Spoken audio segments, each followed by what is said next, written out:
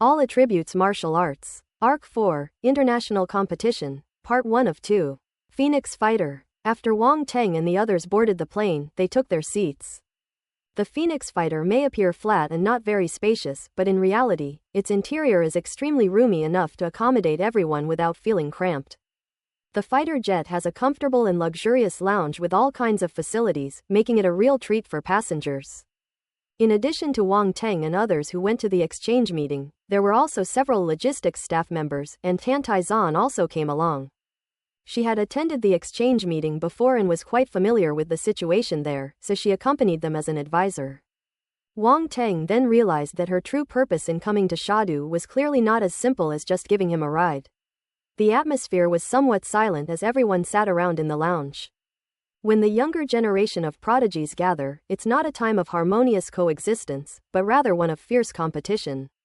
However, if one person transcends their scope of comparison, then this so-called competition becomes mere nonsense. That's why we're in this situation now. Ren Qingkang, Ji Shuming, Luo Cheng, and Zhao Yuanwu, these young prodigies who had made their mark in the national martial arts competition, couldn't even muster the desire to compare themselves to Wang Teng. Besides them, the others were martial arts experts hidden within the military. They were all around the age of 25, which, although they were considered young, actually put them a year ahead of Wang Teng and the others. These people are probably the prodigies of previous years. After entering the military, they received special training, which enabled them to reach the level of quasi-combat general or even lower-ranking combat general in their 20s. Their cultivation levels seemed to be comparable to Wang Teng's, but in reality, they were 5 years apart in age from him. Given Wang Teng's current upward trend, he could leave these people far behind, let alone in 5 years, or even in just 1 year. So when the group heard that the marshal had appointed Wang Teng as the leader of this exchange meeting, they were not happy about it, but in the end they didn't say anything. Seeing the somewhat somber atmosphere, Tan Taizan immediately knew the reason and couldn't help but glance at Wang Teng, feeling a little helpless. However, she was lazy by nature and disliked getting involved in such matters, so she didn't say anything. A female officer who looked to be in her early 30s spoke up with a smile. Major General Wang, and the geniuses from various universities, let me introduce you. These are Yan Bo, Ku Fei, Zhu Yunxiao, and Mu Zhiguo.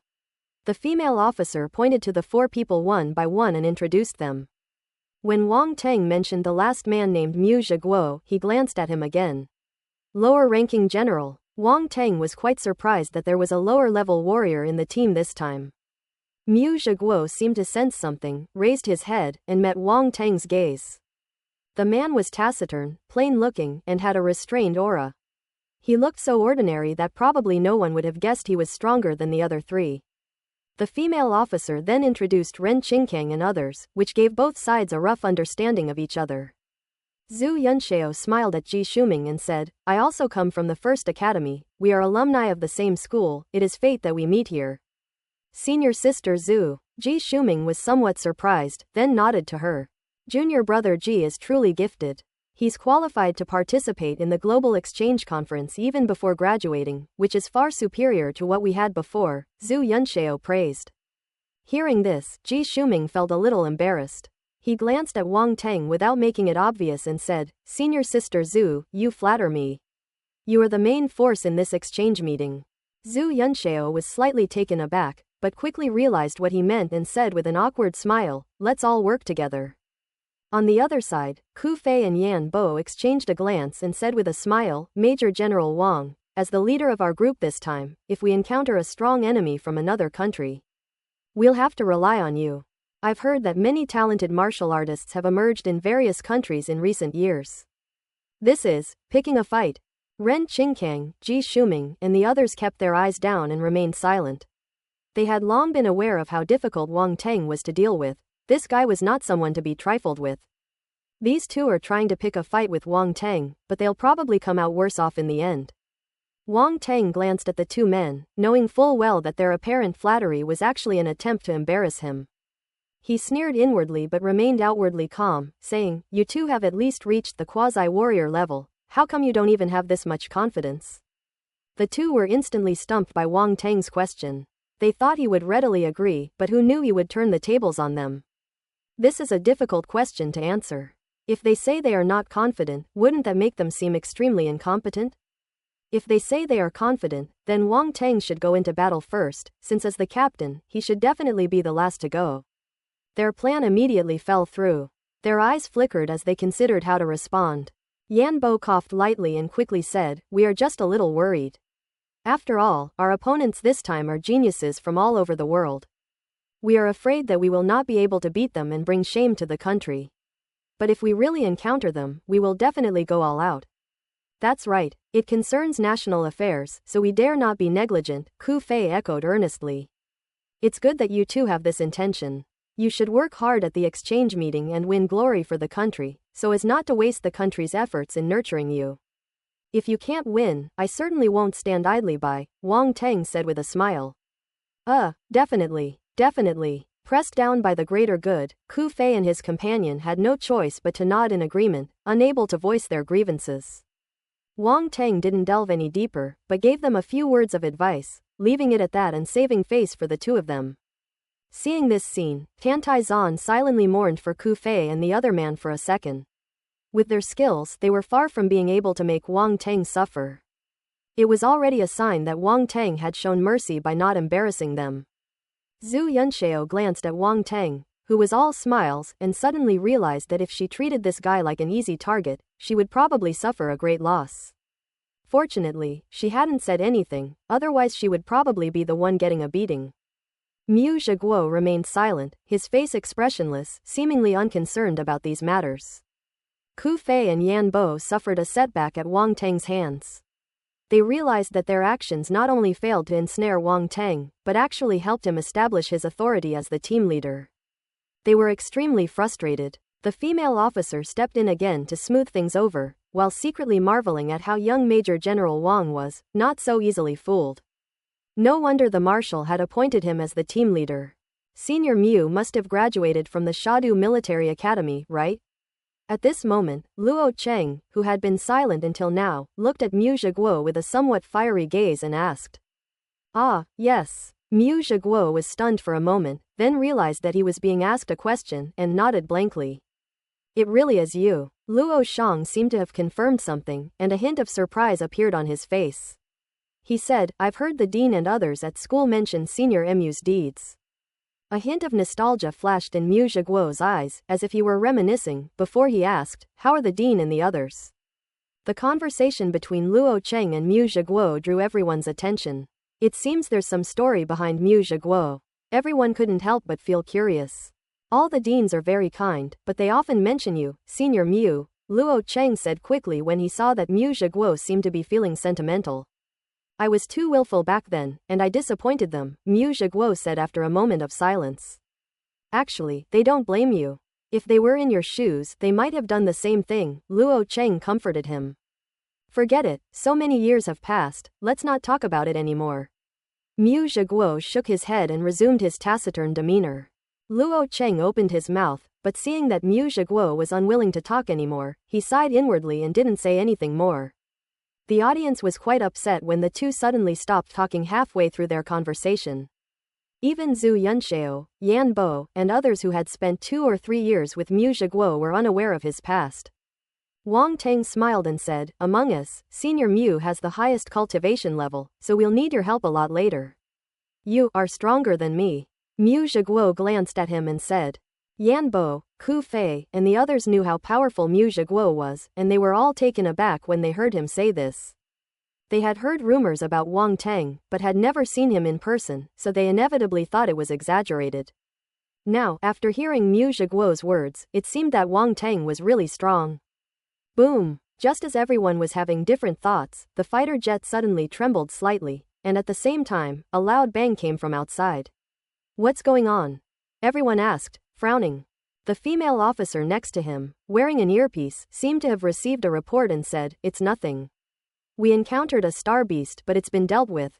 The group wasn't worried, as they were quite strong and could protect themselves even if their fighter jets were destroyed. But now, halfway there, before even reaching Northern Europe, they've been shot down by a star beast. If word gets out, wouldn't they become a laughingstock among all nations? "Where are we?" Tantai Zan asked at this moment. We have entered the territory of the Great Bear Kingdom, and are now located in the southeastern part of the Persia Plain, the female officer said after checking the area. Tell them to be careful. This area has a perfect natural ecosystem and is now a paradise for star beasts, with a huge number of them. Tantai's eyes flashed, and she said in a deep voice. Understood. The female officer nodded, turned around, and walked out of the lounge. Everyone, take a rest. We'll call you when we get there, said Tantai's. The group was interrupted by the sudden attack of the star beasts, so they stopped chatting and closed their eyes to rest. Wang Teng closed his eyes, sat cross-legged on the sofa in the lounge, and while cultivating, he extended his mental energy to perceive the outside world. This was his first time traveling far from home since arriving in this world, and everything outside was extremely unfamiliar to him, so he couldn't help but feel curious. Tantai's is right. The plains over which the fighter jets are flying have an extremely lush ecosystem, teeming with life, and are filled with the aura of star beasts. Suddenly his expression changed, as if he had discovered something. Wood type force *30. Gold type force *80. Blank attribute *15. Wood type force *55. Blank attribute *80. Ellipsis. It turns out that many attribute bubbles of various sizes are floating in this plane. Wang Teng's expression was strange. He hadn't expected to get such a freebie. Is he really that lucky lately? Wang Teng muttered to himself, then quickly used his mental power to scan and collect the attribute bubbles. The fighter jet was very fast, and Wang Teng's mental energy could only scan it briefly, but he still managed to collect a large number of attribute bubbles. Huge gains. All elemental forces have increased, and even the blank attribute has surged by several thousand points. This was a huge profit. Tantai's sensed Wang Teng's spiritual power, opened her eyes and glanced at him. She saw a smile on his lips as if he had encountered something extremely happy, and she was very puzzled.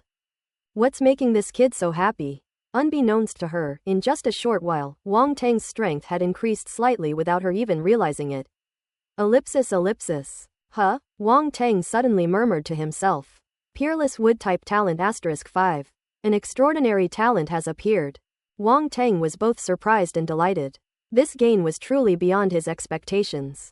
There was actually a star beast with a top-notch wood-type talent in this plane. He was very clear that these attribute bubbles must have been dropped by countless star beasts in the plains. Therefore, there must be a star beast here with unparalleled wood-type talent. Wang Teng silently noted down the location where he had just acquired the supreme talent, planning to come back and check it out if he had the chance in the future. Ellipsis. Along the way, Wang Teng's mental energy was not only used to collect attribute bubbles, but also to discover the auras of many powerful star beasts. In just half an hour, he sensed as many as 20 or 30 Lord-level star beasts. Some of them even possessed an aura that was faintly comparable to that of the three marshals, making them exceptionally terrifying. Wang Teng's expression grew increasingly solemn, feeling that the outside world was truly too dangerous. However, he did not know that when his Emperor Realm spiritual power swept across, the star beasts below all thought that a powerful flying star beast was flying by. So they were extremely wary and did not make a move when they saw that he was just passing by. As a result, their journey thereafter went very smoothly. The success was so smooth that even the pilots flying the fighter jets felt somewhat incredulous. Ellipsis. At one point, the fighter jet suddenly shuddered slightly, and everyone involuntarily opened their eyes from their rest. The female officer walked in and said, "We've arrived. We've finally arrived." Everyone on board the fighter jet was on edge, but they breathed a sigh of relief when they heard that they had reached their destination. "Let's go, the local military has already sent people to pick us up." Tantai's stood up, her gaze sweeping over everyone, then she paused slightly and said to Wang Teng, "Go and put on your military uniform." Wang Teng looked at himself, then at everyone else, and noticed that everyone else was dressed in formal attire, while he was dressed casually.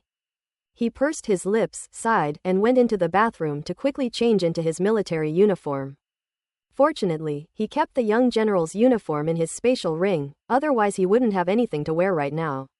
A moment later, Wang Teng emerged from the bathroom, now dressed in a dark green major general's uniform. He looked dashing and extraordinary, exuding a remarkable aura as he walked. Tantai's eyes lit up slightly, and she nodded in satisfaction, leading the way out of the fighter jet. "Major General Wang, you look very handsome in that outfit." Zhu Yunxiao said with a grin as he walked up behind. Wang Teng glanced at her. Is that even a question? Zhu Yunxiao was taken aback. Anyone else would have been humble, but Wang Teng acted as if it were perfectly natural. This person has a really thick skin. He tilde tui, shameless. Zhu Yunxiao's understanding of Wang Teng was refreshed once again. Yan Bo, Ji Shuming, and the others pretended not to hear and made no comment on the person's shamelessness, but they despised him in their hearts. The cabin door slowly opened, and a group of people were waiting below. As Tantai Zan and Wang Teng stepped off the fighter jet, a group of people came forward to greet them. Among them, a white man with deep-set features and a large beard said, "Welcome." He was speaking the language of the Sha Kingdom. "Perik, I didn't expect it to be you picking us up," Tantai Zan said upon seeing the person who arrived. "Tantai Zan, it's been a long time." The bearded white man called Patrick clearly knew Tantai Zan and greeted her with a smile. Although he spoke the Sha language, his pronunciation was somewhat strange and not pure, sounding a bit tongue-twisting. Wang Teng and the others weren't surprised. That's how most foreigners talk.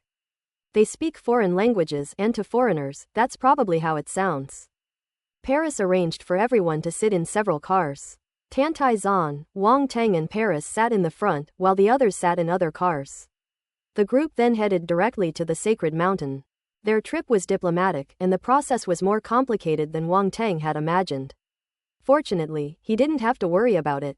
Besides him and Tantai Zan, the female officer also accompanied them and was responsible for dealing with Perik. After a lot of trouble, Wang Teng and his group finally arrived at the sacred mountain. This sacred mountain is a snow-capped mountain with a long history and rich mythology. Since ancient times, the local people have endowed it with countless legends and myths, making it even more sacred as it is worshipped and admired by people all over the world. Especially with the advent of the martial arts era, myths and legends seem to have been revitalized, and the status of the sacred mountain was elevated to the top. After getting off the car, a rustic brown stone staircase appeared before everyone. "Everyone, we have reached the foot of the sacred mountain, and now we can only climb it on foot," Perik said with a hint of apology. No one questioned what Perik said. When in Rome, do as the Romans do. The sacred mountains of northern Europe are a symbol of faith for the local people and are worshipped by many. They also enjoy a high reputation worldwide and deserve the respect they are due. Moreover, everyone here is a martial artist, so no matter how high the sacred mountain is, it won't pose any challenge to them. The group climbed the steps, which were simple and ancient, exuding a sense of vicissitude. Perik led the way, walking on the stone steps as if they were flat ground, and spoke calmly with Tantai Zan. Suddenly, he turned to look at Wang Teng and asked with a smile, "Major General Wang Teng, you must be no more than 20 years old, right?" "Actually, I'm 25 years old, but I'm just growing too slowly, so I look a bit young," Wang Teng said with a straight face, spouting nonsense. Perik. If he hadn't seen Wang Teng's information, he almost would have believed it. The young prodigy from Sha Kingdom in front of me seems a bit unreliable. Tantai Zan rolled her eyes at Wang Teng without making it obvious. This guy had embarrassed himself even on a foreign soil. Ren Qingkang, Ji Shuming, Yan Bo, Zhu Yunxiao and the others were completely speechless at Wang Teng's sudden and bizarre actions, which almost broke their backs.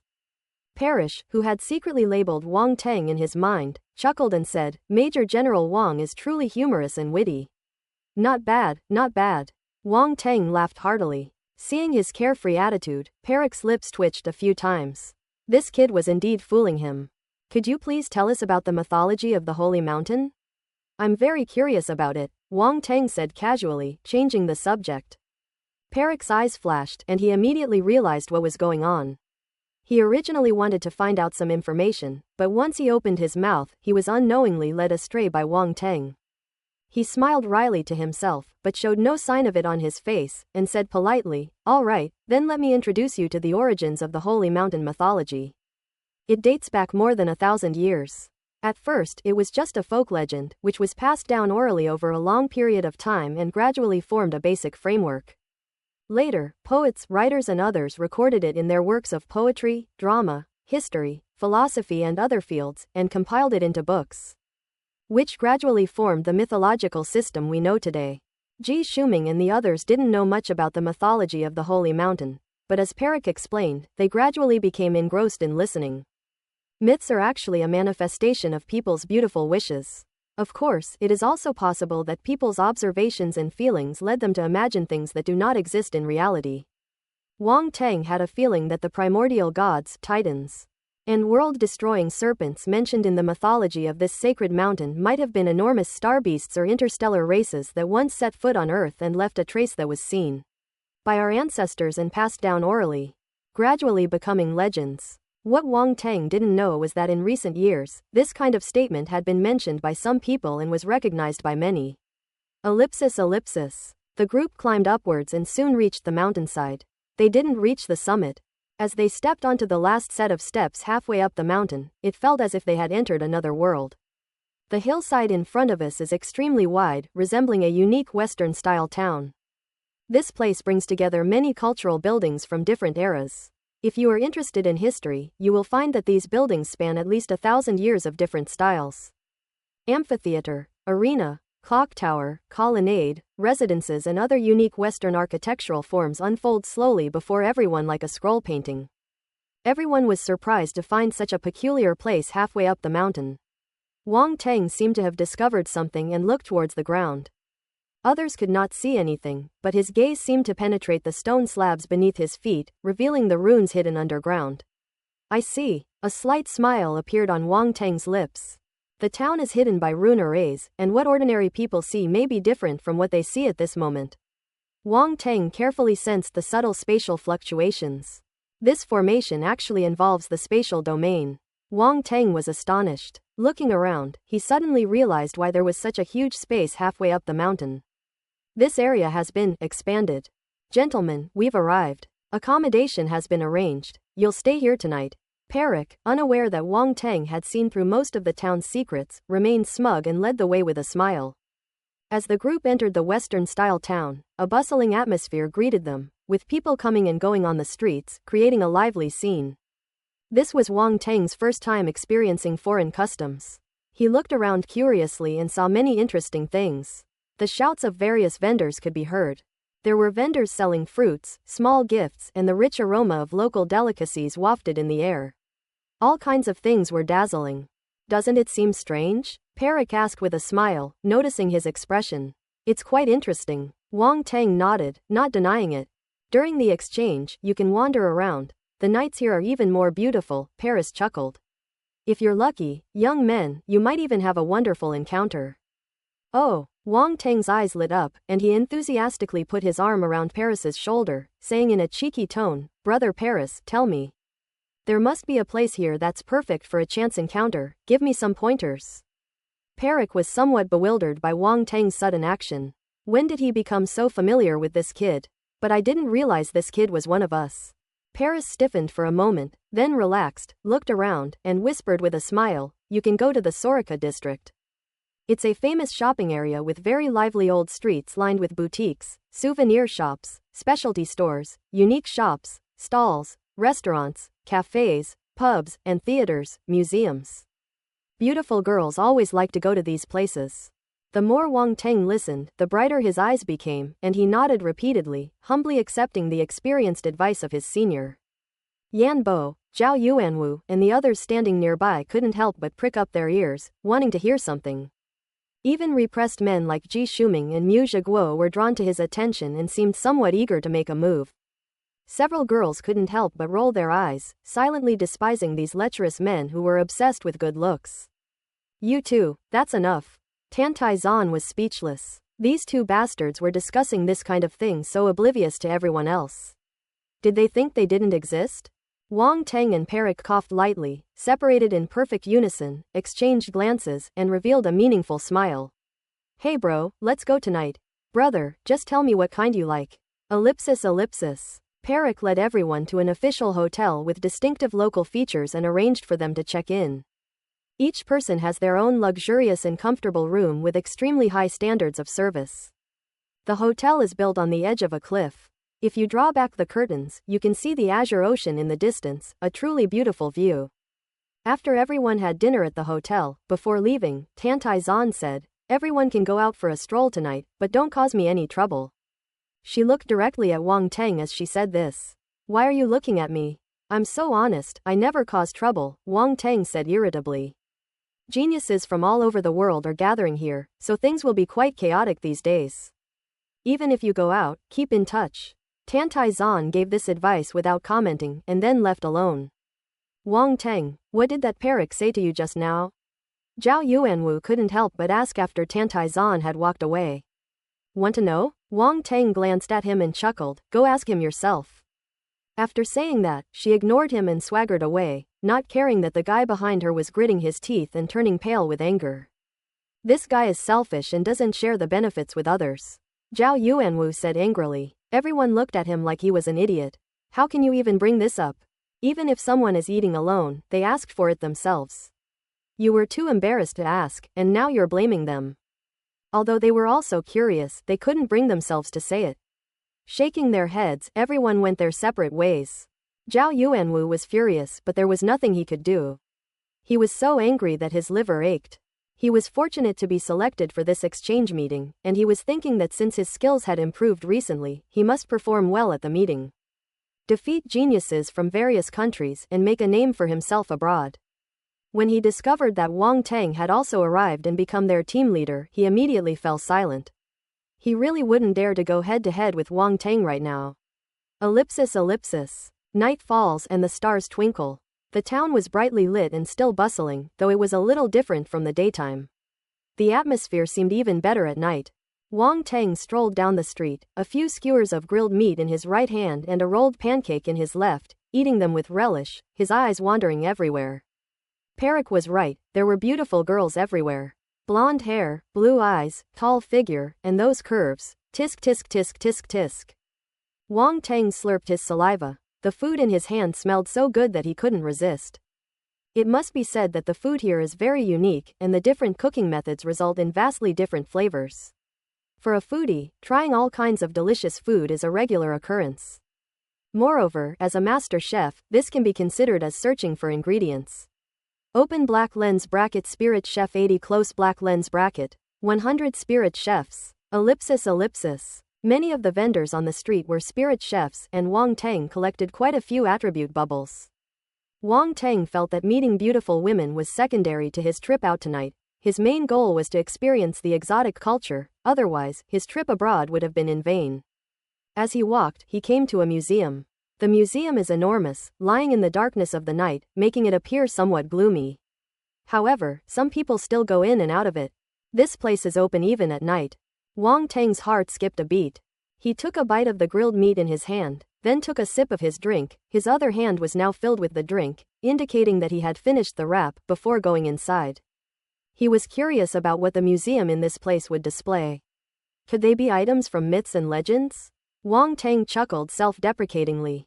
The museum is very large. Wang Teng walked in, admiring the antiques in the display cases as he went. Most of the things outside were oil paintings and antique artworks. Although they were novel, they did not attract his attention. He considered it an experience once he had seen them. The further Wang Teng went, the fewer things he could see, and some items would appear only after a long distance. However, the collection at the back did pique Wang Teng's interest. He stood before an ancient longsword, staring at it for 3 minutes. As for why I watched it for so long, it's certainly not because it's good. Intent to kill *50. Intent to kill *95. Intent to kill *70. Ellipsis. This sword is said to have been left behind by an extremely cruel monarch. It is stained with blood and is full of ominousness. Ordinary people would feel uncomfortable if they got close to it and would leave quickly. I see that you have been looking at it for 3 minutes. Why are you staring at it? Just as Wang Teng was immersed in his own gains, a beautiful and melodious voice came from behind him. Just by hearing the voice, Wang Teng could guess that its owner must be a beautiful woman. However, he was not paying attention to these things at the moment. Instead, he was startled and turned to look. He didn't even notice anyone approaching. Just a little to his left, about 3 or 4 steps away, stood a girl with a black veil over her face, standing quietly as if she had blended into the air. If she hadn't spoken, no one would have noticed her presence. Wang Teng's pupils contracted, countless thoughts flashing through his mind, before he suddenly grinned and asked, "How long have you been watching me?"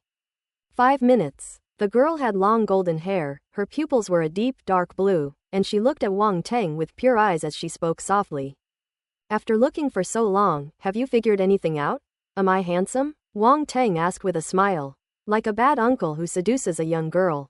You're very special. By my standards, you're handsome. The girl said after thinking for a moment. I guess so. Wang Teng's lips twitched. This was the first time he had ever heard such an answer from someone else. Should he thank the other person for their recognition? You still haven't told me why you've been staring at this sword. The girl asked in a clear, ethereal voice. Because I think it looks good. Wang Teng's eyes darted around as he made up a story. What's so good about it? The girl stepped forward and stood side by side with Wang Teng. Looking at the decaying longsword in the display case, she frowned and said, I think it's ugly. Sometimes beauty and ugliness are not necessarily about appearance, but about whether it is advantageous to the judge. This sword is an unexpected delight for me, Wang Teng said meaningfully.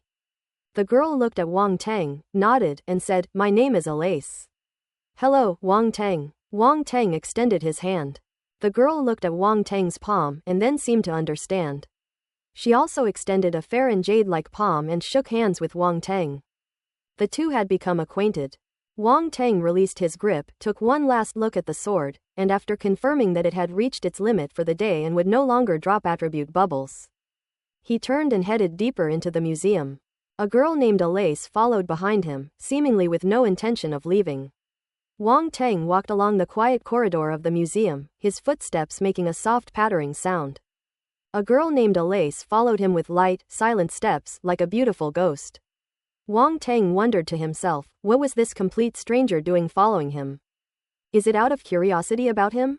Wang Teng didn't intend to send her away. He was mainly curious about the girl behind him, having just used his spiritual vision to observe her. This girl is an ordinary person. He's a normal person, my foot. Wang Teng absolutely did not believe this result. He thought he must have seen wrong, so he used his spiritual vision to look at it several times but still found nothing. This is not martial arts. Was his previous ghostly appearance due to negligence?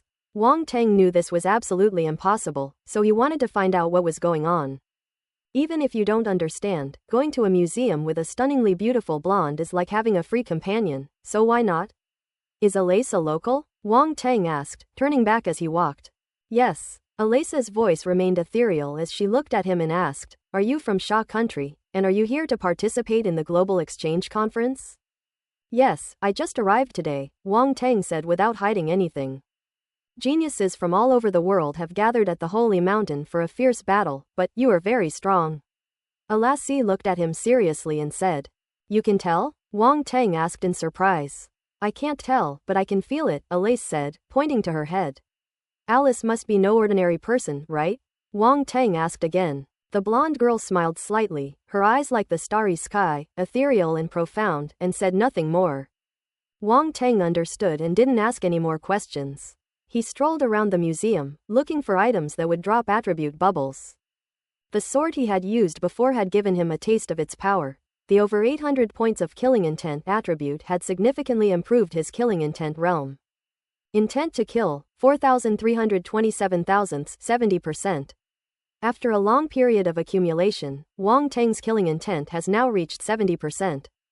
When the sea monsters rampaged, he used the killing intent of the East Sea Warriors to condense a near-ultimate killing intent, which enabled him to contend with the will of a large number of sea monsters. If he were to raise his killing intent to 90%, he could achieve the same effect as before simply by relying on his own killing intent. Unfortunately, that ancient sword was ultimately just a relic, and the attribute bubbles that dropped were ultimately limited. After all, it has been thousands of years and is no longer as glorious as it once was. Wang Teng was very curious about how many people the sword's former owner had killed to accumulate such a terrifying killing intent, so much so that even today, the sword was still losing its killing attribute. In the following time, Wang Teng did not see any other items that could drop attributes, which greatly disappointed him. Now only one exhibition room remains unseen, located at the very back of the museum. Wang Teng was already considering quitting, feeling that it was pointless. The items here are certainly strange, but most of them are just ordinary things. For example, the ancient sword we saw earlier could be considered a semi-martial arts item. It is just an ordinary weapon, but due to its special material, it has been preserved to this day and has killed too many people, which is why it has accumulated killing intent. But since we're already here, we might as well stay at the last one. Wang Teng walked slowly inside, his gaze sweeping across the room before he suddenly stopped. Attribute bubbles. Unexpectedly, in this last exhibition room, he encountered an item that would drop attribute bubbles again. Wang Teng was both amused and exasperated. This was just a joke. He suddenly quickened his pace and stepped forward. Alace was somewhat surprised, wondering why he had suddenly quickened his pace. Upon closer inspection, Wang Teng was astonished to find that the dropped item was a crystal skull. Several attribute bubbles were scattered around the crystal skull, and in that brief moment, another attribute bubble fell out of the crystal skull. Pick it up. Without hesitation, Wang Teng picked it up immediately. Royal Realm Spirit *3. Royal Realm Spirit *1. Royal Realm Comprehension *2. Royal Realm Spirit *1. *. He was utterly shocked when he received the feedback from the attribute panel. The attribute bubbles of this crystal skull actually contain the attributes of spirit and comprehension, and they have even reached the Emperor realm. That's incredible. Is this crystal skull alive? Wang Teng stared blankly at the crystal skull in front of him, his expression shifting between light and dark, somewhat dazed. Alace looked at him and explained, "It is said that these crystal skulls are relics left behind by the ancient Mayan civilization. They are about the size of a human skull, and a total of 13 have been unearthed and scattered all over the world. Some are in private collections, some are displayed in major museums, and some were even destroyed because they were considered unlucky. However, that is just a rumor. Perhaps they just didn't want people to know, so the lie was destroyed. Some people also believe that the crystal skulls are not from Earth, but came from outer space." The Mayan civilization. Wang Teng couldn't help but mutter. Many scholars believe that the Mayan civilization was an ancient civilization. Archaeologists have discovered many interesting things in Mayan temples, some of which show signs of cultivation practices, Alace said slowly. Ancient civilization. Wang Teng was shocked. The crystal skull in front of him could gather spiritual and comprehension attributes. Did this mean that the Mayan civilization did indeed have traces of cultivation? "You seem to know quite a lot," Wang Teng said meaningfully. Alice remained non-committal. "Has anyone obtained cultivation methods from Mayan temples?" Wang Teng didn't dwell on it. A thought struck him, and he continued to ask. "No, countries are still exploring. Some say that there is another space within the Mayan temples, which is the true location of the Mayan civilization, but we haven't found it yet," Alace said. "That sounds a bit far-fetched." Wang Teng shook his head, thinking to himself that if this were the case, wouldn't there be other ancient civilizations with unknown mysteries? Such as Atlantis and the ancient Egyptian pyramids, which might all be remnants of martial arts civilization? Wang Teng stared at the crystal skull in front of him, and after a short while, more attribute bubbles appeared. Royal Realm Spirit *1. Royal Realm Comprehension *2. Royal Realm Spirit *2. Royal Realm Spirit *1. After picking it up, he left the museum as if nothing had happened and said goodbye to Alace. "Where do you live? Do you want me to take you home? It's not safe for a girl to be alone at night," Wang Teng asked. "No need." Alace stopped the person who wanted to see her off warmly, and drifted away, disappearing into the lights of the town at night. Wang Teng shook his head, and as he walked into a deserted, dark alley, his body disappeared into the darkness. The next moment, several dark figures appeared at the street corner. "We lost them. This young man is no ordinary person. He is a martial artist from the Xia Kingdom. Go check out the hotel where the Xia Kingdom people are staying." "Okay, let's go." After the dark figures left, Wang Teng's figure reappeared. A cold smile appeared on his lips, and he seemed to be deep in thought. It seemed that Alace's identity was not simple. He shook his head, stopped thinking about it, and disappeared into the darkness once more. Wang Teng returned to the museum, but this time he sneaked in secretly and reappeared in front of the crystal skull. This crystal skull is far more mysterious than the ancient sword from before, and it can also directly drop Emperor-level spirit and comprehension. Wang Teng decided to sleep here tonight, determined to tear this crystal skull bald. Royal Realm Comprehension *2. Royal Realm Spirit *3. Royal Realm Spirit *1. *. One by one, attribute bubbles emerged. Although it required waiting, Wang Teng was extremely patient. He blended into the darkness, sat cross-legged in the corner, closed his eyes to rest, and picked up the attribute bubbles. Time flew by and it was already 10 p.m., time for the museum to close. The museum's security personnel came in for a routine check. They were all martial artists, but naturally they couldn't find anything in front of Wang Teng, a warrior-level martial artist. After the security personnel left, Wang Teng thought for a moment and then followed them. While one of the security personnel went to the restroom, he knocked him unconscious, then transformed into his appearance and swaggered into the monitoring room. "We thought you'd fallen into the toilet after you'd been gone so long," the security guard in the monitoring room laughed. Wang Teng wore a strange smile on his face, remained silent, and his eyes flashed with an odd light as he scanned the eyes of these people. Bewitching the mind. A look of confusion immediately appeared in the eyes of the security personnel in the monitoring room. "You didn't find anything tonight," Wang Teng said calmly, then turned and left the monitoring room. "Yes," the security personnel in the monitoring room responded in unison. Wang Teng then returned to the display window where the crystal skull was placed, covered the surveillance camera with dark primal force, and then used his mental power to probe the keyhole and open it. Such a sophisticated and concise method of theft is probably only achievable by a master of divine sense. However, if other mentalists found out that he used his mental power to commit theft, I wonder if they would pick up a 40-meter-long sword and chase him down for 10 blocks. Wang Teng chuckled self-deprecatingly, glanced at the crystal skull in front of him, his eyes flashed, and instead of touching it with his hands, he used his mental power to lift it up. The crystal skull floated in front of him, its empty eyes meeting Wang Teng's. For some reason, as Wang Teng stared at the empty eye sockets of the crystal skull, he felt as if he were looking directly at a real person, which made him frown. What a weird feeling. Wang Teng took a deep breath and sneered, "I'd like to see what secrets you have." The next moment, his mental energy suddenly seeped into the crystal skull. Boom! Wang Teng's mind jolted, and then his eyes lit up as a starry sky appeared before him, dark and deep, dotted with countless stars, giving rise to a sense of mystery. "This is?" Wang Teng was shocked, and a look of disbelief appeared in his eyes. He carefully examined the starry sky pattern in front of him, his disbelief growing stronger. "It looks like a star map. The stars before my eyes outlined paths of light, complex yet clear." Wang Teng fell silent. He felt as if he had discovered something incredible. It was actually a map of the starry sky. Is it true or false? Something's not right. Wang Teng quickly noticed something amiss. After a moment of contemplation, he muttered to himself, "This seems to be only a part. This star map is incomplete." He suddenly remembered what Alace had said, there are 13 crystal skulls. Does this mean that only by collecting all 13 skulls can the complete star map be reconstructed? The more Wang Teng thought about it, the more convinced he became that this was the answer. This crystal skull holds a tremendous secret.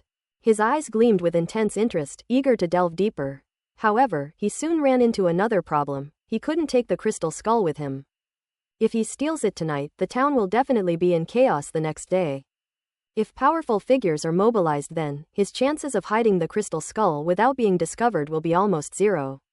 Especially since he had been here before, he would definitely be considered a suspect. Wang Teng quickly rejected the idea of stealing the crystal skull tonight. This couldn't be rushed. He needed to go back and plan it out properly. Even if we really wanted to steal it, we'd have to wait until he left.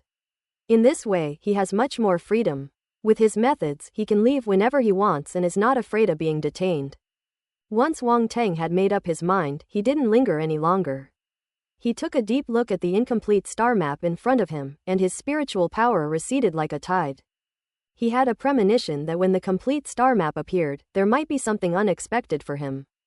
Outside, Wang Teng opened his eyes and was suddenly slightly taken aback. My mental strength has actually increased by a little. Comprehension, 135 3/1000ths Royal Realm. Spirit, 158 3/1000ths Royal Realm. Before his mental energy penetrated the crystal skull, his spiritual energy and comprehension were 134 and 157 points respectively. In other words, during the short time he went in, both of these attributes increased by 1 point. Wang Teng stared wide-eyed at the crystal skull in his hand, and took a deep breath. He regretted it and wanted to snatch the crystal skull immediately. Damn, it can enhance one's spirit and understanding. This is absolutely incredible. If one frequently infuses and nourishes this with spiritual energy, his spirit and comprehension will definitely improve rapidly. It should be noted that after his spirit and comprehension reached the Emperor realm, even if he relied on picking up attributes, his improvement would not be fast. After all, there are very few people who have reached such a level, and he simply doesn't have that many attributes to pick up. Wang Teng took a deep breath, slowly calming his restless thoughts. Ultimately, reason prevailed over greed, and he put the crystal skull back in its original place before quietly leaving. Before leaving, Wang Teng took one last, reluctant look at the crystal skull. He will come back again. He returned to the hotel in the early morning, having spent the night at the museum, where he gained a considerable amount of spiritual and intellectual insights. Inside the hotel room, a figure sat cross-legged on the bed. It was Wang Teng. Suddenly he opened his eyes and smiled, "You're back." Another Wang Teng jumped in through the window, nodded and said, "Thank you for your hard work." Wang Teng on the bed nodded, then turned into a wisp of black smoke and disappeared into his body. He was actually just a clone. The reason Wang Teng was so fearless and unafraid of being investigated was because he had made preparations in advance. Just then, there was a knock on the door. Tantai Zan said from outside, "Get up and eat. Everyone is waiting for you." Wang Teng rubbed his face, opened the door, and said, "Let's go." "Such dark circles under your eyes, where did you go gallivanting last night?" Tantai Zan asked suspiciously when she saw his appearance. Upon hearing Tantai Zan's words, Ji Shuming, Luo Cheng, and the others couldn't help but look into Wang Teng's eyes, their expressions immediately becoming somewhat strange. "Oh, I met a blonde beauty last night. We strolled around town together and couldn't sleep all night," Wang Teng said with a yawn. "Keep making things up." Tantai Zan rolled her eyes, not believing it at all. Breakfast has already been prepared at the hotel. As soon as the group arrived at the restaurant, they were served delicious food. The service was extremely attentive. "Why don't I see any people from other countries?" Wang Teng asked, looking around. "They stay in other hotels. Each country has its own dedicated hotel. Our hotel only caters to people from Shaw." Tantai Zan said casually, eating her food without looking up. "Are there many people here?" Wang Teng nodded and then asked. "Any country in the world with a bit of ambition and a desire to show off its capabilities will not miss this opportunity, don't you think?" Tantai Zan glanced at him and asked in return. "Looks like this exchange meeting will be quite interesting," Wang Teng said with a smile. "Play?" Everyone glanced at Wang Teng, speechless. How could this guy say such a thing? He treated something so important as a game. "Wang Teng, don't be careless. No one knows what trump cards each country is hiding." Ji Shuming frowned slightly, hesitated for a moment but finally spoke. Before Wang Teng could speak, a voice came from the side. "TCH, some people think they're ahead of everyone else and become incredibly arrogant. Why bother with them?" The atmosphere at the dinner table froze instantly, with everyone's gaze shifting between Ren Qingkang and Wang Teng, who had just spoken. "Hey," Wang Teng turned to look at Ren Qingkang, a smile suddenly appearing on his lips. He shook his head and said nothing. When he said, "play," he didn't really mean he considered the exchange meeting a game. He just thought it would be very interesting to compete against geniuses from various countries. But I never expected that someone would make such a big deal out of such a small matter. If Ji Shuming was only offering a well-intentioned reminder, then Ren Qingkang was simply looking for trouble and trying to embarrass him. Wang Teng had no intention of arguing with him. He ate his meal on his own and didn't even bother to acknowledge him. Ren Qingkang's temples throbbed with veins, a dark glint flashed in his eyes, but he ultimately said nothing more. After everyone finished eating, Perik arrived. "Everyone, did you sleep well last night?" he asked with a smile. "Not bad," Tantai Zan said politely. After exchanging a few pleasantries, Perik said, "It's almost time, please follow me." Led by Perik, the group then headed in a certain direction of the town. "Where are we going?" Wang Teng asked curiously. "Just follow along, stop talking so much nonsense." Tantai Zan rolled her eyes at him. "How was your time last night?" Perik suddenly leaned in, grinning lewdly. "It's alright, I guess," Wang Teng said calmly, raising an eyebrow. "Are you sure?" Perik was slightly taken aback. This kid was just showing off. "Of course, the girls here are too rough, with big pores and big frames. Not gentle enough." Wang Teng randomly picked out a few flaws, leaving Paris completely bewildered. Everyone had strange expressions. In the morning, Wang Teng had said that he had met a blonde beauty last night, but now he was belittling the beauties here in front of Perik. This guy really talks to people in different ways. Perik argued with Wang Teng, but he was no match for the seasoned veteran. In the end, even he himself began to doubt whether Western beauties were really inferior to Eastern beauties. Wang Teng chuckled inwardly, taking no responsibility for the confusion he had caused Perik, leaving him to fret about it himself. The group arrived at their destination quickly. They had now reached the deepest part of the town, where the number of people around them dwindled until only a few scattered individuals remained. Wang Teng's gaze sharpened, and he saw in the distance a series of enormous statues of deities, supported by the mountainside, tall and majestic, seemingly looking down upon the masses below. These statues are of various shapes and sizes, including both male and female figures. Male deities are mostly shirtless, revealing their muscular bodies, holding weapons, and possessing perfect physiques, embodying the golden ratio. Female deities are mostly draped in light veils, with graceful postures, holding bottles and jars in their hands, and with peaceful expressions, as if they are infinitely loving towards the world. In the middle of these statues, a winding stone staircase appeared before everyone. At this moment, a number of people had gathered under the statue and were whispering among themselves. When Wang Teng and his group arrived, the noise suddenly stopped and all eyes turned to them. People of the Sha Kingdom. Many people looked at Wang Teng and his group with solemn expressions. Sha Kingdom has always been a world power, and in terms of martial arts, it is also at the top, always a contender for the top 5. Tantai Zan led the group to the front, found a secluded corner to stand, and did not go up to greet people from other countries. While others were sizing them up, Wang Teng and the others were also sizing each other up. Wang Teng's gaze swept across the scene with a look of inquiry. His spiritual vision had already been activated, allowing him to take in the cultivation levels of these genius martial artists from various countries. Without exception, the strongest of these countries' genius martial artists are at the lower level general level, and there are not many of them. Each country has at most one such person, and the rest are basically at the quasi-general level. Wang Teng withdrew his spiritual vision, his eyes flickering slightly. As expected, each country has its own secrets. Reaching the level of a lower-ranking general in one's 20s is already the height of genius.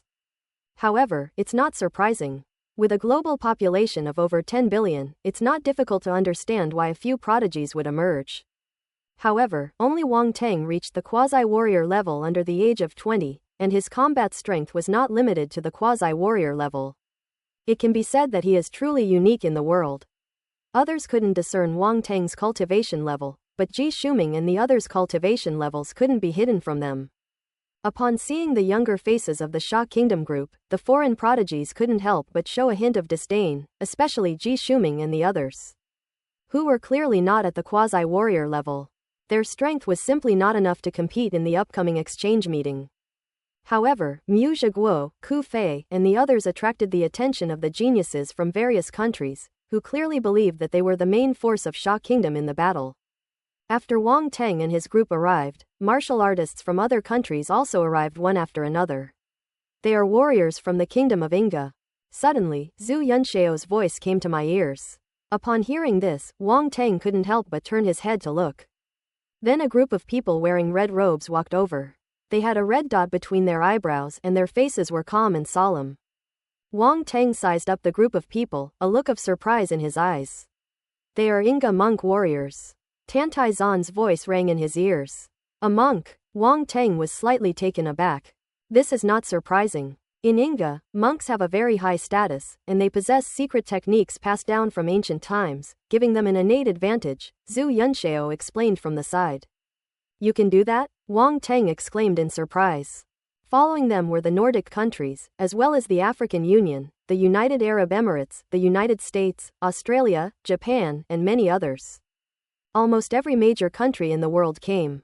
In an instant, the open space in front of us became very lively, with noise filling the air.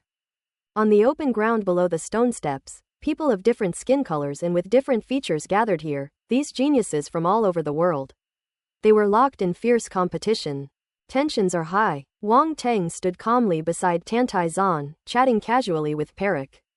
After being completely fooled by him, the bearded white man thought that the women from Sha country might actually be more beautiful, so he kept asking around next to Wang Teng.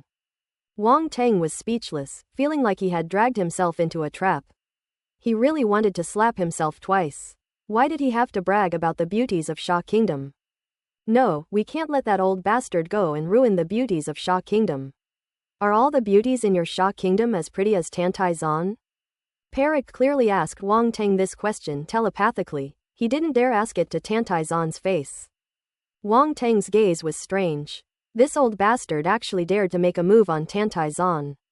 He asked in a telepathic voice, "You have feelings for Tantaizon?" No, I wouldn't dare to be interested in her." Perik shook his head repeatedly, denying it with a look of horror. Wang Tang's expression grew increasingly strange. What on earth had this guy gone through? He was so terrified. Seeing this, Tantaizon frowned slightly and looked at the two of them suspiciously, feeling that someone was talking about her. Wang Tang and Perik immediately fell silent. Even though they had just been communicating telepathically, they couldn't help but stop, keeping their eyes down and focusing on their own thoughts until Tantaizon turned her head away. At which point they breathed a sigh of relief. "Perik, I consider you a friend." This time, Wang Tang didn't use telepathy. Instead, he put his arm around Perik's shoulder and said earnestly, "There's something I'm not sure if I should say." "Since you consider me a friend, just say what you want to say," Perik said readily. "Actually, you don't know, there is a country where the women are even better than those in Sha," Wang Tang said. "Oh, where?" Perik's eyes lit up, and he asked excitedly. "That's a small country called Siam." After Wang Tang finished speaking, he observed Perik's expression and, seeing that he didn't seem to know much about it, he breathed a sigh of relief. This world is somewhat different from his previous life. Due to the existence of star beasts, the barriers between countries are much more severe than in his previous life. Although there are still exchanges between major powers, it is not as convenient as in his previous life. If this is the case for large countries, then the connections between small countries are naturally even more isolated. Perik may have heard of Siam, but he may not know much about the country. "Are the women over there prettier?" Perik asked. "You could say that. They have a very unique type of beautiful women there, each with their own story. If you spend the night with them, you're sure to be pleasantly surprised the next day," Wang Tang said mysteriously. "Really? I love girls with a story." Perik got even more excited upon hearing this. "Yes, I can go take a look when I have time," Wang Tang nodded. That said, Siam is indeed a very magical place, and he felt that he hadn't lied to Perik. As for whether he likes it or not, who knows? Nobody can guarantee anything without trying. Maybe he'll fall in love with it. "Okay, I'll definitely go there if I have the chance," Perik said confidently after making his decision. "Nice." Wang Tang felt that Siam should thank him. After all, he had contributed to Siam's GDP growth.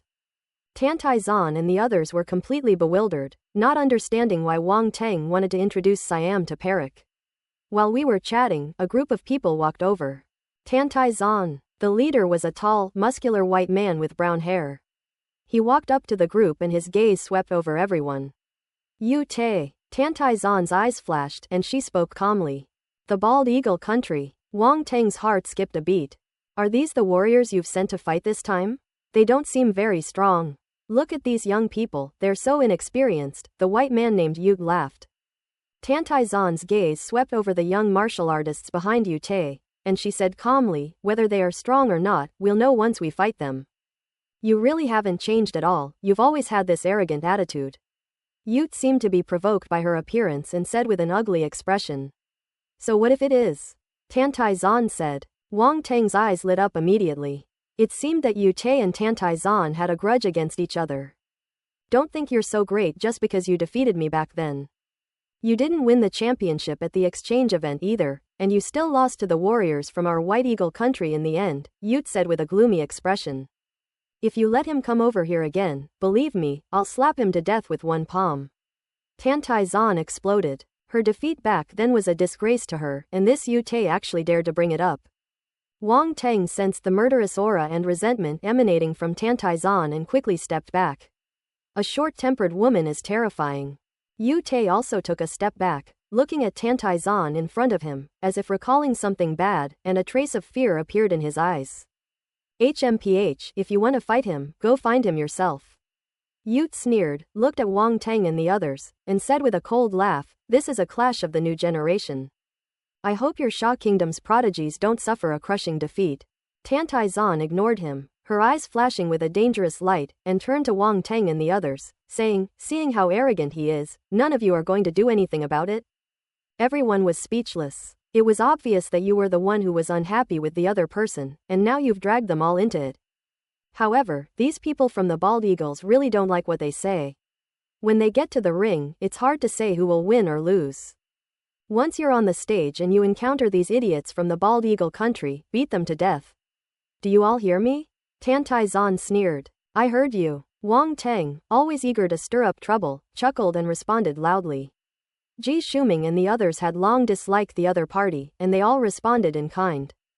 Yute's face darkened. These Sha people didn't take them seriously at all, and they were beating them to death. How could they be so shameless?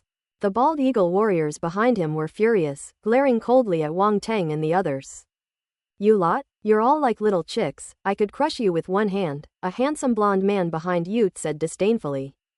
And these kids who haven't even reached the quasi-warrior level, are you here for a visit? Another tall, brown-haired man sneered. Foster, Quincy, don't say that. Don't be so harsh on the kids. They're already quite strong. Go easy on them later. A curly-haired woman with a voluptuous figure and charming face chuckled. Especially these handsome young men, don't ruin their good-looking faces. As he spoke, he winked at Wang Teng, Ji Shuming, and the others. Ji Shuming, Luo Cheng, and the others remained expressionless. These geniuses had seen countless beauties in China. How could they be seduced by a mere foreigner? Moreover, what these people said made Ji Shuming and the others furious. They had never been so disrespected before, treated like children. It was simply unbearable. Ku Fei, Zhu Yunxiao, and the others immediately put their hands on Ji Shuming and the others' shoulders, fearing that they might act impulsively and start fighting on the spot. Miss, my face is thick-skinned, it can't be damaged. At this moment, a voice suddenly rang out. Ji Shuming and the others. Zhu Yunxiao and the others. Tantai Zan. That damn bitch is indestructible. What kind of time is this to still have time to spout nonsense? The curly-haired woman was stunned. She hadn't expected Wang Teng to act so unpredictably. If it were any other young man, he would have lost his temper long ago after such a provocation. But this young man was still smiling and didn't seem angry at all. Miss, I'm so handsome, how about we go on a date? I don't mind if you're older, Wang Teng said again. Quote. Martha, how despicable. At that moment, she believed it. The young man in front of her probably really had a thick skin, the kind that couldn't be broken. Tantai Zan and the others were even more speechless. Did this guy have any integrity at all? Kid, take back what you just said. The blonde man, Fortes, suddenly narrowed his eyes and looked coldly at Wang Teng, saying. What if I don't? Wang Teng said calmly, his smile fading. Then I'll show you what regret is in the ring, Ford said coldly, his handsome face icy. Get lost. Wang Teng's eyes snapped open, a sharp glint shooting out as he pierced the other man's gaze. He was no longer the jovial, but rather like a terrifying beast awakening from its slumber, radiating an intimidating aura. He coldly and contemptuously sneered, What are you? Ford's looked horrified and was shaken, so he took a step back. You. Say another word, and I'll beat you so badly your own parents won't recognize you. Wang Teng's gaze was icy as he swept over the others from the White Eagle Kingdom. You'll be the same. The expressions of the people from the White Eagle Kingdom changed drastically. They all stared at the young man who had suddenly become so violent, feeling utterly incredulous. He was acting so irresponsible and cheeky just a moment ago, how come he suddenly changed like a different person? Is this guy a lunatic? However, this guy's aura. They were extremely wary. Such arrogance. Yu Tei stared intently at Wang Teng and sneered. That's how tough the younger generation of my Sha kingdom is. You disagree? Tantai Zan said with a smile. The atmosphere between the two sides froze instantly, and martial artists from other countries all looked over with expressions of watching a spectacle. These two major powers, representing the world's top strength, have never been willing to concede to each other, so it was expected that they would clash at the exchange meeting. It remains to be seen who will emerge victorious this time. Just then, a figure dressed in a white robe walked down the stone steps. Temple priest, someone exclaimed in surprise. Perik, standing to the side, immediately became solemn and stood respectfully with his head bowed. Tantai Zan's expression also turned serious as she stared at the white-robed figure descending the stone steps. The people from the Bald Eagle Kingdom fell silent and looked at the figure in white robes. The appearance of the temple priests drew everyone's attention. Wang Teng turned his head and his pupils immediately contracted. Mid-level warrior. This so-called temple priest is actually a mid-level 12-star warrior. Silence. The temple priest stopped on the stone steps, his expression serene, like a clergyman devoid of desire. His gaze swept down, and his calm voice suddenly rang out. The surroundings immediately fell silent, and everyone looked towards the temple priest. "Please follow me up the mountain," the temple priest said after the crowd quieted down. After saying that, he turned around and went up the steps. The group exchanged glances and followed one after another. "Let's go." Ute snorted coldly and led the young martial artists behind him up the stone steps. Foster, Quincy, and the others glared fiercely at Wang Teng. They hadn't even started fighting yet, so they couldn't show any weakness. Then they followed Ute's lead. Before leaving, the curly-haired woman, Martha, glanced back at Wang Teng, winked at him, and gave him an extremely ambiguous look. "Wang Teng, you're quite the ladies' man, bro." Perik patted Wang Teng on the shoulder and chuckled. "From my experience, this girl may seem flirtatious on the surface, but she's actually still a virgin." Wang Teng, "So, what does this have to do with him? You must be feeling really good right now, right?" Tantai Zan looked at her and said with a smile. "What are you talking about? I have absolutely no liking for that kind of bad woman." Wang Teng said sternly, his face hardening as he saw Tantai Zan's unfriendly gaze. "I don't believe you for a second." Tantai Zan snorted coldly, turned around and walked towards the steps. "Let's go. You're quite the ladies' man." Zhu Yunxiao suppressed a laugh and patted Wang Teng on the shoulder. Ji Shuming passed by him, then suddenly stopped and said calmly, "Good luck. Take her down and bring glory to the country," Luo Cheng said solemnly. Mu Zhiguo nodded, seemingly agreeing with Luo Cheng's words. Quote. "Wang Teng, what the hell is this about bringing glory to the country? You actually call this kind of thing bringing glory to the country? Do you have any shame?" Wang Teng was speechless. He never expected that even Luo Cheng and Mu Zhiguo, two taciturn guys, would come to tease him. "You guys are such repressed perverts." Wang Teng was filled with resentment. He followed the others up the stone steps and headed up the mountain.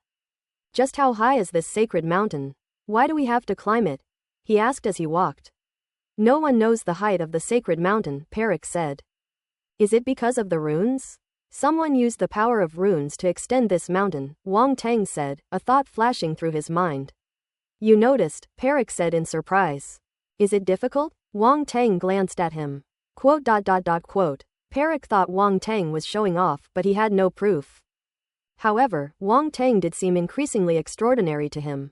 This guy was not intimidated at all when facing the proud warriors of the White Eagle Kingdom, and he could even overpower them.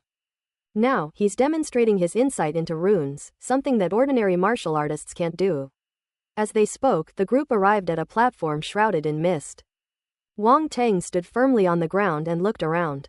The surrounding mountain ridges were covered in snow, but there was no snow here, only a light mist drifting by. As the clouds and mist dissipated, ancient buildings appeared before everyone's eyes, crumbling walls and ruins, with many huge stones lying around, as well as many broken statues, some collapsed, some only half remaining. Wang Teng was stunned. This place looked extremely dilapidated. This place was once the site of a great war, and many things were destroyed, but the previous rulers of the Holy Mountain preserved these things as a warning to future generations, Perik said. "A major battle." Wang Teng looked at him in confusion. "These things happened a long time ago, and I'm not really sure about them," Perik said. "Then why did you bring us here?" Wang Teng asked. "Look there," Perik pointed ahead. Following his finger, Wang Teng saw a huge arena looming amidst the clouds and mist, nestled between broken boulders and pillars. "You will be competing there," Perik said. "I never thought I'd be back in this place after all these years," Tantai Zan said with a sigh as she looked around. She looked up at the sky above her, a sense of nostalgia washing over her. Wang Teng followed her gaze and his eyes narrowed immediately. He saw ancient buildings emerging from the mountain path above, winding upwards in a zigzag pattern. These buildings are very simple and are typical column-based structures. The white marble columns, each with its own groove, seem to support the dome, giving it an inexplicable sense of solemnity and grandeur. Each one is different, with its own unique characteristics. Some are square, some are round. If you count them carefully, you'll find that there are exactly 12 buildings in total. At the very end of these buildings, atop the mountain, stands a colossal statue of a goddess. The statue is clad in battle robes and wears a crown. It holds a shield and a strange, crescent-shaped weapon, gazing into the distance, exuding a sacred and extraordinary aura. Behind the statue stands a final, magnificent colossal building, towering atop 3 stone steps, with jade steps, massive pillars, painted beams, and carved eaves, adorned with bas-reliefs. A truly spectacular sight. Wang Tang's eyes widened in shock. He hadn't expected the Holy Mountain to be such a place. Those buildings and those statues truly live up to the name of this sacred mountain. Others also noticed the spectacular sight above, and many couldn't help but exclaim in surprise, expressing their awe. Seeing everyone's reaction, Perik smiled with a hint of pride. He was used to the many people who showed this expression when they first saw the temple. "That's a temple," he said to Wang Tang. "A temple?" Wang Tang murmured to himself, then asked curiously, "What's inside?" "The greatest secret of the Holy Mountain is kept there, and all the great figures of the Holy Mountain reside there, including the priests, the sages, and even the saintess," Perik said with a reverent gaze. Wang Tang's gaze sharpened. There was more to these words than met the eye. If the priests are all mid-level warriors, then what about the sages and saintesses? Aren't they even stronger? I don't know how many people will be there. What about the 12 buildings? Wang Tang asked, his gaze shifting. Those are the 12 zodiac temples, 12 guardian shrines, each inhabited by a powerful guardian paladin. Ordinary people must defeat them to reach the temples, Perik said. What is the strength of the paladins? Wang Tang asked. They are all at least at the lower level warrior level, and the higher they go, the stronger they become. Perik didn't hide anything. This was common knowledge. However, few people know the true methods of a paladin. Wang Tang activated his spiritual vision and looked at the 12 palaces, discovering that there were indeed 12 extremely dense orbs of light residing within them. The weakest is an 11-star lower-level warrior, and the strongest is a 13-star upper-level warrior. Wang Tang took a deep breath and exclaimed in his heart, "The Holy Mountain has such a profound foundation." Thump! At that moment, a deep, resonant bell rang out, slowly echoing around. The crowd looked in the direction of the sound, but did not see the bell. The temple priest's voice came from the front. "Gentlemen, the time has come. The competition is about to begin. Please come forward and draw lots." Upon hearing this, martial artists from various countries entered the giant arena and spread out in all directions. The leaders of each country then approached the temple priests and drew lots to determine the order of the first round of competition. A short while later, Tantai Zan returned. Seeing her expression, Wang Tang couldn't help but ask, "How are you?" "In the first round, our third match is against the African Union," Tantai Zan said. "This competition is actually random, and its main purpose is to showcase the strength of each country. So when you run into someone, it's all about going all out. There's no such thing as fair or unfair. Whoever is stronger will fight to the end. These are the competition principles of the exchange meeting." Upon hearing this, Ji Shuming and the others couldn't help but look in the direction of the African alliance. The other person also looked over. Their gazes met in midair before parting ways, remaining silent. "Who wants to go first?" Tantai Zan asked, her gaze sweeping over everyone. The group exchanged glances, and Ren Qingkang suddenly stepped forward and said, "I'll go." Tantai Zan glanced at Wang Tang. "No rush, let's see what kind of powerful experts they will send first," Wang Tang said after a moment's thought. Ren Qingkang frowned, but ultimately said nothing. What Wang Tang said was perfectly reasonable and without any ulterior motives, so there was nothing more to say. However, being overshadowed by Wang Tang made Ren Qingkang, a proud and arrogant person, very unhappy. The first match is about to begin in the arena. The two sides entered the arena, marking the contest between the Bald Eagle Nation and the Great Eagle Nation. That's really interesting. The Bald Eagle actually has a deep connection with the Great Eagle. The Bald Eagle is an immigrant nation. Around the end of the 15th century, a group of immigrants went to the continent where the Bald Eagle is located and established a colony there. However, the immigrants later became dissatisfied with the rule of their original country, which led to the outbreak of the War of Independence. From the perspective of the Great Eagle Kingdom, the Bald Eagle Kingdom's acquisition of power was illegitimate, and they were not the legitimate rulers. However, no one expected that, in the face of the wheels of time, the United States of America would actually obtain a first-class ticket to the new century and leap into becoming a world power at an unimaginable speed, which caught everyone off guard. And the Great Eagle Kingdom could no longer do anything about them.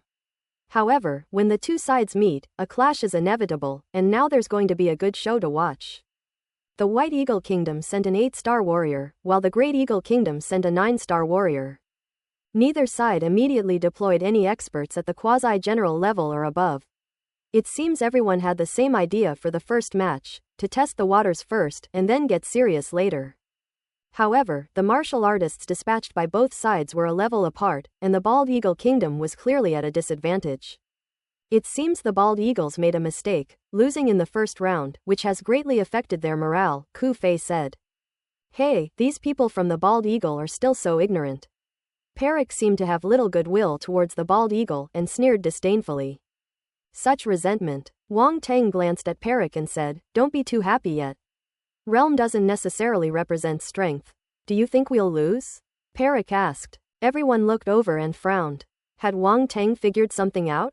Wang Teng remained non-committal, looking towards the arena. The competition began quickly. Without exchanging any pleasantries, the two sides immediately began to fight. The warrior from the White Eagle Kingdom was a fire-type fighter, while the warrior from the Great Eagle Kingdom was an earth-type fighter. The two unleashed their primal forces, colliding at the center, and a booming sound resounded. Boom! The Bald Eagle's martial artist was, after all, a level lower in cultivation, and immediately fell into a disadvantageous position after exchanging blows, being blasted back several steps. The warrior from the Great Eagle Kingdom laughed loudly, unleashing his speed as he charged straight at the warrior from the White-Headed Eagle Kingdom. He held a cross-shaped sword, with dense earth elemental energy attached to the blade, and earth elemental sword intent bursting forth. Earth-splitting slash. A loud shout came from the mouth of the warrior from the Great Eagle Kingdom, and the cross-shaped sword slashed out with a terrifying sword light. Heading towards the warrior from the White-Headed Eagle Kingdom. Faced with such an attack, a cold smile suddenly appeared on the lips of the warrior from the White Eagle Kingdom. Roar! He suddenly let out a roar like a wild beast. Flames swirled around his body, and then his body underwent a shocking transformation. The normal person's body suddenly swelled and grew taller, and scales appeared on its surface, and even a tail grew. His entire appearance changed drastically. Commonly known as pervert. A wild, beast-like aura emanated from them, and the warriors of the White Eagle Kingdom at this moment resembled wild beasts. On the audience side, Tantai Zan suddenly stood up from her seat. What is this? Not only her, but people from other countries also stood up, their eyes fixed on the Bald Eagle warriors in the arena, their eyes filled with horror. The Great Eagle Kingdom warrior in the arena saw the change in his opponent, his pupils contracted, and he instinctively sensed a danger. However, the sword intent had already been unleashed, and it was too late to stop. His gaze turned cold and sharp as he increased his force output, slashing down fiercely with his cross-shaped sword. Boom! The warrior from the Bald Eagle Kingdom, who had grown scales and a tail, neither dodged nor evaded. Flames condensed on his body into blade-like light, which he directly rammed into the cross-shaped sword slash. A burst of light erupted, and the force of the collision swept outwards. Surprisingly, despite the powerful attack, the arena floor did not suffer much damage, it merely stirred up some existing pebbles and dust.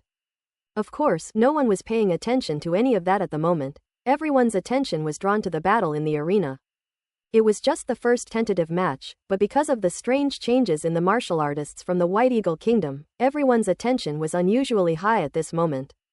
At this moment, the two forces surged together, causing them to suddenly separate, and then collide again. In the arena, two beams of light, one red and one yellow, clashed fiercely, producing a continuous booming sound. Suddenly, a figure was sent flying backwards in the collision. Those are warriors from the Great Eagle Kingdom. The cross-shaped sword in his hand broke in the collision, and he himself was severely injured by the attack of the opponent's fire force, coughing up blood continuously, clearly seriously injured. Wow! Everyone was greatly shocked. The sudden change in the Bald Eagle warrior's strength was astonishing. Victory over a higher level. An 8-star warrior level unit actually won against a 9-star warrior level unit. At this moment, people from all countries stared with flickering eyes at the mutated form of the Bald Eagle warrior, their thoughts unknown. In the audience, Wang Teng's eyes flashed as he picked up several attribute bubbles in the arena. Earth Elemental Force *80. Earth Sword Intent *35. Fire Force *65. Open black lens bracket. The origin of life *1 close black lens bracket. Wang Teng was just routinely picking up attributes. He didn't expect these two warriors who hadn't yet reached the general level to drop anything good. As it turned out, no, the system boss gave him a good slap across the face. But it smells so good. If possible, please bestow more slaps like this upon me. This origin of life is undoubtedly a brand new attribute. As for its function, we can get a glimpse from the name, but it is still uncertain. Wang Teng's eyes flashed, and as the origin of life merged into him, he felt his whole body float up, experiencing a refreshing sensation that made his soul tremble. I almost couldn't help but let out an embarrassing ah tilde. Fortunately, he endured it with unparalleled willpower. Otherwise, it would probably have become a dark chapter in his life that he could never erase. Wang Teng was still shaken and secretly wiped away a cold sweat. Damn, this attribute is toxic. What's wrong with you? Zhu Yunxiao asked, noticing his strange expression. It's nothing, I just found the strange form of that martial artist from the Bald Eagle Kingdom rather amusing, Wang Teng said, making things up. Neither human nor beast, Tantai Zan sneered. Wang Teng could sense that Tantai Zan was extremely disdainful of this change in the martial artists from the White-Headed Eagle Kingdom. Seeing that no one suspected anything, he breathed a sigh of relief. At this moment, Wang Teng finally understood what the origin of life really was, and it was almost exactly what he had guessed.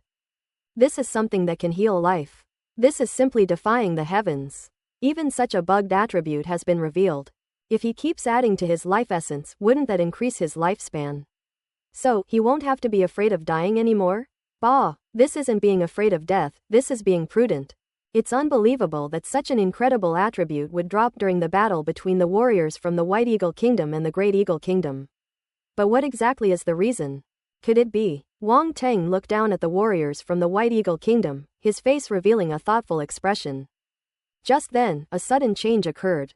The warrior from the Great Eagle Kingdom was defeated, and everyone thought the battle was over.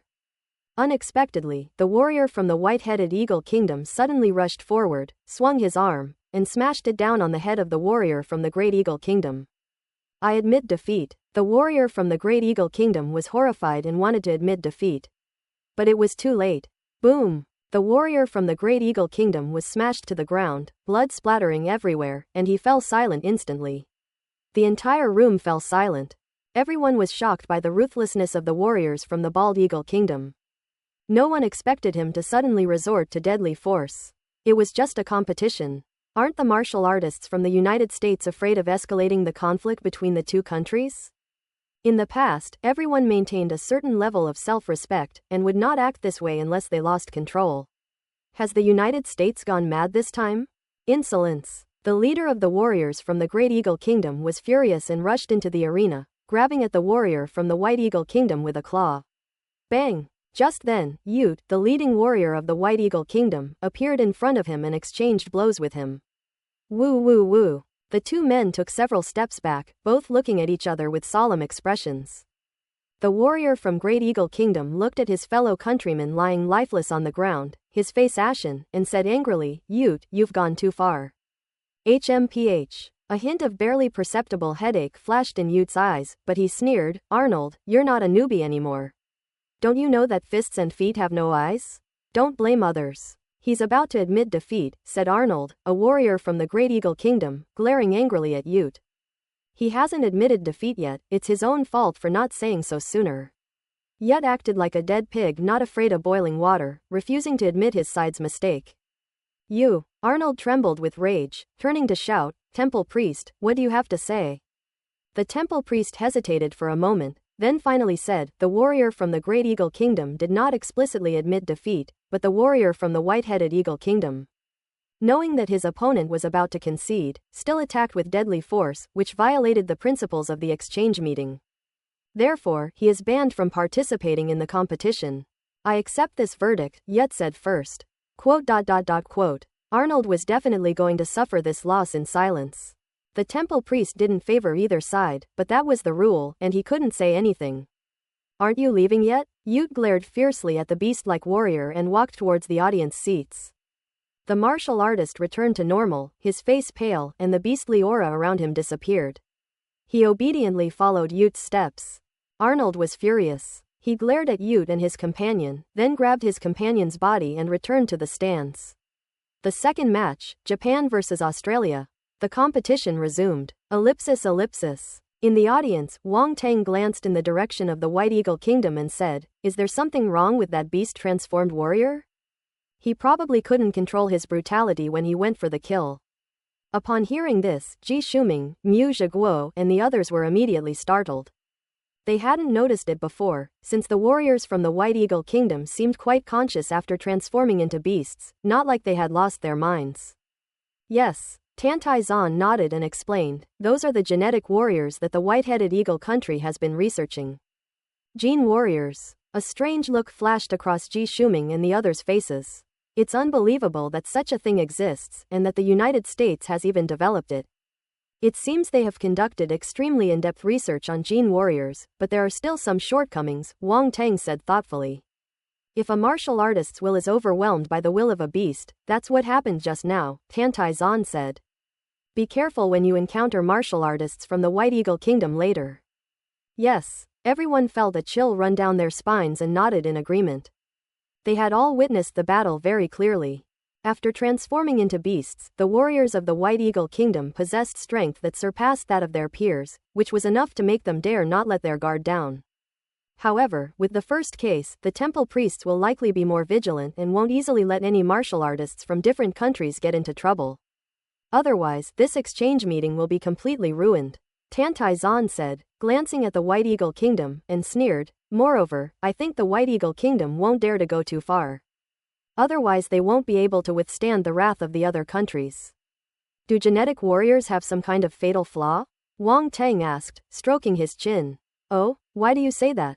Tantai Zan said non-committally. I'm guessing. Look at that beast-transformed warrior just now. He looked like he had fought a female demon for 300 rounds and his body was completely drained, Wang Tang said. Quote ellipsis ellipsis quote. Everyone was speechless. He fought a demon for 300 rounds, what the hell? What kind of ridiculous analogy is this? What kind of rubbish is Wang Tang thinking? Can't he be a little healthier? Speak like a human. Tantai Zan rolled her eyes at him. Ahem, in short, there's a problem, Wang Tang said with a dry cough.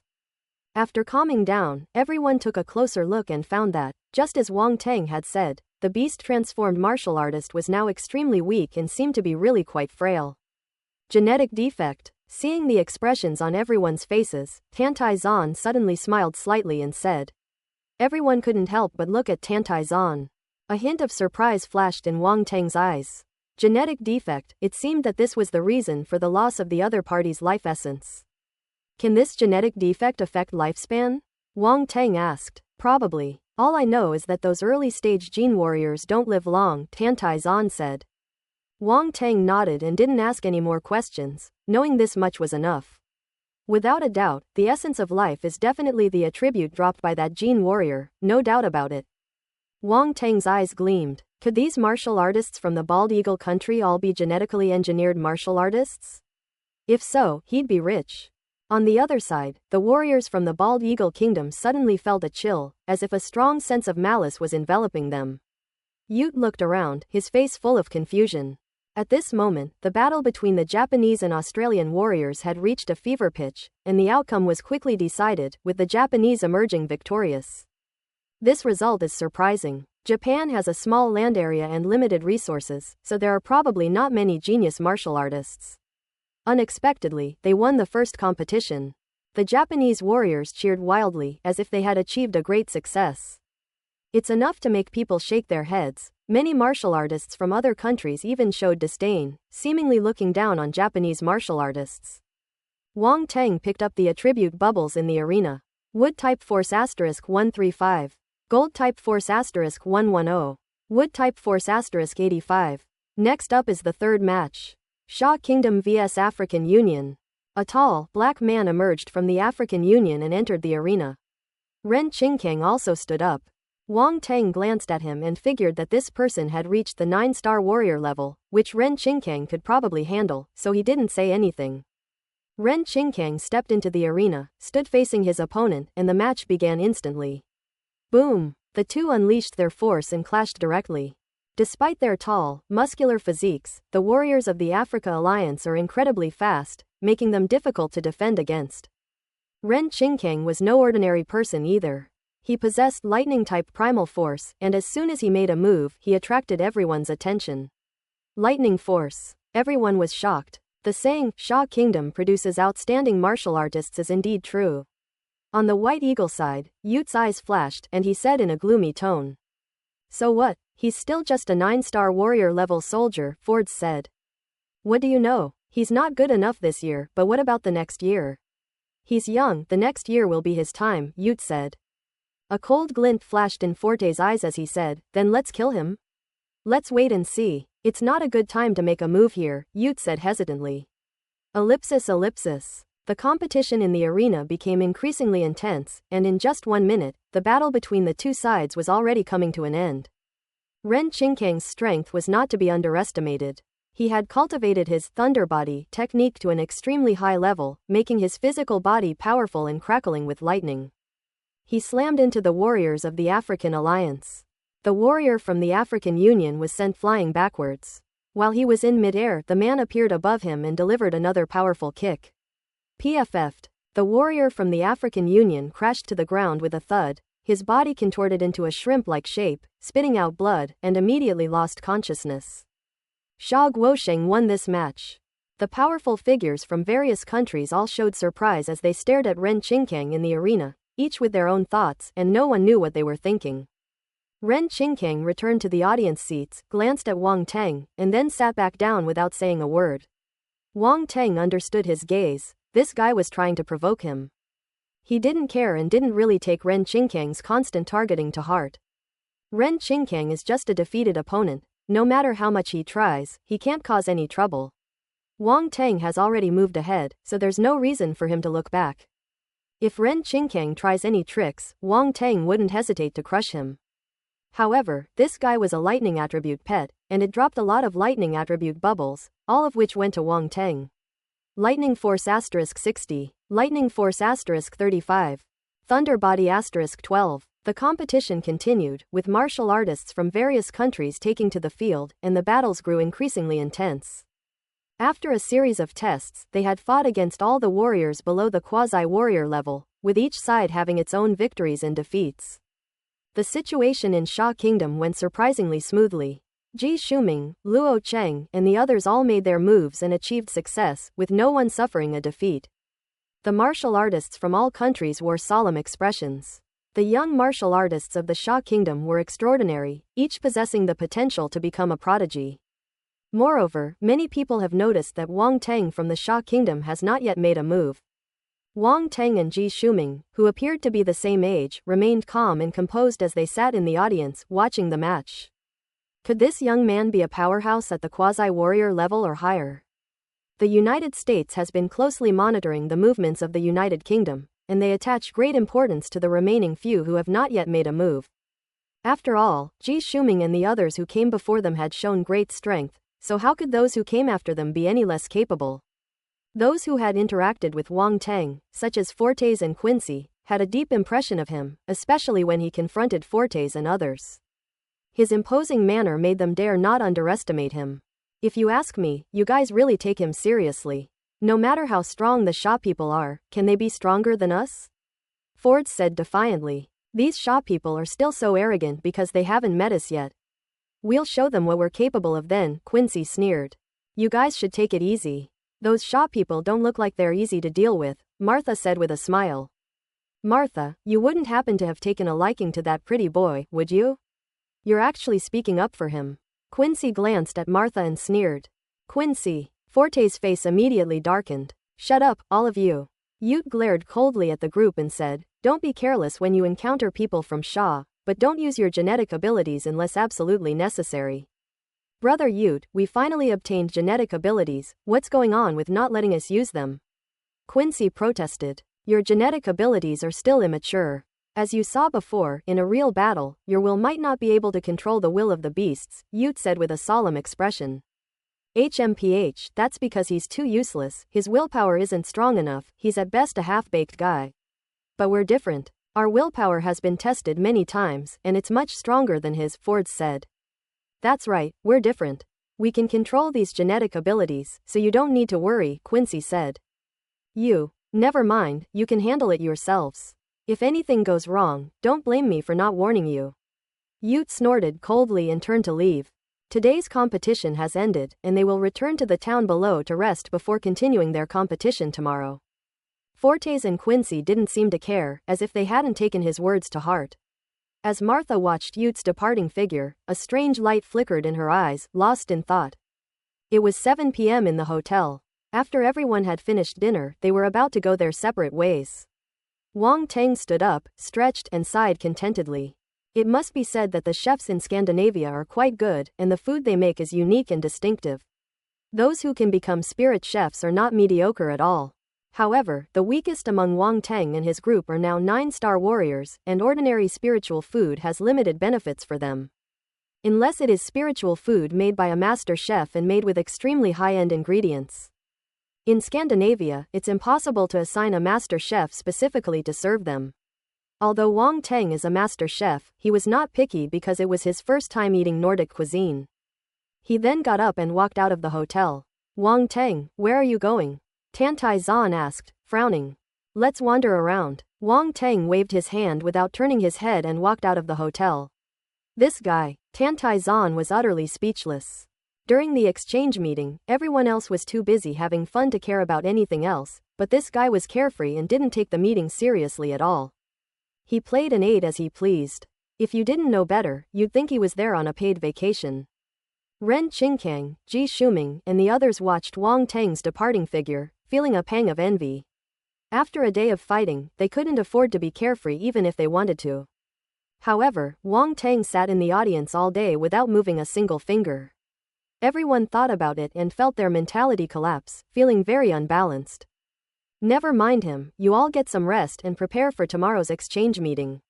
Tantai Zan said helplessly, offering a word of comfort before sending them back to rest. Open black lens bracket Spirit Chef 20 close black lens bracket. Open black lens bracket Spirit Chef 15 close black lens bracket. Open black lens bracket Spirit Chef 38 close black lens bracket. Wang Teng walked along the food street, using his mental power to gather the scattered spiritual chef attributes around him. One by one, attribute bubbles merged into his body, and immediately, recipes for Nordic cuisine appeared in his mind. Master Chef, 1368 3,000ths. Wang Teng nodded in satisfaction. As an outstanding young man with all-round development, cooking was certainly not something he could neglect. As the saying goes, the way to a woman's heart is through her stomach. Wang Teng felt that with his culinary skills, he could probably, perhaps, capture the hearts and stomachs of countless women. He stroked his chin and suddenly thought that if he could sample all the world's cuisines, wouldn't he be incredibly awesome? At that time, what woman could resist his culinary bombardment? This is incredible, incredible. Okay, it's decided then. He's going to be an all-around gourmet. Wang Teng's determination had never been so firm.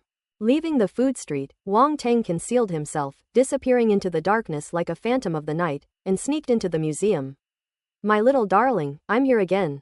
Wang Teng followed the same method, deceiving everyone, and took the crystal skull out of the display case, hugging it to his chest and stroking it wildly. The scene was too painful to look at. Royal Realm Comprehension *2. Royal Realm Spirit *1. Royal Realm Spirit *3. Royal Realm Comprehension *1. Ellipsis ellipsis. As he masturbated, he also probed his mental energy into the crystal skull, allowing it to nourish his own mental energy. A two-pronged approach yields fantastic results. So happy, so happy. For other people, the only way to enhance their spiritual power would be through the nurturing of a crystal skull. Unfortunately, no one has discovered this only solution yet. They are simply unlucky. Wang Teng, feeling smug, masturbated all night. When he felt it was about time, he reluctantly left the museum. Comprehension, 166 3,000ths Royal Realm. Spirit, 194 3,000ths Royal Realm. In one night, his comprehension increased by 31 points, his spirit increased by 36 points, and most importantly, these attributes were all at the Emperor level. Normally, improving one's spirit and comprehension at the Emperor level would be extremely difficult, but now that there is this crystal skull, it's like having an extra power bank. Wang Teng's desire for the crystal skull grew stronger. He had to get his hands on it. After all, it was just a waste to leave it here as an exhibit. He might as well give it to him. Ellipsis ellipsis. The next day, the group returned to the ancient arena.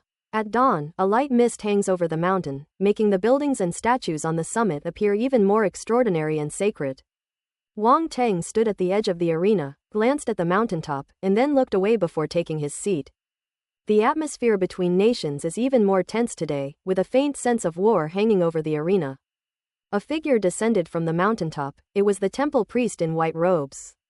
He looked around and calmly said, "Gentlemen, today's competition will no longer be conducted by drawing lots. Martial artists from all countries are free to challenge each other." As soon as he finished speaking, the crowd erupted in an uproar. This method had never been used before, and the temple priest's sudden change of rules surprised people from all countries. "Temple priests, why have you suddenly changed your methods?" Ute from the White Eagle Kingdom asked, frowning. "This decision was made by the temple's higher-ups, not by me. If you have any questions, you can go to the Zodiac Palaces to appeal, or you can give up the exchange meeting," the temple priest said calmly. It was actually the temple that made the decision. People from various countries were filled with doubt and uncertainty, but ultimately said nothing. Although changing the competition format to a free challenge will introduce some variables and the old rules may no longer be applicable, there's no point in saying anything more now. If you all have no objections, the competition may begin. After saying this, the temple priest gracefully landed at the edge of the arena, quietly waiting for the warriors from various countries to enter. For a moment, all countries fell silent, staring at each other, none willing to be the first to take the lead. Feeling a bit bored, Wang Teng took out a table from his spatial ring, laid out fruits and delicacies, and sat down to eat leisurely. He found watching the game yesterday too boring, so last night while shopping, he had a sudden inspiration and bought some food, which came in handy today. "I really admire my own cleverness." Wang Teng silently gave himself 12 thumbs up. Quote ellipsis ellipsis quote. Tantai Zan and the others were shocked by Wang Teng's outrageous actions. They stared at him blankly, and black lines involuntarily appeared on their foreheads. The martial artists from various countries almost dropped their jaws when they saw this scene, staring at Wang Teng with extremely strange expressions. This guy must be out of his mind. Doesn't he have any sense of propriety about this occasion? A look of bewilderment appeared on the usually calm and composed face of the temple priest. He felt as if his years of cultivated mental state had been trampled on by that Chinese boy. "He's a devil. Damn it, I'm going to act on behalf of heaven and kill him." The temple priest took several deep breaths to calm himself, dispel the impulse in his heart, and regain the nobility and composure befitting a priest. Just then, a man from the Bald Eagle Kingdom stepped out and walked to the center of the arena. He pointed directly at Wang Teng and coldly shouted, "I, Fords, challenge you. Do you dare to accept the challenge?" Wang Teng was enjoying a crispy fried cod with a piece of fish in his mouth when he suddenly saw the bald eagle warrior named Fords challenging him, and he was immediately stunned. Quote. This person wants to challenge him. Wang Teng turned his head and looked around. Seeing that everyone was looking at him, he couldn't help but point to his nose. He was just looking forward to watching the show and never imagined he would be the first one to go on stage. "Director, this script is wrong. Shouldn't the main characters always be the last to appear? And that idiot, why choose him of all people? Is it because he's too carefree? Get off the stage now, stop making a fool of yourself here," Tantai Zan said irritably. Why did they choose me?" Wang Teng was very dissatisfied. Did that Fords guy think he was an easy target? Did he really think he was easy to deal with? He serves you right for stirring up trouble. The nail that sticks out gets hammered down. Who else would they target if not you? Zhu Yunxiao laughed gleefully. How did I cause trouble? Watching the competition is so boring. How can we pass the time without eating something? Wang Teng was very unhappy, but he still stood up. Since the other party had issued a challenge, there was no point in saying anything else. He couldn't avoid the fight. "Keep an eye on these foods for me, I'll be right back." As soon as he finished speaking, Wang Teng's figure disappeared from the spot and reappeared in the arena. Wow, so fast. Ren Qingkang and the others were shocked when they saw this scene. Wang Teng's mere display of strength left them feeling powerless, the gap between them like an insurmountable chasm. Ellipsis. In the arena, Fords saw Wang Teng suddenly appear not far in front of him, kicking up dust, and his pupils contracted slightly. He realized he might have underestimated the young man from Sha Kingdom in front of him. "You're disturbing my meal." Wang Teng looked at Fortes with an unfriendly gaze and said, "Let's get started and finish this quickly." Fortes' forehead bulged out in a deep frown. Wang Teng's tone made him feel slighted, and his composure crumbled. He stared intently at Wang Teng and spat out 2 words through gritted teeth. "You're asking for it." Boom! As soon as he finished speaking, he stomped his right foot on the ground, and his whole body seemed to transform into a golden arrow, rushing towards Wang Teng. He conjured a sword in each hand, unleashing a sharp sword light. His right sword thrust straight at Wang Teng's chest, while his left sword swept across, blocking his retreat. Wang Teng remained calm, twisting his body in an extremely strange manner to easily dodge Ford's attack. Ford's expression changed slightly. He frantically wielded his swords, slashing repeatedly. The sword energy spread, completely sealing off the area around Wang Teng. However, Wang Teng's combat awareness was too strong. He moved sideways as if strolling in a garden, causing all of his opponent's attacks to miss. Ellipsis. In the stands, the people from the Bald Eagle Kingdom watched the battle unfold with solemn expressions. That Sha Kingdom martial artist is no ordinary person, Quincy said in a deep voice. Ford's is too impatient and has completely fallen into the opponent's rhythm. If he doesn't extricate himself in time, he will be in a very passive position, Yet said, shaking his head. Ford's is too proud. He can't stand losing to that Wang Teng. He's lost his composure, Martha said, her eyes gleaming. On the other side, the warriors from the Great Eagle Kingdom were also watching the arena. This Wang Teng is interesting. Arnold glanced at a young man beside him and smiled. Gerald, he might become your rival. If that's all the strength he has, it's not enough. Gerald had blonde hair, a handsome face, and a calm, indifferent gaze. That's true, but the real powerhouses from the Bald Eagle country haven't shown up yet, Arnold said. Gerald's face showed a hint of seriousness, and he nodded. On the other side of the Great Bear Kingdom, a burly warrior, as strong as a bear, looked at Wang Teng and Ford's in the arena and chuckled. Are these two guys playing a game? Don't worry about them, Valeria. They're not your opponents. A similarly burly warrior looked at the girl beside him, his eyes full of admiration. That's right, the strong, bear-like warrior was a girl. She had thick hands and feet, was over 2 meters tall, and had bulging muscles all over her body, but had a loli-like face. King Kong, loli. On the Japanese side, a woman with an expressionless face and a height of 1.5 meters quietly watched the battle below. Tori, can you tell how strong he is? A man next to her asked. I didn't realize that the Chinese man was so mysterious. A strange glint flashed in the eyes of the woman called Tong Ji, but she said in a completely calm voice. Can't even you see it? The man murmured solemnly. Ellipsis. In the arena, Ford's couldn't hit Wang Teng, and he was furious. His eyes turned red, and he roared, panting heavily, yellow-skinned monkey, all you know is how to hide. Come and fight me head-on. Wang Teng suddenly stopped and stared coldly at Ford's. Take back the insulting words you just used. Ford's ignored him completely, a smug look flashing in his eyes, a mocking smile on his lips, and he rushed towards Wang Teng in an instant. Die! With the two swords locked in combat, Fortes clearly held nothing back, unleashing his golden sword intent that enveloped Wang Teng. Wang Teng stood still, his face indifferent, when suddenly he stretched out a hand and grabbed at the golden sword intent that was slashing towards him. Everyone was stunned. Does he have a death wish? Grasping sword intent with bare hands? Is Wang Teng out of his mind or has he lost his mind? This guy is too arrogant. In the audience, Tantai Zan suddenly stood up, her expression changing slightly. Ford's grinned maliciously, mocking Wang Teng's overestimation of his abilities. Even lower-level warriors wouldn't dare to directly confront his metal-type sword intent. Wang Teng was simply courting death. Bang! However, the next moment, his eyes widened suddenly. The golden sword light was actually caught by Wang Teng with his bare hands and then, crushed. It's crushed. Before everyone's eyes, the golden sword intent crumbled inch by inch, vanishing into nothingness. This scene was incredibly impactful. It was unbelievable that someone could actually withstand sword intent with their bare body. Could Wang Teng be a martial artist who specializes in physical training? The martial artists from various countries who had been indifferent just moments before now stood up and stared wide-eyed at Wang Teng in the arena.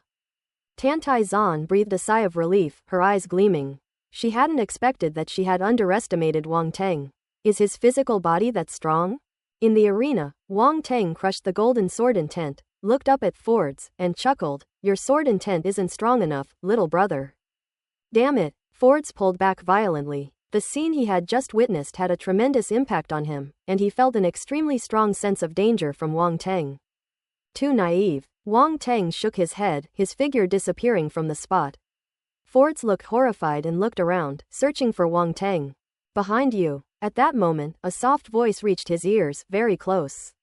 Oh no. Fortes tried to turn around, but it was too late. Bang! A muffled thud rang in his ears, and Fortes felt a violent jolt in his head, followed by excruciating pain and a blurring of blackouts. Everyone stared blankly at the golden brick that had suddenly appeared in Wang Teng's hand in the arena. Tantai Zan covered her face. How embarrassing. This guy has embarrassed himself internationally. This is a global exchange event, bringing together geniuses from all over the world. Is it really as simple as a competition? This is a contest of face. Can't Wang Teng have a proper match? Even if you just act cool or show off, it's still better than this. Using a brick as a weapon, are you trying to promote traditional Chinese culture? Even with golden bricks, it doesn't seem tacky. Tantai Zan covered her face completely, not wanting to even glance at Wang Teng, wishing she could break off all ties with him. Look at everyone's gazes, they're so strange, they're looking at Wang Teng like he's some kind of oddball. In reality, the martial artists from various countries were still in a daze. They looked at Wang Teng, then at the fallen Fords, especially at the large bump on the back of his head. Everyone couldn't help but shudder and feel their scalps tingle. Even the temple priests were speechless, their unchanging state of mind on the verge of collapse once again, their minds resounding with thunder. This is absolutely shocking. On the Sha Kingdom's side, Zhu Yunxiao took a deep breath and asked, "That's Wang Teng's weapon?" Ku Fei, Yan Bo, and the others all looked at Tantai Zan. They didn't know much about Wang Teng and had no idea that he had this skill, so they were filled with curiosity and doubt. Is it really appropriate for a prodigy to use a brick as a weapon? Doesn't he feel ashamed at all? Even Mu Zhiguo, who was usually slow to utter a word, stared intently at Tantai Zan, hoping to glean some information from her. Ji Shuming, Luo Cheng, and the others had seen Wang Teng make a move at the National Martial Arts Competition and were extremely familiar with that brick. Seeing the incredulous expressions on Ku Fei and the others' faces, they couldn't help but show an expression that said, "You guys are really making a fuss over nothing." They actually thought it was perfectly normal. This is unbelievable. The group realized what was happening and their eyes widened in astonishment. They felt as if they were being led astray and they quickly shook their heads to banish this terrible thought. However, why did they feel a sense of relief seeing Fortes lying on the ground in such a miserable state? On the White Eagle side, Ute and the others fell into an eerie silence. Their genius from the Bald Eagle Kingdom was actually knocked to the ground by a brick. This will probably become the best joke of the year for the Bald Eagle Kingdom. Ute swayed, his vision went black, and he suddenly had a bad feeling. Although the exchange meeting was not broadcast live, what happened there could not be kept secret, and such major news could not be ignored. Once the exchange meeting is over, once today is over, this news will definitely be everywhere. Perhaps the headlines of major media outlets will look like this. Shocking. A genius martial artist from the United States was knocked down by a Chinese martial artist with a single brick. Is the genius from the United States too weak, or is the genius from China too ruthless? Ute didn't dare think any further. He grabbed the table beside him and roared with a grim expression, "Fords, get up. Use your genetic abilities, fuck, you idiot." At that moment, he didn't care about his image anymore and even swore in British swear words. Moreover, he has completely forgotten his previous advice to use his genetic abilities cautiously. To hell with being cautious. He's already lost face in front of the whole world. What's the point of being cautious now? Seeing Ute's furious outburst, the martial artists from various countries couldn't help but feel a pang of sympathy. That's terrible. Ellipsis. It seemed that Ute's roar had an effect, because Fortes on the ground actually moved again, and then a fierce aura gradually emanated from his body. Wang Teng was not surprised but delighted, his eyes shining brightly. Goodness, it's about to transform. What does transformation mean? It means the very essence of life. Looking at the Fords in front of him, Wang Teng felt a surge of excitement. Transform quickly. Zhu Yunxiao and the others had no idea what he was thinking. When they saw that Fords had gotten up again and even used his genetic abilities, their expressions changed. Hurry up and do it. What is this guy waiting for? Zhu Yunxiao's expression was solemn and anxious. Tantai Zan also frowned, looking at the scene in the arena, feeling a little worried. Not only the people of Sha Kingdom, but also the martial artists from other countries, did not understand why Wang Teng did not take the opportunity to make a move. Wang Teng is too confident, he's waiting for the other party to finish transforming, Gerald from the Great Eagle Kingdom said. Overconfidence is arrogance. I'd like to see how he handles it, Arnold said with a chuckle. The middle-aged man from Japan, Yamamoto Kenichiro, said, this Wang Teng is a bit. What's that Chinese word again? Weird. Yes, weird. The person next to her, Kiriheim, didn't speak. She just stared at the arena below, her face still expressionless, but a hint of interest appeared in her eyes. Ellipsis. While watching Ford's transform, Wang Teng picked up the attribute bubbles that had just fallen. Spiritual Realm Spirit 35. Spiritual Realm Comprehension * 38. Gold Type Force * 120. Ellipsis. That headbutt wasn't for nothing. Look, he lost some spirit and comprehension attributes, and they're at the spirit realm level. Although it's not enough to satisfy him right now, even a small amount is still something. He's not picky. Suddenly, Wang Teng's eyes lit up. It exploded. Open black lens bracket the origin of life * 2 close black lens bracket. Open black lens bracket the origin of life * 1 close black lens bracket. Ellipsis. As expected, the life origin attribute was revealed again, and it was a full 3 points, 2 more than the previous warrior from the white-headed Eagle Kingdom. Wang Teng almost cried out, "Ah!" Again, this was fucking awesome. He tried his best to hold back, like stopping the car abruptly during sex, and then glanced at the attribute panel. Origin of life, 1354. After acquiring the life essence attribute, an additional column appeared on his attribute panel. He originally had 1350 life essence, but now with the addition of 3 points and the previous 1 point, he now has 1354 points. He didn't know what the number meant, but the feeling of comfort after the increase in life essence was undeniable. This is a real benefit that others would beg for. Wang Teng is very satisfied. Roar! Suddenly, a roar came from ahead. To make a long story short, Ford's transformation actually took only a few breaths. He suddenly raised his head, his beast-like vertical pupils staring intently at Wang Teng. His appearance has also changed drastically. Black scales have grown on his body, and his hands are like sharp claws, gleaming with a metallic light.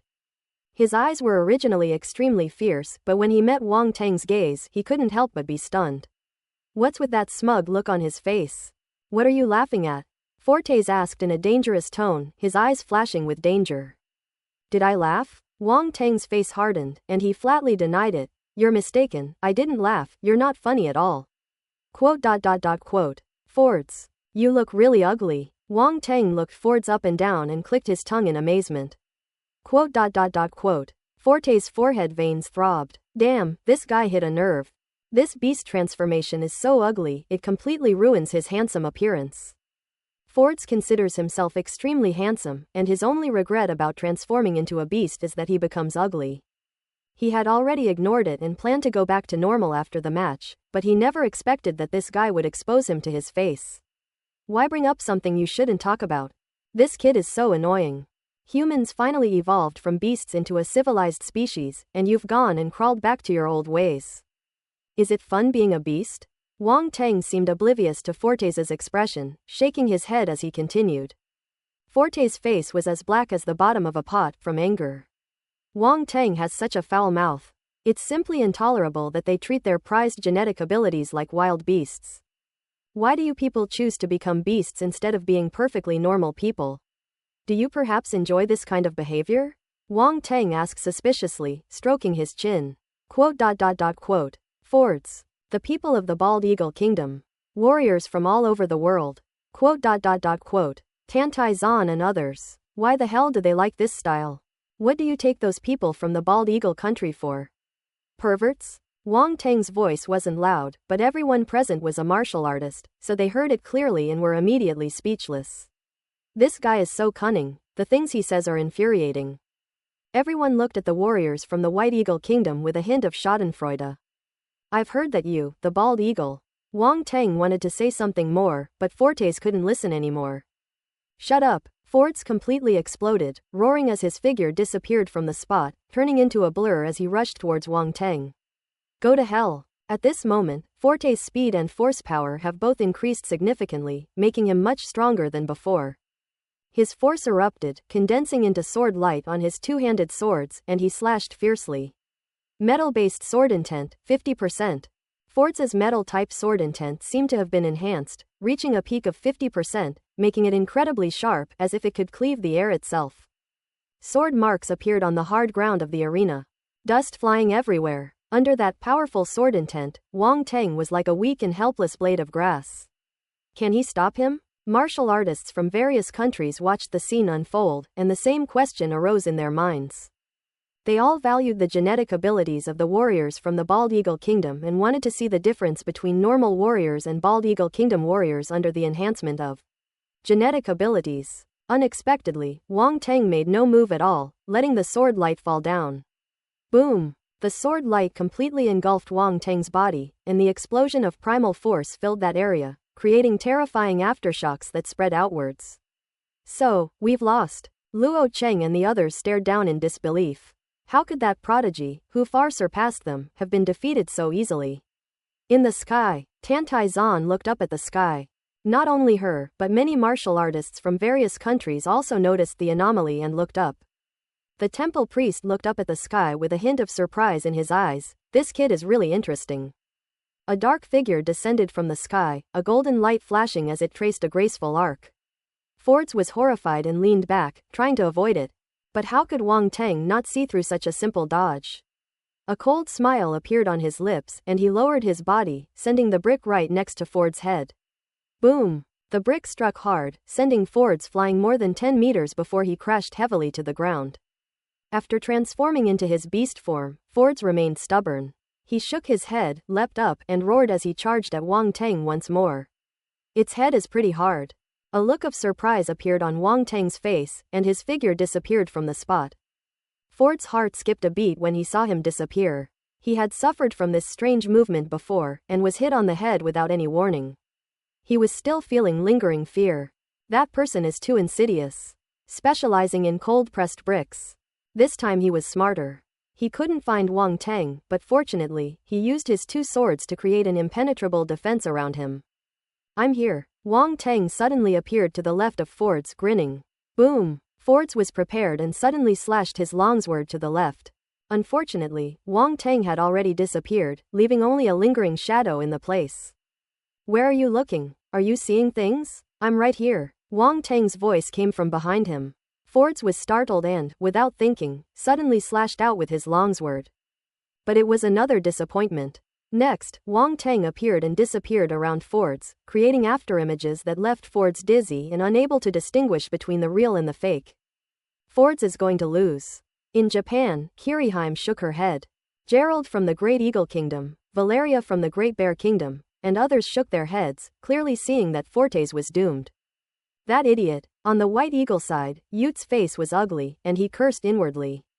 Quincy and the others also looked gloomy, feeling extremely frustrated. This is absolutely a joke. That Chinese martial artist was awful. In the arena, Wang Teng saw that Fords had completely lost his composure, his eyes bloodshot, bombarding him with attacks and roaring madly.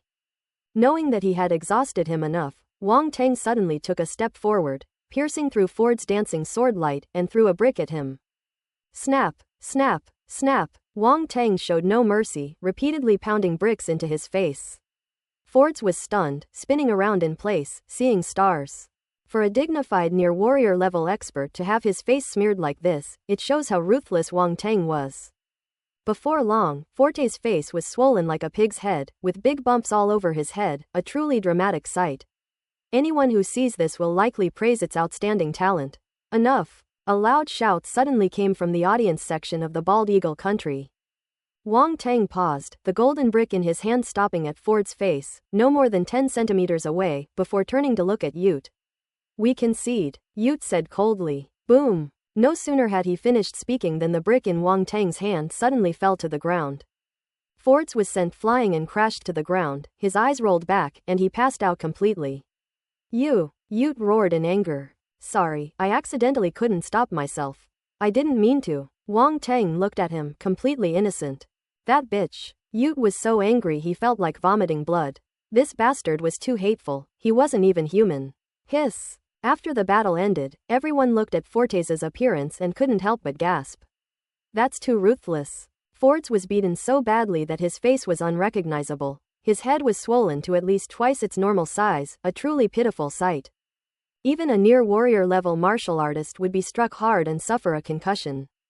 Everyone looked at Wang Teng in the arena, and saw him blowing on the brick as if to blow away the dust, looking as if he treasured it very much. What a weirdo. This kid is definitely a weirdo. Quiet. An eerie silence fell over the arena. No one ever imagined that you could hit someone like this, or that you could compete like this. Especially the foreigners, they felt like they had really learned something new. This is a global exchange event right now. Even if you don't put on any spectacular performances, at least have some shame, you bastard. The martial artists from various countries couldn't help but twitch as they looked at Fortes lying motionless on the ground in the arena. His grotesque pig-like face, while incredibly comical, also evoked a pang of sympathy.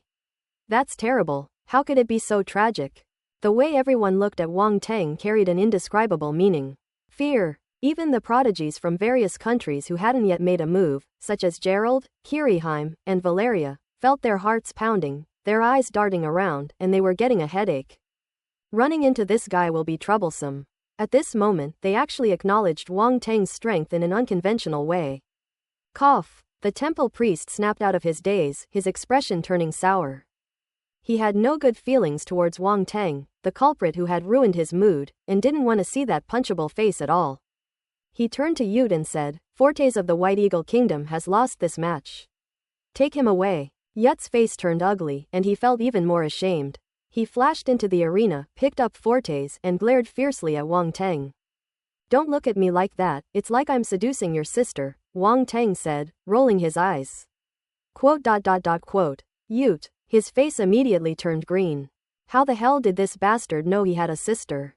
Yute's mentality instantly collapsed. His precious little sister, anyone who dared to covet her before would have their legs broken by him, but this guy in front of him was a bit difficult to deal with. He wasn't sure if he could break Wang Teng's legs. Wang Teng was stunned when he suddenly noticed that the person in front of him had a very ugly expression and a fierce look in his eyes. What did he say? The guy in front of him looks like he's about to kill him? Wait, does this guy really have a sister? Wang Teng's expression turned somewhat strange, and he tentatively asked, if you have a younger sister who is pretty, could you introduce me to her? Creak, creak, the sound of clenched teeth. Yute glared fiercely at Wang Teng, his eyes red. If it weren't for the inappropriate occasion and his status, he would have rushed up and fought Wang Teng to the death. You are very good. Finally, he squeezed out 3 words through gritted teeth, then turned and left. He was afraid that if he looked at Wang Teng any longer, he really wouldn't be able to resist. Hey, brother-in-law, don't go. Let's talk about it some more. Wang Teng shouted after him as he walked away quickly. Yute stumbled, panting heavily, but quickened his pace, wanting nothing more than to get away from that bastard Wang Teng as soon as possible. Seeing that he avoided him like the plague, Wang Teng shook his head helplessly, feeling that the other party had some misunderstanding about him. He sighed, deciding that he must have a good talk with him when he had the chance, so that Yute could change his opinion of him, and also introduce his sister to him. Wang Teng lamented that the world did not understand him as he looked down. Several attribute bubbles floated on the ground, their round shapes quite pleasing. Spiritual Realm Spirit 80. Spiritual Realm Comprehension 125. Open black lens bracket The Origin of Life *2 close black lens bracket. Gold type Force *350. Dual wielding swordsmanship *60. Ellipsis. Wang Teng silently checked the attribute bubbles, then turned and walked towards the audience seats. He stroked his chin, thinking to himself that the brick throwing had not been in vain, as the amount of spiritual spirit and spiritual comprehension lost was quite considerable. This is the right way to get freebies. In addition, he gained 2 more points of life essence attribute, bringing his life essence to 1356 points. Unseen by outsiders, a milky white light merged into Wang Teng's body, bathing him in an invisible white light. Wang Teng shouted in his heart, feeling as if his whole body had relaxed and he felt incredibly good. This is practically jinxed. It felt great to drink milk, but it was really toxic. Wang Teng shuddered, his expression subtly shifting a few times before he walked to the audience seats. Tantai Zan and the others stared at him with extremely strange expressions. You've really offended those people in the United States this time. Zhu Yunxiao glanced at him, hesitated for a moment, and couldn't help but say. They wouldn't be so petty, would they? This is just a normal friendly spar, Wang Tang said guiltily, glancing towards the direction of the bald eagle. Normal sparring? Everyone stared at him speechlessly. Wang Tang felt extremely uncomfortable under their gaze and his scalp tingled. You've beaten someone up like that, can this still be considered a normal sparring match? Don't you have any self-awareness? Zhao Yuanwu mocked. What do you know? I was very careful with my actions. At most, I made him look a little unsightly, but he'll definitely be fine in a couple of days. I did my best for the friendly relations between our two countries and you still wronged me. I'm really disappointed, Wang Tang said emphatically. Everyone was speechless, stunned by Wang Tang's shamelessness. Is beating someone until their head looks like a pig's head just a little bit ugly? You still think about friendly relations between the two countries? Given all this, how can the relationship still be friendly? If that Ford sees you again, he'll either fight you to the death or we'll all change our surname to yours. Zhao Yuanwu sneered. No, it's your business if you want to take his surname, but don't drag us into it, Ren Qingkang said.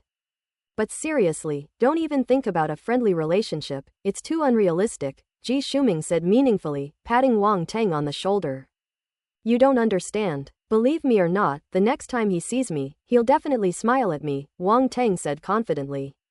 Quote ellipsis ellipsis quote. Everyone was speechless again. This guy must be out of his mind.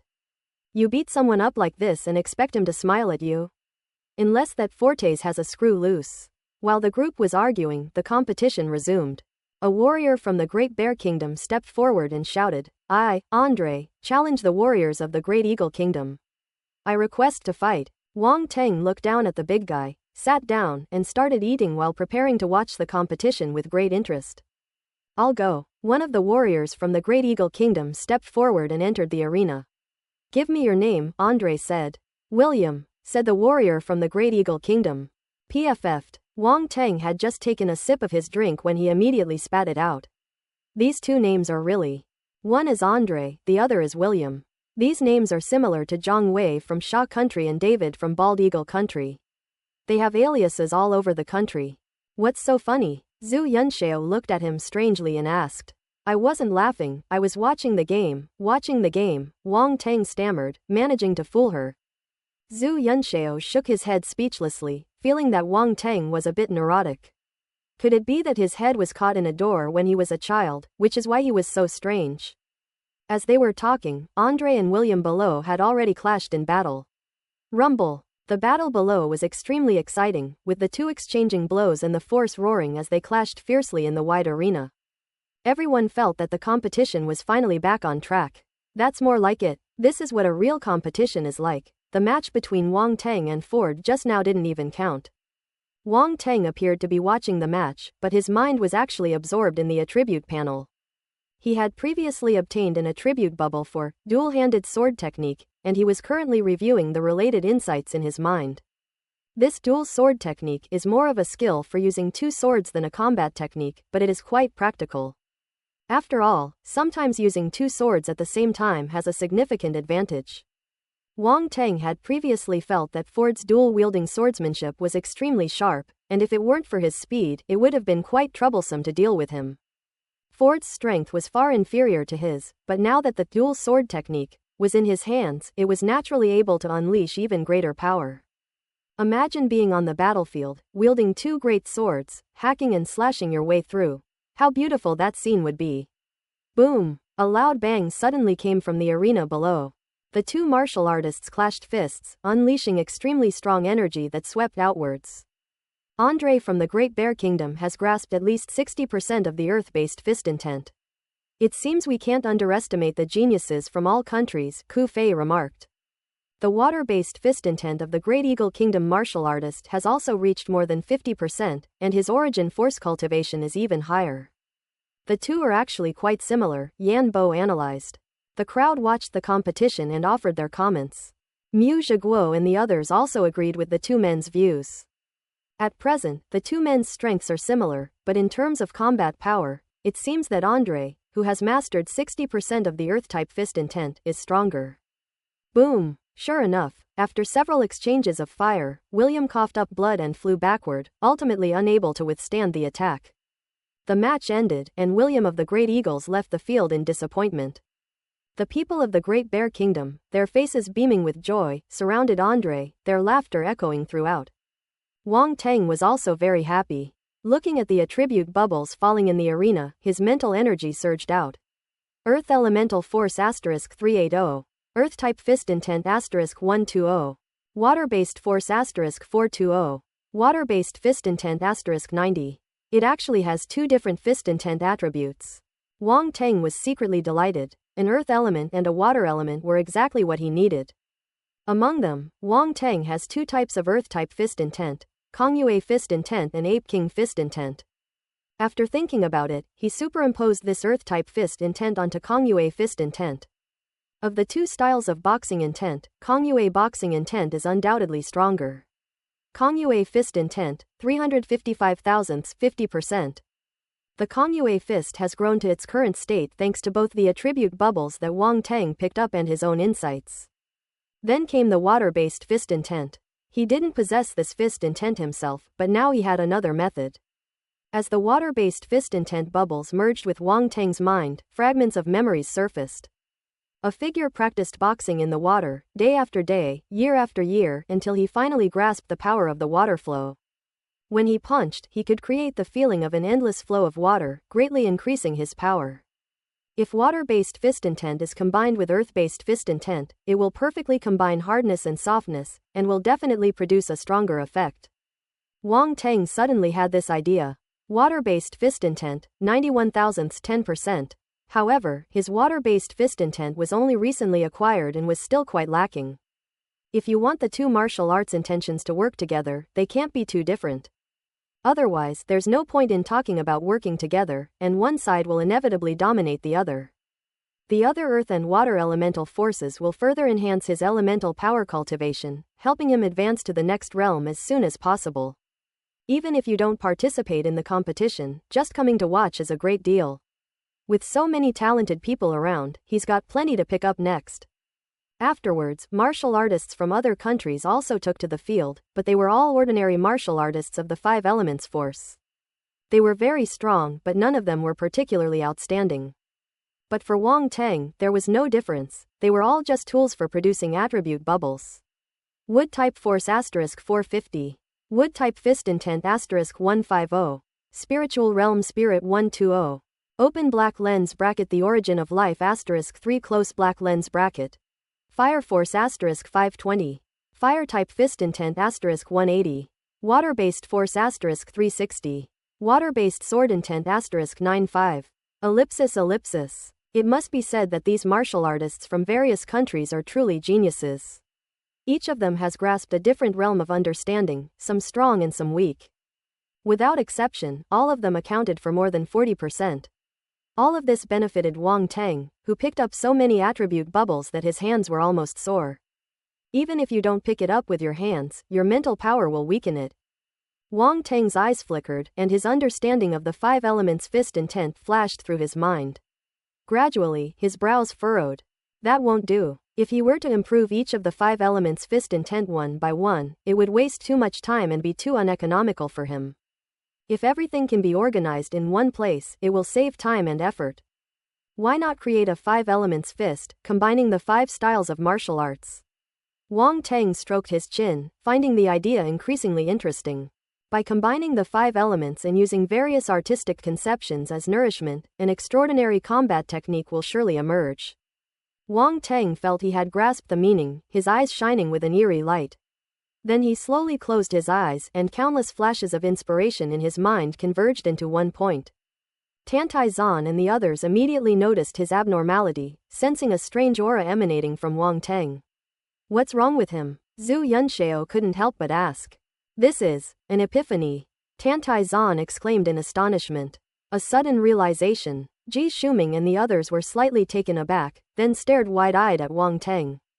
He actually had an epiphany while watching the competition. Could it be that this guy gleaned something extraordinary from the competition between martial artists from different countries? This luck is unbelievable. It should be understood that even for these exceptionally talented individuals with extraordinary comprehension, the chances of sudden enlightenment are extremely rare. After all, enlightenment relies not only on comprehension, but also on a mysterious bit of luck that can create a connection or resonance. Like Ji Shuming and others, those who have lived to this day are considered extremely lucky to have one or two sudden enlightenments. Most people are even ineligible for such an experience. They had no idea what a wonderful feeling it was. Not to mention Ji Shuming and the others, even Tantai Zan was filled with envy. A sudden enlightenment is something that can only be encountered by chance, but Wang Teng, while eating and watching the game, suddenly had an epiphany. Who wouldn't be envious of this? Could this kid be the illegitimate son of God and Lady Luck? I wonder what he has come to understand. Ji Shuming looked at Wang Teng, a hint of envy flashing in his eyes, and asked curiously. Let's wait and see. You all stay away and don't disturb him, Tantai Zan said, her gaze sweeping over the crowd. The crowd was sensible and quickly stepped back, ensuring that no one would actually cause trouble. For martial artists, interrupting a moment of enlightenment is the same as taking away someone's property. Both are mortal enemies. Even Ren Qingkang and Zhao Yuanwu, who didn't get along with Wang Teng, didn't dare to act rashly. They might admire him, but if they actually did something so tasteless, everyone would look down on them. As time passed and everyone had their own thoughts, Wang Teng suddenly opened his eyes, a five-colored light flashing in them, which was extremely mysterious. The 5 styles of boxing are interconnected, mutually reinforcing and restraining each other, and eventually evolve into a completely new style of boxing. When Wang Teng opened his eyes, all of this had already been constructed in his mind. In just over 10 minutes, a fist technique comparable to the heavenly rank was born in his hands. Moreover, this fist technique has great potential. As long as it is further developed and nourished with the 5 elements intent, its future height is still unknown. The light in Wang Teng's eyes faded, and his mind returned to reality. When he saw the scene before him, he was suddenly startled. Why are you all looking at me like that? He said irritably to Tantai Zan and the others. These people look like they wanted to devour him. When did her tastes become so extreme that she doesn't even spare a rough guy like him? Mom is right, boys must take good care of themselves when they are out alone. What do you think? Tantai Zan asked, her eyes wide. Your luck is unbelievable. You even had an epiphany while watching a game, Zhu Yunxiao said enviously. Ji Shuming, Mu Zhiguo, and the others shared the same sentiment and were extremely envious. My luck is just so. You don't need to be envious. Maybe it'll be your turn soon, Wang Teng said with a laugh. I don't believe you for a second. Do you think we're stupid? Do you think enlightenment is as common as cabbage, that it comes in rotation? Zhao Yuanwu said speechlessly. You must have had quite a haul this time? Zhu Yunxiao asked. It's alright, I've gained a little something, Wang Teng said, waving his hand. Seeing that he didn't say much, the others wisely stopped asking questions. These things were personal secrets, and it wasn't good to pry. This only further confirms that Wang Teng's gains were extraordinary. Pisha, do you think they can't see through it? Wang Teng ignored the envious and jealous expressions on everyone's faces and looked down at the arena. In the instant he had his moment of enlightenment, a number of attribute bubbles had already accumulated on the arena. Before these attribute bubbles could dissipate, he immediately picked them up. Earth Elemental Force *110. Wood Type Force *55. Gold Type Force *105. Fire Force *80. Open Black Lens Bracket The Origin of Life *3 Close Black Lens Bracket. Fire Type Sword Intent *65. Huh! As each attribute bubble merged into his body, Wang Teng suddenly let out a soft exclamation. Among these attribute bubbles, the life essence attribute reappeared. Wang Teng shuddered, struggling to hold back. 2 or 3 seconds later, he glanced at everyone discreetly, and seeing that they hadn't noticed anything, he quietly exhaled a breath of stale air. This is fucking difficult. In addition, there is also the attribute of fire sword intent. Wang Teng comprehended the sword intent in his mind and took his own fire sword intent to the next level. At this point, the match below ended, and someone else took to the field. He was a martial artist from the Nordic ice country. He had long hair, and his hair even had strands of blue in it, making him look somewhat unconventional. This guy is actually quite handsome, only slightly less so than me, Wang Teng muttered. Tantai Zan. The crowd. People gradually got used to Wang Teng's shamelessness, but they would still feel ashamed from time to time by his words. Just how thick-skinned is this guy? The Ice Kingdom warrior below looked around, finally fixing his gaze on the Sha Kingdom side, and said, I wish to challenge the Sha Kingdom warriors. I request to fight. Zhu Yunxiao and the others were immediately stunned. They actually dared to challenge them. Since witnessing the contest between Wang Teng and Fords, martial artists from various countries have consciously avoided the Sha Kingdom. Since no one knows whether challenging the Sha Kingdom would lead to encountering Wang Teng. However, Zhu Yunxiao and the others immediately realized that this was an exchange meeting, and it was impossible to leave Sha Guo out in the cold. If we refrain from challenging Sha Kingdom out of fear of being treated specially by Wang Teng, wouldn't that allow Sha Kingdom to effortlessly win the championship of this exchange meeting? This is clearly a situation that no country wants to see. However, when the Ice Kingdom warrior suddenly challenged the Sha Kingdom, his companions all showed expressions of surprise. Even the leader of the Ice Kingdom's warriors was shocked and shouted, "Wait, Shieldson, don't do anything rash." While it was somewhat embarrassing for the leader of the Ice Kingdom warriors to shout like that, it would undoubtedly be even more embarrassing if you were beaten into a pig's head like Ford's. Ice Country is just a small island nation with a population of only 30 million. Naturally, it has very few outstanding talents. He does not want Shieldson to fall in front of Sha Country warriors. Upon seeing this, everyone exchanged meaningful glances. It seems that this was not a collective decision, but rather the choice of this martial artist personally. "This guy's interesting. I didn't do anything reckless." Shieldson shook his head and said, "I've heard that Sha Kingdom has many geniuses. Although my Ice Kingdom is a small country, I also want to see the grandeur of a great power. So please come out and let me see what kind of geniuses Sha Kingdom has." The leader of the Ice Kingdom warriors was speechless. He wanted to stop them, but couldn't find a good reason. Those martial artists dared to challenge the Sha Kingdom, wanting to experience the grandeur of a great power. If he were to try to stop them, wouldn't that make him seem like a leader who lacks decisiveness? "Hey, this Ice Kingdom warrior has a good plan. Great power demeanor? He's forcing me to stay away from using my bricks." Wang Teng chuckled coldly. Quote ellipsis ellipsis quote. Everyone was speechless. "What time is it? You're still thinking about your brick." Actually, they weren't stupid, they naturally saw through the intentions of the Ice Kingdom warrior. This person wants to gain fame through the people of Sha. He didn't want to fight Wang Teng, so he used this method, which was quite clever. "Who's going?" Tantai Zan asked with a smile, showing great interest. Who can tolerate being provoked to their doorstep? Just as Wang Teng was about to get up, Zhu Yunxiao stepped forward and said, "I'll do it this time." "Wang Teng, don't steal everyone's thunder. Besides, you're the team leader, so you should only step up last. There are still many more outstanding talents waiting for you." Wang Teng had just gotten off the chair when he sat back down and laughed, "Then you can go." As he spoke, his gaze swept downwards and his spiritual vision was activated. A hint of surprise appeared in Wang Teng's eyes as he said, "This person is an ice-type martial artist. This is the first time I've encountered a near warrior-level ice-type warrior."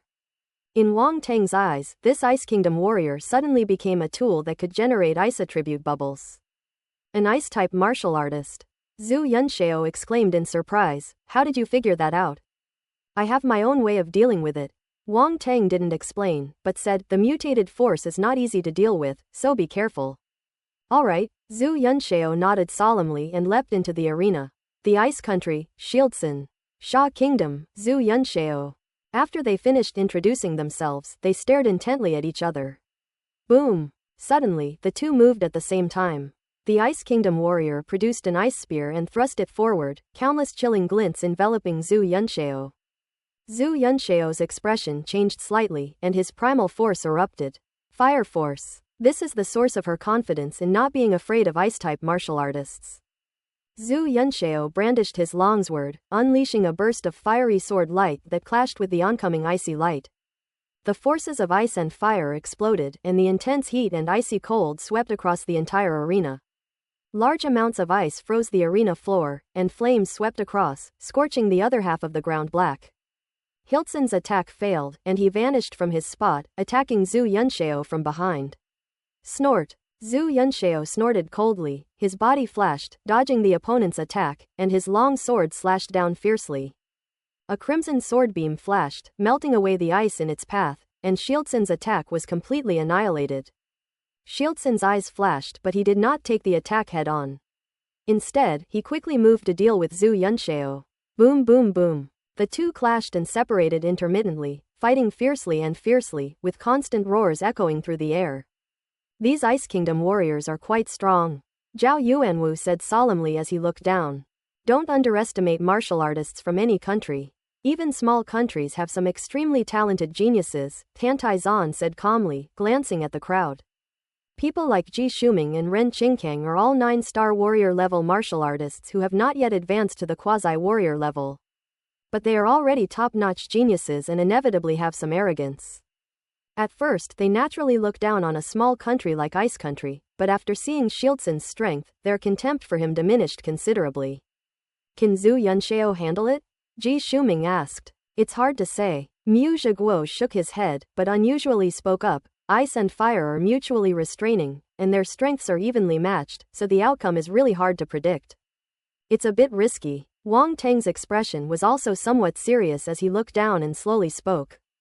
Everyone was taken aback. Wang Teng had demonstrated his keen insight on many occasions without ever making a mistake, which was why Ji Shuming and the others were so surprised to hear his words. Boom! Just then, the battle situation below suddenly changed dramatically. Suddenly, an even more powerful aura rose from Shieldsen, and the ice-type primal force within him seemed to have been stimulated and greatly enhanced. His hair had completely turned ice blue, dancing wildly and unrestrainedly in the air. Even his eyes turned ice blue, exuding a chilling aura, yet appearing extremely dazzling and strange. The next moment, a large amount of ice-type primal force condensed into a layer of ice on the surface of Shieldsen's body, forming an ice armor. Zhu Yunxiao's expression changed drastically, and all of his fire-type primal force surged forth. But Shieldsen was not afraid at all, and walked straight through the raging flames, which could not melt the icy armor on his body. Amidst the flames, he went straight for Zhu Yunxiao. Zhu Yunxiao was horrified and wanted to retreat, but it was too late. Boom! Shieldsen punched Zhu Yunxiao in the body. Zhu Yunxiao froze, involuntarily taking several steps back. He gritted his teeth, stopped, and knelt on the ground. PFF'd. A mouthful of blood suddenly spurted from her mouth. You lost. Shieldsen, his entire body covered in ice, spoke indifferently, his eyes icy cold. Zhu Yunxiao looked unwilling, but he was already at his limit. He stood up unsteadily, unable to fight any longer. The martial artists from various countries were astonished, staring at Shieldsen in the arena, especially at his current appearance, their eyes filled with curiosity. Is this some kind of special constitution? Such a prodigy has emerged from such a small country as the Ice Kingdom. The leader of the Ice Kingdom's martial arts team was completely bewildered. He had no idea what Shieldsen was using. This guy was really good at hiding his abilities. On the Sha Kingdom's side, everyone's expressions were not good, and they were also secretly surprised. Wang Teng was right. Did he already figure something out just now? In this contest, Shieldsen of the Ice Kingdom has won. The temple priest gave Shieldsen a strange look before announcing the result. Thank you. Shieldsen smiled faintly, the icy aura around him slowly dissipating. He gave a graceful bow to the temple priest and turned to walk toward the Ice Kingdom's stance. Hiltsun, would you be willing to become the guardian knight of the temple? At this moment, the temple priest suddenly spoke. Shieldsen abruptly stopped, turned to look at the temple priest, and looked on in disbelief. This match was a battle he had carefully chosen to make him famous. As he had envisioned, he demonstrated his strength, defeated a martial artist from a major power, and became famous overnight. But he never expected that he would attract the attention of the temple priests, who even extended an invitation to him. The guardian knight of the temple. What is that? The temple is the most sacred place in the Nordic countries, and it is a famous holy land for warriors all over the world. Being its guardian knight is not a job that just anyone can take on. At that moment, the temple priest actually extended an invitation to him. Shieldsen felt as if he were dreaming. Happiness had come so suddenly, catching him completely off guard. Not only him, but everyone else was also quite shocked. An eerie silence fell over the surroundings, followed by an uproar. The temple guardian knight, Shieldsen, is about to strike it rich. HMPH, so what if he defeated a Sha Kingdom warrior? The temple priests actually think so highly of him. It's not just about defeating the Sha Kingdom warriors, more importantly, it's about the special ice-type physique he displayed. What incredible luck! Alas, opportunities are always for those who are prepared. If Shieldsen hadn't boldly challenged the Sha Kingdom's martial artists, how could he have gotten such an opportunity? Ellipsis. The crowd was abuzz with discussion, some envious, others sour. As for the martial artists from the Nordic countries, they wanted such a good thing too. The temple priest wasn't surprised by the other's reaction.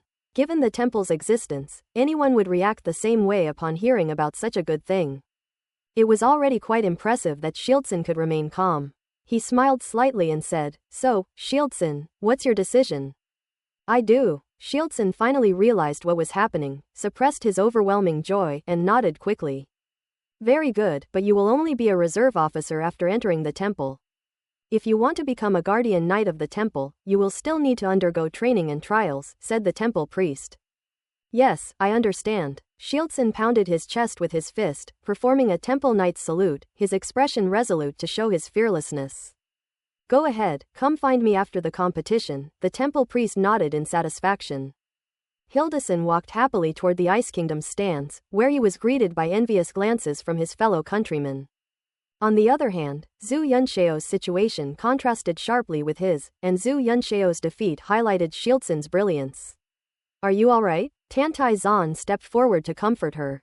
A bitter look appeared on Zhu Yunxiao's face, and he shook his head dejectedly. "I'm fine, I'm just a little unwilling to accept defeat."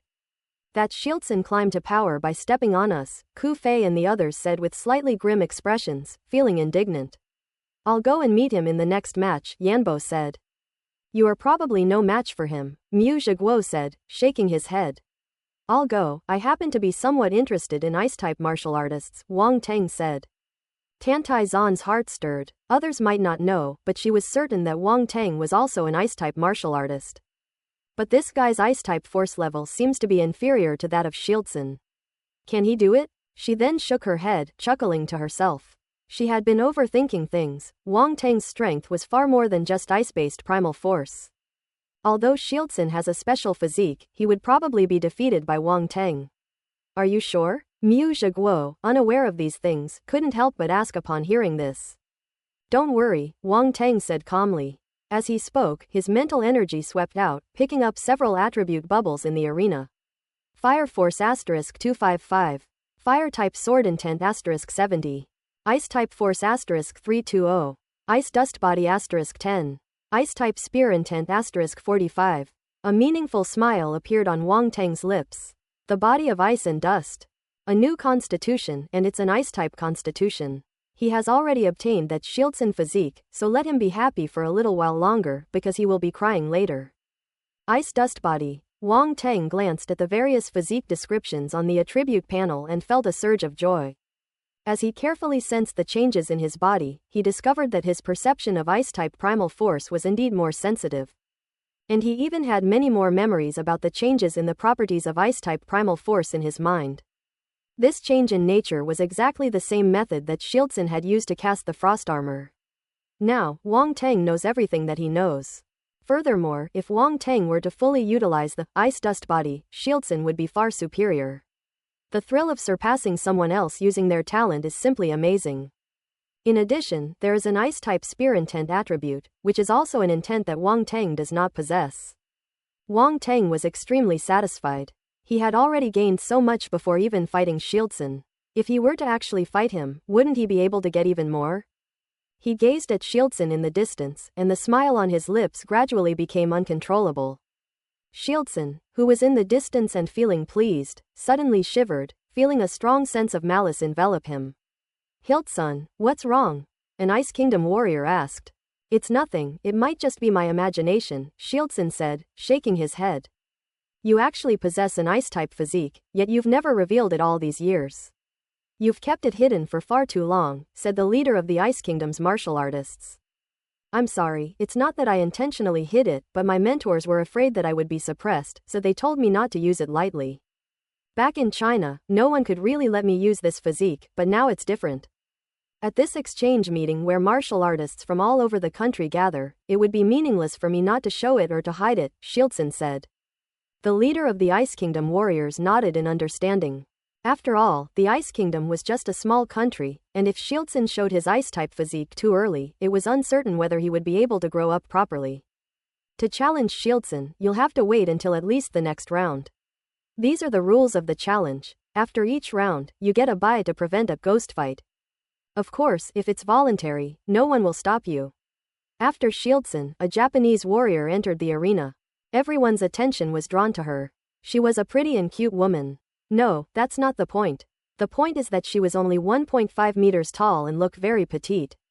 And he always has a straight face, but it's not rigid, it's more like a natural blankness. With her slightly chubby face, she gives off an adorable and innocent vibe. The women in Japan are really quite unique in appearance. Wang Teng looked at her strangely, thinking to himself that the world is so big and full of wonders, there are all kinds of women out there. At this moment, the woman below spoke, her voice slightly hoarse, yet resembling a loli's voice, which was extremely unique. Kana Kiriheim challenges the warriors of the White Eagle country. As soon as he finished speaking, the martial artists from various countries showed surprise and began to whisper among themselves. This Japanese martial artist is actually challenging a martial artist from the United States? It is common knowledge that Japan has always followed the lead of the United States. How dare they challenge them at this exchange meeting? Have they lost their minds? Hee, interesting. Gerald of the Great Eagle Kingdom couldn't help but reveal a smile of interest. Hey, this is really interesting.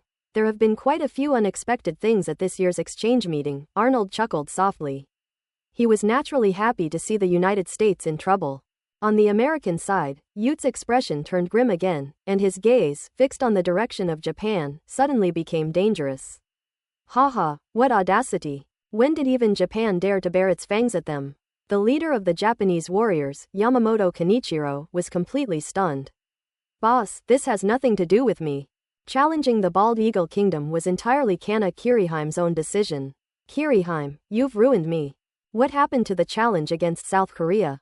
How did it turn into the challenge against the United States? We can't play like this, people will die. Clearly, like Shieldson, this Kana Kiriheim acted on her own initiative.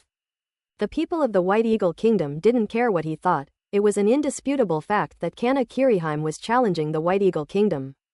If Japan isn't taught a profound lesson, where will the United States put its face? Ute looked at the people behind him, and Quincy, Martha and the others immediately understood what he meant. Quincy stepped forward and chuckled, I'll go, let me play with this little loli from Japan. Be careful, don't let yourself be caught off guard. This Japanese martial artist might have some hidden tricks up his sleeve if he dares to challenge us, Ute nodded and said. Don't worry, what big waves can that little island nation groveling behind us possibly stir up? Quincy said nonchalantly. After saying that, he walked down from the audience seats and into the arena. Who gave you the audacity to challenge us? Quincy sneered, staring at Kana Kiriheim. Kana Kiriheim, please guide me. Kana Kiriheim said calmly, without any expression. Quincy suddenly felt a sense of powerlessness, like punching cotton. Veins bulged on his forehead, and he roared, enough nonsense, now I'll show you what happens when you dare to challenge us. Boom! He stomped on the ground and charged towards Kanagi Kiriheim, a warhammer appearing in his hand. With a sinister grin, he swung his arm and smashed it down on Kanagi Kiriheim's head. What a ruthless man! Quincy showed no mercy whatsoever. With one blow, even the prettiest face would turn into a bloody mess. Wang Teng stroked his chin, clicked his tongue repeatedly, and said, this Quincy is probably a lifelong bachelor. Everyone, Tantai Zan and the others were speechless, feeling that Wang Teng's thought process was truly peculiar. Is this a question of whether someone is single or not? This is clearly a matter of whether or not one can open their head. Just as everyone was shocked by Quincy's ruthlessness, the scene unfolding there left everyone wide-eyed. Kana Kiriheim stood there blankly, completely ignoring the warhammer falling on her head, her eyes calmly fixed on Quincy. Then the next moment, snap! With a crisp sound, Kana Kiriheim's petite head exploded. It really exploded. In an instant, red and white things splashed everywhere. The scene was so shocking that many people gagged. Even Quincy, who caused all this, was stunned. He stared at the warhammer in his hand, then at the petite figure whose head had disappeared in front of him, and his mind was a little confused. He died? He was incredulous. The game was won too easily and decisively, he hadn't even exerted himself.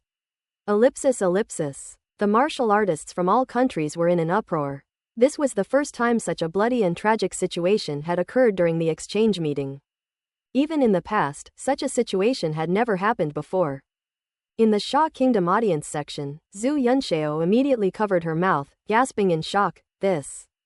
Ji Shuming, Ku Fei, and the others also suddenly stood up from their seats, their expressions changing drastically as they exclaimed, how is this possible? Was that Japanese martial artist just going up there to his death? Yan Bo asked. What exactly happened? If they really went up to compete, why didn't they even put up a fight? Is the difference between them really that big? Zhao Yuanwu asked, his face full of doubt. Take it easy, the competition has only just begun, Wang Teng suddenly chuckled and said. The others couldn't help but look at Wang Teng. The match had only just begun? Had Wang Teng gone mad? The person was dead, how could he possibly fight? What do you mean? Zhu Yunxiao asked suspiciously. It's just an illusion, you've all been fooled, Wang Teng said. An illusion? Everyone's expression changed slightly. Impossible. Even if it's an illusion, how could we not detect it? This Japanese martial artist has a very high level of spiritual attainment, so it's not surprising that you were deceived, Wang Teng said, his gaze towards Kana Kiriheim below somewhat strange. Spiritual power. This Kana Kiriheim is also a psychopath, and she has obviously learned special psychopath techniques. Others might not be able to see through this tactic, but how could it possibly be hidden from Wang Teng? Upon hearing this, everyone looked down. At that moment, a change suddenly occurred in Kana Kiriheim. Her head, which had been smashed to pieces, miraculously returned to its original state, as if a videotape was playing back. With all the red and white debris scattered everywhere gathering together. Immediately, Kana Kiriheim's chubby face reappeared in front of Quincy. Quincy stared at the scene as if he had seen a ghost, and involuntarily took a step back. What exactly are you? He exclaimed in shock. Kana Kiriheim tilted her head, and with a thud, her head fell to the ground. It rolled a few times until it reached Quincy's feet, its eyes looking up at him. In a calm, ethereal voice, it said, "Ouch, you've hurt my head." Grass. When Quincy saw this, he completely lost his temper and couldn't help but swear. Then he kicked out, sending Kana Kiriheim's head flying. Bang! The head turned into a black shadow and disappeared into the distant horizon, never to be found again. Quincy was panting heavily, clearly still shaken by the scene he had just witnessed. Damn it! What should have been a good match turned into a horrific scene. Even the toughest man is afraid of these terrifying things. Why did you kick my head? But at that moment, the eerie voice rang out again. This time, the sound rang directly in Quincy's ear, and he even felt the breath that accompanied the sound making his ear feel a little cold. Quincy froze, slowly turning his head, and then saw. A head appeared on his shoulder, blood still dripping from its neck, and its cold gaze met his eyes. Quincy felt his heart skip a beat, his scalp tingle, and the hairs on his back stand on end. He had a MMP stuck in his throat, but he couldn't spit it out. Go to hell. He raised his right hand and punched his head in the left shoulder.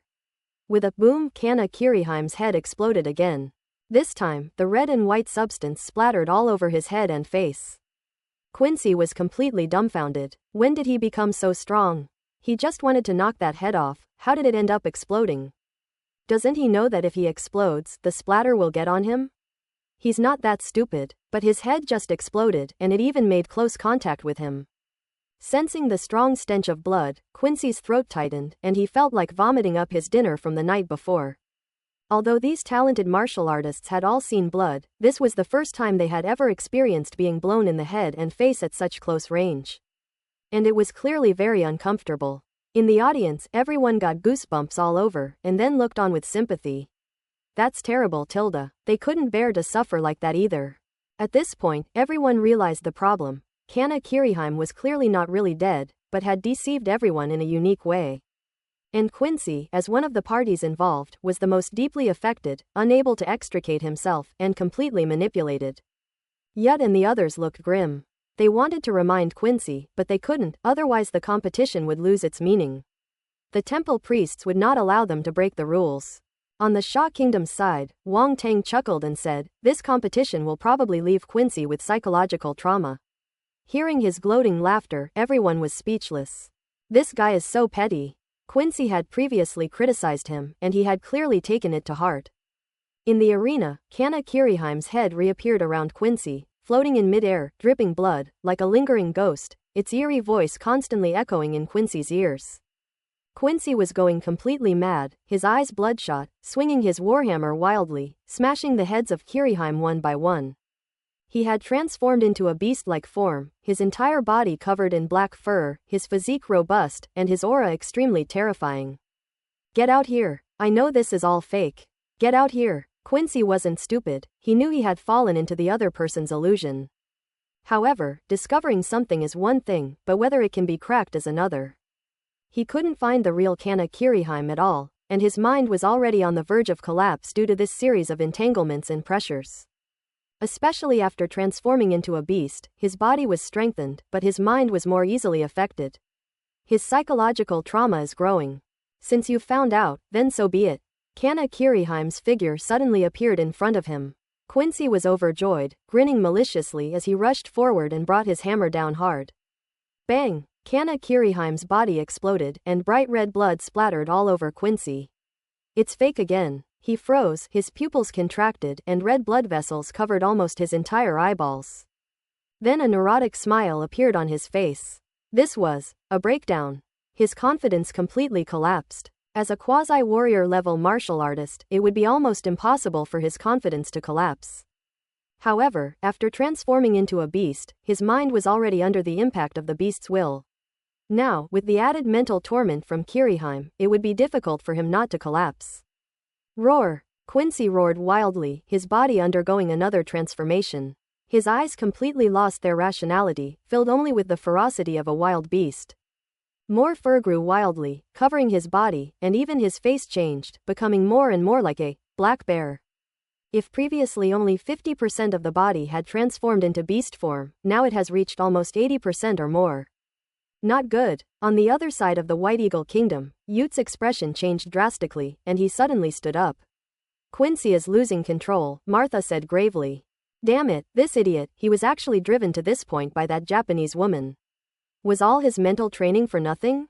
Ute cursed, his face extremely ugly. Martha couldn't help but feel sorry for Quincy. That Japanese martial artist was not easy to deal with. Even if she encountered him, she couldn't guarantee that she wouldn't end up like Quincy now. Unfortunately, Yut didn't want to listen to these reasons, and Quincy couldn't control himself, so that was his fault. Should we admit defeat? Martha asked. Yut's expression shifted, but he finally gritted his teeth and said, let's wait a little longer. We can take this opportunity to kill those Japanese warriors, and then we can take control of Quincy. The risk is huge. If we delay any longer, Quincy might not be able to come back, Martha said, her expression slightly changing. I am willing to sacrifice myself for my country, Ute said coldly. Martha's expression changed, and she fell completely silent. Meanwhile, Quincy's changes also attracted the attention of martial artists from various countries. Everyone noticed that something was wrong with him, but they did not know the seriousness of the situation. The temple priest frowned slightly, glanced in the direction of the White Eagle Kingdom, and seeing that they had not admitted defeat, said nothing. In the arena, Kana Kiriheim appeared, completely unharmed, her head still delicate and without a drop of blood. She stared blankly at Quincy in front of her, her eyes flickering slightly. Roar! Despite losing his mind, Quincy still remembered this enemy, and roared as he lunged at Kanagi. Kana Kiriheim's body disappeared from the spot, and then, buzzing. A buzzing sound rang out. Suddenly, a swarm of black bees appeared out of nowhere in the arena, engulfing Quincy like a tidal wave. The situation in the arena immediately took a dramatic turn. Quincy covered his head and ran away like a coward. He was as fierce as he had been when he pounced on Quincy. That clumsy appearance had a strange sense of comicality. Everyone, bears are afraid of bees. This scene at the exchange meeting seemed utterly out of place. The martial artists from various countries fell into an eerie silence as they watched Quincy being chased around the arena by a swarm of bees. Yute's lips twitched, and he felt like he wanted to crawl into a hole in the ground. That's so damn embarrassing. Why? Why did the United States make such a fool of themselves at this year's exchange meeting? I should have known better than to become the team leader. He's embarrassing himself too. Ute was filled with regret, but it was something he had fought for himself, and it was too late to say anything now. In the audience seats of Sha Kingdom, everyone found it hilarious. The United States has really suffered a big setback this time, Yanbo chuckled. Using bees to fight bears, that's something else, Zhao Yuanwu said. This Kana Kiriheim is quite clever. It's amazing she came up with this idea, Ku Fei said with a shake of his head and a laugh. That Kana Kiriheim seems like she's going to be a tough opponent, Zhu Yunxiao said. Yes, they're not easy to deal with. The crowd nodded in agreement, their expressions somewhat grave. Ellipsis ellipsis. Boom. In the arena, Quincy was powerless to resist, rolling on the ground, but unable to shake off the bees, and constantly letting out pitiful howls. Soon after, even the screams stopped. Quincy had already passed out. When Kana Kiriheim appeared, the bees disappeared, but Quincy's head was covered in welts, as if he had really been stung by bees. It's a mix of truth and deception, impossible to fathom. Upon seeing this, everyone's expressions turned serious. The temple priest immediately declared Japan the winner. Yamamoto Kenichiro, the leader of the Japanese team, was not happy at all, because Yuto's face was dark and his eyes were glaring at him fiercely. Inuichiro Yamamoto shuddered suddenly, his heart filled with bitterness. Hey bro, don't look at me, it really has nothing to do with me. When Kana Kiriheim returned to the audience seats, Yamamoto Kenichiro looked at her with resentment and suppressed his anger, saying, Kiriheim, why did you do this? Why are you doing this? Kana Kiriheim looked at him with a blank and innocent expression. Yamamoto Kenichiro felt a wave of helplessness wash over him, and said with a mournful face, My little princess, the Bald Eagle Kingdom is not one we can afford to offend. Oh, Kana Kiriheim nodded. Yamamoto Inuichiro. Oh, and then what? Say something. What's with just an oh? What do you mean by that? Yamamoto Kenichiro was incredibly frustrated, but he was completely helpless against Kana Kiriheim, so he could only hide in a corner and draw circles in his mind. Ellipsis. The audience seats of Sha Kingdom. Wang Teng's gaze swept downwards, and he used his mental power to collect all the attribute bubbles in the arena. Earth Elemental Force *345. Open black lens bracket The origin of life *12 close black lens bracket. Royal Spirit 50. Mental Illusion 20. Poison Force *125. Wang Teng's eyes flickered slightly when he saw his harvest. 345 points of Earth Elemental Force. The attribute bubbles dropped by a quasi-warrior level warrior are indeed plentiful. Of course, the most important thing is the 12-point life essence, which is much more than what the previous few Bald Eagle Kingdom warriors dropped. At that moment, he wanted to ask, could Quincy have lived a few years less? That poor kid. When other people fight, they might bleed a little or get injured, or even die. But Quincy is different. When he transforms, it means he's going to lose his life. So-called gene warriors are nothing special, their drawbacks are too great. Of course, Wang Teng hoped they would produce more genetically engineered warriors, since it would benefit him anyway. Then there was the 50 points of king-level spirit attribute, which was somewhat unexpected. It was unbelievable that the Japanese girl, Kana Kiriheim, had such spiritual attainments. Is this guy cheating too? I don't know her age, but she looks quite young. If she's the same age as Wang Teng, that would be really impressive. The last two remaining attribute bubbles surprised Wang Teng greatly. One is a mental illusion, and the other is poisonous primal force. Mental illusion is a mental ability, which is probably the technique that Kana Kiriheim used in the match just now. Wang Teng's eyes flickered as he digested the memories in his mind, thus mastering this mental skill. Mental illusion, 10/100ths proficient. His 20 points in mental illusion magic allowed him to skip the beginner level and directly reach the proficiency level. He has now mastered two mental skills, mental piercing and mental illusion, making his mental abilities increasingly diverse. Finally, there's the poison-based force. So far, Wang Teng has only seen poison-type primal force in Lin Chusha, and this Kana Kiriheim is the second one. However, Kana Kiriheim's poison talent is obviously no match for Lin Chusha's. Lin Chusha possesses the demon lotus poison body, and very few people can match her talent. At this moment, Wang Teng couldn't help but look towards the direction of Japan. No matter what, this Kana Kiriheim was not to be underestimated. The next moment, a smile crept onto his lips. He felt that this exchange was becoming more and more interesting.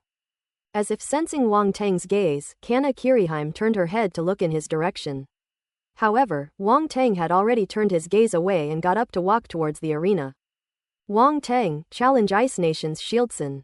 Wang Teng looked at the Ice Nation's audience and said calmly. At this moment, the expressions of the people from the Ice Kingdom changed. Shieldson himself looked extremely uncomfortable, staring at Wang Teng as if he were eating shit. This guy must have done it on purpose. He defeated the warriors of the Sha Kingdom and rose to power by stepping on them. Now Wang Teng has come specifically to challenge him. But there was nothing he could do. At the exchange meeting, since he had shown his talent, there would be no shortage of people challenging him. He either stands tall until the very end, or he is defeated and relegated to second place. There are no other possibilities. The temple priest glanced at Shieldson and nodded at him. Shieldson knew he had no way to avoid it. Having just joined the temple, if he avoided the battle, it wouldn't just be his own face that would be lost, but the temple would also be disgraced. And the consequences would be far more serious than anything else. HMPH. Shieldson snorted coldly. Let's compete. He might not necessarily lose to Wang Teng. The reason why everyone was unwilling to fight Wang Teng was simply because they were worried that he would give them special treatment with his brick and make them lose face. He simply couldn't believe that Wang Teng would still dare to do such a thing now that he had become a member of the temple. Wang Teng, please give me your guidance. Wang Teng said with a grin as he looked at Shieldson, who had come up to him. Shieldson was immediately annoyed. What the hell was that smile? It gave him a creepy feeling. Shieldson. Without uttering any unnecessary words, he stated his name, gripped the spear in his hand, and pointed it directly at Wang Teng. Come on, let's have a fair fight. A fair and square fight? Wang Teng laughed and said, I'm afraid that once I make a move, you won't have a chance. Arrogant. This guy doesn't take him seriously at all. Shieldson's face immediately contorted with rage. He took a sudden step forward and thrust out his spear, the spear's edge flashing across the sky, aiming straight for Wang Teng's vitals. The spear's edge pierced the sky, sweeping in with a chilling aura. Wang Teng remained expressionless and threw a punch. This punch was simple, without using any combat techniques, just a pure outpouring of power. Boom! The force of the fist clashed with the spear's edge, and the ice formed by the spear's edge shattered with a bang, turning into countless ice shards that drifted down in all directions. Shieldson felt the fierce force coming from the other side, his expression changed slightly, and he couldn't help but take half a step back. In their very first encounter, he found himself at a disadvantage. Wang Teng's strength is definitely not as simple as it seems on the surface. Shieldsson's expression turned solemn. Without hesitation, he activated the ice dust body, and his ice-type primal force suddenly erupted, condensing into a suit of ice armor on his body. In the stands of the Ice Kingdom team leader's expression changed. The martial artists from various countries were also somewhat surprised and couldn't help but whisper among themselves. Shieldson used his special physique so quickly. It seems that Wang Teng from Sha Kingdom put him under tremendous pressure. That Wang Teng is no ordinary martial artist, he seems to be very strong. They were probably just playing around with bricks as weapons before, but now they're getting serious? By the way, have you guys noticed? Wang Teng is very young. Everyone was stunned by these words. They then realized that Wang Teng seemed to be younger than most martial artists. Most of them, who had reached the quasi-warrior level, were around 25 years old. Even if they were a little younger, it was only a year or two less. However, it remains to be seen whether Wang Teng is even 20 years old. Gerald from the Great Eagle Kingdom, Valeria from the Great Bear Kingdom, and others all showed a hint of emotion on their faces. Kiriheim, this prodigy from Sha Kingdom is even younger than you, Yamamoto Kenichiro said to Kiriheim beside him. Surprisingly, Kana Kiriheim didn't disagree and nodded with a somewhat solemn expression. Sha Kingdom, what a magical country, what a pity. Yamamoto Kenichiro sighed, his face dark. Unfortunately, he didn't finish his sentence, but Kana Kiriheim understood what he meant. Since the beginning of the new era, Japan has chosen to align itself with the United States, resulting in a somewhat strained relationship with China. And the two countries are not particularly friendly. If we had chosen to ally with the Sha Kingdom back then, the situation might be very different now. Ellipsis. In the arena, Wang Teng saw the changes in Shieldson and was overjoyed, knowing he could harvest more attribute bubbles. Ice Dust Body *10. Ice Dust Body *8. Ice Type Force *112. Ellipsis. As Wang Teng sensed the changes within himself, his gaze toward Shieldson was filled with maternal affection. Aside from being a bit eccentric, this guy is actually a good person. Beep, friend card. Shieldson stared at Wang Teng with emotionless, icy blue eyes, completely unaware that he had already been given a friend zone card.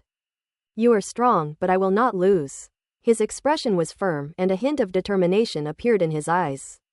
Wang Teng remained calm. Confidence is a good thing, but it depends on who you're facing. Young man, you're still too young. Seeing his calm expression, seemingly unaffected by her provocation, as if he didn't take her seriously at all, Shieldson raised an eyebrow, a surge of anger rising within her. Boom! His ice elemental force erupted, and without further ado, he condensed it onto his spear, forming a thick layer of ice, and thrust it out with a simple motion. The intent of the icy spear. Let me see if you can still smash this bullet with one punch. Shieldson roared, his body seemingly traversing spatial distances, arriving directly in front of Wang Teng.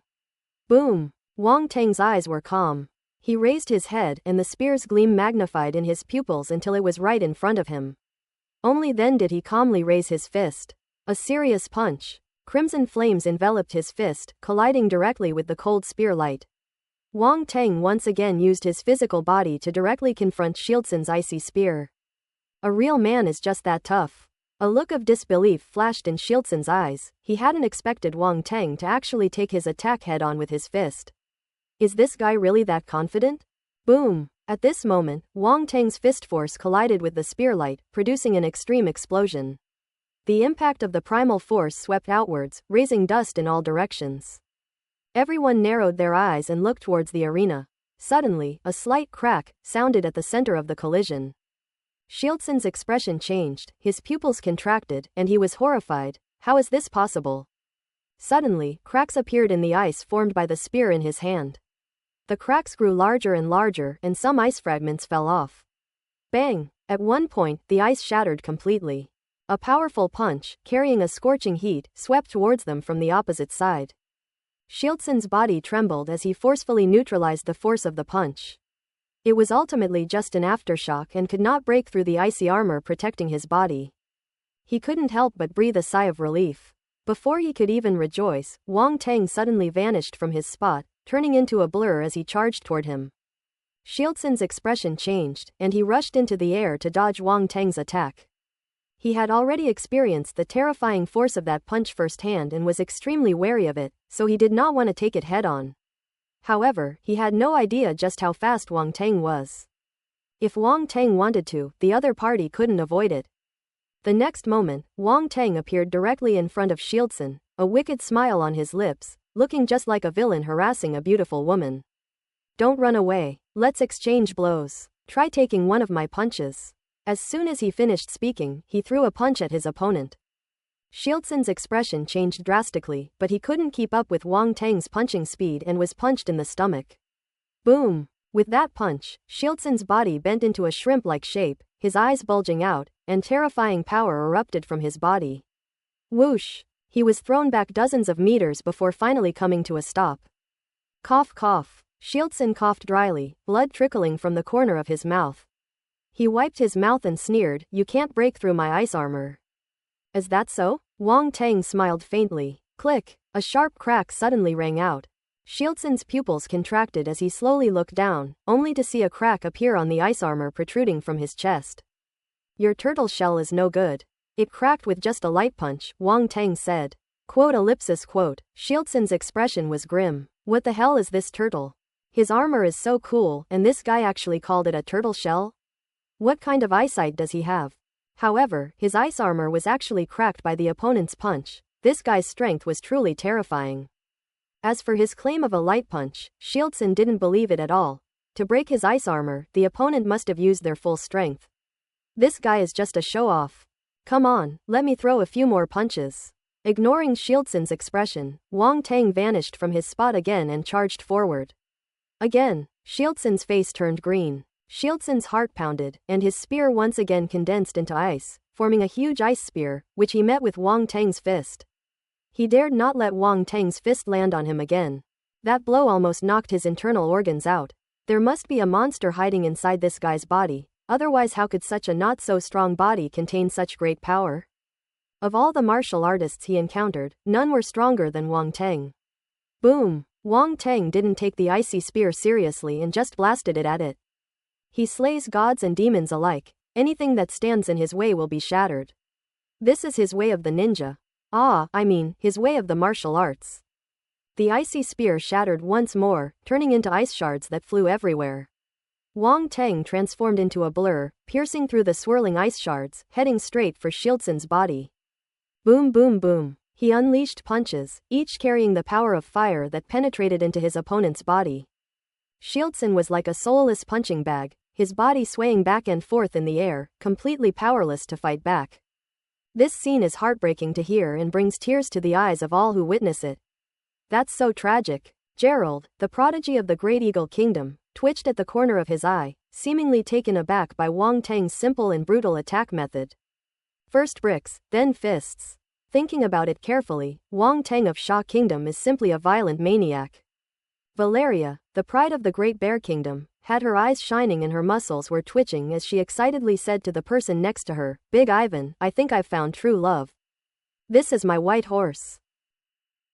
He's Prince Charming." The leader of the Great Bear Kingdom warriors, known as Big Ivan, was speechless for a moment, then asked in surprise, "You've taken a liking to him? Only a man like this is worthy of me, don't you think?" The muscular Barbie said, flexing her muscles. "Then our country's outstanding men will be heartbroken," Big Ivan said regretfully. "HMPH, those people can't even beat me, yet they want to be my men? What a pipe dream," Valeria, the golden Barbie, said disdainfully, then looked intently at Wang Tang in the arena. A fighting nation, terrifying indeed. In the arena, Wang Tang, who was concentrating on the competition, suddenly shivered, a chill running down his spine. "What's going on? Suddenly I had a bad feeling." Wang Tang possessed strong mental power and had a slight premonition of danger.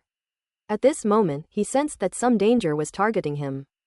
A good opportunity. Taking advantage of the moment Wang Tang was stunned, Shieldson seized the opportunity and quickly retreated. His icy armor was now mostly shattered, with pieces hanging haphazardly on his body. He no longer had the dashing and debonair look he once had, and his face was bruised and swollen, making him look utterly miserable. "Huh, it actually got away." Wang Tang looked into the distance, his gaze turning dangerous. "How can we let our prey get away once we've got it?" Shields took a few deep breaths, his face grim and solemn. Wang Tang's strength had exceeded his expectations, but it was clearly unrealistic to ask him to admit defeat. He had just joined the temple and was just reaching the pinnacle of his life.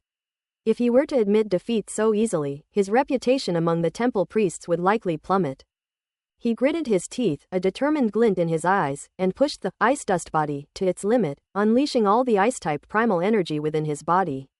Boom! An extreme chill swept across the area, the surrounding air seemed to freeze, layers of frost appeared, and snowflakes even fell from the sky.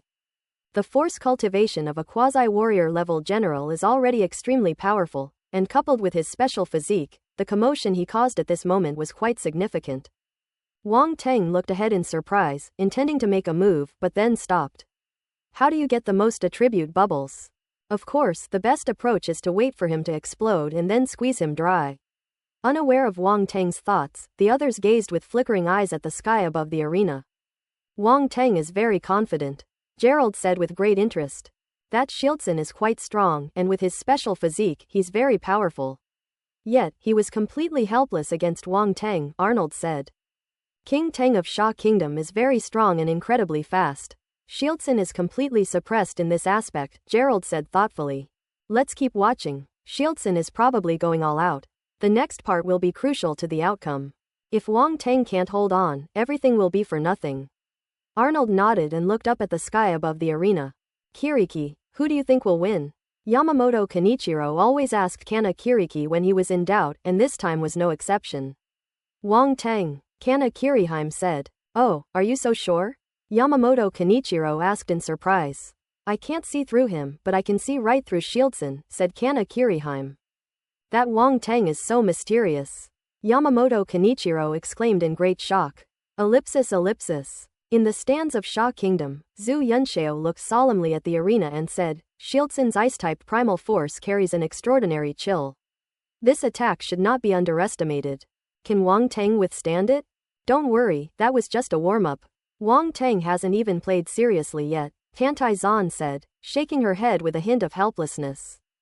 Upon hearing this, everyone was greatly surprised. Shieldson even used his special physique, yet Tantai Zan said that Wang Tang was only warming up. "Are you serious?" The crowd found it hard to believe, thinking that Tantai Zan's words were a bit of an exaggeration. Speaking of which, we still don't know just how strong Wang Tang really is. Ku Fei couldn't help but ask. "In terms of cultivation level, he is a quasi-warrior, but I am not even sure about his actual combat strength," Tantai Zan said, shaking her head. "Quasi-general level. A near-general level officer under 20 years old. Their combat strength is even greater than that." Everyone looked at each other, speechless. Did Wang Tang start cultivating from the womb? Ellipsis.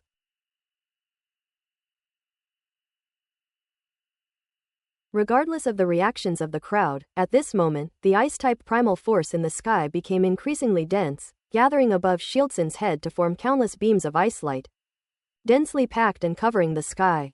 Just looking at it makes one's scalp tingle. How can one defend against such a powerful, all-around attack?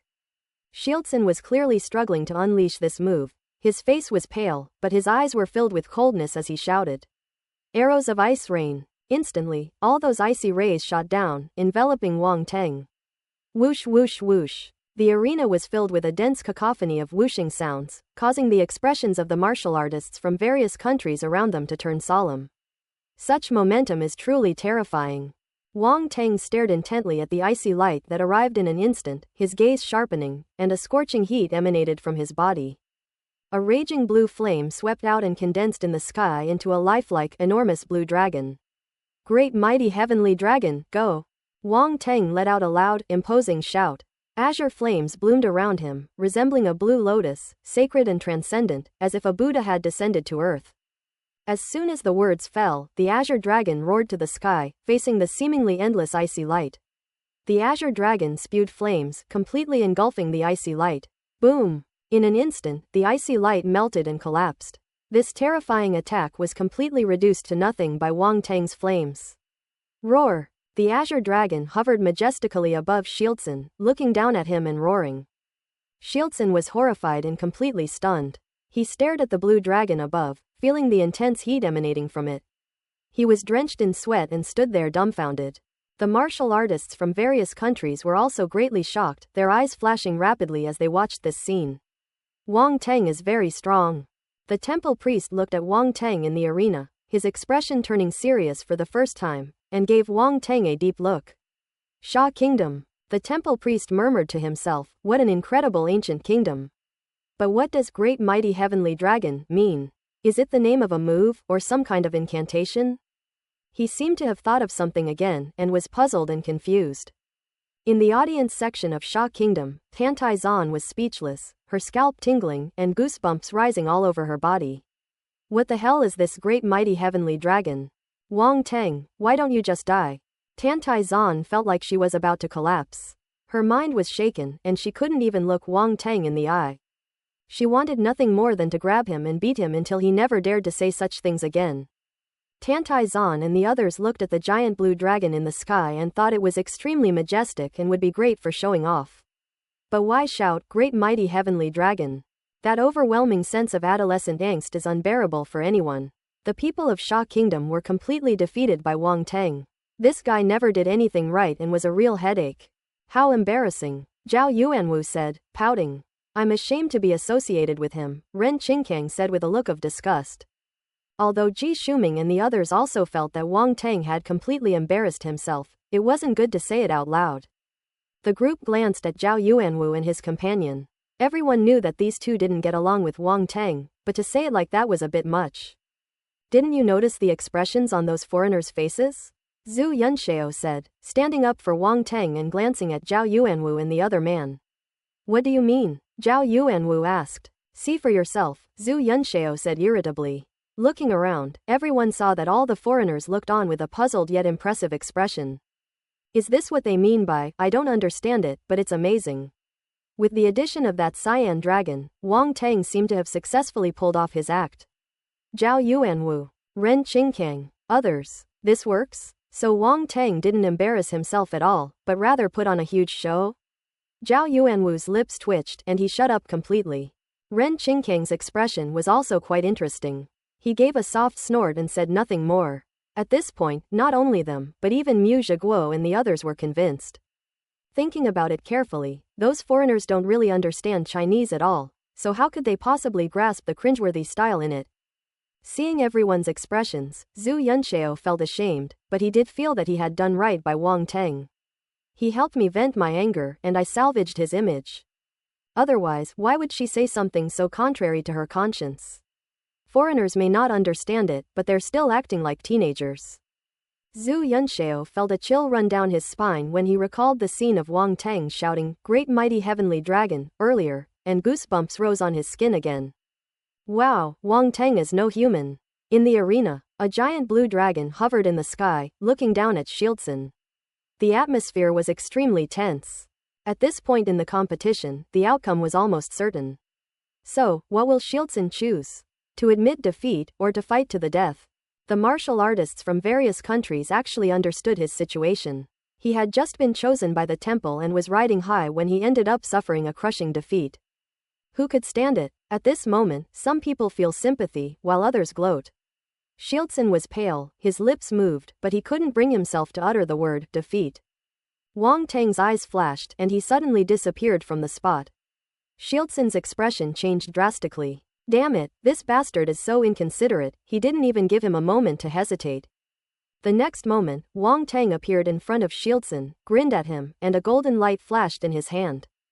Shieldson was horrified. He finally remembered something and opened his mouth to shout the word, surrender. Bang! However, it was too late.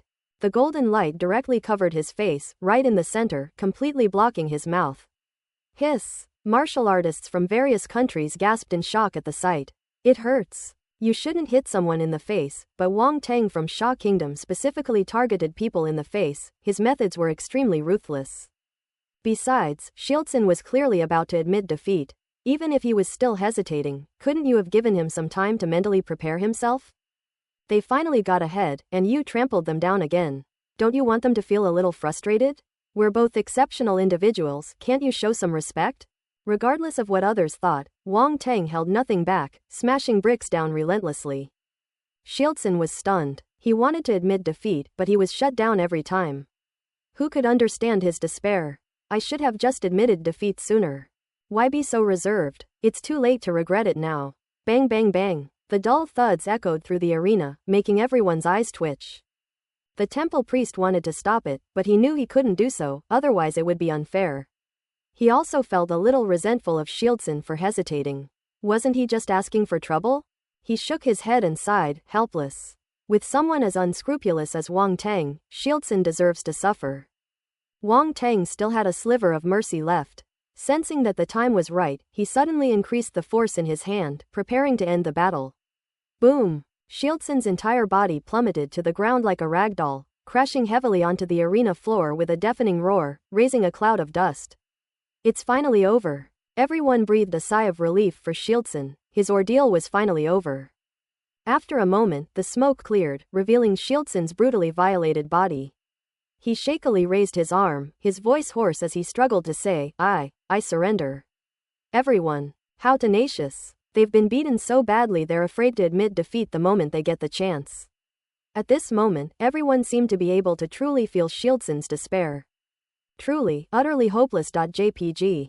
King Tang of Sha wins this match. The temple priest hurriedly announced the result, afraid that if he was a step too late, King Tang would catch Shieldson and beat him up. As Wang Tang landed, he couldn't help but purse his lips. These people are making him sound like some kind of violent maniac. He's too lazy to fight anymore. Why are they so nervous? Besides, is this even his problem? Obviously not. Everyone is fighting for their country. If their positions are different, who can they blame? The world is fair. To gain something, you have to give something in return. When Shieldson chose to use the Sha Kingdom warriors as stepping stones, he should have expected that the Sha Kingdom warriors would seek revenge. It's just that he ran into Wang Tang, a seemingly kind but actually ruthless guy. If he had run into Mu Zhiguo, at least he wouldn't have suffered so much. Shieldson finally breathed a sigh of relief upon hearing the temple priest's announcement of the result. At this moment, Wang Tang walked up to him, squatted down, and looked at him. What are you going to do? I've already surrendered. Shieldson, his face bruised and swollen, was startled when he saw Wang Tang's face. Despite the excruciating pain, he struggled to get away from Wang Tang. Wang Tang gave a self-examination. Was he really going too far? He scared this guy so much. Won't it cause him psychological trauma? Wang Tang shook his head inwardly, thinking that he must be gentler next time and not hurt the person. Remember, I am a martial artist from the Sha Kingdom. Wang Tang gave him a final, deep look, then turned and walked out of the arena after speaking. Summer Warrior. As Shieldson watched his retreating figure, tears of regret suddenly welled up in her eyes. Mom, I'll never mess with the Sha people again. Shocking. Why did a martial artist from a certain ice country burst into tears during a match? Is it a sign of moral decay or a distortion of human nature? To find out what happens next, stay tuned for the next match. As Shieldson was being carried away, he was reflecting on two things. First, they shouldn't have challenged the martial artists of the Sha Kingdom. What was wrong with him back then to choose to challenge the martial artists of the Sha Kingdom? He just can't figure it out. Second, knowing that the outcome of the match was already decided, why not concede defeat sooner? There's a saying that goes, he had a chance to admit defeat, but he didn't cherish it. Only after being beaten up did he realize his mistake. If God gave him another chance, he would shout those 3 words right now. I admit defeat. Ellipsis. When Wang Tang returned to the audience, he found that everyone was keeping their distance from him and looking at him with extreme disgust. Wang Tang's face darkened. Is this how you welcome a hero back? Get lost, Tantai Zan said irritably. The moment you uttered those childish words, we severed all ties with you. PFF'd. Wang Tang almost spat out a mouthful of blood. You guys are too heartless. Was that being a chunibyo? I was just trying to intimidate everyone, okay? Didn't you see how shocked those foreigners were? With your kind of attitude, if you can't even tolerate such a small flaw, how can you accomplish anything great? Wang Tang righteously criticized everyone, as if they were the ones in the wrong, and he was an unappreciated national hero. Look, he made foreigners proud, allowing them to experience the culture of Sha and feel the power of Sha. There's nothing wrong with that. No matter how much you say, you can't hide your childish mentality, Tantai Zan sneered. Wang Tang. He couldn't bear this injustice. He snorted angrily, people as outstanding as me are never understood. Everyone stared at his self-righteous demeanor, as if he were the only one sober while everyone else was drunk, and was once again shocked by his shamelessness. Finding him astounding and unable to refute him. The competition continued, with martial artists from other countries stepping forward to take on their respective challenges. However, they once again avoided the Sha Kingdom. The people of Sha are not to be trifled with.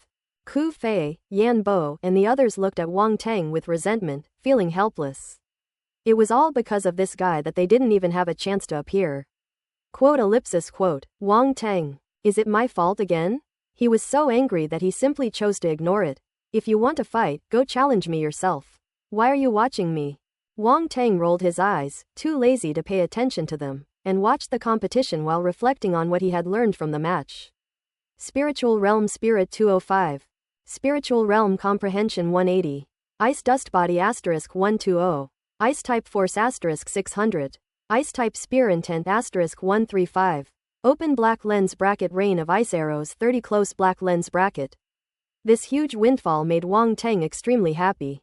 An ice-type support character, truly living up to his name. Looking at those 100 or 200 points of spiritual spirit and comprehension, Wang Tang was suddenly filled with a sense of accomplishment. Those were all earned brick by brick. He almost moved himself to tears. It's so hard to get even a few attribute points. If Shieldson knew what Wang Tang was thinking, he'd probably cry himself to death. That's inhuman. Then came the 120 points of Ice Dust Body, which significantly improved Wang Tang's ice-type physique. Ice Dust Body, 148 5,000ths. He was still far from achieving perfection, but with this ice-type physique, Wang Tang's sensitivity to ice-type primal force was becoming increasingly acute, which greatly benefited his cultivation. He will no longer have to worry about falling behind in his ice-type primal force cultivation. Wang Tang was secretly delighted. The 600 points of ice-type primal force should not be ignored. After Wang Tang's training in the virtual reality last time, his ice-type primal force has reached the level of a 9-star warrior. Now, having profited again from this exchange meeting, my ice-type primal force has surged once more. Ice Force, 1,329,000ths, 9 stars. The most obvious change is the improvement in cultivation level, but in addition to these, there are also gains in combat skills. Ice-type Spear Intent, 181,000ths, 10%. Open black lens bracket rain of ice arrows, heavenly rank, close black lens bracket, 2100ths proficient. Wang Tang not only obtained the ice-type Spear Intent, but also comprehended 1/10 of its level, thus gaining another combat skill with a profound understanding of its intent. With the addition of the Ice Arrow Rain, which was rated as a heavenly rank item, Wang Tang's gains this time were truly enormous. In terms of ice-based attacks, Wang Tang originally had no offensive methods, but now he has them all. He has both the intent and the combat skills. In terms of ice-based primal force alone, Wang Teng's strength is no weaker than that of an ordinary quasi-warrior level. Wang Teng was deeply moved. That Shieldson is really a good person. He put in so much effort in the match, yet he benefited from it all. What else could he be but a good person? Ellipsis. The following matches were not particularly outstanding. Martial artists from different countries exchanged skills with each other, and some near warrior-level martial artists took the opportunity to fight and determine who was better. Regardless of how exciting the competition was, Wang Teng had at least collected a lot of attribute bubbles, making a huge profit. Fire Force *80, Earth Elemental Force *130, Earth-type Fist Intent *60, Open Black Lens bracket The Origin of Life *2 Close Black Lens bracket, Wood-type Force *90, Gold-type Force *205. Time flies and soon another day has passed. The temple priests announced that the competition would be postponed and resume on the third day. Wang Teng and Tantai Zan and the others headed down the mountain to return to the hotel for dinner and rest. Wait, a voice suddenly came from behind. Everyone turned around and saw a group of people chasing after them. It was none other than the Great Bear Kingdom and its people. Is there something you need? Tantai Zan asked suspiciously. The leader of the Great Bear Kingdom's martial arts team, Ivan, laughed and said, "The prodigies of the Sha Kingdom have shone brightly in the competition. Our young men and women have been pestering me to come and get to know you."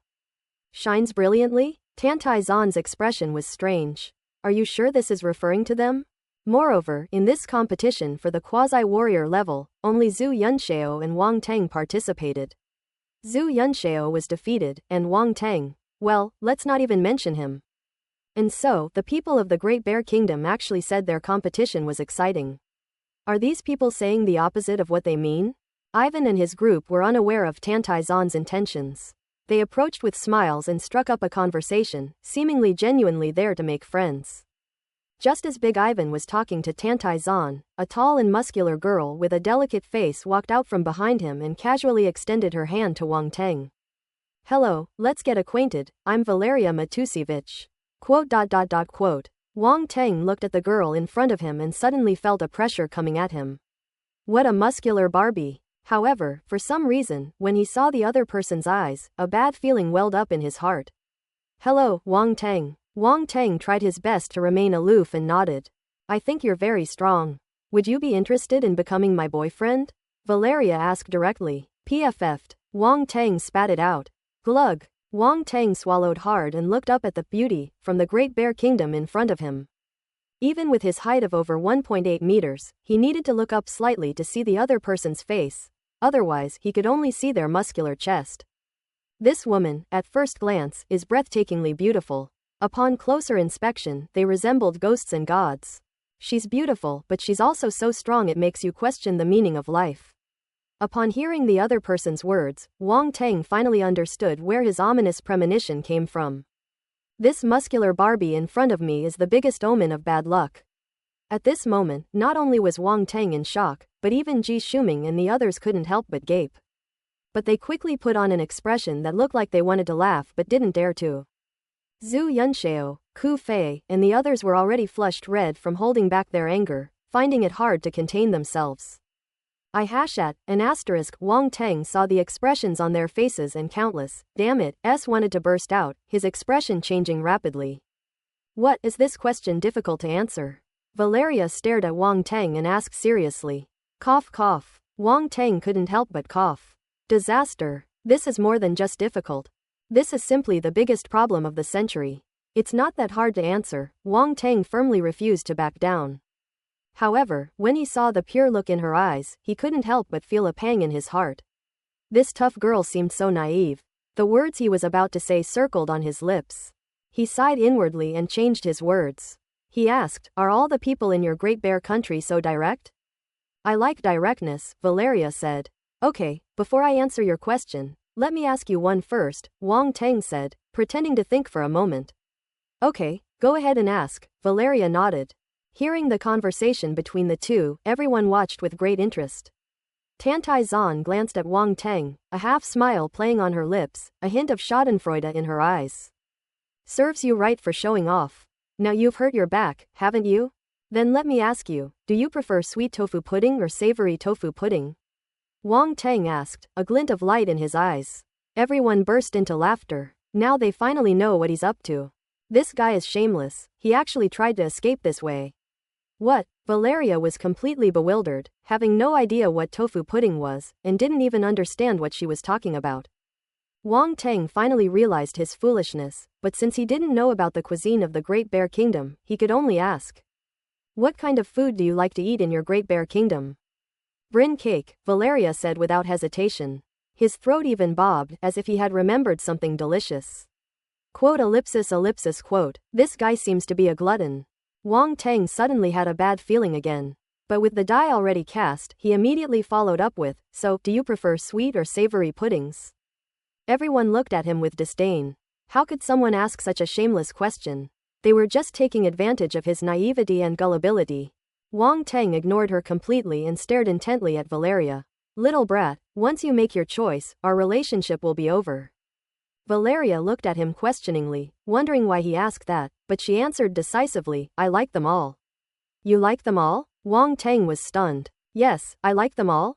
Valeria nodded. How can you like them all? Wang Tang was devastated. This script isn't quite right. Why choose both when you can simply choose one? Do you know how outrageous you are?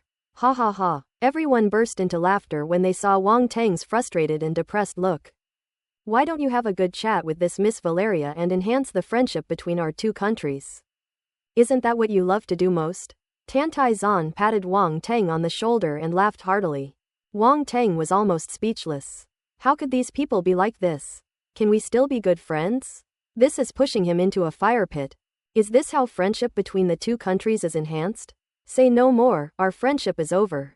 Wang Tang glared at Tantai Zan, then said to Valeria in a serious tone, you love eating puddings, so maybe we really aren't meant to be.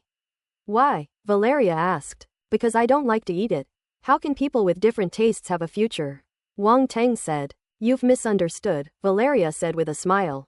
Actually, I love to eat everything, so we don't have any problem with different tastes. Wang Tang's eyes narrowed instantly.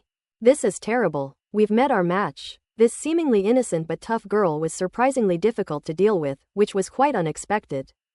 Let's not talk about food, let's talk about something else. If two people are going to be together, they definitely need to understand each other. Wang Tang frantically winked at Tantai Zan while heading downhill, saying, let's talk as we walk. Tantai Zan pretended not to see it, but still headed down the mountain. It was indeed quite embarrassing to discuss such things on the way. What do you want to know about me? Valeria followed Wang Tang's steps and asked. For example, your hobbies, Wang Tang said. I like hitting people, Valeria said. Wang Tang was speechless. Is hitting someone considered a hobby? That's quite a unique hobby for this muscle Barbie. But why did he feel a sense of mutual appreciation? Damn it, this isn't the result he wanted. Cough cough, hitting people is bad, I don't like hitting people, and you see, our interests are different, there's no future in this, Wang Tang said against his will. As soon as he finished speaking, everyone stared at him with strange expressions. You don't like hitting people? Do you even believe that yourself? Tantai Zan, always eager for drama, directly exposed his true colors. We in Valeria decided to come to you because we saw your performance in the competition, said Big Ivan, who hadn't spoken until now. Wang Tang finally realized where the problem lay. Damn it, this female bodybuilder actually admired his fighting prowess. How is he supposed to change that? Could it be that he and Valeria truly have a tragic fate? No. Wang Tang seemed to have imagined some terrifying scene, and he shivered all over, his scalp tingling. He shook his head violently. I think you've really misunderstood me. I don't like hitting people, really. I'm a kind person at heart. I only hit people when I'm forced to. I generally won't resort to violence unless I have no other choice, Wang Tang said earnestly. What a coincidence, I'm also a kind-hearted person, Valeria said shyly. Yes, our Valeria would feel guilty for a long time even if she crushed an ant. She's a kind-hearted girl. Big Ivan nodded repeatedly, offering his helpful assistance. Wang Tang felt a tightness in his chest, and disbelief appeared in his eyes. How could these people be even more shameless than him? Wang Tang felt helpless and utterly hopeless. Please, boss, have mercy. The people of the Great Bear Kingdom ultimately did not leave. Especially at Tantai Zan's warm invitation, they stayed and had dinner with the people from Sha Kingdom. The group then engaged in a very friendly exchange. The relationship between the two countries is quite good, at least on the surface, so the dinner was very harmonious and nothing unpleasant happened. At the dinner table, Ivan asked, "What do you think of the genetically engineered warriors from the United States?" The people from Sha Kingdom paused involuntarily. "What do you think?" Tantai Zan asked in return. Big Ivan didn't mind. He knew that if he wanted to know Sha Guo's opinion, he had to show some sincerity first. He smiled and said, "These gene warriors have some merits, but their flaws are also obvious. After they transform into beasts, they will be affected by the will of the star beasts, causing them to harm themselves and others. After being influenced by the will of the star beasts, they will become even stronger," Tantai Zan said. "But without reason, their attacks become aimless, no different from those of wild beasts, so it's not difficult to deal with them," Wang Teng said. "I almost forgot you've fought them before." Big Ivan gave Wang Teng a deep look. If it were as simple as Wang Teng said, then they wouldn't need to worry so much about the genetically engineered warriors from the United States. Just because Wang Teng could solve it easily doesn't mean other martial artists can do the same. "You must also have genetically engineered martial artists, right?" Tantai Zan suddenly said meaningfully. Big Ivan's gaze sharpened, and he suddenly laughed. "Don't talk about us, aren't you the same?" The atmosphere at the dinner table suddenly became a little tense, but then Tantai Zan and Da Yuan both laughed. The two then acted as if they had never mentioned the matter before, avoiding the topic altogether, and their harmonious relationship returned to normal at the dinner table. Ellipsis. "I won't give up," Valeria said seriously to Wang Teng before leaving. Wang Teng was immediately annoyed. This stubborn guy was really going to stick to him. Tantai Zan put her arm around his neck and chuckled, "Not bad, little brother, you're so lucky. The exchange meeting is only halfway through and you've already won over a beautiful woman. You've brought glory to the country. Go away, you call this a blessing, or bringing glory to the country?" Wang Teng irritably slapped her hand away and walked upstairs in the hotel, not wanting to pay any attention to her. Everyone found it hilarious. Zhu Yunxiao joked, "Isn't this a blessing? Miss Valeria has an angelic face. I've never seen such a delicate face in my life. Her face is angelic, but her figure is truly devilish. I'm afraid my small frame can't handle it," Wang Teng said dejectedly. "That's why you should invest in advance. You can get in shape. As long as she doesn't work out too much muscle, her body will naturally return to normal. Then you'll make a fortune. It's definitely a surefire deal," Zhu Yunxiao analyzed. "Hee, I don't have time to play simulation games," Wang Teng chuckled. "You don't know how lucky you are. You'll regret it later," Tantai Zan teased. "Get out of here." Wang Teng's forehead was covered in black lines, he was furious. The next day, the group returned to the arena. On the Great Bear Kingdom's side, Valeria greeted the Sha Kingdom group loudly as soon as she saw them, appearing extremely familiar with them. Wang Teng forced himself to nod, which was his way of responding. Seeing this, warriors from other countries began to speculate. Could it be that the Great Bear Kingdom and the Sha Kingdom have joined forces? The temple priest descended from the mountaintop and, upon witnessing this scene, his eyes flickered slightly. As the largest martial arts organization in Northern Europe, the temple naturally pays close attention to the movements of the world's major powers. Could the situation between the Great Bear Kingdom and the Sha Kingdom be sending some kind of signal? Neither the Great Bear Kingdom nor the Sha Kingdom likely knew that the actions of these two young people had sparked wild speculation and all sorts of wild ideas among countries around the world. The contest continues. "Who is willing to be the first to step forward today?" the temple priest said. The area around the arena quieted down slightly. Suddenly, a young monk emerged from the direction of Inga and entered the arena. He was dressed in red, his upper body half naked, and his head wasn't truly bald, but rather had a thin layer of hair. His expression was calm and solemn. He turned to look in the direction of the Sha Kingdom, clasped his hands together, and said, "Ajiro, I challenge the warriors of Sha Kingdom, I request to fight." The sound was heard, and the surroundings immediately fell silent. In the audience seats of Sha Kingdom, Ku Fei and the others couldn't help but freeze slightly and exchange glances. "Who among you wants to fight in this match?" Tantai Zan asked. "This person is probably the strongest warrior in the Inga Kingdom this time," Wang Teng said, a hint of surprise flashing across his face. "The strongest?" Everyone was shocked. "Not bad, his strength has reached the level of a lower-level warrior, and he has a very strange aura about him." Wang Teng frowned and said slowly, "Lower-ranking general." Upon hearing this, Ku Fei and Yan Bo immediately abandoned their idea of going into battle. They were only at the quasi-warrior level, while Ajura was clearly Inga's strongest trump card. They had no chance of winning if they went out. Ultimately, every country has its own exceptional talents who should not be underestimated. In that case, let me fight, Mu Zhiguo said, standing up. Wang Teng and Tantai Zan exchanged a glance and nodded. Careful, Mu Zhiguo nodded to the two men and walked into the arena.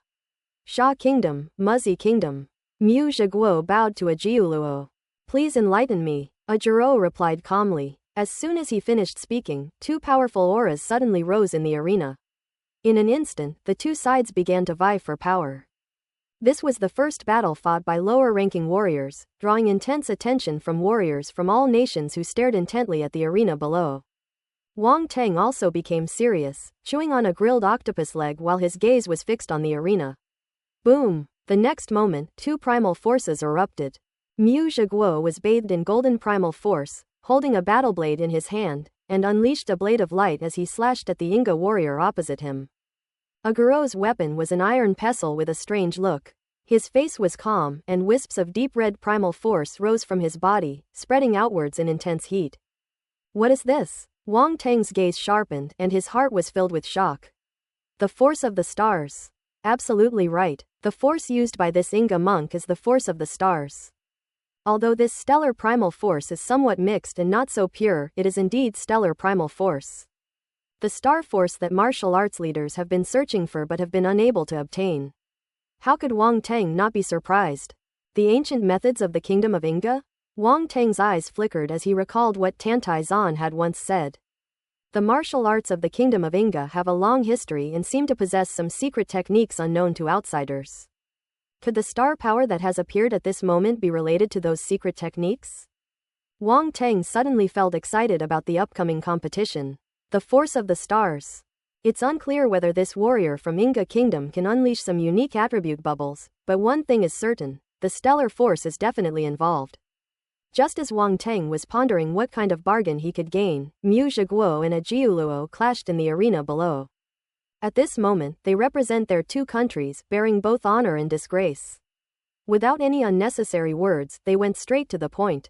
Boom! The blade light that Mu Zhiguo unleashed arrived in an instant, slashing down from above Ajiuluo's head. Ajuro's gaze remained unchanged. With a flick of his hand, a red light flashed before him, shattering the blade's edge. At this moment, Mu Zhiguo had already approached from a distance and punched Ajiuluo. Bang! The two men clashed fists, and two beams of light, one gold and one red, shot out with powerful energy that rippled outwards. One touch and it's over. Mu Zhiguo and Ajiuluo both stepped back several meters, staring at each other with slightly serious expressions. Mu Zhiguo's eyelids drooped slightly, and there was still a trace of heat on his fist.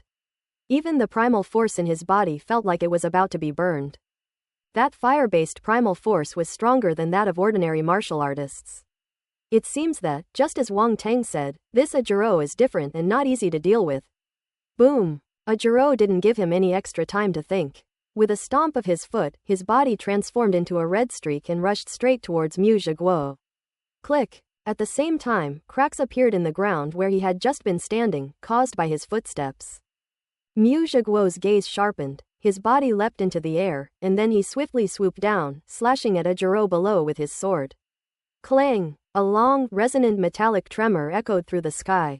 Ajuro stood on the ground, his body slightly crouched, and forcefully blocked Mu Zhiguo's attack with the iron pestle in his hand. Having failed in his first attack, Mu Zhiguo took to the air again, with Ajiuluo following closely behind. The two transformed into two balls of light, colliding fiercely in the sky. The roar of the force echoed all around, and the aftershocks swept across the sky with terrifying force. Both of them are very strong. Gerald, the prodigy of the Great Eagle Kingdom, said slowly, a hint of fighting spirit flashing in his eyes. Both of these two have reached the lower-level warrior level, so they must be the strongest talents of the two countries. Arnold pondered for a moment and continued, however. I am very curious about what role Wang Teng played among the warriors from Sha Kingdom in this battle. I have a feeling that this person is not simple.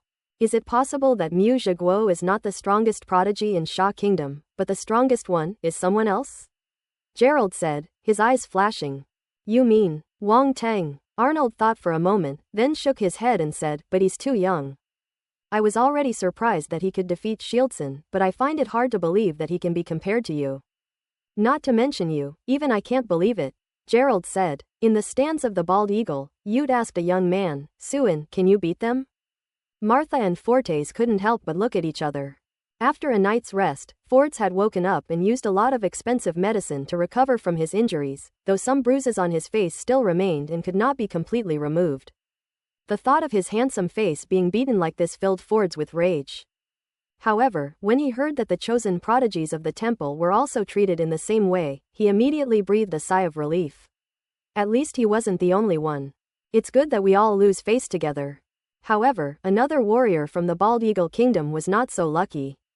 Quincy, who had been driven mad by Kana Kiriheim's illusion, was still unconscious and it was estimated that he would have difficulty regaining his human form.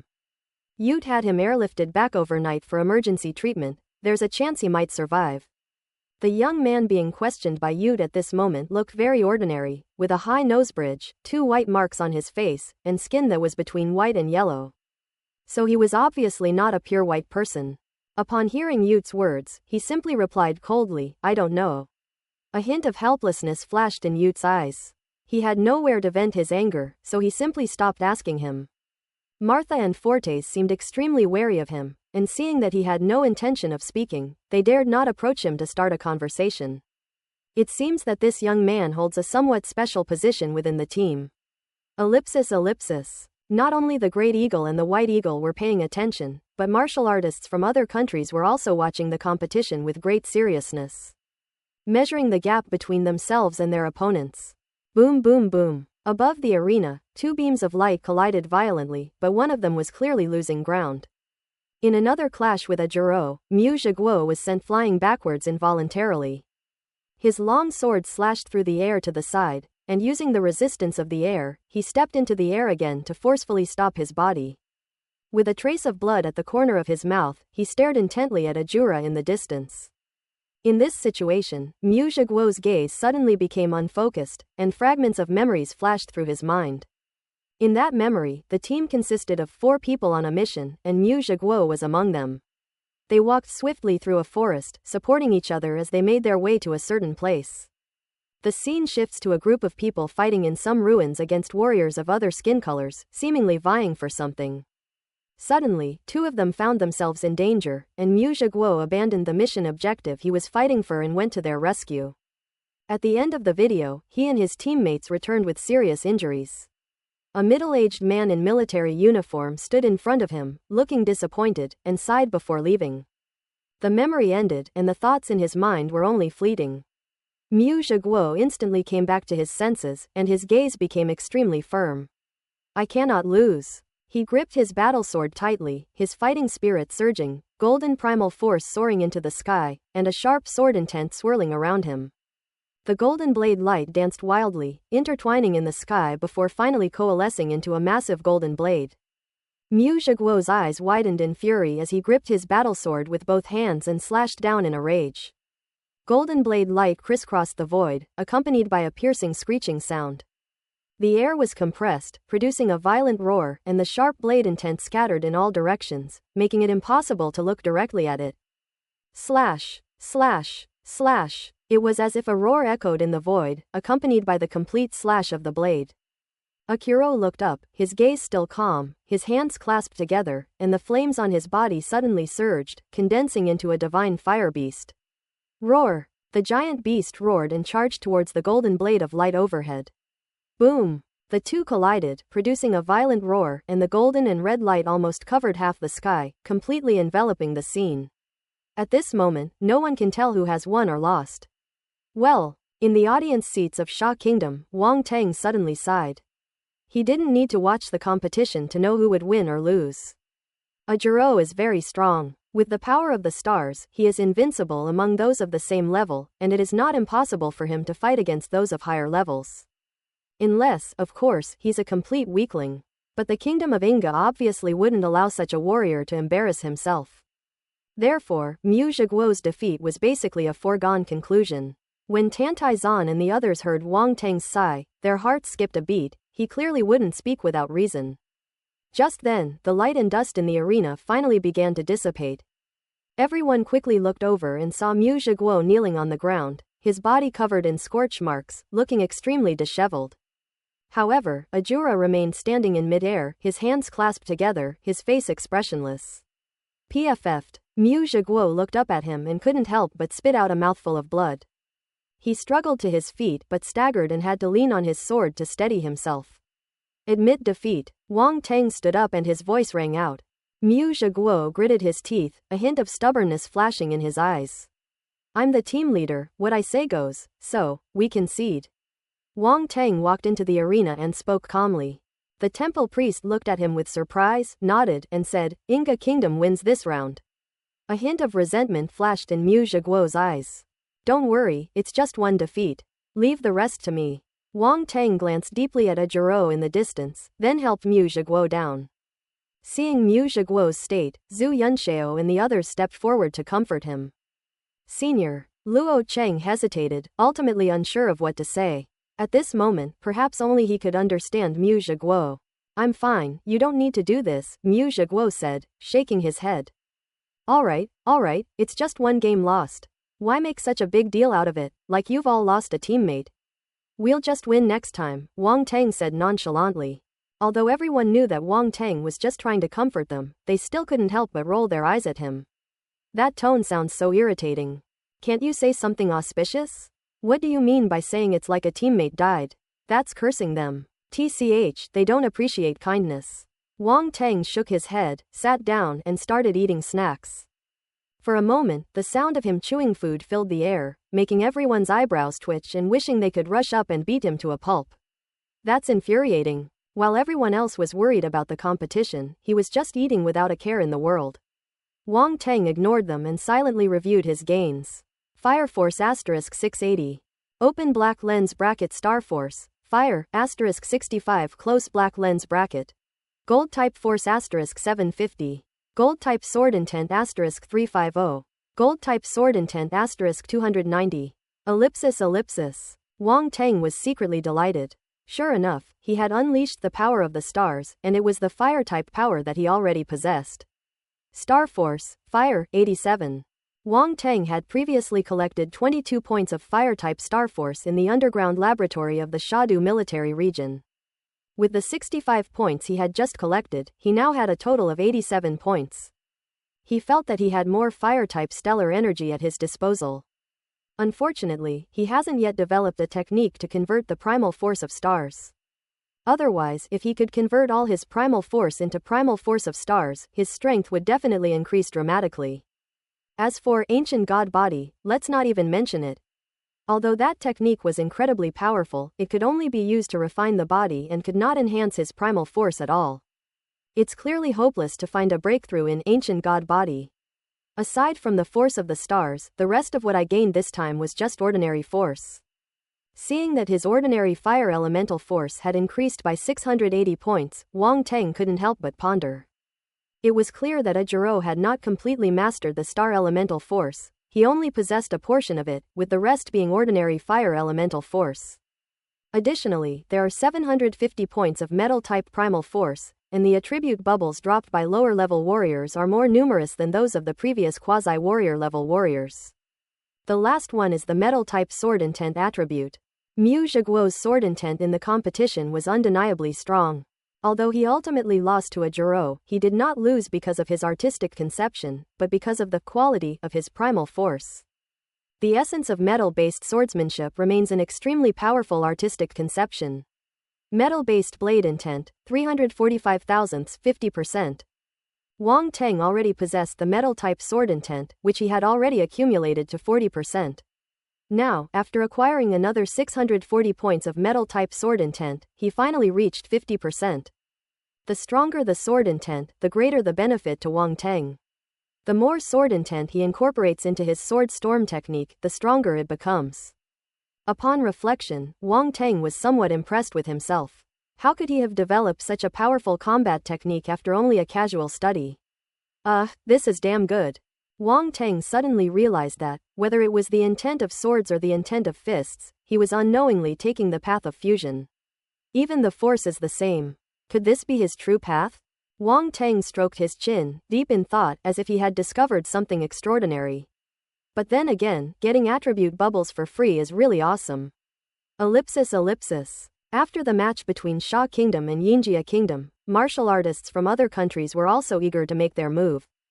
Gerald from the Great Eagle Kingdom suddenly stood up, stretched, and said to Arnold beside him, "I'm itching to play with the martial artists from the White Eagle Kingdom after watching the match." "Don't be careless, Gerald," Arnold warned. Okay. Gerald waved his hand and walked into the arena. Everyone was invigorated when they saw the Great Eagle Kingdom send out troops. Gerald looked around, his gaze settling on the direction of the bald eagle, and slowly said, "Great Eagle Nation, Gerald challenges the Bald Eagle Nation." Why is everyone challenging them at this exchange meeting? Yute's face darkened and he felt aggrieved. However, this Great Eagle Kingdom is entirely within expectations. Yute sneered, turning to the young man behind him. "Suin, it's your turn to make your appearance." Suin glanced at Gerald, said nothing, slowly got up, and walked straight into the arena. The fighter from the Bald Eagle Kingdom is a complete stranger, he has never made a move before. Could this be the hidden trump card of the United States? The Great Eagle Kingdom has probably sent its strongest warrior to fight. I can sense that Gerald's aura is at the lower level warrior general level. Ellipsis. There is much discussion and great anticipation for the upcoming matches from various countries. Suin. At this moment, Suin had already arrived in front of Gerald and spoke calmly. Gerald drew a silver-white knight's sword, pointing it diagonally at the ground, his gaze fixed straight ahead, his fighting spirit surging. Suan's expression shifted slightly, and a faint fighting spirit erupted from him. Boom! The two fighting spirits collided in midair and the atmosphere instantly froze. The contest of strength is not simply a matter of who is better or worse. The two appeared to be competing against each other, but in reality, they were both looking for an opportunity to make their move.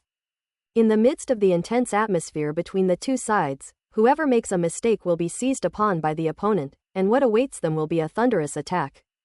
For experts at their level, every mistake can be fatal. Lower-ranking generals are already at the top of Earth's combat power pyramid. Every strike they deliver is potentially fatal and should not be underestimated. The arena was silent. Neither Gerald nor Suan made the first move. They stared at each other, their tension palpable. There was a sense of calm before a storm. The martial artists from various countries held their breath, their eyes fixed on the two people below. In the audience seats of Xia country, Wang Teng stroked his chin and clicked his tongue, saying, "These two look so gay, I wonder how long they'll keep staring at each other." Ellipsis. The expressions on the faces of Tantai Zan and the others around him, who had been looking extremely serious, instantly crumbled. This is fucking gay. While everyone else was having a serious competition, Wang Teng deliberately made the atmosphere very strange. What kind of weird stuff is this bastard thinking? However, after Wang Teng's comment, Gerald from the Great Eagle Kingdom and Suin from the White Eagle Kingdom really did seem a bit, well. Does everyone think so too? Wang Teng's eyes lit up when he saw everyone's expressions. Zhu Yunxiao and the others' expressions changed immediately. That thought only flashed through my mind, yet Wang Teng actually saw through it. Are these guys' eyes made of 24K titanium alloy? But he's the one who led them astray. If he hadn't brought it up, they would never have thought that way. They are clearly pure-hearted people and would never have such filthy thoughts. So, it's definitely Wang Teng's fault. The true king of pots, JPG. Shut up, Tantai Zan shouted, somewhat embarrassed and angry. Wang Teng felt a strong sense of disgust, pursed his lips, and muttered, "What is this? Women are so inexplicable." "Say it again." Tantai Zan had sharp ears, glared at him fiercely, and said coldly. Zhu Yunxiao, Ji Shuming, and the others were somewhat gloating. This guy is really stubborn, he dares to say anything. Don't you know women can be petty? Fine, I'll say it. Who's afraid of who? Wang Teng glared and said righteously, "What did I just say?" "Oh right, I said that Sister Zan, you are truly beautiful, with unparalleled beauty, a peerless woman of this era." PFF'd. Ren Qingkang had just taken a sip of water when he spat it out. I've seen shameless people before, but I've never seen anyone this shameless. Ren Qingkang suddenly realized that he finally knew where he had lost and why Wang Teng was so powerful, far surpassing his peers. It turns out it was because he was shameless. The ancients were right, shamelessness makes one invincible. Ji Shuming and the others stared at Wang Teng in disbelief. their expressions strange, and a sense of admiration suddenly arose in their hearts for him. They can't learn this ability to throw away their integrity so easily. Luo Cheng, who was standing to the side, secretly gave him a thumbs up. That's seriously awesome. Tantai Zan gave him a half smile. Although she knew the kid was talking nonsense, she was secretly pleased to hear it. You're smart enough to know your place. Tantai Zan glanced at him and sat down lazily to the side. Boom! Suddenly, a huge roar came from the arena. Unbeknownst to them, Gerald and Suan had already started fighting, resulting in a fierce clash in the sky. In an instant, thunderous sounds resounded throughout the arena, accompanied by the piercing whistling of the wind. Lightning force. Wind force. Wang Teng's eyes suddenly narrowed, and a surge of joy welled up inside him. These two are actually lightning-type and wind-type martial artists. Good heavens, they truly deserve to be called the pride of both nations. Mutant attribute martial artists are extremely rare. In all the time that Wang Teng has been a martial artist, he has hardly encountered any with mutated attributes. At this exchange meeting, not only ice-type martial artists and mentalists appeared, but now lightning-type and wind-type martial artists have also appeared. At this moment, Wang Teng just wanted to shout, "Let the surprises come even more fiercely."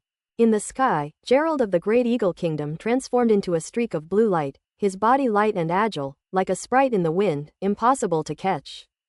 But with each attack, he transformed into the sharpest azure light, sweeping across the sky and carving clear lines into the surrounding heavens. Meanwhile, Suan from the Bald Eagle Kingdom was equally formidable. Bathed in lightning, he moved swiftly through the sky like a bolt of lightning, wielding a lightning spear as he fought Gerald.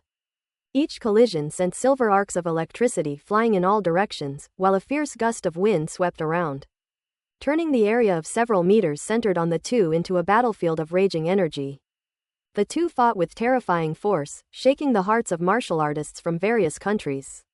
But everyone was looking up at the sky, unwilling to miss even the slightest detail. So powerful, Zhao Yuanwu murmured to himself, his mind deeply moved and somewhat unable to control himself. Luo Cheng, Ji Shuming, and the others were also deeply shocked. They realized that they were still far behind these true top geniuses. However, they are still young. By the next exchange meeting, their strength may reach that level, or even be stronger than theirs. I never expected that the prodigies of both the Great Eagle Kingdom and the Bald Eagle Kingdom would be mutated attribute martial artists, Mu Zhiguo said with a solemn expression. These two have developed both types of elemental force to an extremely high level. They are very strong, Tantai Zan said, her eyes flashing. Ren Qingkang's eyes flickered, his fists clenched, a sense of resentment rising within him. Although both were lightning-type martial artists, he found that he was far inferior to Suan. The opponent could probably beat him with just one hand. What if it were Wang Teng instead? He couldn't help but glance at someone, only to see him staring with excitement and surprise at the two people fighting in the arena. What the heck? What's with that look of surprise on his face? Why are you so surprised when others are so powerful? Even with Ren Qingkang's indifferent state of mind, he felt powerless to complain, and he really couldn't figure out what Wang Teng was thinking. This guy is an oddball. He naturally didn't know that Wang Teng's surprise stemmed from the fact that Gerald's battle with Suan was causing attribute bubbles to drop continuously. Purple and cyan bubbles fell from the sky and floated on the ground of the arena. It's harvest time again. Lightning force *50, lightning force *30, wind force *45, wind force *25, wind spirit intent *10. The essence of wind spirit. Wang Teng was taken aback for a moment, then the surprise in his eyes intensified. He originally thought that having both wind and thunder attributes of primal force was good enough. After all, he was a content child, but he didn't expect the system, Dad, to give him a surprise. It actually revealed a wind elemental attribute. As the wind spirit intent attribute bubble merged into himself, related insights and memories appeared in Wang Teng's mind. In that fragment of memory, a sea appeared, with a fierce wind blowing and raging waves. A figure drifted through the gale, like a rootless duckweed, swaying left and right, as if it might be torn apart by the wind and swallowed by the waves at any moment. But each time he falls into the sea, he will rise again, sailing through the gales and gaining enlightenment in adversity. He went from being unsteady at the beginning to gradually integrating into the process, like a petrel facing the storm, light and sharp. The scene ended, and Wang Teng suddenly understood. After he had completely absorbed the attribute bubble, a cyan light flashed in his eyes. A gentle breeze seemed to blow around him, ruffling everyone's hair. Tantai Zan and the others were all martial artists, and they immediately sensed the difference. Following the source, the group turned to look at Wang Teng and immediately noticed the fading light in his eyes, which startled them. You have grasped it again? Tantai Zan asked uncertainly. Just a little bit, Wang Teng chuckled and waved his hand. Quote. Everyone was speechless. What a tiny bit. If they hadn't been so close and hadn't just sensed that slight abnormality, they would have actually believed it. However, everyone's mind was on the game at the moment, and they didn't want to delve into it. Their attention returned to the air. Wang Teng also breathed a sigh of relief. Otherwise, explaining this would have been another load of nonsense. He felt a slight increase in the two primal forces within his body. In just that short moment, he had gained 130 points of lightning primal force and 115 points of wind primal force. He nodded in satisfaction, then looked back at the arena. As the battle between the two intensified, more and more attribute bubbles fell down. Wang Teng transforms into a diligent gardener, wielding a hoe to steal the fruits of others' labor. It's both tense and exciting. They're moving too fast, we can't see them clearly anymore, Zhu Yunxiao said suddenly, sweat beading on his forehead. Ku Fei and Yan Bo both showed signs of strain. Their eyesight couldn't keep up, and they felt really helpless. Gerald is at a disadvantage, Wang Teng said calmly. What? Everyone was suddenly startled. In their view, the two in the arena were clearly evenly matched, so how could Gerald be at a disadvantage according to Wang Teng? Gerald excels in speed, and his attacks are not weak either, but it depends on who he is compared to. Suin is a lightning-type martial artist. Faced with lightning-based attacks, Gerald's offensive will soon collapse, Wang Teng analyzed. Zhu Yunxiao and the others suddenly realized that, just as Wang Teng had said, Gerald's attacks never gained the upper hand when they clashed with Suan's thunderous power. They were always shattered. Gerald only managed to entangle with Suan through his exceptional speed, which gave people the illusion that he was on par with Suan. Of course, Suan's speed is not slow either, but it is slightly inferior to Gerald, who has comprehended the wind spirit intent. This guy, everyone couldn't help but look at Wang Teng, feeling a sense of admiration. While they remained on the surface, Wang Teng had already seen the essence. This kind of fighting vision is not something everyone possesses. They were naturally unaware that Wang Teng's combat awareness had already reached the 9-star level, and he was highly experienced, able to understand many things at a glance. Boom! Suddenly, the battle in the arena took a dramatic turn. A figure fell from the sky, its body enveloped in a dense azure light, while above it, another figure shrouded in purple light crashed down. Two beams of light, as if transformed into two shooting stars, moved at an extreme speed. Boom! The purple lightning caught up with the cyan ball of light ahead, transforming into a thunderous spear that slammed down. In the stands of the Great Eagle Nation, Arnold suddenly stood up, his face grim, his fists clenched, staring intently at the two beams of light in the arena. Boom! The light struck the ground, stirring up clouds of dust, and cracks spread outwards from the ground. Cracks appeared on the hard arena floor, which shows how powerful that attack was. Martial artists from various countries held their breath, watching the arena intently, awaiting the final result. A moment later, the smoke and dust dissipated, revealing the scene inside. Gerald lay sprawled on the ground, a shallow depression formed beneath him, with cracks spreading outwards like a spiderweb. Before him stood Suan, spear in hand, his face calm and expressionless. The sharp spearhead pressed against Gerald's neck, crackling with electricity. I lost, cough cough. Gerald's lips twitched and a violent dry cough suddenly came out of his mouth, followed by a mouthful of blood. Seeing that he had admitted defeat, Suan put away his spear and walked towards the audience without saying anything more. The temple priest announced the results. Everyone sighed in dismay. Gerald was already considered very strong in their eyes, but they never expected that he would still be defeated by Suan. Wang Teng took a deep look at Suan's back, and then picked up all the scattered attribute bubbles around him. Lightning Force *150. Lightning Force *240. Lightning Force *330. Thunderous Fighting Spirit *120. Spiritual Realm Spirit 205. Spiritual Realm Comprehension 180. Wind Force *510. Wind Force *420. Wind Spirit Intent *275. Spiritual Realm Spirit 136. Spiritual Realm Comprehension 170. Open Black Lens Bracket Divine Wind Technique *65 Close Black Lens Bracket. Wang Teng was shocked. Good heavens! This attribute bubble is absolutely amazing. He gained a total of 720 points of lightning type force and 930 points of wind type force. This was quite a gain without killing his opponent. Then there are 341 points of spiritual spirit and 350 points of spiritual comprehension. Unfortunately, most of these prodigies' spirit and comprehension are only at the spirit realm, which is not enough for Wang Teng now. Next is the 275 points of wind spirit intent attribute, which, combined with the previous 10 points, makes a total of 285 points. Wind spirit intent, 285 1,000ths 10%. To Wang Teng's great surprise, in addition to the wind spirit intent attribute, he also obtained another artistic conception attribute, thunderous battle intent. As the relevant attribute bubbles merged in, a figure appeared in Wang Teng's mind. That figure was fighting against the heavenly lightning amidst the thunder, proud and powerful, gradually nurturing a terrifying power of intent. In the final scene, the figure thrusts a spear into the sky, colliding violently with a bolt of lightning. Boom! Amidst the deafening roar and the explosion of lightning, the figure, holding a spear, remained motionless, appearing exceptionally tall and dazzling against the backdrop of the surrounding lightning.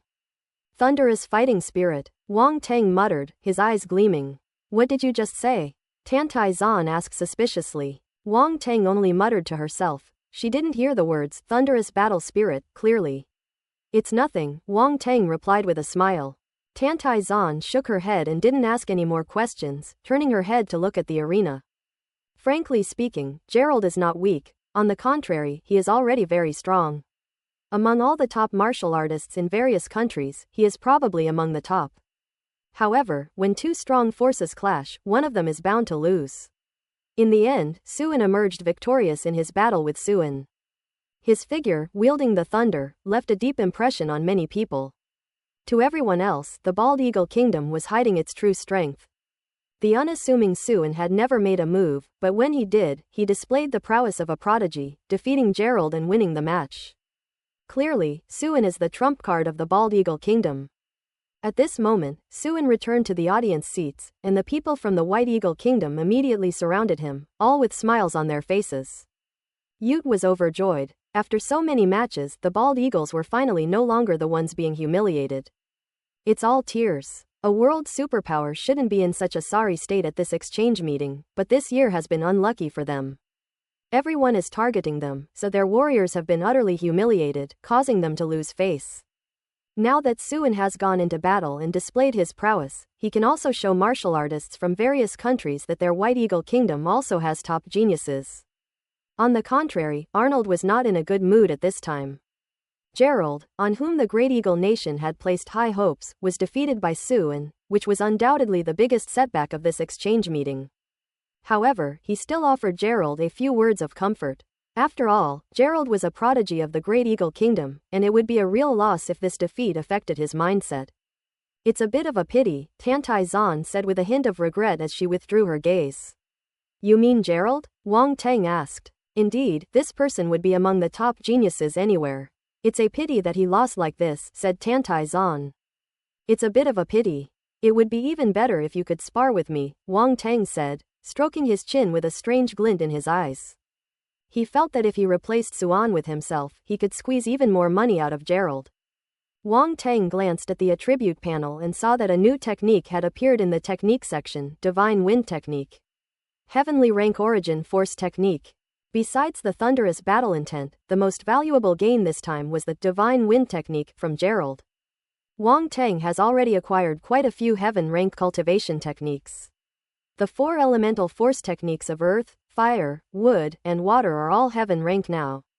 He has now added a wind attribute heaven rank cultivation technique, so he alone possesses 5 heaven rank cultivation techniques. If this were to get out, it would probably shock a lot of people. For most people, obtaining even one heaven rank cultivation technique would be an extravagant luxury, but Wang Teng possessed 5 heaven rank techniques simultaneously. For most people, this was simply unthinkable. However, Wang Teng was still not satisfied and set his sights on Gerald, wanting to extract more of the attributes of the Divine Wind Technique. What kind of look is that? Tantai Zan said speechlessly. Gerald has already suffered enough, but Wang Teng still won't let him off the hook. You can tell from his eyes that he's thinking something strange. If he were to run into Wang Teng, the outcome would probably be no better than it is now, and might even be worse. Tantai Zan knew Wang Teng too well. This guy would never defeat his opponent using normal methods. Ahem, I didn't mean anything by it. I just felt a bit excited seeing such an excellent opponent, Wang Teng said with a dry cough. That makes sense. He genuinely wanted to fight the other person because he saw that they were excellent, since the more outstanding a person is, the more valuable their attributes will be. This is the truth. As the two were chatting, a warrior from Australia entered the arena and issued a challenge towards China. Who will go? Ku Fei and Yan Bo exchanged a glance. At this moment, they were the only two in Sha Kingdom who hadn't made a move yet. Wang Teng wouldn't try to steal their opponent's thunder. You go first, Yan Bo said with a smile. Ku Fei nodded, said nothing more, stood up, and leapt into the arena. After introducing themselves, the two immediately entered battle mode, their force surging and colliding instantly. Ku Fei is also extremely strong, with his wood-type primal force reaching the quasi-warrior level, and he is extremely skilled in using wood-type primal force. Wang Teng saw him wielding a long, jet-black staff that resembled neither iron nor wood, creating a series of staff shadows that enveloped the Kangaroo Kingdom warriors opposite him. The staff technique clearly contained a wood-based intent, not a simple combat skill. To outsiders, it seemed extremely cunning and impossible to defend against. On the other hand, the warrior from the Kangaroo Kingdom wielded a battle sword, his body surging with water-based primal energy. His swordsmanship was fierce, colliding with the shadow of the staff. Boom boom boom. Before long, amidst a roar, Ku Fei seized the opportunity. His long staff aimed straight for the opponent's center, striking the opponent's chest like a snake emerging from its hole. The kangaroo warrior was sent flying backward, spitting out blood. Ku Fei, holding a long staff, stood proudly in the arena, perfectly embodying the swagger. The martial artists from various countries were quite surprised. Ku Fei won quite easily. As expected, the martial artists of Sha Kingdom should not be underestimated. Sha Guo wins this round, the temple priest announced. Upon hearing this, Tantai Zan let out a barely perceptible sigh of relief. Thank goodness. Zhu Yunxiao and Mu Zhiguo have already lost. If Ku Fei loses too, Sha Guo will be practically wiped out. As for Wang Teng, she didn't even consider him. That guy wasn't a normal martial artist, so he couldn't be counted. Are you that afraid they'll lose? Wang Teng seemed to have sensed something, gave her a strange look, and transmitted his voice with amusement. What do you know? Tantai Zan glared at him fiercely and transmitted her voice. This exchange meeting is about the overall strength of all the martial artists participating in the competition. Not the strength of any one individual. No matter how strong you are, if Ku Fei and the others perform poorly, it will not change everyone's perception of Sha Kingdom as weak. Although Zhu Yunxiao and Mu Zhiguo were defeated, they showed considerable strength, which other countries can see. Anyone with common sense wouldn't underestimate them, Wang Teng said. That being said, failure is failure after all, and no one can deny that fact, Tantai Zan said. Wang Teng shrugged, having to admit that Tantai Zan was absolutely right. This world only ever looks at the successful, while the failures are completely ignored. It's a very normal phenomenon and mentality, nothing to say about it. He looked into the arena and used his mental power to pick up the attribute bubbles dropped by Ku Fei and the Kangaroo Kingdom warrior. Wood type force *730. Open black lens bracket entangling snake staff technique *150 close black lens bracket. Spiritual realm spirit 35. Water-based force *760. Water-based sword intent *50. Spiritual realm spirit 80. Spiritual realm comprehension *48. Ellipsis. The essence of the snake entwining staff. Wang Teng thought to himself, this essence of the staff must be the essence of the staff technique that Ku Fei had just used. Drawing inspiration from the coiling of a snake, the staff technique is likened to a nimble serpent. Once entangled, escape is difficult. It must be admitted that this staff technique possesses a unique and effective method. Wang Teng recalled the process of comprehending the entangling staff technique. In the forest, a figure was fighting with a snake-like star beast, imitating its habits and fighting techniques, and gradually comprehending the meaning of coiling snakes. Wang Teng's eyes sparkled, feeling that he had benefited greatly. It's less about the meaning of the snake entwining staff and more about the meaning of entangling a snake. The essence of the staff is only the most basic understanding. What is truly useful is the essence of the snake entwining technique, which can be used not only in staff techniques but also in sword techniques, knife techniques, and even fist and palm techniques. Learn by analogy. At this moment, the advantage of his exceptional comprehension became apparent. He grasped the concepts instantly, and without needing anyone to teach him, Wang Teng comprehended the other uses of the snake entwining technique on his own. The other attribute bubbles were quite common, and Wang Teng just glanced at them and didn't pay any more attention to them. He would wait until the exchange meeting was over before looking at the final results. Next, martial artists from other countries took to the stage, presenting a series of spectacular matches. Seeing that everyone else had already competed but he was the only one who hadn't yet taken the fight, Yanbo stepped forward, chose a country to challenge, and ultimately won. Today, Xia Kingdom won both of its 2 battles, which can be considered as a turnaround from the defeats of Zhu Yunxiao and Mu Zhiguo. Yanbo was in high spirits after winning and happily returned to the audience. Just as everyone was about to gather around to offer their congratulations, a Japanese warrior suddenly stepped forward. And the person who came out was none other than Kana Kirihime. This female warrior from Japan performed exceptionally well in the previous match, not only defeating the warrior from the United States but also nearly driving him insane. This is something that ordinary martial artists cannot do. Therefore, people from all countries are paying close attention to her. Many people have already realized that Kana Kirihime is a psychic, and their eyes can't help but flash with a hint of envy and solemnity. In this world, there are very few spiritual masters, they are truly gifted individuals. Only those with exceptional mental talent can develop mental power and become mental masters. It is something that ordinary people cannot learn. Many people can't help but envy the good fortune of Japan. It's incredible that such a gifted person with extraordinary mental abilities was born in such a small island nation. Could it be that when Kana Kirihime's mother gave birth to her, she stepped in dog poop? Martial artists from various countries speculated with no small amount of malice. Who will Kana Kirihime challenge? At this moment, everyone was thinking to themselves that there were only a few candidates. Kana Kirihime was already considered a top genius, and the only ones who could rival her were Suin, Gerald, Valeria, and a handful of other geniuses. However, after waiting for a long time, Kana Kirihime still didn't choose an opponent. She just stood there blankly, her lowly dead fish face looking somewhat dazed. The temple priest couldn't help but ask, Kana Kirihime, which nation's prodigy do you intend to challenge? Kana Kirihime was clearly lost in thought and did not hear the priest's words. I asked you which nation's martial artists you want to challenge. The temple priest, exasperated, asked again. Oh, Kana Kirihime suddenly realized, and said in a calm voice, I don't challenge anyone. Whoever is willing to come out and fight me, I will fight them. Quote. The temple priest was speechless and felt powerless. He roared madly, why are all these geniuses this year so strange? They don't play by the rules and they're just causing trouble. He felt that hosting this exchange meeting had been incredibly stressful. So, which prodigy is willing to fight against Kana Kirihime? Finally, the temple priest patiently looked around and asked.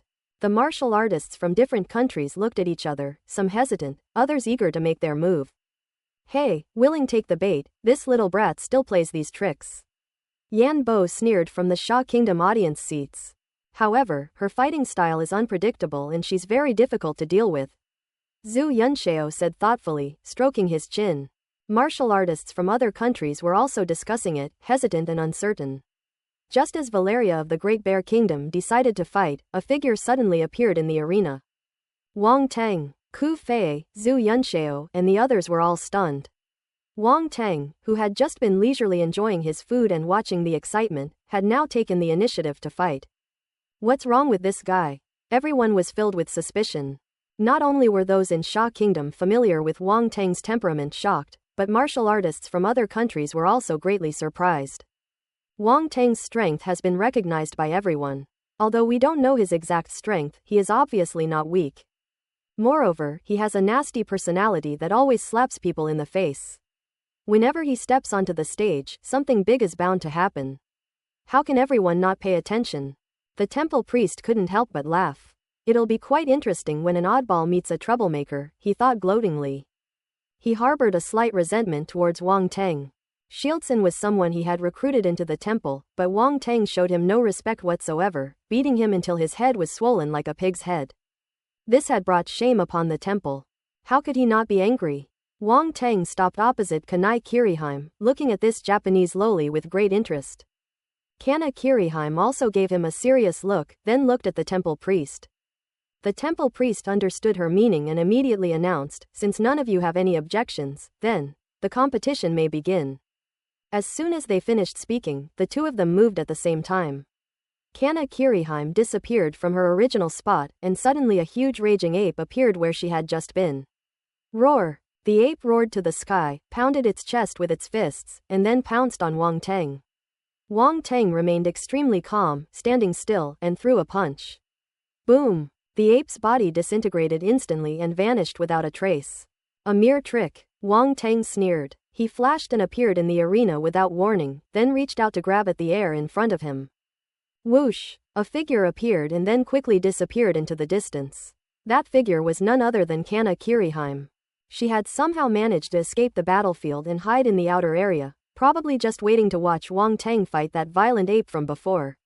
It's a pity Wang Tang isn't cooperating. He could tell at a glance that the raging ape was just an illusion. If someone's mental strength wasn't strong enough, they could easily fall for it and might actually end up in a bare-knuckle fight with the ape. Just thinking about that scene sent chills down his spine. Huh! A soft exclamation came from Kana Kiriheim's mouth. She glanced at Wang Tang in surprise, then turned into an illusion and disappeared from the spot once again. Wang Tang wasn't in a hurry to defeat his opponent.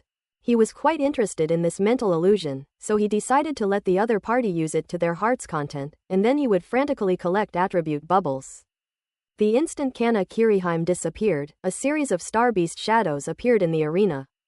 These were all extremely powerful beings, including a giant ape, a python over 10 meters long, a tiger, a ferocious wolf, and so on.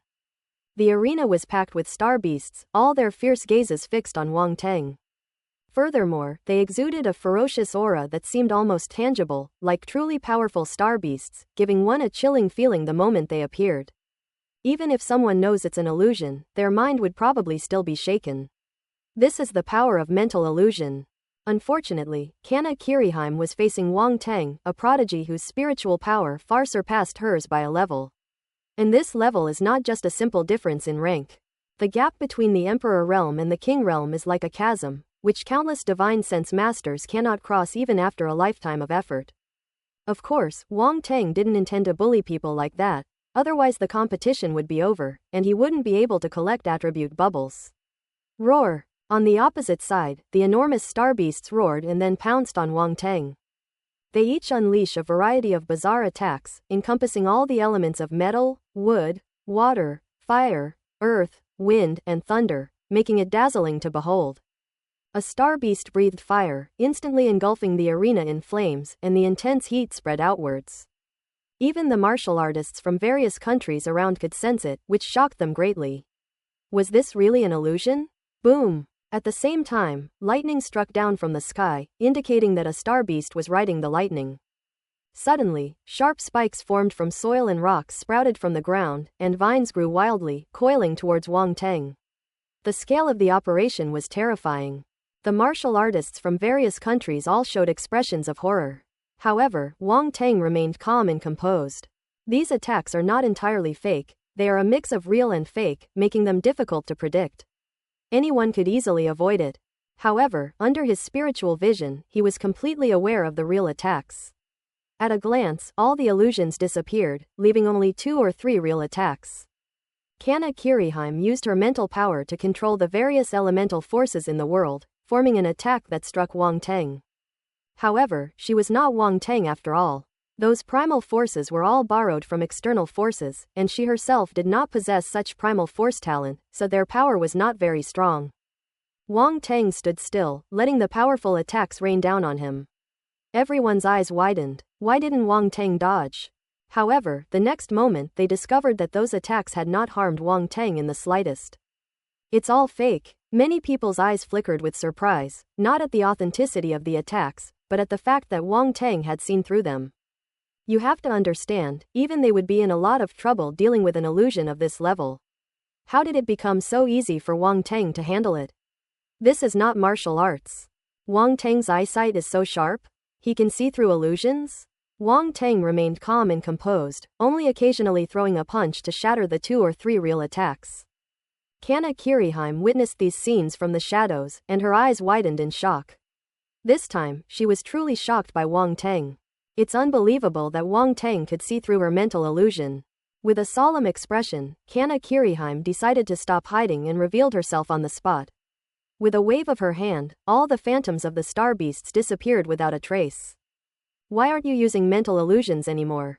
Wang Teng asked, a hint of surprise flashing in his eyes as he saw that she was no longer hiding. At the same time, there was a hint of regret. He was having a great time picking up the mental illusion attribute, but then the other party suddenly stopped playing.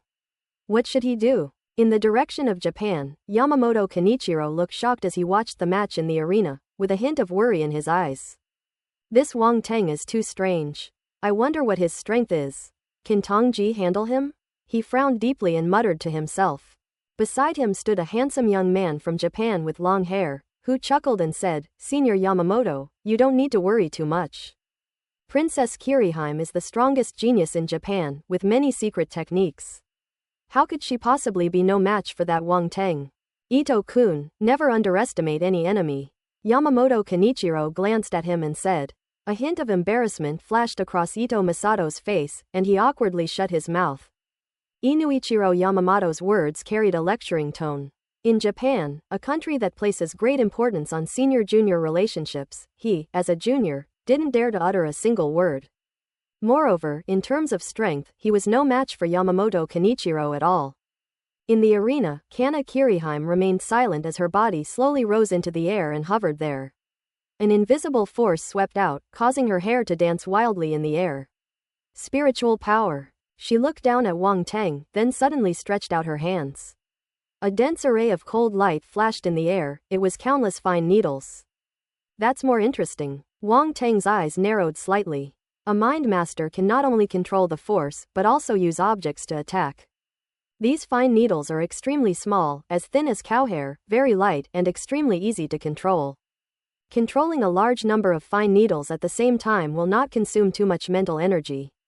For mental cultivators with limited spiritual power, it is the weapon of choice. While Wang Teng's meteor cone has sufficient attack power and explosive force, it consumes more energy and is less concealed compared to the fine needle. If both attacks are launched simultaneously, the meteor cone must be the first one to be discovered. Of course, Wang Teng had other means to hide the meteor cone's tracks, so he was always successful when using it. That's another matter. Go! Just then, a cold shout suddenly came from Kanai Kiriheim's mouth, and countless cold lights flashed rapidly, all rushing towards Wang Teng. Martial artists from various countries all had their pupils shrink upon seeing this scene. Divine sense masters are rare, and opportunities to witness their skills are even rarer. Everyone was amazed by Kana Kiriheim's attack methods. In addition, they also felt a tingling sensation on the top of their heads. Those dense, fine needles were something that ordinary martial artists could not withstand. This method is more unpredictable and difficult to deal with than that of a martial artist. The divine sense master is truly gifted and enviable. Furthermore, this Kana Kiriheim's strength is already comparable to that of a warrior general, and such a powerful mind master is even rarer. As everyone stared intently at the fine needle hurtling straight toward Wang Teng, they couldn't help but feel a chill for him. Countless fine needles appeared in the sky above Wang Teng, raining down upon him. It was like a light drizzle, completely blocking out all directions. How can Wang Teng block this? Zhu Yunxiao and the others couldn't help but tense up, staring intently at the arena.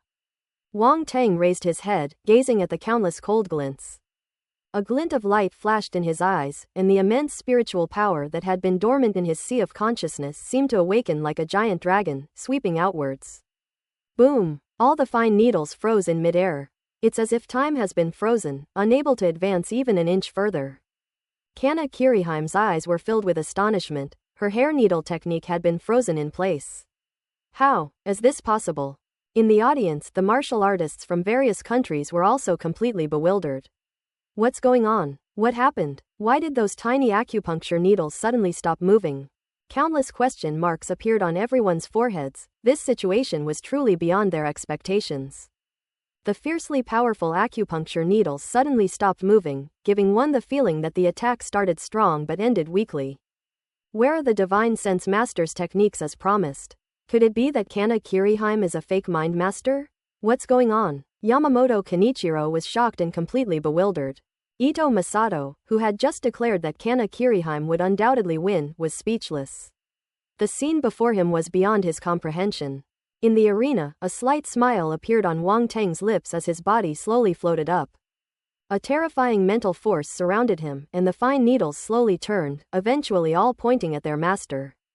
Kana Kirihime was horrified. She realized she had lost control of the hair-like needles. She frantically mobilized her mental energy, trying to regain control of the hair-like needles, but all her mental energy sank without a trace. The young man in front of them seemed to be surrounded by an incredibly deep vortex, and any mental energy that got close would be swallowed up. He is also a mind controller. Kana Kirihime was shocked like never before. She never expected to encounter another Divine Sense Master at this exchange meeting, and that the other party was even more powerful than her. Just then, Wang Teng had a thought, and all those fine needles returned along their original path at an even faster speed, arriving in front of Kana Kirihime in the blink of an eye.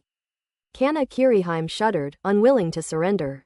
A large number of fine needles reappeared in front of her, and under the control of her mental power, she met the fine needles controlled by Wang Teng.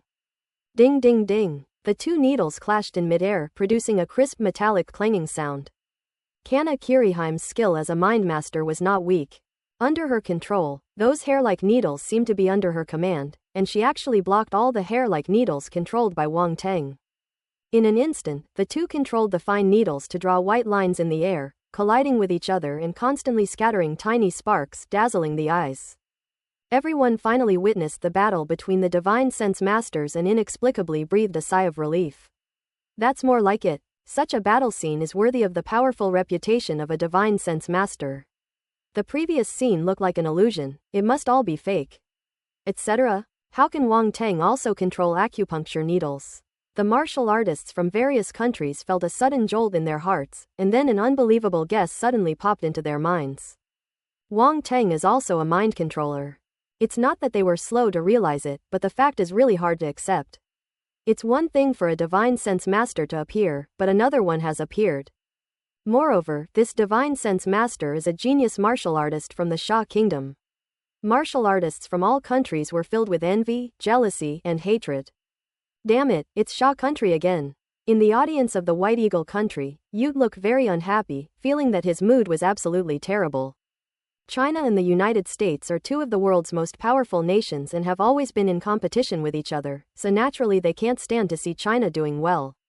Forza's face was equally grim, and he gritted his teeth. Although he hated Wang Teng to the core, he dared not say anything more at this moment. In terms of martial arts skills alone, he couldn't beat Wang Teng. With the addition of a Divine Sense Master, what could he possibly compare to Wang Teng? If you provoke him again, you're probably just asking for trouble. In the audience seats of Xia Kingdom, Zhu Yunxiao and others were stunned. Wang Teng is a Divine Sense Master, and he's this strong. Ku Fei exclaimed in surprise. Tantai Zan turned to look at everyone's expressions and asked in surprise, "You didn't know?" Quote ellipsis ellipsis quote. Zhu Yunxiao and the others were utterly speechless. How could they possibly know? Nobody had told them, so how could they possibly know? Ren Qingkang, Ji Shuming, and the others' eyes flickered slightly. They couldn't help but recall that when the sea beasts in the East Sea rioted, Wang Teng seemed to have used a method similar to that of a Divine Sense Master. However, Wang Teng did not say it outright, and outsiders did not know what that method was. They only had some vague guesses. Now it's been confirmed. The group was also shocked. They were all geniuses of the same generation, so why was there such a big gap between them and Wang Teng? God, you're too biased towards him. Ji Shuming and the others felt both powerless and incredibly envious. Even though they are all geniuses with extremely high talent, they can't help but feel envious. The mind controllers, they want them too. Ellipsis ellipsis. In the arena, Wang Teng was unaware that his sudden display of Divine Sense techniques had aroused so many thoughts among the crowd. He was currently focused on exploiting the situation. I have to say, Kana Kirihime has a lot of wool to burn. King's Spirit *10. Royal Spirit *8. King Realm Comprehension *12. King's Spirit *10. Poison force asterisk 60. Poison force asterisk 80. Ellipsis ellipsis. As Kanai Kiriheim's mental energy continued to deplete, more and more attribute bubbles fell out, which Wang Teng picked up all of them. Seeing so much King Realm spirit power coming into his account, Wang Teng was overjoyed. However, he also realized that Kana Kiriheim's poison-type force cultivation was not high, and she had not advanced to the level of a warrior general. Therefore, she only used her poison-based primal force to attack the hair needles, without intending to directly harm Wang Teng. Unfortunately, Wang Teng blocked all of those hair needles. Poison-based force is completely useless. In contrast to Wang Teng's radiant complexion, Kana Kiriheim's face grew increasingly pale. Her mental energy was severely depleted, and she probably wouldn't last much longer. Does he have an inexhaustible supply of spiritual power? A slight change appeared on Kana Kiriheim's deadpan face as she felt extremely unwilling. As a genius of Divine Sense Master, is she destined to lose to another Divine Sense Master? That's really ironic. Looks like it's reached its limit, Wang Teng said with some regret upon seeing this. I haven't even had my fill of taking advantage of this yet, and you're already done. Young people these days are so physically weak. Wang Teng shook his head, intending to end the battle once and for all. Seeing this, Kana Kiriheim on the opposite side felt a sudden jolt in her heart, an ominous premonition washing over her. She quickly exclaimed, I concede. WTF. Wang Teng was stunned. I've already brought out a brick, and you're telling me you're giving up. What about the dignity of a prodigy? Where is the pride of being a Divine Sense Master? Wang Teng's first mistake felt like he had punched cotton, which was very uncomfortable and frustrating. He could only silently put away the brick he had just taken out. He admitted defeat based on his own ability, so what else could he do? They originally wanted to squeeze every last drop of value out of Kana Kiriheim, but they didn't expect her to be so wary. But thinking about it, it makes sense. A spiritual master's mental strength is extremely powerful, and their sense of danger is very sensitive, which is incomparable to that of an ordinary martial artist. Wang Teng secretly resolved that the next time he encountered a Divine Sense Master, he must strike even faster and more unexpectedly. One mistake like this is enough. It must never happen again. After Kana Kiriheim shouted the words of surrender, she immediately breathed a sigh of relief.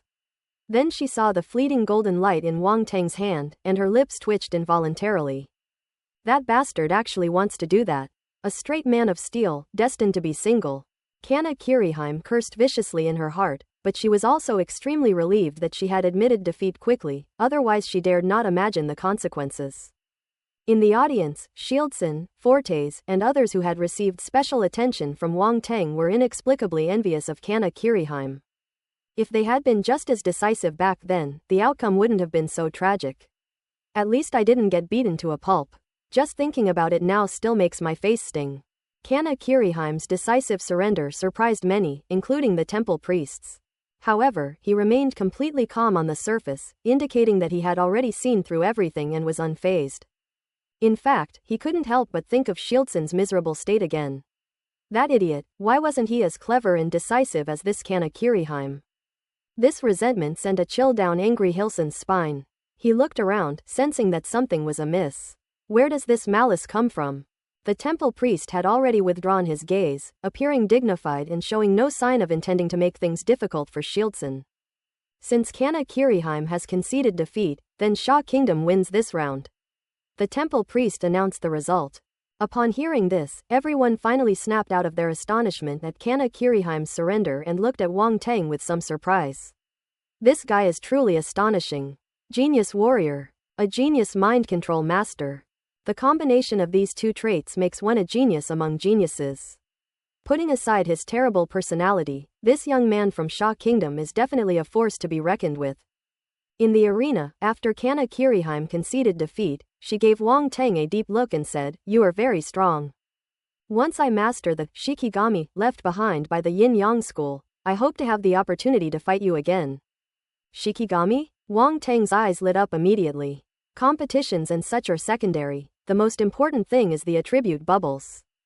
He was no stranger to the so-called Shikigami. They had appeared in various derivative works in his previous life and were a very good skill. If Kana Kiriheim learns it, then wouldn't he be able to pull it out? I've already taken advantage of this once, so taking advantage of it a few more times won't hurt. I'll get used to it after a while. At this moment, Wang Teng's eyes shone brightly as he stared straight at Kana Kiriheim, nodding and saying, no problem, no problem. Next time, you must come and challenge me. I'll be waiting for you. Kana Kiriheim felt a chill run down her spine from his intense gaze. What's wrong with this guy? Why do you always look at people with that strange gaze? She could tell that it wasn't the kind of gaze one might expect from someone in love.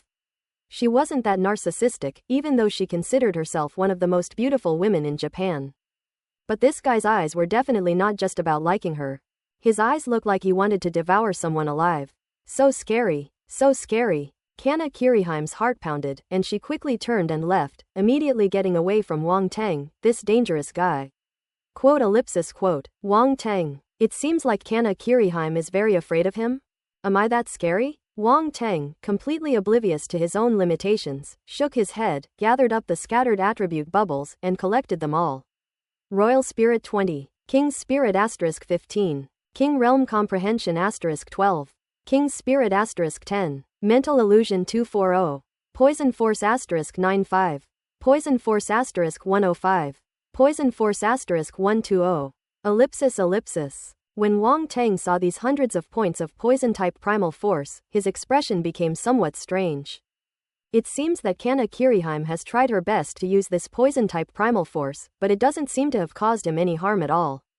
Did I go a bit too far? If I had known she was working so hard, I should have gone easy on her a little, otherwise it might have been a bit discouraging. Wang Teng reflected on himself, then glanced at the poison-type primal force on the attribute panel. Poison Force, 4,575 7 stars. It smells so good. Although Kana Kiriheim's poison-type primal force level was not at the warrior general level, she still contributed several hundred points of poison-type primal force attribute, which was in no way inferior to those warrior general level martial artists. Looking at his mental attributes, one can only say that he truly lives up to his title as a divine mind master. The mental attributes that Kana Kiriheim provided to him have already surpassed the total mental attributes provided to him by the previous warrior-level martial artists. Their comprehension is also quite high, at the same King Realm level, much higher than other martial artists, and the total number is considerable. Spirit, 226 3/1000 Royal Realm. Comprehension, 195 3/1000 Royal Realm. Finally, there's the mental illusion attribute, a full 240 points, which allowed Wang Teng to advance his mental illusion skill from proficient to minor mastery. Mental illusion, 155 hundredths minor success. Wang Teng's eyes gleamed. This mental illusion technique was far more useful in his hands than in the hands of Kana Kiriheim. With his spiritual cultivation and the primal force that covers almost all attributes, not only will the range of his mental illusions be very wide, but they will also be more realistic and unpredictable, and the power they contain will be far beyond what Kana Kiriheim can match. She used the primal force of heaven and earth to form her attack, but its power was limited. However, Wang Teng's casual move was probably no less powerful than a strike from an ordinary 7 or 8-star warrior. If taken seriously, unleashing an attack equivalent to that of a warrior general would not be out of the question. As I said before, being a mind master is a profession that requires talent. The higher your talent, the higher your potential. Wang Teng's potential is something even he himself doesn't know. As Wang Teng reflected on his own gains, he walked back to the audience seats, a sense of enlightenment arising in his heart. I'm not afraid of opponents who are too strong. I'm afraid of opponents who are too weak. The stronger the opponent, the more attribute bubbles you can collect. Moreover, the strong are resilient. It can withstand any amount of exploitation. You can rip people off forcefully. Even if it draws blood, it doesn't matter. That's the advantage of being strong. With this realization, Wang Teng returned to the audience seats. Zhu Yunxiao and the others immediately surrounded them, staring intently as if they were observing a strange creature, almost as if they were about to offer them melon seeds and fruit. Wang Teng was speechless, feeling insulted, and said angrily, "You guys have gone too far." Everyone couldn't help but chuckle awkwardly. Zhu Yunxiao chuckled and said, "This is truly surprising. We didn't even know you were a divine sense master? You didn't ask either." Wang Teng said, "So it's our fault?" Everyone was speechless. "By the way, what level have you reached in your divine sense master cultivation?" Ku Fei couldn't help but ask curiously. "You want to know?" Wang Teng asked. Everyone nodded in agreement. Even Ren Qingkang, Ji Shuming, and the others looked over, all curious about the extent of Wang Teng's achievements.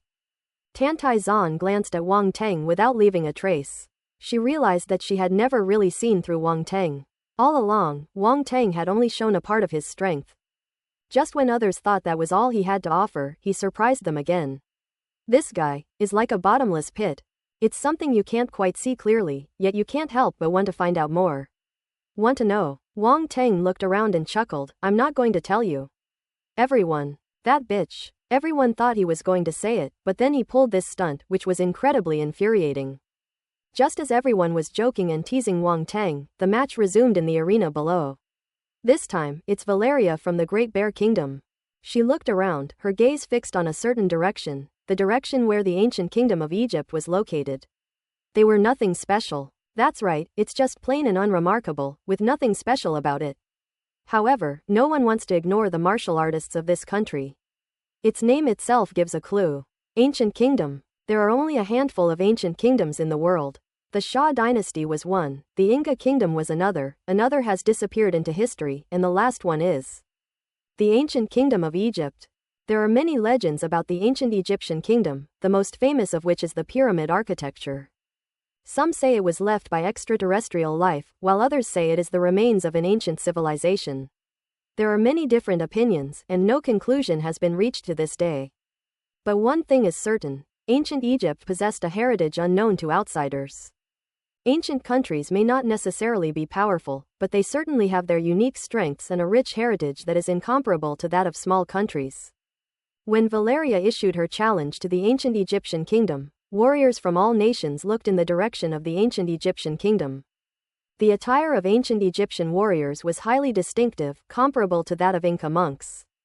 While they retain most of the clothing of modern people, they also have some retro decorations, such as gold armbands on their arms and anklets on their ankles, etc.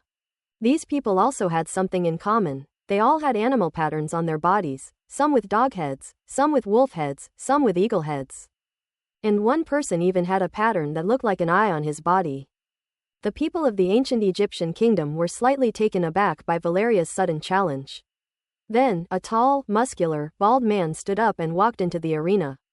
Great Bear Kingdom, Valeria. Valeria said casually. Menkalov, the burly man said in a deep voice.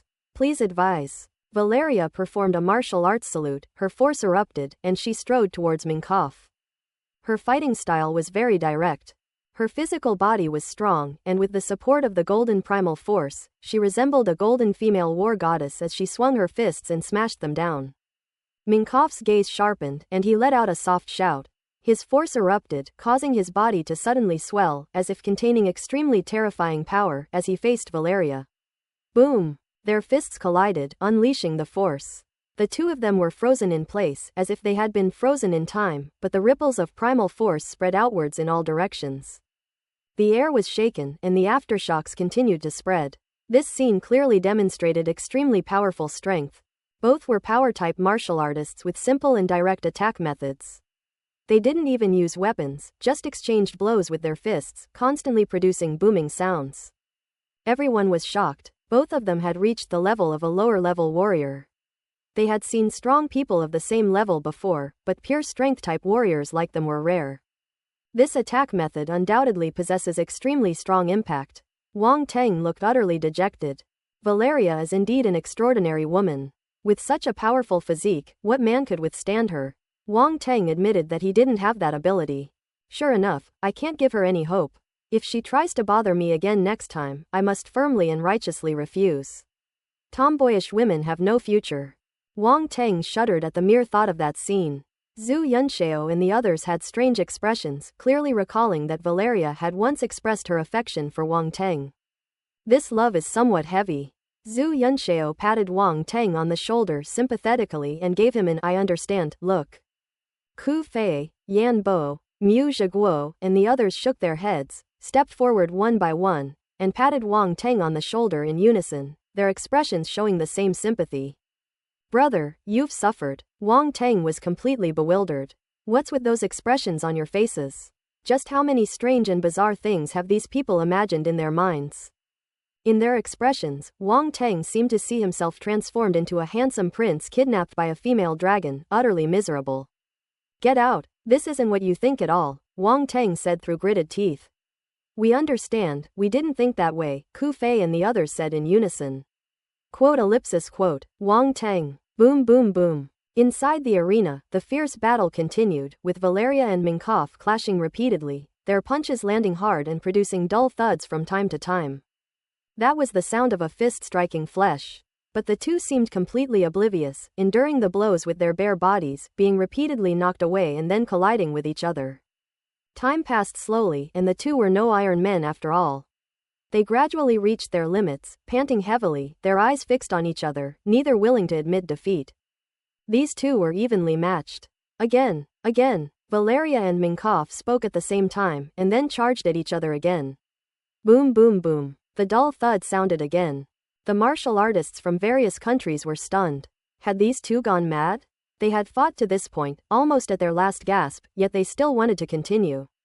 But the two didn't care about the onlookers at all. They got up again after being knocked down and charged at each other. As time passed, they were bruised and battered. No matter how strong their bodies were, they couldn't withstand such a brutal beating. Boom! At one point, after another clash, the two finally ran out of strength, their primal energy completely depleted, and collapsed to the ground. Bang! The two men fell straight to the ground, kicking up a cloud of dust. Everyone stared at the two of them and suddenly fell silent. Many people may think they are crazy, or that they are just mindless muscle men and women, but at this moment they simply cannot bring themselves to utter those mocking words. People who have principles will always be respected by others. Moreover, the two are truly exceptionally strong, already among the top tier, deserving the title of prodigies. Suen, Ajiro, and the others all had solemn expressions. Even if they were to encounter such an opponent, they wouldn't dare say they were 100% certain of victory. It turns out that even a pure strength-based martial artist can train to this level. It's truly terrifying. In the audience seats of Sha Kingdom, Wang Teng glanced at the two with some surprise. Their strength was somewhat beyond his expectations. But he wasn't surprised that a pure strength-based martial artist could reach this level. After all, he had seen beings that were purely power-based. Ancient gods. The physical bodies of the ancient gods are truly powerful. They have mastered the mysteries of force and even more powerful forces. He could hardly imagine their strength. The mere trace of ancient god power he possesses now is enough to defeat Valeria and the other two. If he were to cultivate the ancient god body to an even higher level, how powerful would he become? I can't even imagine it. Wang Teng shook his head, looked into the arena, and picked up all the attribute bubbles that the two had dropped. Physical Essence *123. Physical Essence *85. Physical Essence *115. Physical Essence. A new type of attribute bubble. Wang Teng was somewhat surprised, not expecting that the battle between these two pure strength-type martial artists would result in the loss of an attribute that had never appeared before. As those attribute bubbles merged into his body, Wang Teng immediately felt a warm current flowing through his limbs and bones, nourishing his body and becoming a part of it. Wang Teng clenched his fist, feeling as if his physical body had undergone some kind of change. This feeling is somewhat similar to when he acquired a certain physical constitution. It was a fundamental change. This physical essence can actually enhance his physical essence. A glint flashed in Wang Teng's eyes as if he were deep in thought. This physical essence is quite remarkable. If he could acquire a large amount of physical essence, even without using several special physiques, his physical body would be almost equivalent to a special physique. Wang Teng currently possesses several special physiques, including the 8-armed demon body, Heart of Heavy Rock, Ice Dust body, and Demon Lotus Poison body. In addition, he has cultivated the Ancient God body, making a total of 5 special physiques. Each constitution has its own characteristics and functions, but ultimately, the most important thing is its essence. The essence of the physical body is precisely what can enhance one's essence. Wang Teng immediately understood the importance of this physical essence, and his gaze towards Valeria and Minkoff instantly turned green. "Hey boss, don't leave yet. Let's fight a little longer." Valeria was walking towards the stands when she subconsciously glanced at the Sha Kingdom side. When she saw Wang Teng's fiery gaze, she was taken aback. Immediately, the disappointment she felt earlier because of the draw with Minkoff vanished. As expected, Wang Teng cares about her. Has he finally discovered her good points? They have a future. Valeria felt a surge of clarity in her heart and nodded earnestly at Wang Teng. This time it was Wang Teng's turn to be stunned. Valeria's look just now was so strange. Did she misunderstand something? He didn't do anything, so how did a misunderstanding arise? Wang Teng suddenly had a bad feeling. His brow twitched and he quickly suppressed it. There were still a few attribute bubbles in the arena, about to disappear. Wang Teng didn't have time to think about it and quickly picked them up. Gold type force *560. Earth elemental force *620. Physical essence *35. Physical essence *46. Upon regaining the physical essence attribute, Wang Teng's eyes lit up. Suddenly, someone from the Bald Eagle country entered the fray. Upon seeing that person, the martial artists from various countries immediately became solemn. This person was none other than Suin from the Bald Eagle Kingdom. He actually volunteered to leave the field. I wonder which nation's prodigy they will challenge. Hey, which country could it be? It's just one of those few. That's true, but can you guess which opponent he'll choose? Sha Kingdom? Inga Kingdom? A murmur of discussion immediately arose around them, and Wang Teng looked at the ordinary-looking young man with a hint of interest on his face. Another lightning-type item to pick up. That's great. Lightning Force, 7,209 9 stars. He's only 1,800 points away from breaking through to the quasi-warrior level in lightning-based force. Hopefully, Suin will step up his game. At this moment, under the watchful eyes of everyone, Suin arrived at the center of the arena. He looked around and was choosing an opponent. Many people shrank back as his gaze swept over them. His strength was evident to everyone during his previous match against Gerald, and many martial artists, knowing they were no match for him, naturally did not want to encounter him. Fortunately, Suin's gaze did not linger on them for long, but swept over them and finally settled on the direction of Sha Kingdom. Suin, challenge the prodigy of Sha Kingdom. A calm voice slowly came from his mouth. Upon hearing this, Mu Zhiguo, Zhu Yunxiao, and the others' expressions changed slightly. This Suin actually wanted to challenge them. Wang Teng was also slightly taken aback. He had just been thinking about whether he could get more attribute bubbles from Suin, but in the blink of an eye, the other party came to him on his own. Tantai Zan looked at Mu Zhiguo and Wang Teng and asked, which of you wants to go on stage?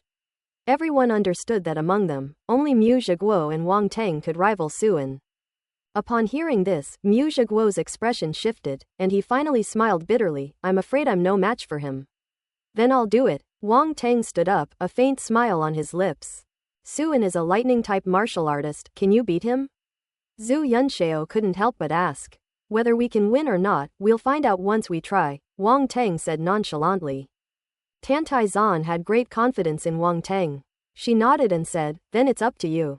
If you lose, don't come back.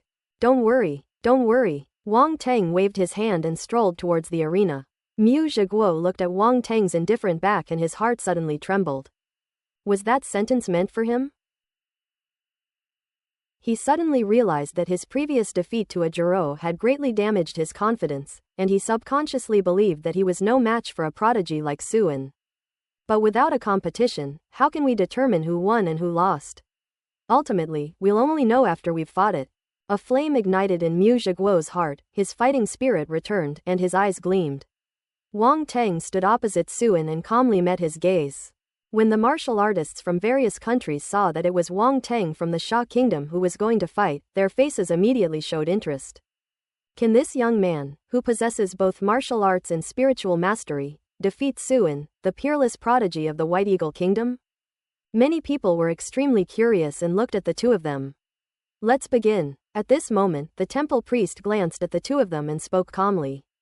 Boom! As soon as he finished speaking, an aura rose from Suin, his fighting spirit soaring to the sky. He held a spear in his hand, and the power of lightning swirled around him. Even his ordinary face now appeared somewhat heroic and extraordinary. Wang Teng simply stood there casually, his aura restrained, his expression calm and unmoved. Suan's pupils shrank upon seeing this scene. This Wang Teng is indeed no ordinary person. Without wasting words, he stomped on the ground, transforming into a bolt of lightning that swept across the sky as his spear thrust out. Boom! A thunderous roar erupted as Suin descended from the sky, like a bolt of lightning striking down, heading straight for Wang Teng. So strong! As expected of someone with lightning-type primal force, Suan's strength is truly astonishing. From the direction of the Great Bear Kingdom, Ivan said with a solemn expression. I believe Wang Tang will win. Valeria said, her gaze fixed on the figure in the arena. Valeria, you haven't really fallen for him, have you? Ivan asked with a strange expression. He thought Valeria only confessed her feelings because she felt that Wang Tang shared similar interests with her. In his view, those were just jokes from young people. But seeing Valeria's gaze, he realized he might have been naive. Is there any reason not to? Valeria retorted. No, it's just your identity. Ivan didn't finish his sentence, but a hint of worry flashed in his eyes. If Wang Tang knew Ivan's thoughts, he would probably be dumbfounded, and then give him a piece of advice. Uncle, you're really overthinking it. However, he had no time to think about such nonsense. Suan's attack was already overhead, thunder roared in Wang Tang's ears, and a terrifying gust of wind tore his hair into disarray. A massive, jet-black weapon appeared in his hand. Demon Palace. Wang Tang raised his head, his gaze calm. He stomped his foot and the ground shattered instantly. He held the demon sword and charged forward.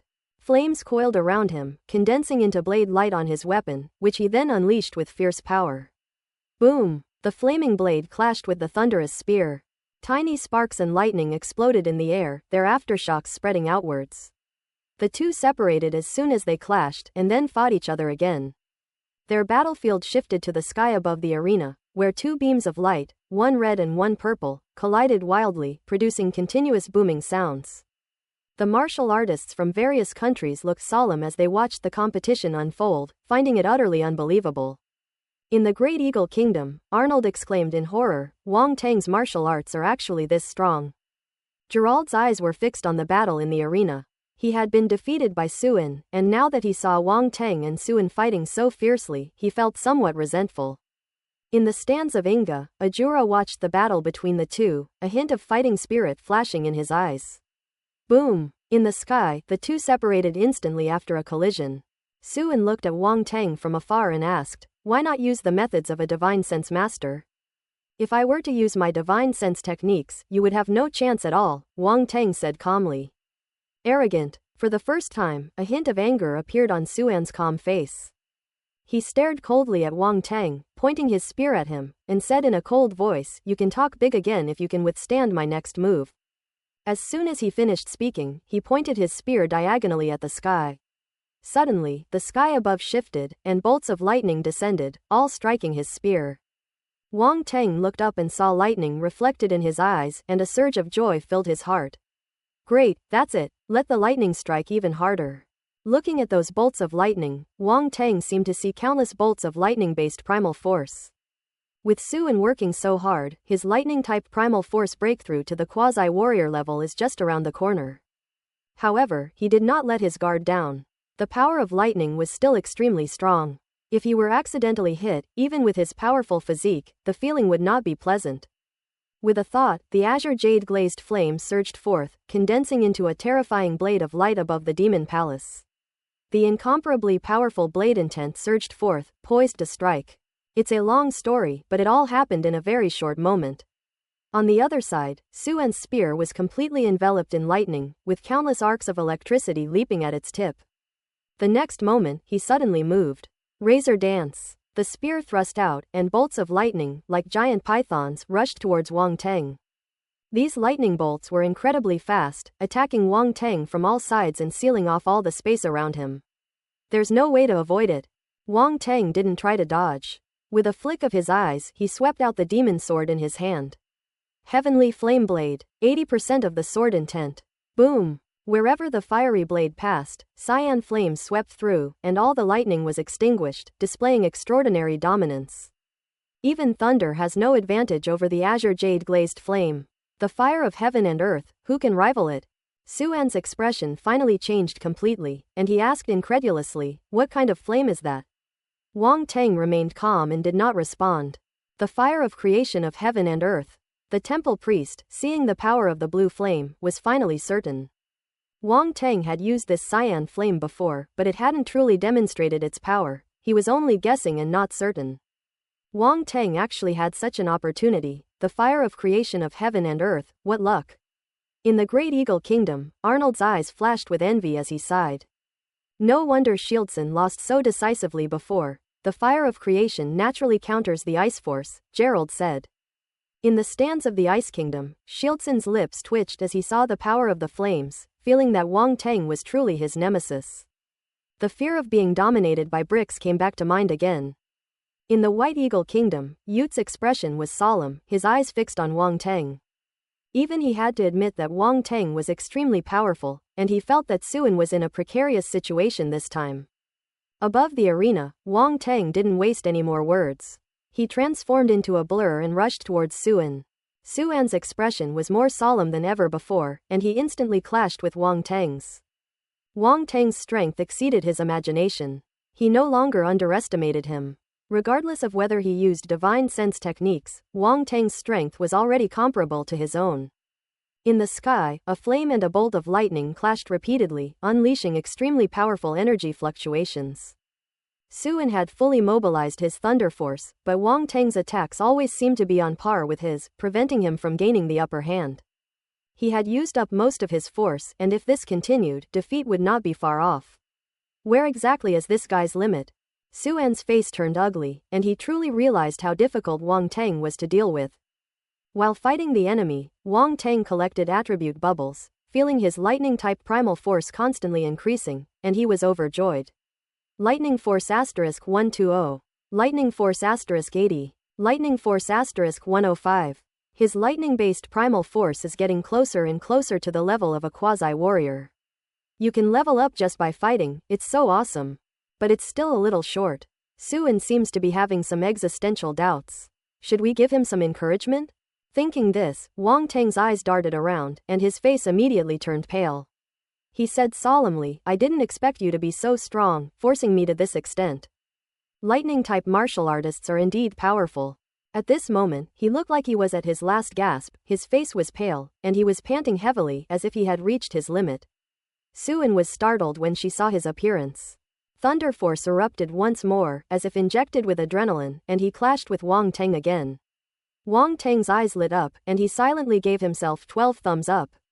How clever of me. Go for it, you can do it. Suin lived up to Wang Teng's expectations, gritting his teeth and drawing upon the power of thunder in the world to unleash a series of attacks towards Wang Teng.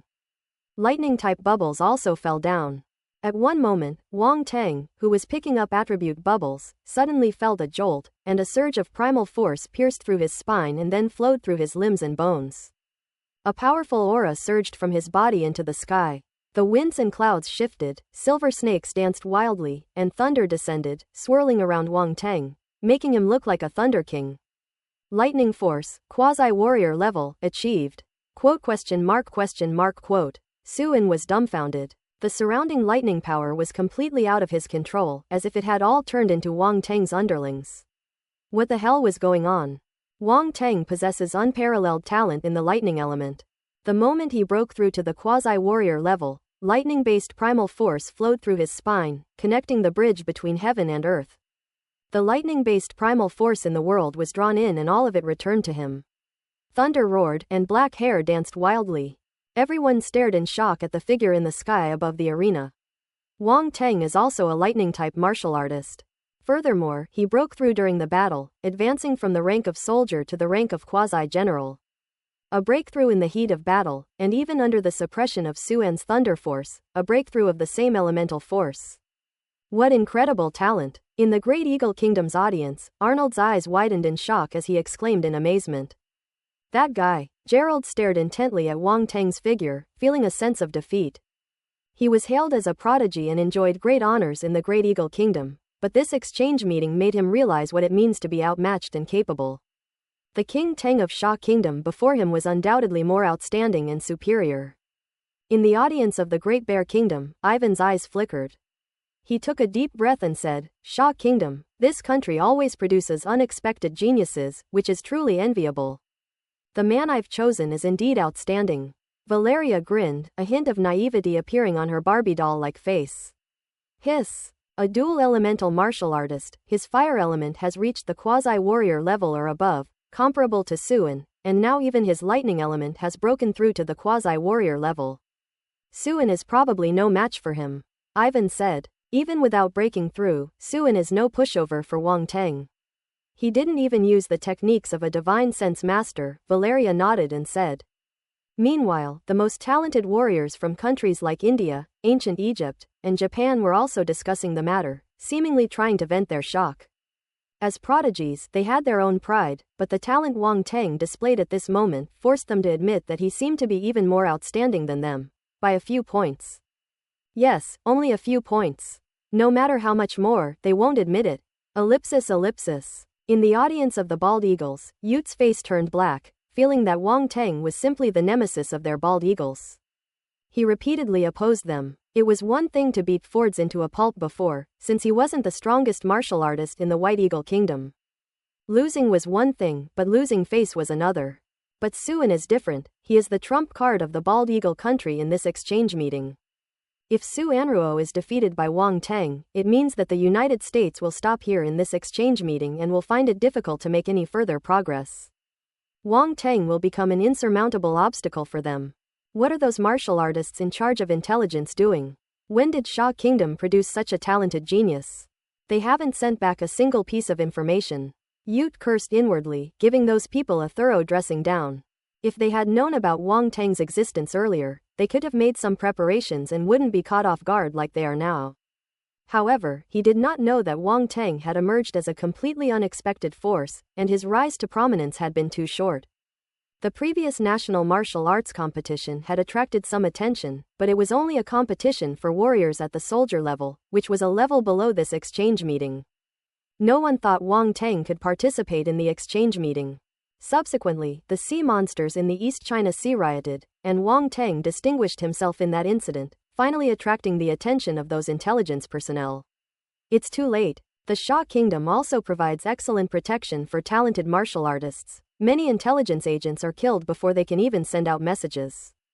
In addition, during the martial arts era, countries were separated by oceans, and powerful star beasts existed in the oceans and forests, making the transmission of information even more difficult. That's why the United States didn't receive the relevant information immediately. Putting aside the thoughts of the people from the White Eagle Kingdom, the people from the Sha Kingdom were also somewhat incredulous at this moment. Many of them did not know that Wang Teng possessed lightning-type primal force. Now that they suddenly saw that his lightning-type primal force had broken through to the quasi-warrior level, they were completely dumbfounded. Even Tantai Zan was surprised that Wang Teng's lightning-based primal force had reached such a level, and she couldn't help but sigh in admiration. This guy is a monster. Ji Shuming, Luo Cheng, and the others stared wide-eyed. They already knew that Wang Teng's 5 elements origin force had advanced to the quasi-war general level. But now, how come a lightning-type elemental force has suddenly appeared? How many elemental forces do you actually have? The crowd found it unbelievable, and some couldn't accept this fact. From now on, if anyone dares to call them geniuses, they'll definitely fight them. Damn it, in front of that monster Wang Teng, who can still be called a prodigy? Ren Qingkang was completely devastated. Lightning force is a mutated type of force, and it is extremely powerful. Very few people possess it, so this lightning force has always been his source of pride. Now, his biggest opponent has also demonstrated lightning-type primal force and has even reached the quasi-warrior level, far surpassing him. Is there even a chance they can catch up? Ren Qingkang wanted to swear, his mentality crumbling inch by inch. He suddenly felt that God was very unfair. Why was Wang Teng's talent so great, as if he possessed almost every kind of talent? How could such a person possibly exist? Jealousy accumulates over time. After the East Sea monsters rioted, he suppressed it desperately, burying his jealousy deep in his heart, but now it has raged again. Jealousy caused his plasmid to split apart. Ellipsis. Above the arena, Suan stared intently at Wang Teng, frantically mobilizing his lightning-based primal force, attempting to regain control of the lightning. However, things didn't go as planned. The lightning-based primal force within a radius of several hundred meters stopped obeying him and all converged towards Wang Teng. Despair.jpg. Suan was pale, feeling like the whole world had abandoned her. Wronged, I want to cry. Bathed in the thunder, Wang Teng smiled slightly and said calmly, "Stop making futile struggles, it's useless." I don't believe it. I'm already a lower-level warrior, while you've only just been promoted to the quasi-warrior level. You're just taking advantage of your promotion to temporarily control the surrounding lightning-type primal force. It won't be long before this world returns to normal.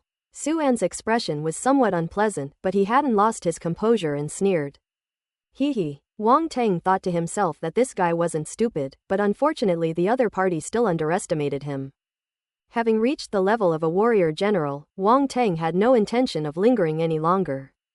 His body crackled with lightning, and he transformed into a bolt of lightning, rushing straight towards Suan. As a lightning-type martial artist, defeating you with lightning-type primal force is the greatest respect I can show you. As soon as the voice fell, Wang Teng appeared in front of Suan in an instant, and the demon sword he carried on his shoulder slashed out fiercely, carrying unparalleled thunderous power. Boom! Thunder roared, and as the demon sword slashed down, it transformed into an astonishing purple blade of light, piercing through the heavens and earth. Suan was horrified. He couldn't muster the will to fight back at all. He hurriedly retreated, trying to escape the range of the blade's light, but it was too late. No! As the purple blade of light slashed down, amidst the thunder, Suan, his face pale, roared in fury.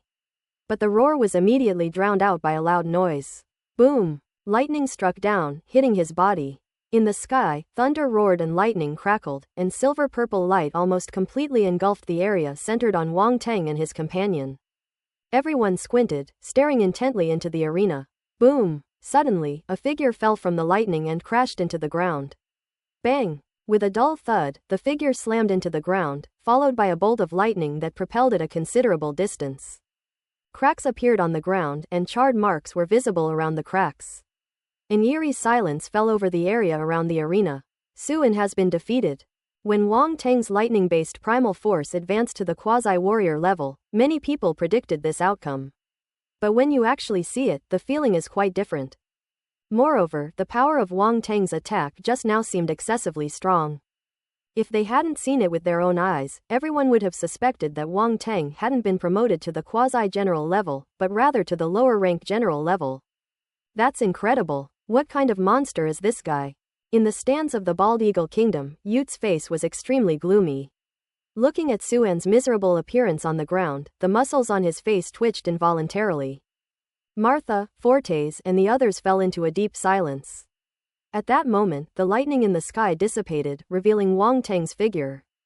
The lightning power on his body gradually subsided, leaving only a few arcs of electricity dancing in his hair. Lightning flashed in his eyes as he looked down at Suan below, his expression still calm, as if he had only done something insignificant and had not defeated the pride of a great nation. Martha and the others looked at him, and for some reason, a sense of fear suddenly arose in their hearts. Ford's face turned green as he thought about how he had actually provoked Wang Teng.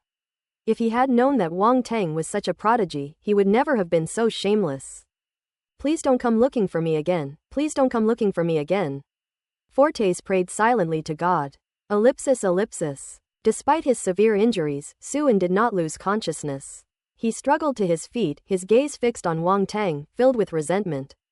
He is a prodigy, how could he be defeated like this? Wang Teng looked down at him and said calmly, even if I've only just been promoted to quasi-general level, defeating you is enough. PFF'd. Upon hearing this, Suan was so enraged that he coughed up a mouthful of blood.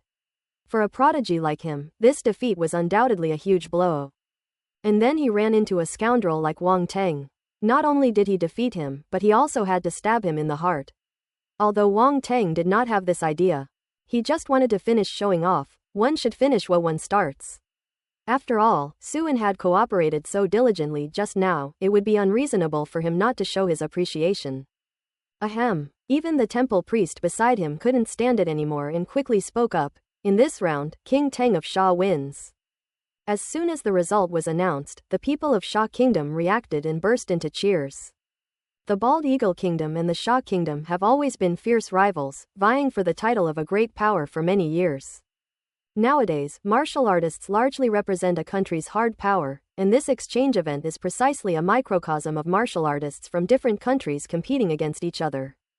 In the past, Sha Kingdom had lost more often than it had won, and it had not won against the Bald Eagle Kingdom for 2 or 3 years. Wang Teng's victory this time gave the people of Sha Kingdom a great sense of relief. Tantai Zan looked in the direction of the White Eagle Kingdom, and when she saw Yute's face, which was as black as a pot, a smile couldn't help but appear on her lips. She had always regretted her defeat to the martial artist from the White Eagle Kingdom, but now Wang Teng had made up for that regret for her. Congratulations. If this news reaches back home, martial artists across the country will surely be overjoyed. Ellipsis. The match ended, and no matter how unwilling he was, he couldn't change the outcome. Ute stepped into the arena. This time, he didn't argue with Wang Teng anymore, but silently helped Suan down from the arena. Wang Teng glanced at the two figures from behind. Although Yu Te hit it well, he still caught a glimpse of the gloom in his eyes. This guy must be furious. He smiled inwardly, withdrew his gaze, and used his mental energy to gather the scattered attribute bubbles around him. Lightning Force *220. Thunderous Fighting Spirit *165. Lightning Force *180. Lightning Force *280. Peerless Lightning Talent *50. Spiritual Realm Comprehension *60. Spiritual Realm Spirit 85. Ellipsis. Wang Teng's eyes lit up immediately. This was quite a haul. A prodigy is a prodigy indeed. Look at these attributes: Spiritual Realm Spirit and Comprehension, top-tier Lightning Talent, Thunderous Battle Intent. Wang Teng's Lightning Talent was already top-notch, and with the addition of 50 points, his Lightning Talent instantly jumped up a bit. Peerless Lightning Talent, 1055 thousandths. Thunder's Fighting Spirit previously reached 120 points, and with the 165 points gained this time, it has reached 285 points. Thunder's Fighting Spirit, 285 1/1000ths 10%.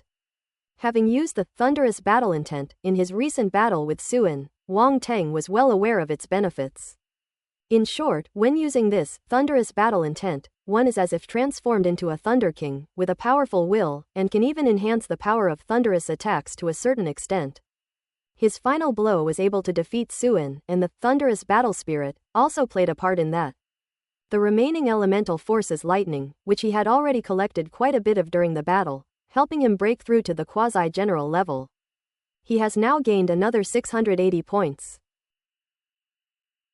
A new surge of lightning-based primal force flowed into the lightning-based primal force within him, gradually calming down the somewhat turbulent lightning-based primal force in his body. Lightning Force, 821 thousandths 10 stars. Wang Teng was completely satisfied. Fighting a single match can elevate one's force level to the quasi-warrior level. If possible, please do this many more times. He returned to the audience where he was greeted by Zhu Yunxiao and others who appeared somewhat excited. That's impressive. Zhu Yunxiao punched his chest hard and laughed. Now, the martial artists from the White Eagle Kingdom can no longer act arrogantly in front of us. Luckily you were here this time, otherwise we probably wouldn't have been able to beat Suan, Mu Zhiguo said with emotion. I'm getting embarrassed by all the praise you're giving me. Wang Teng chuckled. Everyone rolled their eyes. You have a skin as thick as a city wall, and you're still embarrassed? Do you even believe it yourself? You've really done a great job this time, Tantai Zan said, glancing at him. Is there a reward? Wang Teng's eyes lit up. You already have the Phoenix Fighter, isn't that enough? What other rewards do you want? Tantai Zan said irritably. Phoenix King Fighter Jet. Everyone immediately recalled that when they went abroad, the three marshals had promised that as long as Wang Teng defeated the geniuses of various countries, he would be rewarded with a Phoenix King Fighter Jet. At the time, not many people believed it. Now that Wang Teng has defeated the prodigy of the White Eagle Kingdom, there are few other countries that can rival him, and the Phoenix King Fighter Jet is practically in Wang Teng's grasp. Phoenix Fighter. As soldiers, Mu Zhiguo and others naturally longed for such a large toy. But they also knew that it was almost impossible to obtain a state-of-the-art fighter jet that belonged exclusively to an individual. However, unexpectedly, Wang Teng actually had this qualification. The three marshals really treated him very well. Just how much do they think highly of Wang Teng? Zhu Yunxiao, Ku Fei, and the others were filled with envy, jealousy, and hatred. They were all fighting for their country, so why didn't the three marshals give them this opportunity, but only Wang Teng? It's so frustrating to think about. However, they also knew that even if they were given this opportunity, they probably wouldn't be able to seize it. Ji Shuming, Luo Cheng, and the others were also extremely envious. Even they couldn't resist the allure of the Phoenix King fighter jet. After all, they are all young people, and who doesn't secretly dream of being the center of attention and showing off? In that instant, they felt a great distance between themselves and Wang Teng, as if they were separated by a world. They're already ready to take off, while they're just playing around with supercars on the ground. Why can't people treat each other as equals? Why must there be a hierarchy? This cruel reality. At this moment, these prodigies also felt the same helplessness and disappointment that ordinary people felt when facing geniuses. Seeing everyone's expressions, Tantai Zan suddenly felt a pang of guilt. She had only mentioned it casually, but she hadn't expected it to be such a blow to everyone. It's all Wang Teng's fault. He brought up the reward, it's all his fault. Tantai Zan glared at him fiercely. Huh? Wang Teng understood what Tantai Zan meant and was speechless. Ellipsis. The match continued, and a female warrior from the Nordic country stepped forward to challenge Masha from the Bald Eagle country. In the Bald Eagle's stance, Yut, his face grim, said to Martha, "You can't afford to lose this round." The tone was almost commanding. The situation in the United States is dire. Even Suen, their trump card, has been utterly defeated, leaving them with no way out. Even if Masa wins the game, it won't change anything. But she couldn't afford to lose. Losing would only make the Bald Eagle look worse. Yut wanted to preserve the last bit of face for the Bald Eagle. Martha understood this as well. With a solemn expression, she nodded and stepped into the arena. Wang Teng's gaze was immediately drawn to it. Two beautiful women. He had seen Martha before. She had a curvaceous figure, and her curly hair added to her exotic charm. It has to be said that these foreign beauties have really hot bodies. Most people with small bodies probably couldn't handle it. Only someone with a strong physique like him could withstand that storm. Another female warrior from the Nordic country was also quite beautiful, with blonde hair, blue eyes, snow-white skin, and a pair of long, straight, and shapely legs with full curves that were firm and elastic. Seeing the gleam in his eyes, Tantai Zan couldn't help but roll her eyes at him and said irritably, "Can't you vent your anger a little? What's so interesting about these foreign women? Ahem, I'm examining their flaws with a critical eye, not really looking at them as beauties." "I'm not that kind of person," Wang Teng said seriously, pursing his lips. Shameless. Ji Shuming, Zhu Yunxiao, and the others felt contempt for him. No one believed his nonsense. Having spent so much time together, they already knew Wang Teng's character well. He was a shameless scoundrel. As the saying goes, there's always someone higher than another, and someone more despicable than another. That's exactly what Wang Teng said. In the arena, the match had already begun. Martha and the Nordic female warrior instantly unleashed their force and charged at each other. Boom! The battle immediately broke out. When Wang Teng saw the two actually start fighting, a hint of seriousness flashed in his eyes. Both of them were quite strong, and their good looks added to their appeal, making the performances of martial artists from various countries quite enjoyable. After all, beautiful women are pleasing to the eye, and it's rare to see two beautiful female martial artists fighting like this. Boom boom boom. Martha clashed with the Nordic warriors, producing a continuous roar. Martha's weapon was a pair of exceptionally sharp claws. Combined with her metal elemental force, they drew streaks of light through the air, as if tearing space itself apart. The Nordic warrior's weapon is a short sword covered in fire elemental energy, which she uses to clash with Martha's claws. The two moved swiftly and agilely in the arena, becoming afterimages as they chased and collided, with shockwaves from the bursts of force occasionally spreading outwards. Martha's expression darkened slightly as she gazed at the Nordic female warrior in the distance, a fierce glint flashing in her eyes. Boom! Her body suddenly changed. A layer of light black hair grew on her skin, which was not as rough as Quincy's before, but rather had a delicate feel. Her ears became somewhat pointed and even grew hair, becoming somewhat fuzzy. A long black tail emerged from behind her, swaying gracefully. Upon seeing this, the Nordic female warrior opposite her immediately became extremely solemn, tightened her grip on her short sword, and prepared for battle. Martha grinned and actually removed the claw weapon from her hand.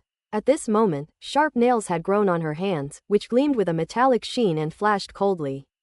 In the audience seats of Sha Kingdom, Wang Teng stared in disbelief. Holy crap, that's Catwoman. He was really surprised. Although he had thought that Martha would also be a gene warrior, he did not expect that the gene she fused with was that of a cat. But this appearance does indeed look a bit, cough cough. Wang Teng stroked his chin, quickly shaking off the improper thoughts in his mind. This Martha's genetic modification seems to be higher than others. Tantai Zan's gaze narrowed slightly as she suddenly spoke. Upon hearing this, Wang Teng couldn't help but glance at her, then carefully examined Masha for a few moments before suddenly realizing something. No wonder I felt something was off earlier. Martha's eyes were very clear, and the changes in her body were not as significant as those of Quincy and Fortes. She only showed some minor changes. This precisely demonstrates that Martha is highly genetically modified. Yes, she does look much better than the previous Bald Eagle Kingdom warriors. Look at her tail, look at her ears. Wang Teng nodded. That's completely nonsensical. Shut up. Tantai Zan took a deep breath, suppressing the urge to pin Wang Teng to the ground and beat him up. In the arena, Martha suddenly moved, transforming into a black afterimage and disappearing from the spot. So fast. The Nordic female warrior opposite her narrowed her eyes and spun around, searching for Martha's whereabouts. Sizzle. The thought had barely formed when a cold light flashed past her back, tearing open her battlesuit and causing several flowers of blood to bloom instantly. HMPH. The Nordic female warrior snorted in pain, immediately turned around, and slashed straight out with her short sword. Unfortunately, Martha's figure had already disappeared behind her. Martha vanished from her spot, only to reappear in the Nordic warrior's blind spot a moment later, striking out with her claws.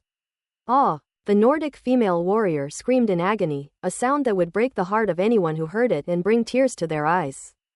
This Martha went too far. What a beautiful young lady. Leaving so many wounds on her body, the scars won't look good. Wang Teng said, shaking his head with some pity. Quote ellipsis quote. Mu Zhiguo and the others were watching the game with serious attention when they suddenly heard his words, and their expressions immediately collapsed. Shut up, you idiot. No matter what it is, it always gets twisted in Wang Teng's mouth. That bastard must be doing it on purpose.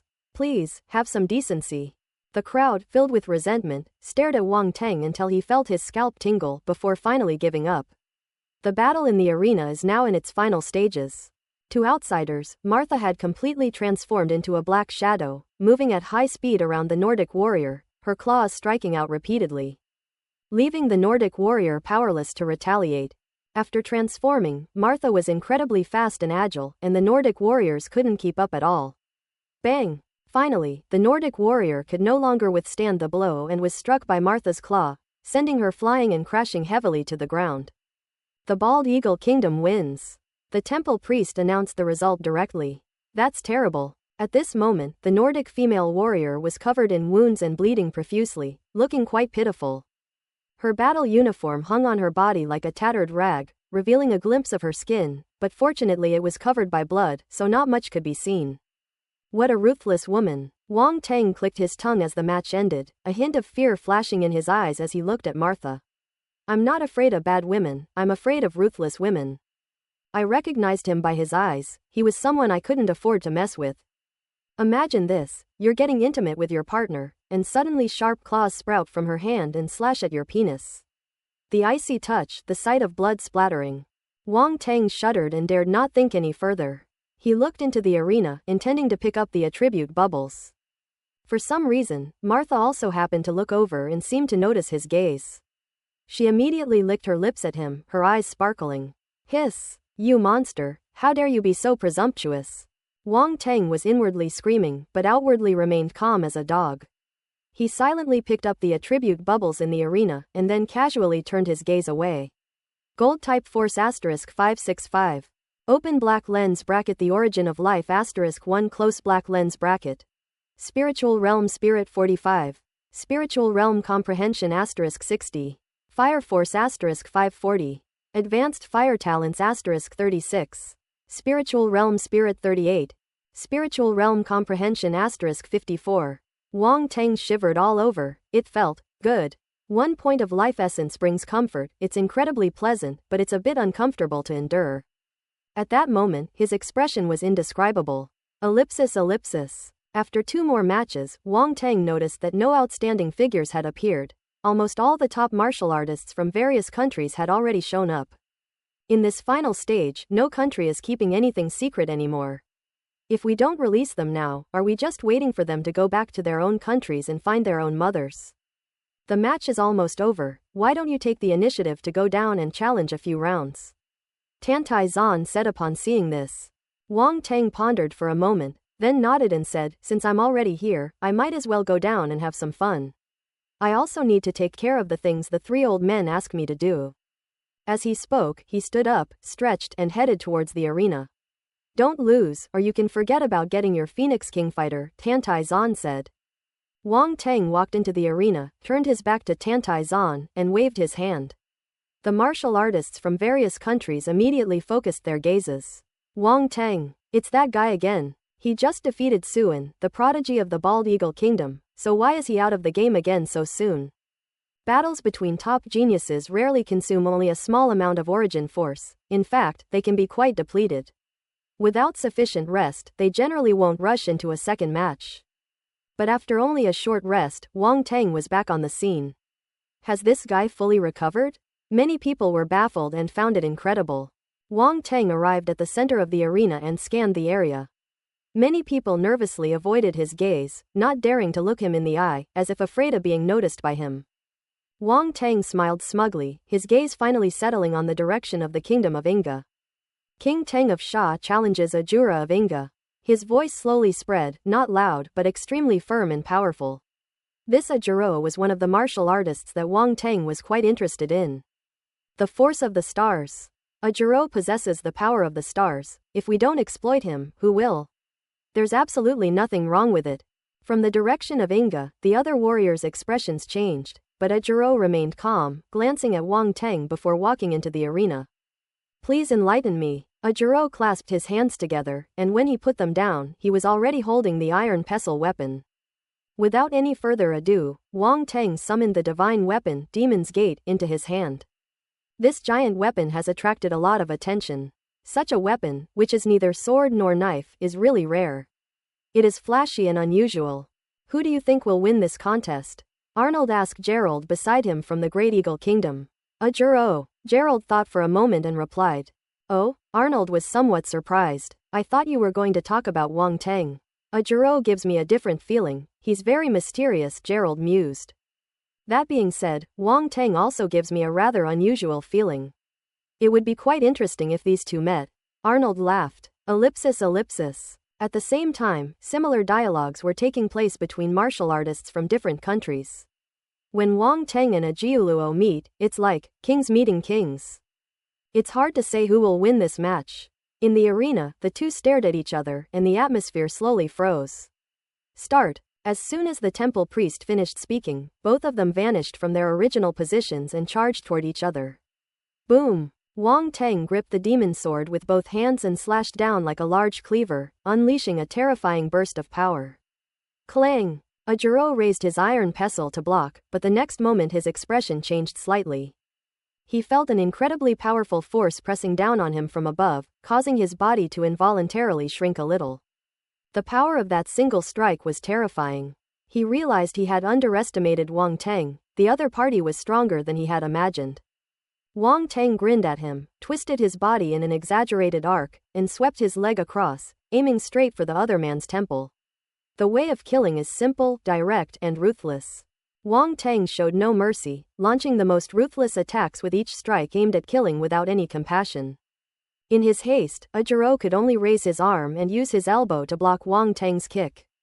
However, he was still pushed back more than 10 meters, leaving a long black trail on the ground with his feet. So strong. Everyone fell silent. In close combat, Wang Teng fears no one. He possesses multiple powerful physiques and has cultivated incredibly strong body refining techniques such as Thunder Body and Ancient God Body. No martial artist of the same level can possibly compete with him. That's why he was able to fight against top martial arts geniuses from various countries, such as Ajuro and Suan, even though they were of higher levels, and he was not at a disadvantage at all. His strength is beyond doubt. At this moment, Ajuro was kicked by Wang Teng and his body was thrown back a long way before he suddenly stopped. His gaze narrowed slightly. The force of that attack had caused his elbow to ache slightly, and even his bones to vibrate. If he hadn't used his force to protect himself in time and deflect the powerful force that had invaded his body, his bones would probably have been shattered on the spot. Akuro flicked his sleeves, using offense as defense, and suddenly stomped his foot on the ground. Boom! The ground was crushed and cracked. A burst of energy spread outwards, and the person disappeared into the primal force, shooting straight towards Wang Teng. Crimson flames erupted from his body, spreading throughout his entire being and leaving a long trail of flames in their wake, resembling a giant fire dragon. The scorching heat swept outwards. Wang Teng stood at a distance, feeling the scorching heat rushing towards him. Flames, mixed with the strong wind, swept across his cheeks and face. A Jiro's figure appeared in an instant, his fists and palms striking out, aiming for Wang Teng's head. Boom! Those fiery fists were incredibly powerful, causing the air to roar in the intense heat to create ripples in the surrounding air. If an ordinary martial artist were to come into contact with this scorching flame, they would likely be injured immediately.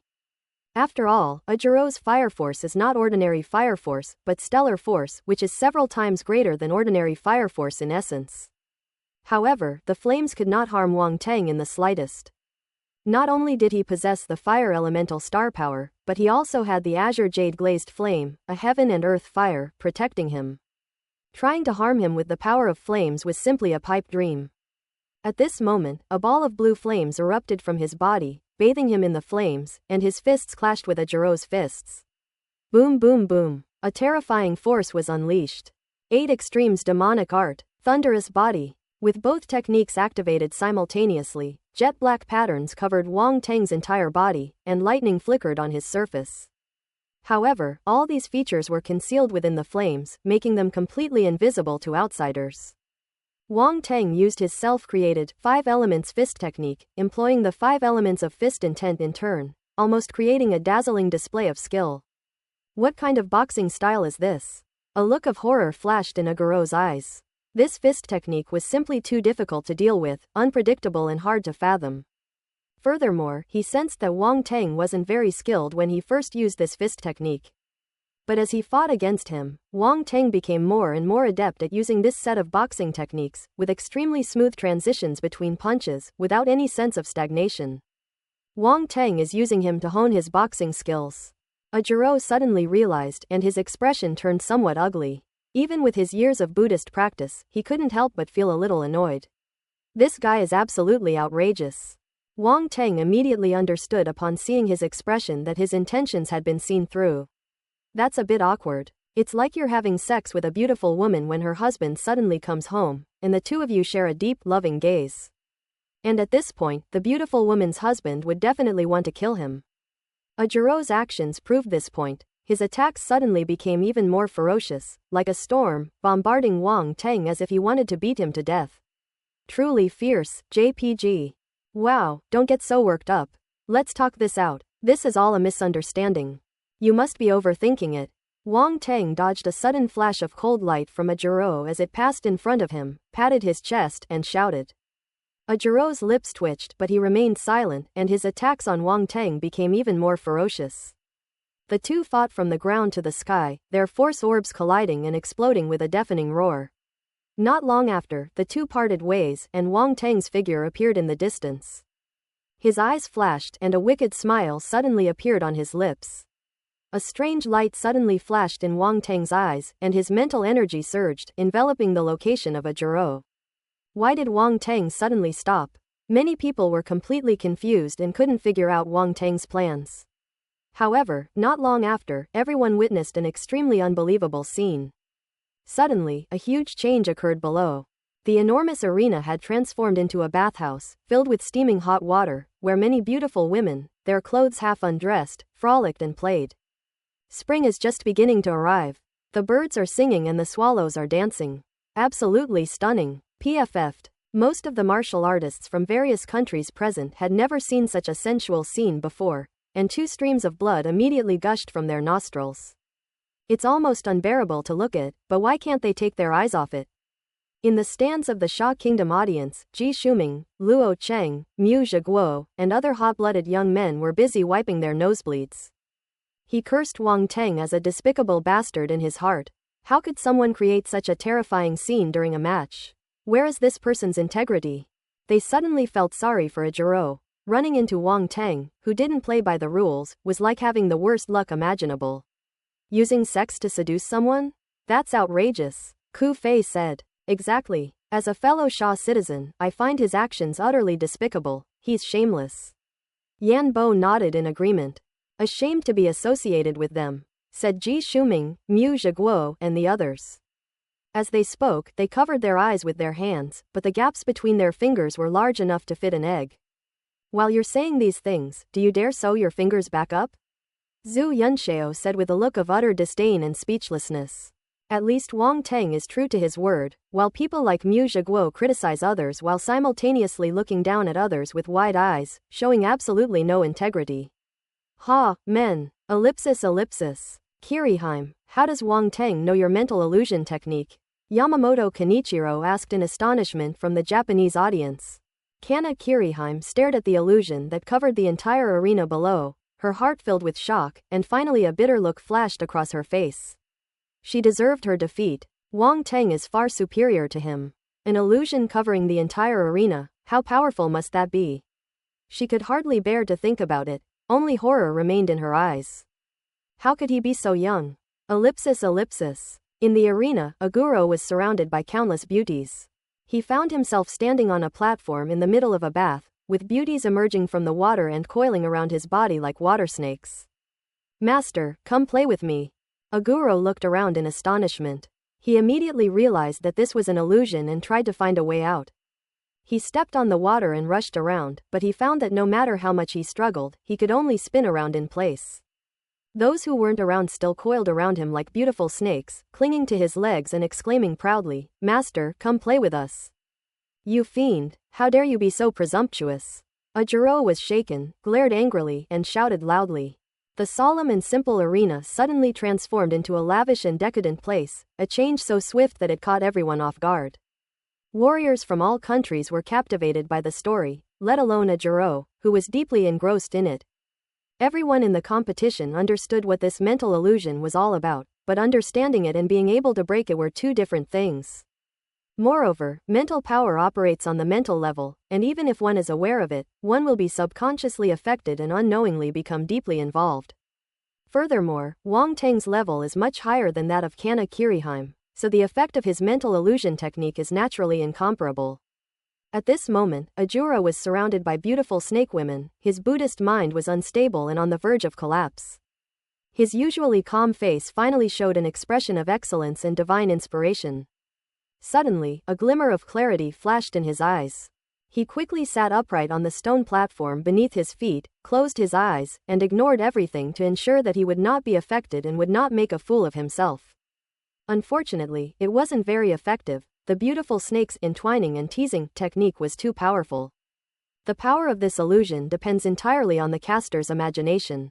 With Wang Teng's extensive experience reading countless films, his imagination must be boundless. The martial artists from the surrounding countries were red-faced and cursed him for being shameless. The female warriors turned their heads away, secretly cursing, I never expected Wang Teng to be like this. The temple priest had a strange expression, his mouth twitched constantly, and he was mentally unstable, as if he were undergoing the most severe test and was in extreme discomfort. He cursed Wang Teng's ancestors for 18 generations in his heart. He asked himself countless times why he had to host this exchange meeting. It was simply torture. For clergy like them, serving the gods requires maintaining purity of body and mind, therefore, they must not be near women. It will take Wang Teng at least half a month to calm his restless little heart after he has caused this scene. What the hell, what grudge does Wang Teng hold against him that he would do this to him? Although the temple priest knew that Wang Teng was not targeting him, he still could not control the resentment in his heart. And he was also somewhat shaken, because Wang Teng's mental illusion had even affected him. This demonstrates just how powerful Wang Teng's mental strength is. Just then, Ajiro in the arena suddenly stood up, unleashing his force, and the surrounding water surface exploded violently. Get out! Get out! Get out! A series of cold shouts came from his mouth. Ajiro's face was ferocious, his eyes were bloodshot, and demons arose from his heart. Wang Teng stood not far in front of Ajiro, but he could neither see nor hear, his 5 senses were clouded. This was the power of mental illusion. Of course, the stronger one's mental strength, the stronger the illusion. The reason why Ajiro was so deeply involved was naturally because his mental power was extremely strong. Wang Teng's expression was a bit strange at this moment. He muttered to himself, these monks from India don't seem to have cultivated their minds very well. They can't even last a short while. Will they be ruined? However, he was happy to see this scene. The more fiercely Ajuro unleashed his power, the more attribute bubbles fell, which would naturally be more beneficial to him. Seeing Ajuro's outburst, the martial artists from various countries all showed some sympathy. He was such a good monk, and Wang Teng had made him lose his Buddhist heart. Did he have no humanity left? Seeing the scene unfold, Fords from the Bald Eagle Kingdom inexplicably recalled Quincy's miserable state. Exactly the same. Fortunately, Ajuro wasn't a genetically engineered warrior, otherwise, who knows how badly he would have collapsed. Quincy's example is right before our eyes. Ellipsis ellipsis. Get away from me. Don't come near me. Ajuro roared, his face filled with terror. Master is right, women are all like floods and beasts, stay away from them. He recalled the words his master had spoken before they descended the mountain. If he could, he would rather face a life or death battle than these pink skeletons. Come out, I know you're nearby, Ajuro shouted, looking around for Wang Teng. That's about it, Wang Teng muttered to himself, picking up the attribute bubbles that had fallen around him. Open black lens bracket Starforce *35, fire close black lens bracket. Open black lens bracket Starforce *20, fire close black lens bracket. Fireforce *125. Fireforce *102. Ellipsis ellipsis. The next moment, a smirk appeared on his lips as he vanished from his spot, silently reappearing behind Ajuro, the golden brick tracing a graceful arc. He slammed a brick down. Get out of here! Bang! Caught off guard, Ajuro was hit on the back of the head with a brick. He immediately felt a sharp pain in the back of his head, his vision went black, and his body swayed involuntarily. Despicable, shameless. Ajuro was furious. He knew he had been ambushed by Wang Teng. He turned around abruptly to look for Wang Teng. Thank you for the compliment. Wang Teng reappeared behind him and smashed a brick down. Bang, bang, bang. 3 times in a row, Ajuro was caught off guard and was hit each time. 3 or 4 large bumps suddenly appeared on his head, looking extremely conspicuous. Ajuro was consumed by rage and his mind was completely shattered. He roared furiously, yet he managed to stay upright. Wow, is its head that hard? Wang Teng was extremely surprised and wondered to himself, could it be that he has practiced Iron Head Kung Fu? Does India also have this kind of ancient martial art? Come on, again. Ajuro was also enraged by Wang Teng's attack, slapping his bald head and shouting loudly. In reality, his eyes flickered, hoping to make Wang Teng reveal a weakness. This request is outrageous. I have no choice but to agree. Wang Teng chuckled, his body flashing as he constantly shifted positions around Ajuro, hurling bricks at Ajuro's head. Ajuro's face darkened. Why couldn't he catch Wang Teng's trail? Always one step too late. Wang Teng was as cunning as a snake. After striking, he vanished without a trace, leaving Wang Teng utterly helpless. Moreover, Wang Teng's speed also greatly surprised him. In his perception, Wang Teng's movements at this moment were as fast as the wind and as swift as lightning, reaching the extreme. The martial artists from all around were watching with bated breath. Just by listening to that dull sound, they could almost feel the pain. Boom! The profound meaning of power. Wang Teng used his strongest technique with this final brick strike, unleashing terrifying power directly onto Ajuro's head. Let's see how hard his head is. Ajuro looked horrified, his head throbbed with pain, and his eyes rolled back involuntarily. It hurts so much. He couldn't hold on any longer. That damn bastard. Ajuro, filled with countless resentments, collapsed with a thud. Quiet. The surrounding city fell into silence. The top martial arts genius of the mighty kingdom of Inga was knocked unconscious on the spot, his head covered in bumps. How miserable was that? He shouldn't have suffered this calamity. However, he encountered someone he shouldn't have met, and this calamity was destined to be his incarnation. No, this is not just his destiny, but the destiny of all the genius martial artists from various countries present. Of all the top talents present, who didn't fall victim to Wang Teng's wickedness? As Ajuro fell, the beauties of the arena vanished without a trace. Wang Teng's figure also appeared, standing beside Ajuro, looking down with a sorrowful expression. What a compassionate and handsome young man. When a person is shameless, they are invincible. In everyone's eyes, Wang Teng was clearly this kind of person. In the audience of the Bald Eagles, Fortes suddenly felt very fortunate. He felt that Ajuro was in a much worse state than him, even though they had both been beaten. Is it possible that the more talented a martial artist is, the more ruthless Wang Teng becomes? It turns out the reason he wasn't in such a terrible situation was because he wasn't a genius. Ford suddenly realized that he had grasped the true meaning of the matter, and for a moment, he did not know whether to be happy or bitter. Meanwhile, Suin, who had already woken up, couldn't help but touch his head. Thank goodness, there was no bump on his head. He wasn't the one targeted by that brick. Seeing the expressions on the faces of the two genius martial artists in his team, Yute's face darkened slightly, and he felt extremely frustrated. Wang Teng is simply an anomaly. Martha glanced at Suin and the other person's expressions, then looked at Wang Teng in the arena. And for some reason suddenly felt that this young man from Sha Kingdom had an attractive aura about him. To make even a prodigy like Suin wary in this way, Wang Teng is truly interesting. Although his personality is somewhat wicked, all his wickedness is diminished in the face of overwhelming strength, and what everyone ultimately sees is only his power. In the Japanese audience, Kana Kiriheim stared in disbelief, so this is how mental illusions can be used. Wang Teng seemed to have opened a door to a new world for her. As for whether this door leads to heaven or hell, that's a matter of opinion. A strange light flashed in Kana Kiriheim's eyes, giving Yamamoto Kenichiro a chilling feeling. He glanced at Kana Kiriheim, and felt that she seemed to have undergone some kind of change at that moment. In the audience of the Great Eagle Nation, Gerald's eyes twitched involuntarily. Just who was this Wang Teng, and why was he so ruthless? He had originally wanted to meet this genius from Sha Kingdom, but now he no longer had the desire to fight Wang Teng. Arnold was very pleased to see Gerald's expression. Don't go looking for abuse. Don't go looking for abuse. Don't go looking for abuse. I'll say it 3 times because it's important. Ellipsis ellipsis. Seeing that Ajiro was unable to get up, the temple priest immediately announced the result. Sha Wang Teng wins this round. As soon as he finished speaking, he couldn't help but glance at Wang Teng. But he remained calm and composed, showing no emotion whatsoever, as if defeating a guru was a trivial matter. This guy is showing off.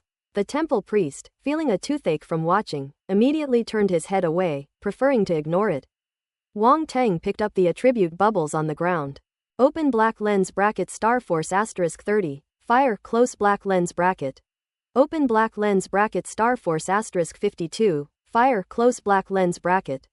Royal Spirit 35, King's Spirit *16, King Realm Comprehension *40, King Realm Comprehension *36. Top tier fire talent x10. Ellipsis ellipsis. As the attribute bubbles merged into Wang Teng's body one by one, he couldn't help but let out a soft exclamation, a look of surprise appearing in his eyes. Ajiro's mental and comprehension attributes are actually at the king level. Wang Teng was unaware that his actions had caused Ajiro to develop inner demons and suffer a mental breakdown, which resulted in him losing some of his king-level spirituality and comprehension. Otherwise, with the spiritual realm level of Ajiro, it would be impossible for him to lose the spiritual realm and comprehension level of a king. Wang Teng calculated that he had gained a total of 125 points of King Realm Spirit and 106 points of King Realm Comprehension this time. Comprehension, 2,123,000, Royal Realm. Spirit, 2,433,000, Royal Realm. His mental acuity and comprehension improved slightly again.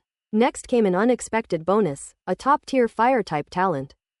Wang Teng currently possesses 4 top-tier talents, water, wind, lightning, and ice. With the addition of the fire talent he just acquired, he now has a total of 5 top-tier talents. What to do? He's getting better and better. Wang Teng felt that he could no longer suppress the genius aura that was about to burst forth from his body, which was really a difficult situation. Originally, he just wanted to gather some star force to study the star technique, but he didn't expect to get so many useful attribute bubbles. After Wang Teng calculated again, he realized that he had gained more than 200 points of star force after the match with Ajiro. Stellar Force, Fire, 353.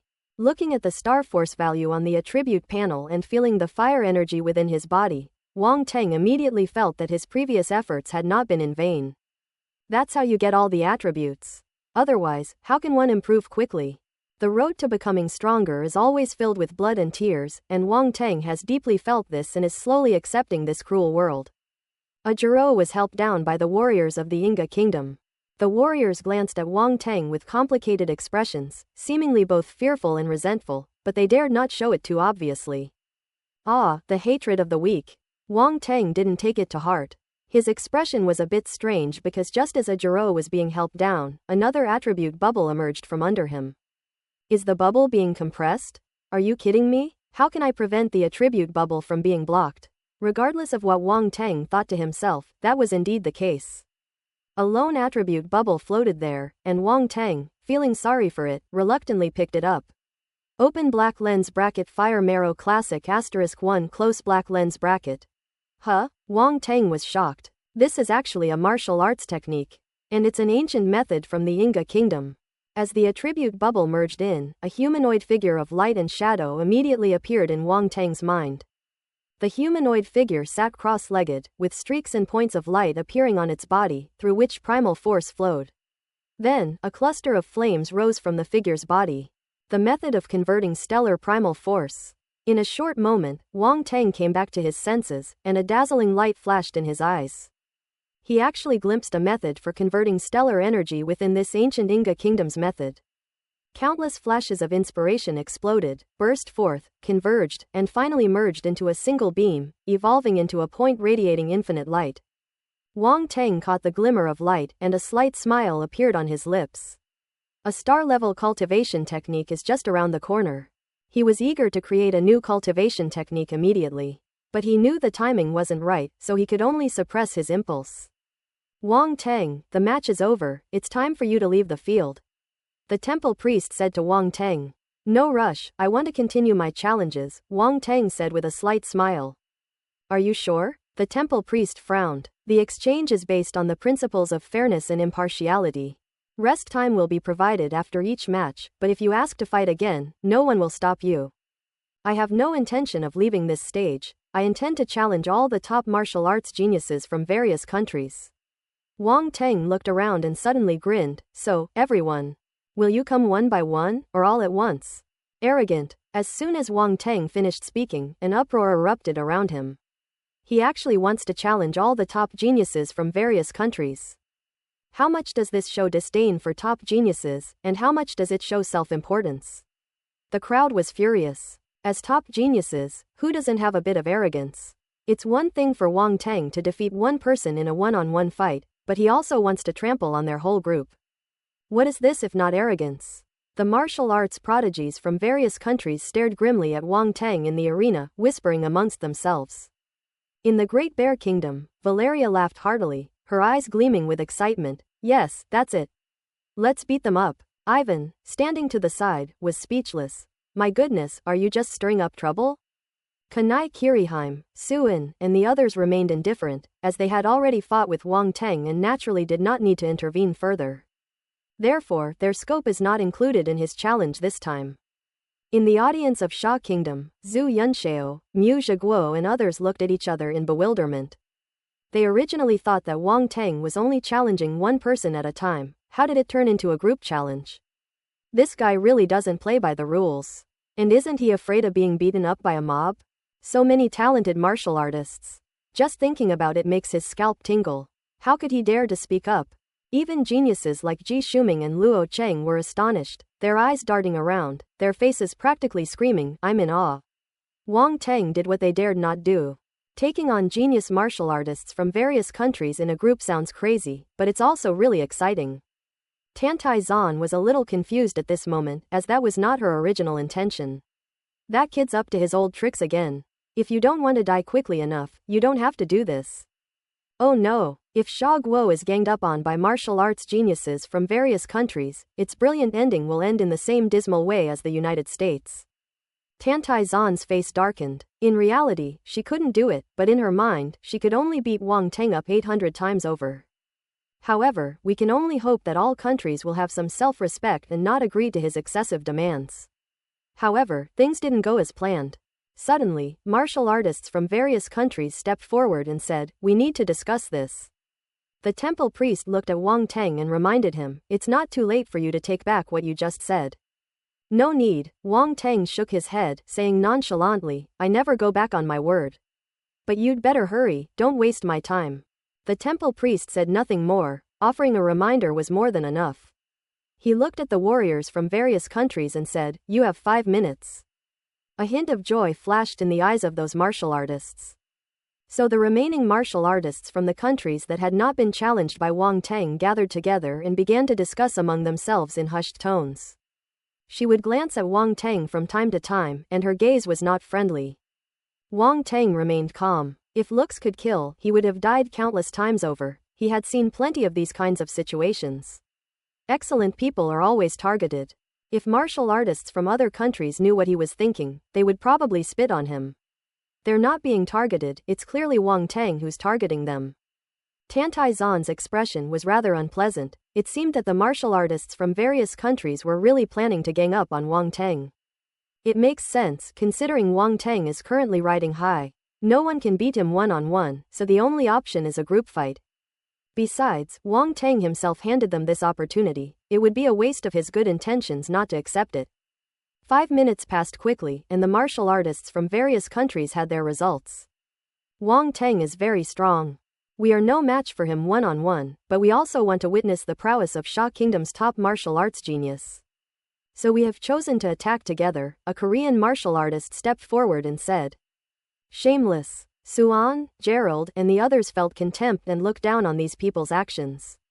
If it's a group fight, then it's a group fight. Why make up a bunch of excuses? Everyone can see through their little scheme.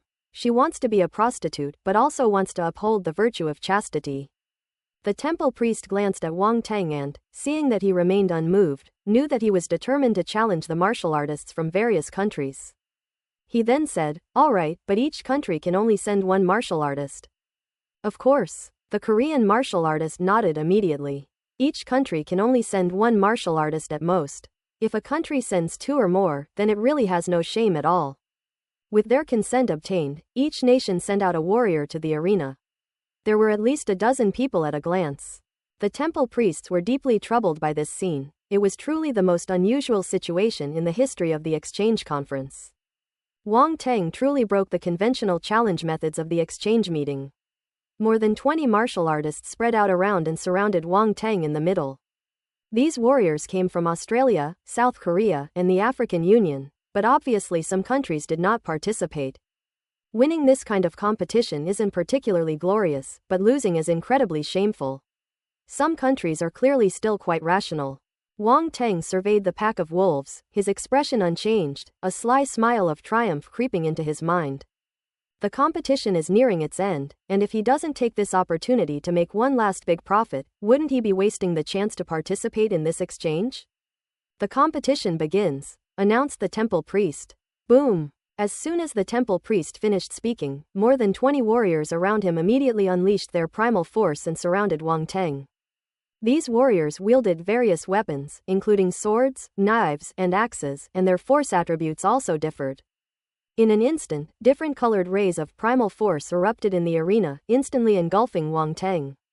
The people of Sha Kingdom couldn't help but feel a chill for Wang Teng, their eyes fixed on the arena below.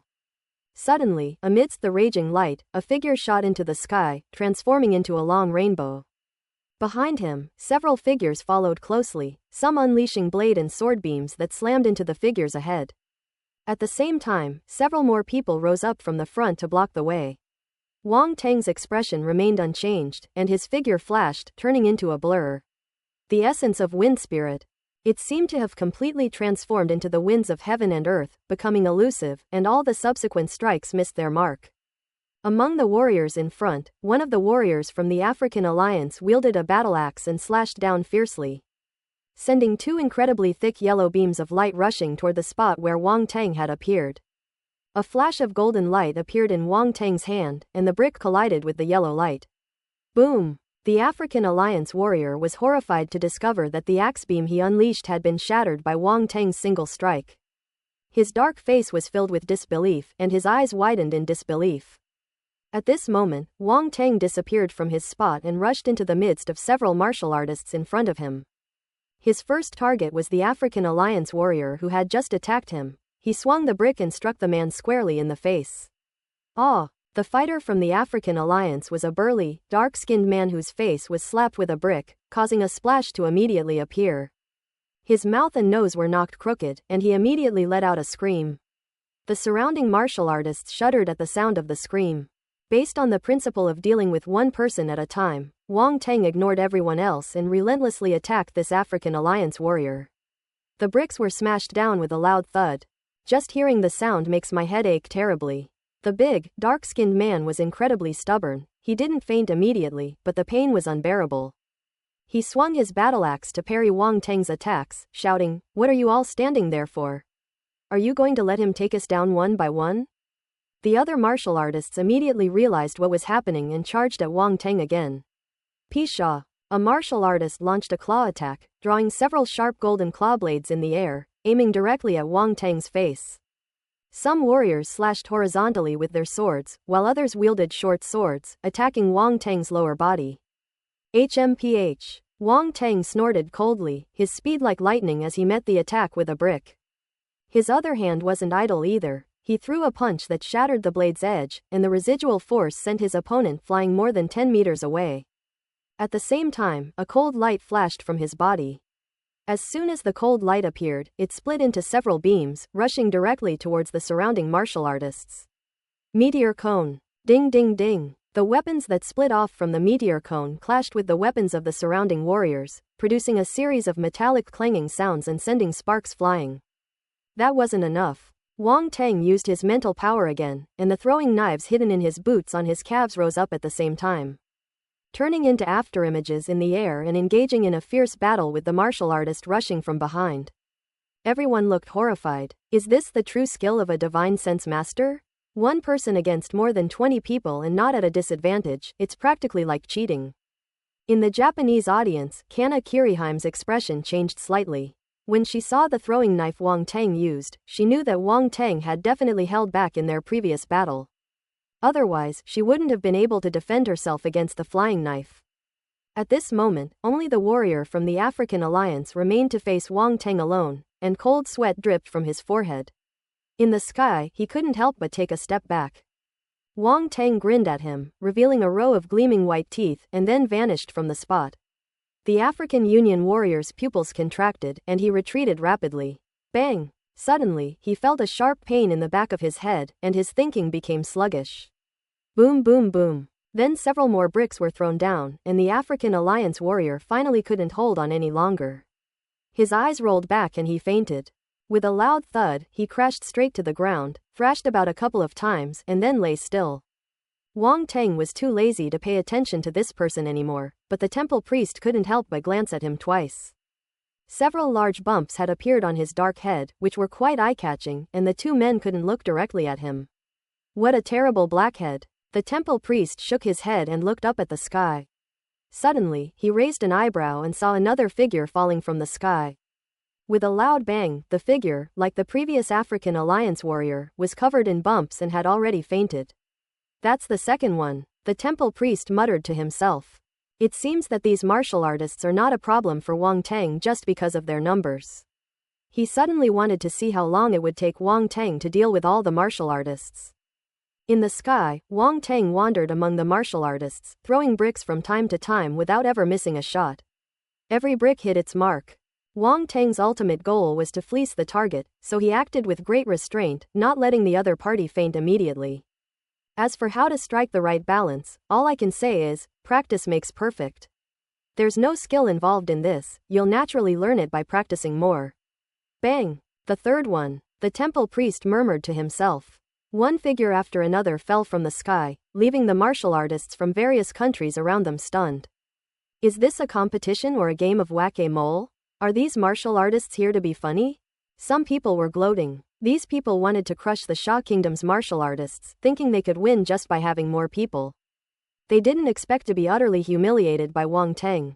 In the sky, 8 or 9 martial artists were still putting up a stubborn resistance. They knew that if they did not give it their all, they would surely lose.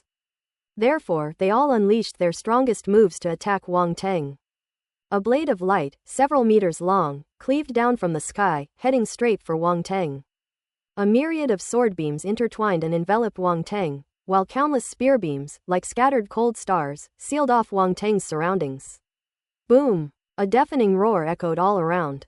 Seeing this, Wang Teng remained calm, channeling his inner energy into the brick in his hand before smashing it down. This brick is forged from a rare metal called Xuanzhong Yaojin, which can withstand any type of primal force. Furthermore, the more force is injected, the greater the weight.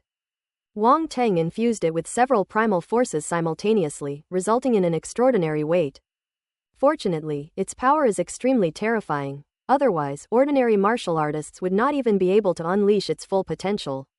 Boom boom boom. At this moment, the brick collided with the surrounding force attacks, creating shockwaves that spread outwards. Blade light, sword light. All attacks were completely shattered and annihilated. Shattered in a single blow. No matter what methods you use, I will break them with a single brick. The surrounding martial artists were all sent flying backward by the impact of the primal force. How is that possible? Their faces were filled with horror, and their hearts were filled with disbelief. Wang Teng pressed his advantage and closed in. Bang bang bang. One by one, figures fell to the ground like dumplings being dropped into a pot. 18, 19, 20, 23, 24. The temple priest had a strange expression on his face, silently mourning for these warriors. Wang Teng left the Korean martial artists until the very end. He looked at the other person and walked forward step by step. Gurgle. The Korean martial artist swallowed hard, glanced at the brick in Wang Teng's hand, and felt his scalp tingle and his legs go weak. He wanted to admit defeat, but his mouth started to tremble for some reason. Wang Teng took a step and instantly appeared in front of the Korean martial artist, smashing a brick down on his face. The Korean martial artist turned pale, then everything went black before his eyes, and he felt a sharp pain on his face. Ouch! Ouch! Ouch! Only those who have been slapped in the face know the pain. The Korean martial artist's snot and tears flowed down his face, with bright red blood mixed in with the snot. He looked rather miserable. Wang Teng showed no mercy, and upon seeing this, he unleashed several more bricks, beating the Korean martial artist until he was bruised and swollen, completely unconscious. 25 in total. The temple priest remained silent until the last warrior was knocked down, at which point he let out a long sigh of relief. Finally finished. This competition was completely devoid of any skill. It was a brutal contest from beginning to end. Those martial artists who fell into Wang Teng's hands were simply easy targets, and their fates were extremely tragic. The surrounding crowd was stunned and speechless for a long time. The dust has settled. The 25 martial artists on the ground lay dead, all haphazardly scattered, their faces bruised and swollen. The leaders of the 25 martial artists' countries were now as black as the bottom of a pot. They had wanted to kick Sha Kingdom while it was down, but they ended up shooting themselves in the foot. Even with 25 martial artists joining forces, they were still no match for Wang Teng and suffered a crushing defeat. They truly experienced what it means to reap what you sow. The exchange has never seen a single person challenge 25 countries before, so this competition is destined to be remembered, and these countries will inevitably become negative examples. The other countries that did not participate all wore expressions of schadenfreude. They were also shocked by Wang Teng's strength. He had defeated 25 genius martial artists. Although those countries were not major powers, even so, ordinary martial artists could not do it. To fight against multiple opponents, one must not only possess abundant personal strength but also have powerful combat techniques. Otherwise, it will all be in vain. Suan, Gerald, and the others realized they couldn't do that. They stared at Wang Teng as if he were a monster. This guy was truly inhuman. Perhaps this is what it means to be a prodigy. But they might be fake. At this moment, the geniuses of various countries couldn't help but doubt themselves. In the audience seats of Sha Kingdom, Zhu Yunxiao and others were also shocked. They already thought Wang Teng was very strong, but Wang Teng once again refreshed their understanding. This guy seemed to be shrouded in mystery, and no one had ever seen his true strength. Ji Shuming, Luo Cheng, and the others couldn't help but feel a little envious. This is a global platform, not just the first martial arts competition limited to the Sha Kingdom. After this battle, Wang Teng has probably gained considerable fame in countries around the world. They were all young people, and none of them could say they didn't care about such a great honor. Ren Qingkang clenched his fists, a hint of jealousy flashing in his eyes. Wang Teng was almost becoming his nightmare, making it impossible for him to calm down. Tantai Zan glanced at him, her brows furrowing slightly. That look made her very uncomfortable. This Ren Qingkang. She secretly decided that she would go back and talk to Lei Zhenting, the owner of the Thunder Martial Arts School, about his disciple. There was something wrong with him. If Ren Qingkang causes any trouble, she won't be polite and the military will be even less lenient. Wang Teng is someone who has been recognized by the three marshals and even the martial arts leaders. No matter that Ren Qingkang is a genius, even if he is a warrior-level expert, he won't have an easy time. Wang Teng's existence is beyond that of ordinary warriors at the general level. King Teng of Sha wins this round. The temple priest finally announced the result. He paused, looked around, and said, "Are there any other martial arts prodigies from other countries who wish to challenge Wang Teng?" Upon hearing this, everyone fell silent. All the fighters are already down, what's the point of fighting anymore? The crowd gave the temple priest a somewhat resentful look, feeling that the old man had ulterior motives and was quite wicked. The temple priest seemed somewhat regretful. He stood up, looked at the setting sun, and said with emotion, "Thank you all for giving me such a wonderful exchange. The martial artists from all countries are excellent. Gerald from the Great Eagle Kingdom, Suan from the White Eagle Kingdom, Ajuro from the Inga Kingdom, Valeria from the Great Bear Kingdom, Kana Kiriheim from the Neon Kingdom, and so on." Of course, the performance of the martial artists from the Sha Kingdom this time is even more surprising. Especially you, Mr. Wang Teng. At this point, the temple priest actually placed his hand on his chest and gave Wang Teng a martial arts salute to show his respect. Warriors from all countries were shocked. The temple priest was no ordinary person, he was a mid-level warrior. How could he have done this? Only the temple priest knew that Wang Teng's strength was already approaching that of a mid-level warrior. This young man was too mysterious, even he couldn't see through him. Showing respect to the strong is a matter of course. Moreover, Wang Teng is so young and youth means unlimited potential. He has a feeling that it won't be long before Wang Teng surpasses him. Therefore, it is not surprising to show respect to such a promising young talent. If you can win the other person's favor, that would be even better. The Holy Mountain is a neutral organization and will not participate in the struggles between these great powers, but they do not object to establishing some connections with some prodigies. They might even recruit geniuses from other countries. Otherwise, where would the Holy Mountain get so many powerful individuals? Wang Teng merely smiled indifferently upon hearing the temple priest's praise, not taking it too seriously. In his eyes, the people of this sacred mountain seemed like opportunists. He didn't dislike them, but he didn't like them either. The temple priest stopped there, saying no more, and then said, "This exchange meeting is now over, and my duties are finished. Everyone, I hope we'll meet again someday." Having said that, he didn't linger. He turned and embarked on the path leading to the top of the sacred mountain, gradually disappearing into the ancient buildings shrouded in mist behind him. When everyone came to their senses, their expressions were complicated and filled with a sense of loss. Is this how the exchange conference, which countries around the world are vying for, came to an end? This exchange brought together many outstanding talents who overshadowed the martial artists from smaller countries. Some smaller countries glanced at the warriors from large countries like Sha Kingdom and Bald Eagle Kingdom, their eyes filled with both envy and helplessness. Compared to the great powers, they are undoubtedly not outstanding. Their so-called prodigies are nothing compared to the geniuses of the great powers. It's truly heartbreaking. However, since the competition was over, no one lingered any longer and they all prepared to descend the mountain. The 25 warriors who lay dead in the arena were taken away by their respective countries, leaving only attribute bubbles floating in midair. Wang Teng swept his mental energy over the area, collecting all the attribute bubbles around him. Fire Force *360. Fire Type Sword Intent *250. Earth Elemental Force *420. Gold Type Force *387. Gold Type Sword Intent *340. Wood Type Force *650. Water-Based Force *540. Spiritual Realm Spirit 110. Spiritual Realm Spirit 135. Ellipsis. Spiritual Realm Comprehension 102. Spiritual Realm Comprehension 95. Ellipsis. Wang Teng's eyes flashed, and he thought to himself that the harvest was indeed considerable, and his hard work had not been in vain. You have to understand, gathering 25 genius martial artists is quite a chore. This wool gathering is physically demanding. Anyone who's tried it knows. Although he had a good harvest, Wang Teng did not rush to take stock. Instead, he went to Tantai Zan and the others to meet them. He was greeted by strange looks from Zhu Yunxiao and the others, as if they wanted to strip him naked to see what he was made of. "Why are you all staring at me like that? It's creepy." Wang Teng felt a chill run down his spine and quickly took a step back. These people are so evil. Everyone. Wang Teng's words immediately gave them a sense of familiarity. Fortunately, it was that familiar feeling, and it seemed that Wang Teng in front of them was not some monster in human skin. The group descended the mountain, but did not leave the town at the foot of the sacred mountain.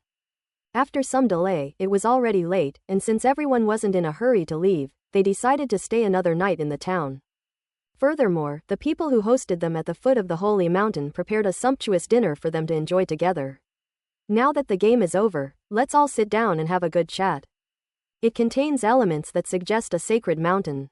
Between nations, only the greatest interests matter. Smaller nations naturally gravitate towards larger nations, seeking their protection. For larger nations, this is simply part of diplomacy. 7 p.m. The banquet began with the hall brightly lit and lavishly decorated, with countless delicacies and drinks laid out on the tables. Waiters dressed in black suits and white shirts, clean and tidy, were moving around the lobby. When Wang Teng and his group arrived, the hall was already bustling with activity, filled with laughter and conversation. The arrival of the Sha Kingdom people immediately silenced the hall. Sha Kingdom, the biggest winner of this exchange meeting. Everyone had mixed feelings, especially when they saw the nonchalant young man, which caused many people's emotions to fluctuate. Your Excellency Tantai, Lord Wang Teng, Ivan from the Great Bear Kingdom came to greet them from afar. Eat and drink tonight, then go back and get a good night's sleep. We'll head back to China tomorrow, Tantai Zan said, leading the group forward. Ivan and his group from the Great Bear Kingdom were unusually enthusiastic, and Miss Valeria, the King Kong Barbie, clung to Wang Teng with a goofy smile on her face. Wang Teng was immediately struck with a headache, completely baffled as to why Valeria kept staring at him. Is it wrong to be too outstanding?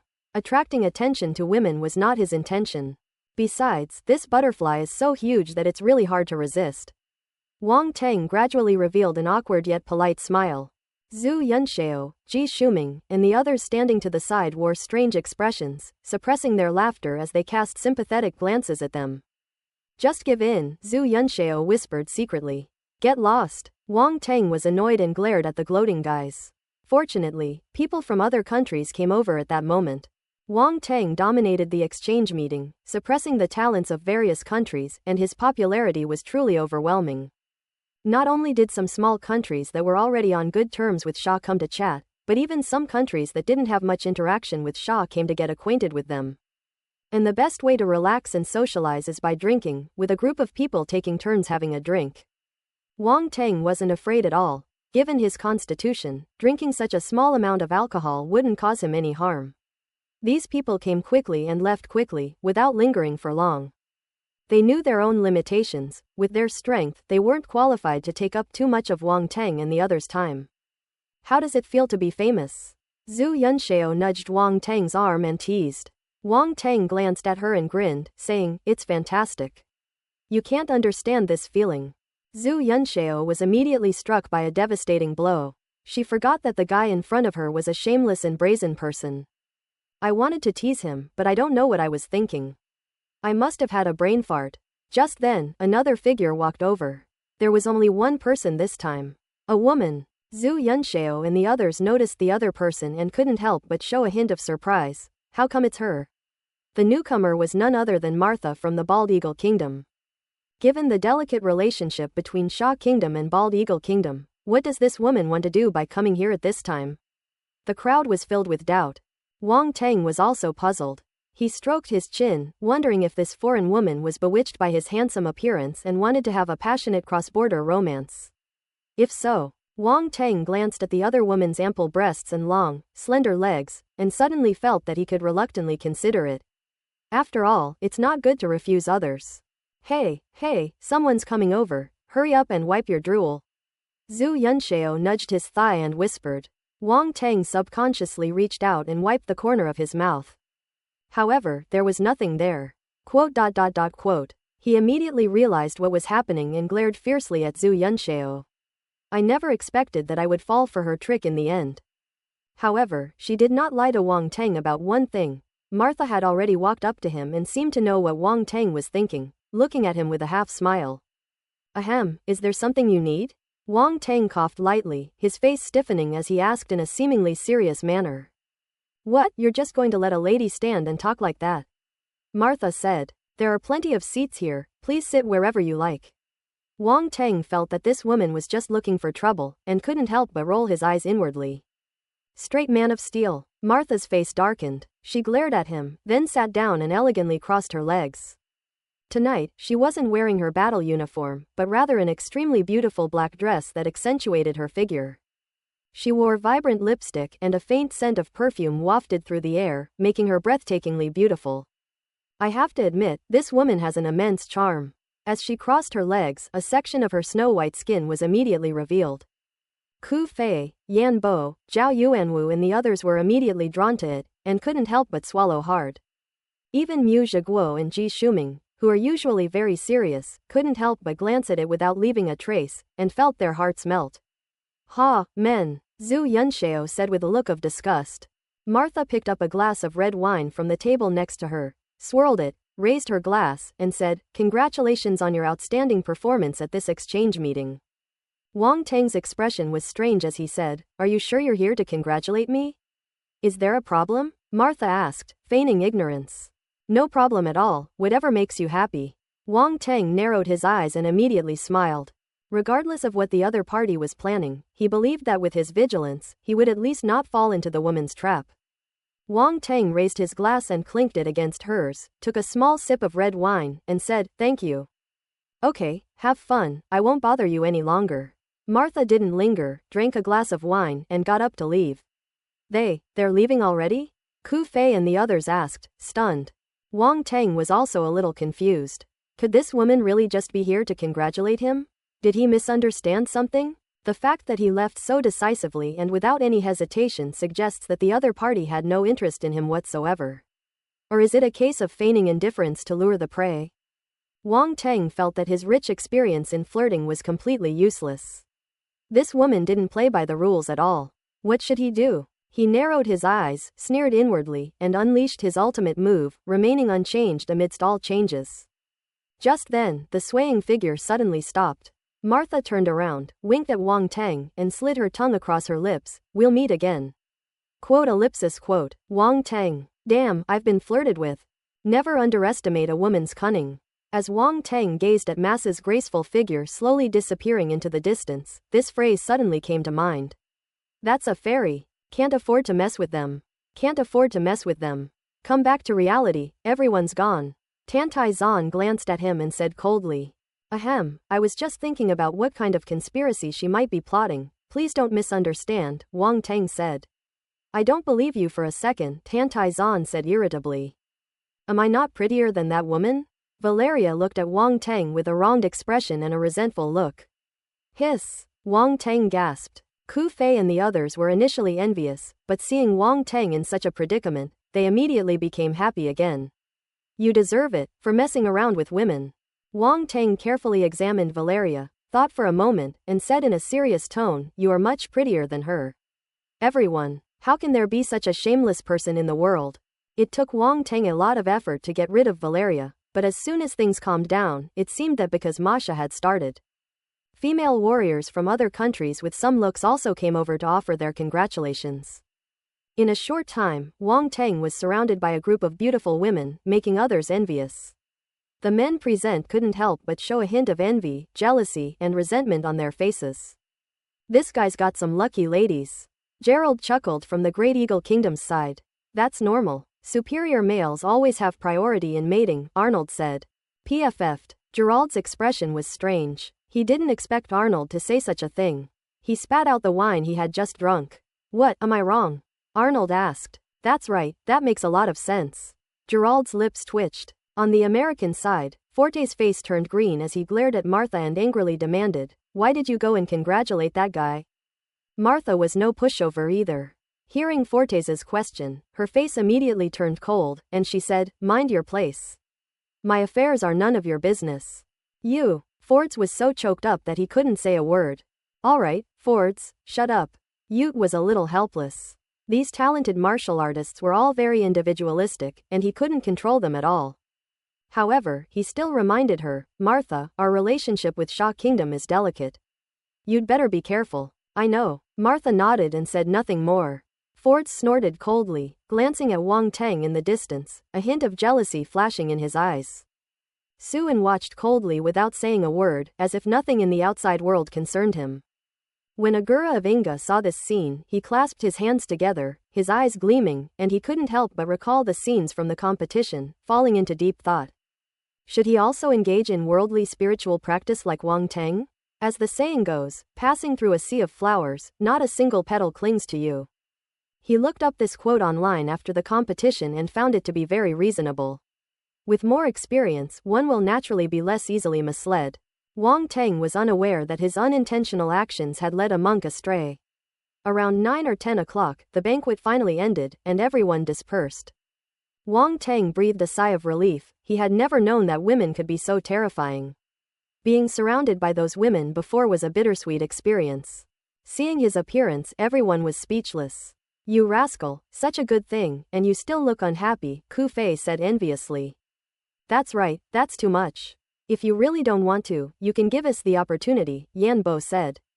"You don't understand. Women are terrifying creatures, especially when there are many of them," Wang Teng said, shaking his head and sighing. "Damn it, you show off." Ku Fei and the others couldn't help but want to punch him. But at that moment, the atmosphere suddenly turned cold. "Say what you just said again." A cold, murderous voice rang out. Wang Teng felt a chill run down his spine, his neck mechanically turning as he saw Tantai Zan and Zhu Yunxiao's darkened faces. He forced a laugh and said, "Well, my stomach hurts, I'll be going now." After saying that, he took off running. That night, in his hotel room, Wang Teng didn't go anywhere. He sat cross-legged on the bed, reflecting on what he had gained from the competition. Pull up the properties panel. The first thing that catches the eye is Origin of Life, 1375. This life essence has increased considerably compared to his initial state, and Wang Teng seemed to vaguely sense that his lifespan was increasing rapidly. Nobody wants to live too long, right? Without a doubt, this source of life was his greatest gain from this trip. Comprehension, 233 thousandths, Royal Realm. Spirit, 256 3,000ths, Royal Realm. Because Wang Teng's spirit and comprehension are both at the Emperor Realm, his improvement speed is somewhat slow, and he is still climbing at a snail's pace of just over 200 points. However, this is the Emperor Realm after all, which is already stronger than most people on Earth, so even if the improvement is slow, he doesn't need to worry. His mental strength can still be his trump card. Actually, his speed is already very fast. Others would need to spend a lot of time to improve their mental strength. Next is the Force. Gold type Force, 7,501 thousandths, 10 stars. Wood type Force, 6,781 thousandths, 10 stars. Water-based Force, 9,231 thousandths, 10 stars. Fire Force, 6,351 thousandths, 10 stars. Earth Elemental Force, 7,421 thousandths, 10 stars. Looking at his significantly increased 5 elements force, Wang Teng felt a sense of satisfaction. The exchange meeting was filled with geniuses, each possessing strength at least at the quasi-warrior level. They all dropped a considerable number of attribute bubbles, which is why his force was able to increase so much. Look at these 5 elemental forces, they've all reached the late stage of the quasi-general level, and they're not far from breaking through. Ice Force, 5,329 thousandths, 9 stars. Poison Force, 4,575 thousandths, 7 stars. Wind Force, 657 thousandths, 8 stars. Lightning Force, 821 thousandths, 10 stars. Ellipsis. The 4 special elemental attributes of Force have also grown significantly, especially the Lightning Elemental Force, which has directly broken through the 10-star quasi-warrior level. Speaking of which, we really have to thank Suin from the Bald Eagle Kingdom, he's such a good person. Finally, there is the Force of the Stars. Stellar Force, Fire, 353. The system's display is somewhat strange, it only shows numerical values, not boundaries. Perhaps the stellar primal force was too small, or perhaps his primal force had not been fully converted, which is why his realm was not displayed. However, the stellar force did indeed increase significantly during this exchange meeting. The only thing that didn't increase this time was the dark force. That makes sense, since genius martial artists from all over the world gather there, how could a dark force appear? In terms of artistic conception, Wang Teng also gained a great deal, with the artistic conception of various attributes increasing significantly. Thunder's fighting spirit, 285 1,000ths 10%. Wind spirit intent, 312 1,000ths 10%. The meaning of entwining snake, 151 1,000ths 10%. Ellipsis. These three artistic conception attributes are the artistic conceptions he just acquired. Each has its own strengths and they are all extremely practical artistic conceptions. Among them, thunderous battle intent can enhance combat power, wind spirit intent enhances speed, and entangling serpent intent is a combat technique. As for the other artistic conceptions, they are as follows. Ice-type spear intent, 365 1,000ths 10%. 5 elements boxing intent, 6,858 thousandths 80%. Metal-based blade intent, 6,777 thousandths 70%. Flame blade intent, 7,528 thousandths 80%. Water-based sword intent, 5,110 thousandths 70%. Wood-type sword intent, 893 thousandths 30%. Earth-type sword intent, 3,285 thousandths 50%. Metal-type sword intent, 1,468 thousandths 80%. Water-based sword intent, 3,486 thousandths 60%. Fire-type sword intent, 2,889 thousandths 90%. Earth-type sword intent, 3,966 thousandths 60%. Wood-type sword intent, 2,984 thousandths 40%. Ellipsis. These are mainly the attributes that Wang Teng finds useful. In fact, he also saw many other unconventional weapon-related artistic conceptions at the exchange meeting, but he ignored them. Those artistic conceptions were of little help to him. Even if he picked them up, they would be nothing more than useless trifles. However, the intent of fist, knife, and sword are the three most frequently used artistic concepts by Wang Teng, and he naturally wouldn't give them up. He has now integrated his fist intent into the 5 elements fist intent, and plans to do the same in the future. Fusing his knife intent and sword intent to create a fighting method that truly belongs to him. In his previous match against Aguro, he used the 5 elements fist technique, which caused Aguro a lot of trouble. His 5 elements fist technique is only in its initial stage. As it becomes more refined over time, its power will undoubtedly increase. Therefore, in his view, this matter has great potential. This is a path that belongs only to him. Wang Teng made up his mind that after returning to China this time, he must find some time to calm down and study it carefully. He also gained quite a few combat skills and cultivation techniques, but none of them reached the heavenly rank, so Wang Teng skipped them all. It wasn't that he was arrogant, but rather that combat techniques and cultivation methods below the heavenly rank were no longer of much use to him. The greatest gain in terms of cultivation techniques was undoubtedly the fire marrow scripture, obtained from a Juro. This is an ancient method from the kingdom of Inga, which contains a rudimentary method for converting stellar primordial energy. It greatly helped Wang Teng create his stellar primordial energy cultivation technique. As for combat skills, the only one that caught Wang Teng's eye was mental illusion. In his battle with Aguro, he experienced the power of mental illusions, and they proved to be quite effective. Moreover, as long as one has a big enough imagination, this mental illusion technique can be developed at will, and its uses are immense. In addition, the main talents gained are the Peerless Lightning Talent and the Ice Dust Body. Both of these special attribute talents are extremely rare. Especially the Ice Dust Body, not just anyone can possess it. The chances of a physical talent being born are extremely slim. For a small country like the Ice Kingdom to produce even one is already incredibly fortunate. However, no matter how rare the talent, it ultimately belonged to Wang Teng. People who use cheat codes are just that unreasonable. After taking stock of his gains, Wang Teng let out a long breath, slowly opened his eyes, and 2 beams of light shot out from his pupils. He got up, walked to the window, and looked at the dark and quiet night, his heart gradually calming down. For so long, he has been working hard to improve his strength without stopping, because he is afraid of repeating the same mistakes as in his previous life, becoming mediocre. Or even causing his family to fall into ruin and end up in a gloomy state. Now, as he continues to progress, he has finally reached the top of the pyramid of Earth's military power, and can barely be considered to have the ability to protect himself. And his family has also benefited from this. He is very content. In the early morning, sunlight streamed through the window and fell onto the bed. Wang Teng sat cross-legged on the soft bed, the blankets on the bed remaining completely still. He slowly opened his eyes, and a glint of light containing several colors flashed by, appearing extremely mysterious. He got out of bed, leaving only a shallow dent in the blanket.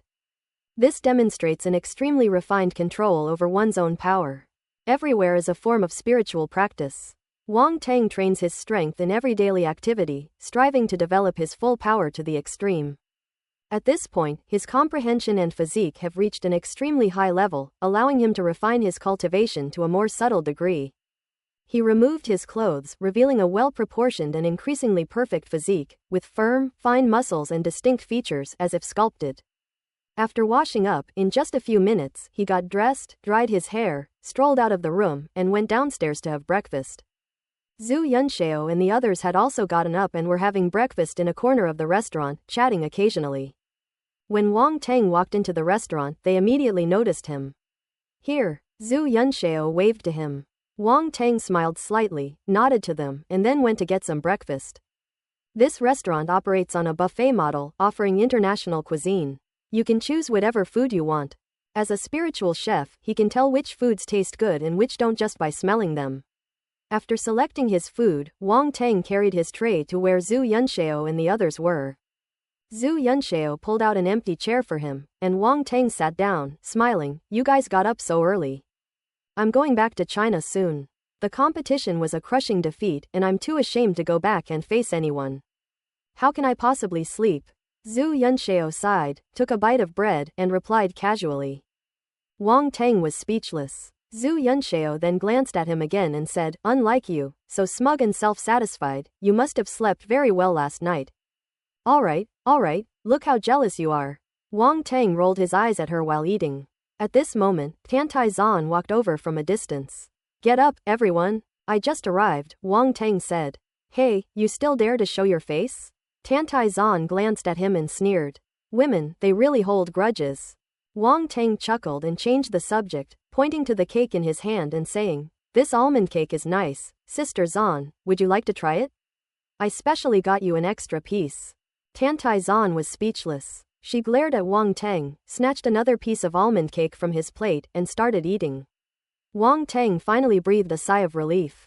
After the group finished breakfast, Parrish suddenly arrived and said, "You may have to postpone your trip." "Is there something you need?" Tiantai Zan frowned. "Someone wants to see Lord Wang Teng," Parrish said, looking at Wang Teng. "See me?" Wang Teng pointed at himself in surprise. "Yes, if it's all right, could you come with me?" Parrish asked very politely. Wang Teng and Tiantai Zan exchanged a glance, then Wang Teng asked, "You have to tell me who wants to see me, otherwise I don't have time to waste with you." Parrish hesitated for a moment, then pointed in the direction of the summit of the holy mountain without speaking. A hint of surprise appeared in Wang Teng's eyes. Parrish was undoubtedly telling him that someone from the holy mountain wanted to see him, and the fact that Parrish was so secretive about it showed that the other person was no ordinary person. Wang Teng had a vague guess in his mind. Tiantai Zan and the others were also taken aback. It was rare to see such important figures on the sacred mountain, yet they would take the initiative to invite Wang Teng to meet them. "Did they say what it was about?" Tiantai Zan asked. "How could I possibly know that?" Parrish said with a wry smile. Upon seeing this, Tiantai Zan hesitated. Who knew what the people from the holy mountain were planning to do? She was worried about letting Wang Teng go alone. Parrish seemed to sense her concerns and said, "Please rest assured, Your Excellency Tiantai, our holy mountain will absolutely guarantee Your Excellency Wang Teng's safety. We invited Your Excellency Wang Teng up the mountain this time simply because someone wants to have a chat with him." Tiantai Zan opened her mouth. Anyone can say such empty words and they don't guarantee anything. But at this moment, Wang Teng spoke up, "It's all right, I'll go with him to see which important person wants to see me. This sacred mountain is teeming with experts, so don't act rashly," Tiantai Zan said telepathically, frowning. "It's all right, this is a sacred mountain. If something happens to me here, what will become of their sacred mountain's reputation? Besides, they're not some cult. They wouldn't attack me if they had nothing better to do." Wang Teng also transmitted his voice, "And don't you want to know what they're really up to? In that case, be careful. This sacred mountain is very mysterious. Don't cause any trouble." Tiantai Zan thought Wang Teng's words made sense, so she stopped stopping him, but she was still a little worried about Wang Teng. She knew all too well that Wang Teng was no honest man. Quote. Wang Teng was a little depressed. He was afraid that his image in Tantai Zan's heart could never be reversed. Let's go. Without saying another word, he headed out of the hotel. Only after the two had walked a distance did Mu Zhiguo ask in a low voice, "Is everything alright? There shouldn't be any major problems." Tantai Zan shook her head and told everyone to go back and wait patiently. Wang Teng followed Perik up the mountain, passing through the gladiatorial arena, and arrived at the last section of stone steps leading to the summit of the sacred mountain. A figure had been waiting for a long time. "You've come," the man said. "Temple priest." Wang Teng exclaimed in surprise, "You're the one who wants to see me?" "No, I'm here to guide you up the mountain." The temple priest shook his head, a strange look flashing in his eyes, wondering why that person would want to see Wang Teng. Although he displayed unparalleled talent at this exchange meeting, far surpassing ordinary genius martial artists, his status was still far inferior to that of the other person. Upon hearing this, Wang Teng couldn't help but look up the stone steps toward the mountaintop. He saw 12 palaces stretching across the mountain path, winding their way up to the temple at the very top. "I've heard that ordinary people need to pass through the 12 zodiac signs to climb the mountain. Do I have to do that too?" Wang Teng asked. If so, he would definitely turn around and leave. Although he also wanted to spar with the 12 paladins and maybe even get some attribute boosts, it didn't mean he was willing to be at their beck and call. Even if the other party is a sacred mountain, it won't work. "You don't need it." The temple priest shook his head and began to walk up the mountain. His voice came faintly from ahead, "Follow me." Wang Teng hesitated for a moment and glanced at Perik beside him. "I'll leave you here. You can go now," Perik said. Wang Teng nodded and followed the temple priest at a leisurely pace. The two climbed upwards step by step. As he walked, Wang Teng couldn't help but let out a soft in his heart, a hint of surprise flashing in his eyes. The first house of the zodiac seemed very close, but they walked for a long time and still hadn't reached it.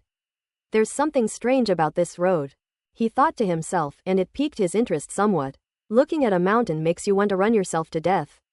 This ancient saying is quite fitting here. As Wang Teng followed the temple priest up the steps, a strange thought in his mind occurred to him. His spiritual power spread out in strands, exploring the mysteries of the mountain path. Before long, he understood. Like the town below, this place also contains the power of runes, which can extend space and stretch a very short distance several times, or even dozens or hundreds of times. There are few people in the world whose mental strength surpasses Wang Teng's. As long as he wants to hide, no one can detect anything. Even the temple priests, who were only a few steps away, were completely unaware. Wang Teng was naturally very interested in these spatial runes. He had acquired a lot of knowledge about spatial runes from the Dark World, but it was not complete. Now, exploring these spatial extension runes would undoubtedly help him improve his rune skills. The mountain path was not endless. About half an hour later, the two arrived at the first palace, the Ares Palace. Standing outside the palace, without seeing anyone, Wang Teng could already vaguely sense a rather powerful aura emanating from within. "Flows, what brings you here?" Just then, a voice came from inside the palace. "I am ordered to lead men up the mountain," said the temple priest, Floros, calmly. As he spoke, he flicked his hand, and a silvery white light flew from the sleeve of his priest's robe into the Ares Palace. After a moment of silence in the palace, the same voice spoke again. "Go. Let's go." The temple priest led the way into the palace. Wang Teng followed behind him, strolling into the palace, his eyes curiously surveying his surroundings. The palace has a very unique structure, with columns on both sides forming a long passageway through which one can continue up the mountain. Behind the pillars on both sides of the passageway, it was pitch black, and nothing could be seen at all. There was no sign of the paladins inside the palace. However, this was no challenge for Wang Teng. A glint of inspiration flashed in his eyes, and he activated his spiritual vision. He swept across the darkness and immediately saw a figure sitting cross-legged in the darkness. His body emitted an extremely rich, dazzling blue light. Wang Teng only glanced at this person briefly, his gaze quickly drawn to the clusters of attribute bubbles surrounding him. So many. There are so many. They were densely packed all over the ground, floating silently in the darkness of the palace. Wang Teng was stunned. He never expected there to be so many attribute bubbles inside the palace. However, he was overjoyed shortly afterward. This is an unexpected bonus. Only a fool wouldn't take advantage of such a good deal. His mental power silently swept out, collecting all the attribute bubbles scattered throughout the palace. Wood type force * 65. Wood type force * 80. Top tier wood type talent * 12. Spiritual realm spirit 45. Spiritual realm comprehension * 60. Ellipsis. As a large wave of attribute bubbles were collected, Wang Teng couldn't help but grin wildly. He gained a total of 3,570 points of wood type force, 320 points of wood type supreme talent, 450 points of spiritual realm spirit, and 478 points of spiritual realm comprehension. As the attribute bubbles completely merged, Wang Teng suddenly felt a jolt within his body. The wood type force actually broke through its bottleneck at this moment, reaching the level of an 11-star lower ranking warrior. Wood type force, star. Wang Teng's expression was somewhat strange. That's a breakthrough? He was just accompanying the temple priest to meet the people on the holy mountain. He had no intention of picking up any attributes. The result was truly unexpected. I broke through inexplicably. It was as easy as eating and drinking. When luck comes, you can't stop it. Wang Teng was filled with emotion as he followed the temple priest to the end of the passage. His breakthrough was completely natural and caused no disturbance. Outsiders didn't notice anything at all. The people inside the palace were watching him, but they also failed to notice Wang Teng's unusual behavior. I don't know if it's just my imagination, but it seems like he noticed me just now. Inside the palace, the figure sitting cross-legged in the darkness murmured to himself. A hint of surprise flashing in his eyes. However, as Wang Teng and the temple priests departed, he closed his eyes again and began to cultivate silently. Then, attribute bubbles appeared in the palace once more. These bubbles seem to be bound by some force within the palace, and they've been there for quite some time. Wang Teng followed the temple priest toward the second palace, the Golden Bull Palace, with a sense of anticipation in his heart. If there are so many attribute bubbles in the first house, what about the second house? Just thinking about it made Wang Teng a little excited. If traversing the 12 palaces could raise all of his force attributes by one level, that would truly be a huge win. Another half-hour passed before they arrived outside the Taurus Palace. The temple priest once again unleashed that silvery white light, and only then were the two allowed to pass. Wang Teng had noticed earlier that the silvery white light was actually a token. The Ares paladin had already returned the token to the temple priest when they passed through the first palace. Upon entering the second palace, the Taurus Palace, a tall and muscular figure blocked their path, scrutinizing Wang Teng with great interest. The pride of the Xia kingdom. A deep, powerful voice came from the other party. Aldous, what are you doing? The temple priest frowned immediately. I didn't do anything.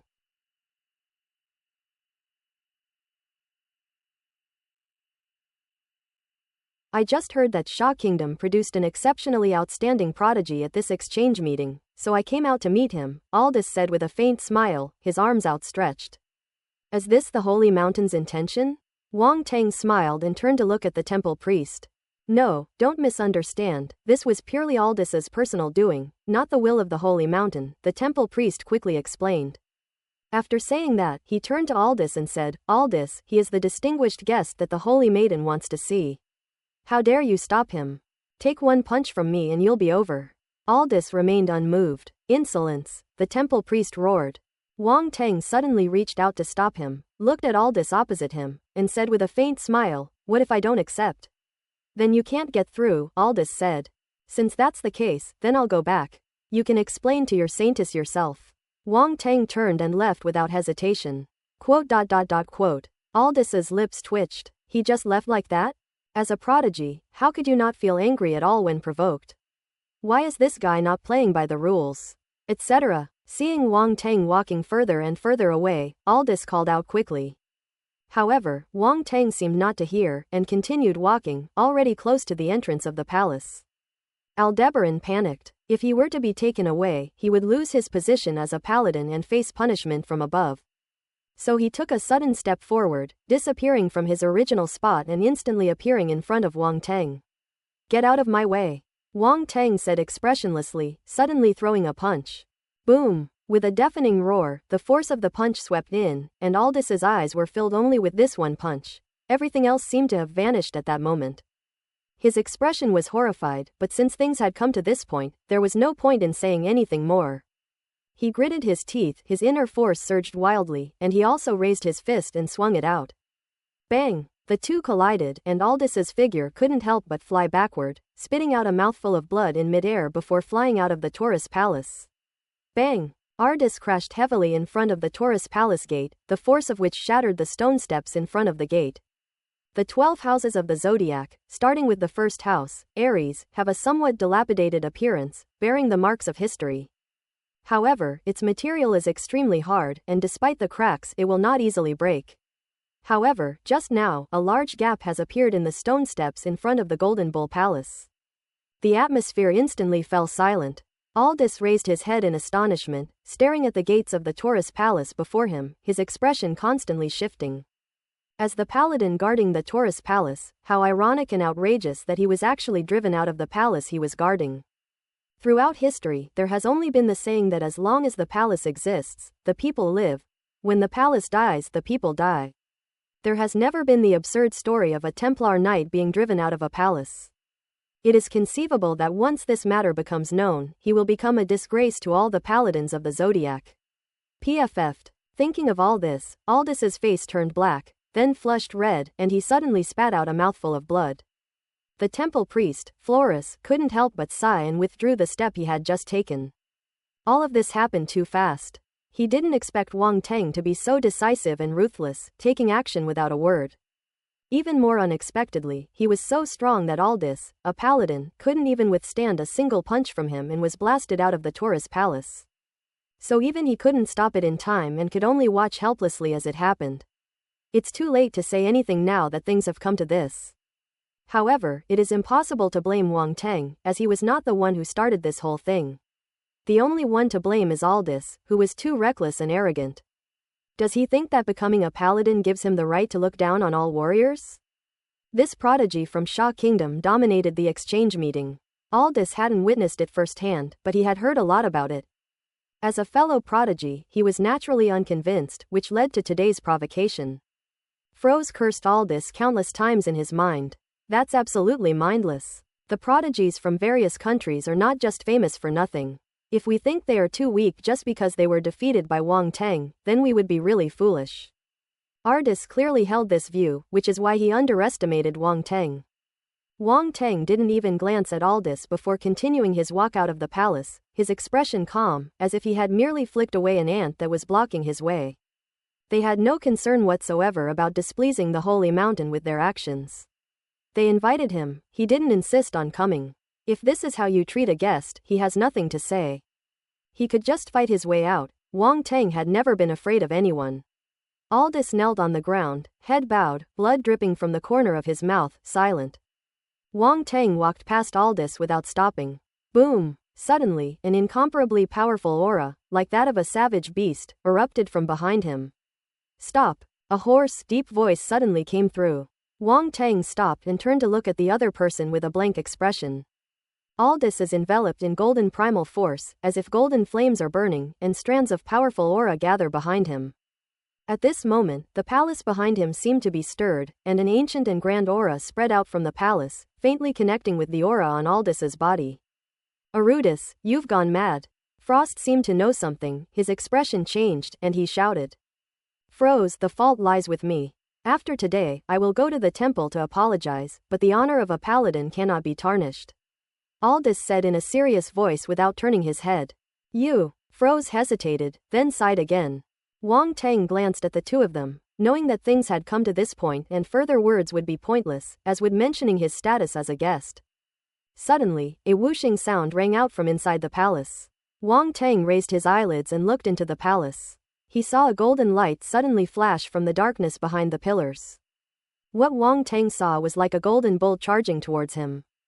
The golden light moved with lightning speed, arriving in the blink of an eye before striking Aldis and merging with the golden primal force radiance emanating from him. In an instant, golden light shone brightly. After a short while, the light gradually subsided, revealing Aldis's current appearance. He suddenly had a golden suit of armor on his body. From head to toe, boots, knee pads, breastplate, arm guards, shoulder guards, helmet. This golden armor completely enveloped Aldis. At this moment, his aura surged once again, merging with the palace behind him and soaring into the sky. A gigantic phantom of a bull seemed to appear behind Aldis. The presence of this aura immediately attracted the attention of the other paladins of the zodiac. One after another, imposing figures opened their eyes from the other 11 palaces, their gazes seemingly piercing through spatial barriers as they looked toward the location of the Golden Bull Palace. Meanwhile, in the temple atop that sacred mountain, in its deepest part, there is a grand hall, where a tall and holy statue stands. Beneath the statue, a young girl prayed with her eyes closed, her face filled with reverence. But then her eyebrows trembled, and she slowly opened her eyes. The depths of her dark pupils seemed to hold a starry sky, profound and boundless. Taurus Palace. Wang Teng sensed a vast and unfathomable aura emanating from Aldous, and was astonished. This armor is extraordinary. This is the starry armor worn by the holy knights of all ages. Aldous's voice slowly drifted over. Starry sky armor. A glint flashed in Wang Teng's eyes. Ardis's voice rang out again. Normally, paladins would only wear this when the temple was in trouble, but today, it concerns the honor and disgrace of the paladins, so I have no choice but to wear it. You are very strong. Only by donning the holy armor can I fight you. Today, whether you fight or not, you will fight. As he finished speaking, Aldis's voice grew louder and louder, eventually turning into a deafening roar that shook the void and made people's ears ring. Let's fight. His eyes flashed with a blinding light, and he roared angrily as he strode towards Wang Teng. Boom! At that moment, it was as if a giant bull was stomping on the ground, causing tremors, as if the entire earth was shaking. The golden light burst forth from Aldous, dazzling and condensing on his fist. A flash of fist energy. This punch seemed to concentrate countless forces into a single point, and a golden bull phantom appeared, charging forward. Boom! The scale of the operation was terrifying. Wang Teng remained unmoved, raising his head to look at Aldous, who was a head taller than him, with a blank expression. Within his body, the primal forces of the 5 elements surged and converged on his fists. The essence of boxing flows, and the 5 elements of boxing interact with each other, forming a closed loop. 5 elements fist. The 5 elements fist intent circulates and manifests on both fists, with surging and mighty energy flowing through them. At this moment, Wang Teng's aura surged and rose steadily, soaring straight into the sky in the blink of an eye. Like a storm, it swept around him. The cumulus clouds rolled in from the sky, instantly forming a vortex that poured down. Wang Teng stood at the center of the storm, truly demonstrating the essence of the 5 elements fist. Aldous, clad in some kind of starry sky armor, was indeed someone worth his time. The 5 elements of primordial energy in the world were all drawn in and merged into the storm, creating a magnificent spectacle. The temple priest, Florus, shuddered and looked up, a look of horror on his face. Then he looked at Wang Teng as if he had seen a ghost. Is this his true strength? It turns out he didn't use his full strength at all during the exchange meeting. At the same time, the other 11 paladins also raised their heads and looked up at the sky. They felt the powerful aura that had suddenly appeared and were deeply shaken. Who is it? Not only did it force Aldous to use the star armor, but it also gave him such formidable strength. In front of the Taurus Palace, Wang Teng, his black hair dancing in the wind, stood in the center of the storm, his arm raised and extended forward. He threw a punch at her. Boom! The heavens and earth trembled, and the sea of clouds churned.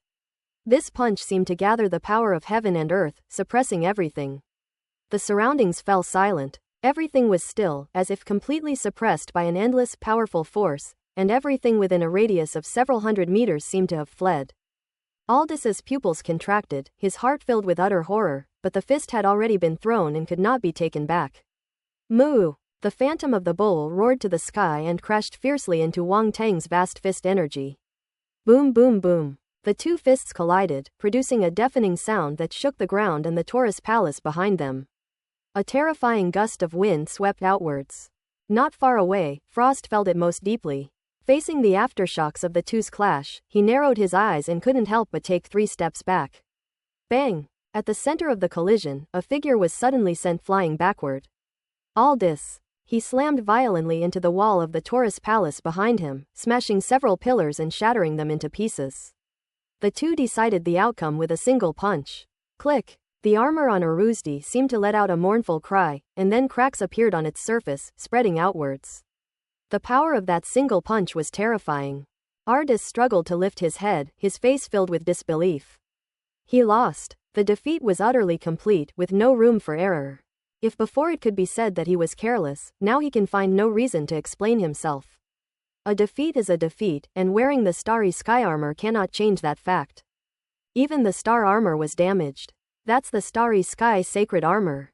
The starry sacred armor, forged by an ancient legendary blacksmith using star bones and various precious and rare materials, and imbued with the power of Taurus Palace runes, actually developed cracks under Wang Tang's punch. Moreover, the star armor of Taurus Palace is known for its formidable power. Its greatest ability is strength. But in the end, they lost because of their superior strength. So, just how strong is Wang Tang? Aldous was stunned. Being defeated in his area of expertise was undoubtedly a huge blow to him. Frost remained silent for a long time, staring at Wang Tang, deeply shocked. Is this guy even human? He knew the power of the star armor well. A paladin's strength would increase several times over after wearing it. Yet, Aldous still lost after wearing it. At this moment, the clouds in the sky dispersed, and everything returned to calm, as if the scene had never happened. Wang Tang's black hair fell down, no longer dancing wildly. His expression was calm. He glanced at the temple above and suddenly took a step forward. He passed by Aldous, and as before, he didn't look at him again. Aldous was pale, feeling extremely humiliated. Wang Tang walked past him without stopping, went straight through the Golden Bull Palace and continued up the mountain. Frost was stunned. Wasn't he just about to go down the mountain? Why is he going back up? The next moment, his expression changed. He realized what was happening, and immediately followed, hurriedly asking, "What do you want to do?" "I suddenly don't want to walk anymore." "You guys want to fight, right? Then I'll fight my way up," Wang Tang said expressionlessly, his voice arrogant and cold, as he climbed the steps one by one. Frost's expression changed drastically. This is going to cause trouble. This guy, who seemed harmless before, now appears to have transformed into a demon, arrogant, haughty, and looking down on everyone. He actually wants to break through the 12 zodiac signs. In the past, if he had heard that someone had forcibly entered the 12 zodiac palaces, he would have scoffed at it. For ordinary martial artists, it was extremely difficult to even pass through one palace. But at that moment, Frost suddenly had a bad feeling. If Wang Tang can defeat Aldous with one punch, what about the paladins who follow him? How many people can stop him? Frost dared not think any further and caught up with Wang Tang, quickly saying, "Let's talk this out. This was purely an accident. Aldous only wanted to spar with you, that's why he stopped you. He had no ill intentions and he has already been punished. Don't take it to heart. No one will stop you in the palace behind. You said the same thing before, but what happened in the end?" Wang Tang sneered, unmoved. "I'm determined to conquer these 12 palaces. I've already passed the first house. He didn't stop me, and I don't want to go back and cause trouble, but I'll take on the remaining 10 houses one by one." Flores wore a bitter expression, cursing Aldous 1,000 times in his heart. It was all that guy's fault for causing him so much trouble. But he couldn't stop Wang Tang. "I just hope the others behind him can stop him. Several of them are far stronger than Aldous, ranking among the top 10 in combat power within the Holy Mountain, and are the strongest guards protecting the temple." As Wang Tang walked up the mountain, he savored the experience he had just gained at the Golden Bull Palace. Gold Type Force *56. Gold Type Force *45. Gold Type Force *90. ellipsis. Spiritual Realm Comprehension *76. Spiritual Realm Spirit 80. Spiritual Realm Comprehension *50. Spiritual Realm Spirit 62. Peerless Gold Type Talent *12. Open black lens bracket bullfighting intent *360 close black lens bracket. This Taurus Palace is similar to the previous Ares Palace, with attribute bubbles scattered throughout the palace, all of which Wang Tang collected. His metal-based primal force instantly took a step forward, reaching the threshold of the 11-star lower-level warrior level. As the remaining attribute bubbles merged, Wang Tang experienced a tremendous shock and silently stepped into the 11-star lower-level warrior level. Golden Force, Star. Frost knew nothing of this. It's unscientific that a single fight could cause such a drastic change in Wang Tang. Who would dare to imagine it? He was completely unaware that Wang Tang was merely using this as an excuse. Wang Tang's real intention was to exploit all the paladins of the 12 palaces. On the mountain path that no one walks on year-round, Wang Tang walked slowly and unhurriedly, as if he were taking a stroll after a meal. But the temple priests who were a few steps behind were extremely anxious. It was pure agony. He wanted to report the matter to the temple, but he couldn't just leave Wang Teng behind and go and inform the temple himself. Wouldn't that make the holy mountain seem petty and small-minded? So he could only obediently follow behind Wang Teng, walking uphill step by step with him. The situation was completely reversed from before. He used to lead the way, but now Wang Teng was walking in front. This guy's taken over. Frost was helpless. Only after getting up close to Wang Teng did he truly realize how difficult he was to deal with. Wang Teng's temperament greatly surprised Floris. In his view, Wang Teng possessed an inherent pride that he would not tolerate being trampled on. If anyone crossed his bottom line, Aldous' fate would serve as a cautionary tale. Furthermore, this person acts with extreme decisiveness, striking like thunder, catching people off guard. But in normal times, he conceals all of this very well, not revealing a single detail. On the surface, he is carefree and easygoing, and ordinary people can easily joke and play with him. Such a personality is like a sharp sword hidden in its sheath.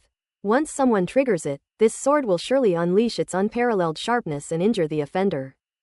Such a temperament is nothing like that of a young person not even 20 years old. Wang Teng was unaware of all the speculation Frost had been having. At that moment, he was pondering the armor he had seen earlier.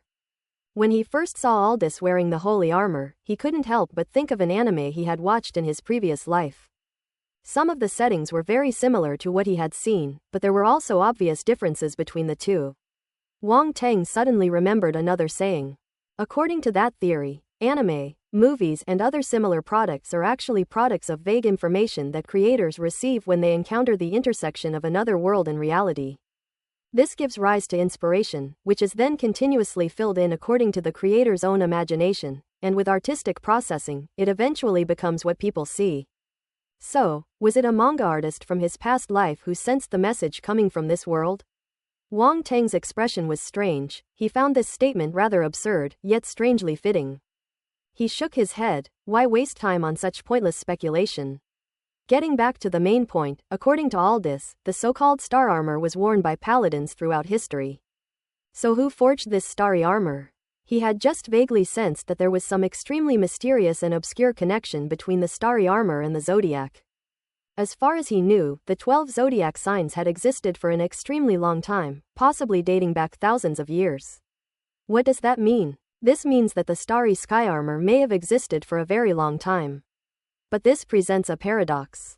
Items like the starry sky armor, which are used by martial artists, could not possibly have existed before the Force invaded Earth and the world entered the martial arts era.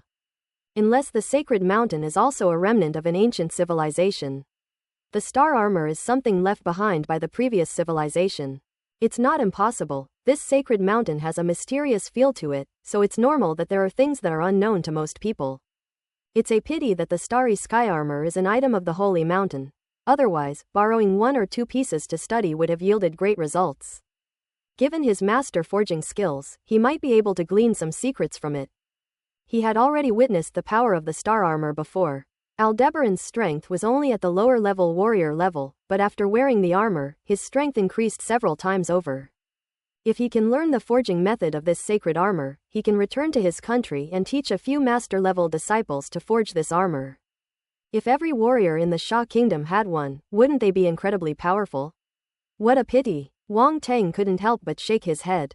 Seeing his expression, Frost couldn't help but ask, "Why are you shaking your head?" "It's nothing, just an immature idea," Wang Teng glanced at him and said casually. Froze had no idea that Wang Teng, this audacious fellow, was after the starry sky armor. Seeing that he wouldn't say anything, he stopped asking. Before long, the third house, Gemini, was in sight. Frost wanted to show his token, but Wang Teng stopped him. "No need. I said we're going to attack, and we're going to attack. It doesn't matter whether you show your token or not." Frost felt helpless and could only watch as Wang Teng strolled into the Gemini Palace. Wang Teng had just entered the palace when he stopped after taking only a few steps and looked ahead. A person was already blocking his way. The other party was a tall and imposing man in his 30s with long hair and a calm and indifferent expression, like a god high above. This guy is even more pretentious than the 2 paladins before him. Wang Teng secretly grumbled to himself.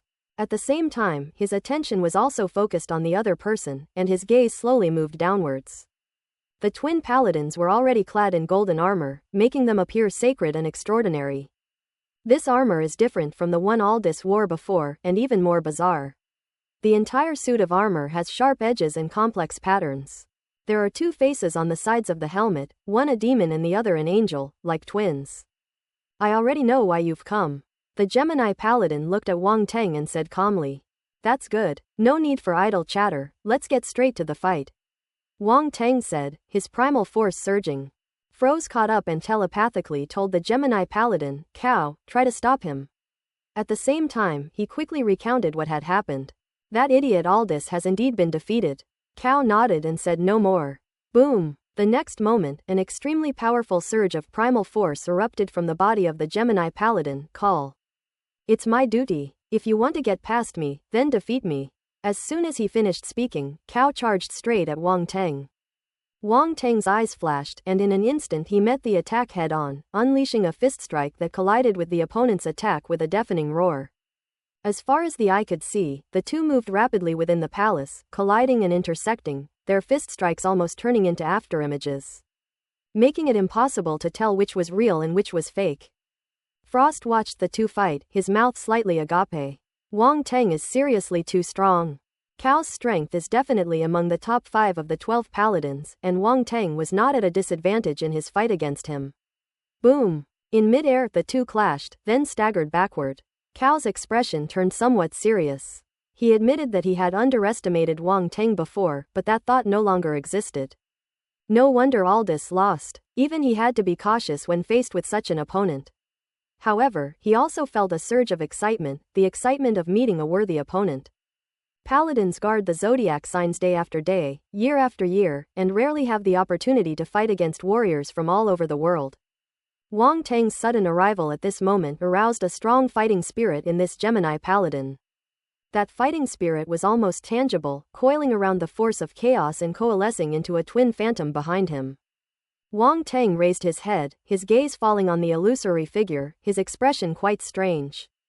Suddenly, the two phantom figures holding hands on either side opened their closed eyes abruptly, shooting out two dazzling beams of light, one red and one blue. A profound and eerie spiritual force pierced directly into Wang Teng's sea of consciousness. Suddenly, Wang Teng's mind trembled, and the scene before him changed drastically. In the sky, the twin phantoms transformed into an angel and a demon, each wielding a weapon, and stabbed at him. The angel's face was holy and loving, and anyone who saw it felt no resistance whatsoever. Behind it stood the radiant gates of heaven, filled with the sounds of chanting, and countless petals of unknown origin drifted in all directions. The demon had a hideous and evil face, and those who saw it were filled with malice, which inevitably revealed the darkest parts of their hearts. Behind it lay the vast underworld, a hell of demons and monsters, with pitch-black light covering half the sky and the constant wailing of ghosts and howls, as if hell itself had descended. Wang Teng was below it, his body like a small boat, about to be capsized in an instant. Seeing this, Frost breathed a slight sigh of relief. Wang Teng is going to lose. Very few people who don't understand Khal Drogo's move can withstand it. There are only a handful of people on the entire sacred mountain who can stop it. He looked at Wang Teng and was immediately taken aback. Faced with this scene, Wang Teng's expression remained completely unchanged. He looked up at the astonishing scene of half heaven and half hell, and a hint of mockery even appeared on the corner of his mouth. Frost almost thought he was seeing things. However, the sarcasm on Wang Teng's lips grew even stronger. Was he really mocking Cow? Frost was confused and couldn't figure out Wang Teng's thoughts at all. Could he possibly have some other means to break Cow's offensive? The thought made Flora's heart skip a beat. Trying to use your mental powers against me? You're just showing off your limited skills before an expert. Wang Teng sneered inwardly, his gaze suddenly sharpening as the spiritual power residing in his sea of consciousness instantly revived. Boom! The vast and profound spiritual power surged forth like a torrent, a silver ribbon, or the roar of a giant dragon. Angels and demons were the first to be crushed into dust. The gates of heaven and the dark underworld behind them were shattered inch by inch amidst violent tremors, as a torrent of spiritual energy swept through and completely pierced them. All illusions vanished. The Gemini uterus remains the same Gemini uterus. There is no gate to heaven, nor any dark underworld. They are all mere illusions, easily shattered. Woo woo woo. Ahead, Cow seemed to have been struck by something, and suddenly staggered back several steps, his face deathly pale, and cold sweat dripping from his forehead. Impossible. How could you possibly break my twin illusion demon fist? He stared at Wang Teng in disbelief, as if he had seen a ghost, his previous indifference and arrogance completely gone. Twin illusionary demon fist. Wang Teng's eyes flashed as he looked at the attribute bubbles on the ground. Pick it up. Royal Spirit *80. King's Spirit *103. King Realm Comprehension 65. Water-based Force *130. Twin Genma Fist 35. As several attribute bubbles entered his mind, Wang Teng's mind became clear, and he instantly had an epiphany. In his mind, a humanoid figure appeared, practicing a set of fist techniques, and this humanoid figure possessed the power of the primal force and the method of circulating spiritual energy.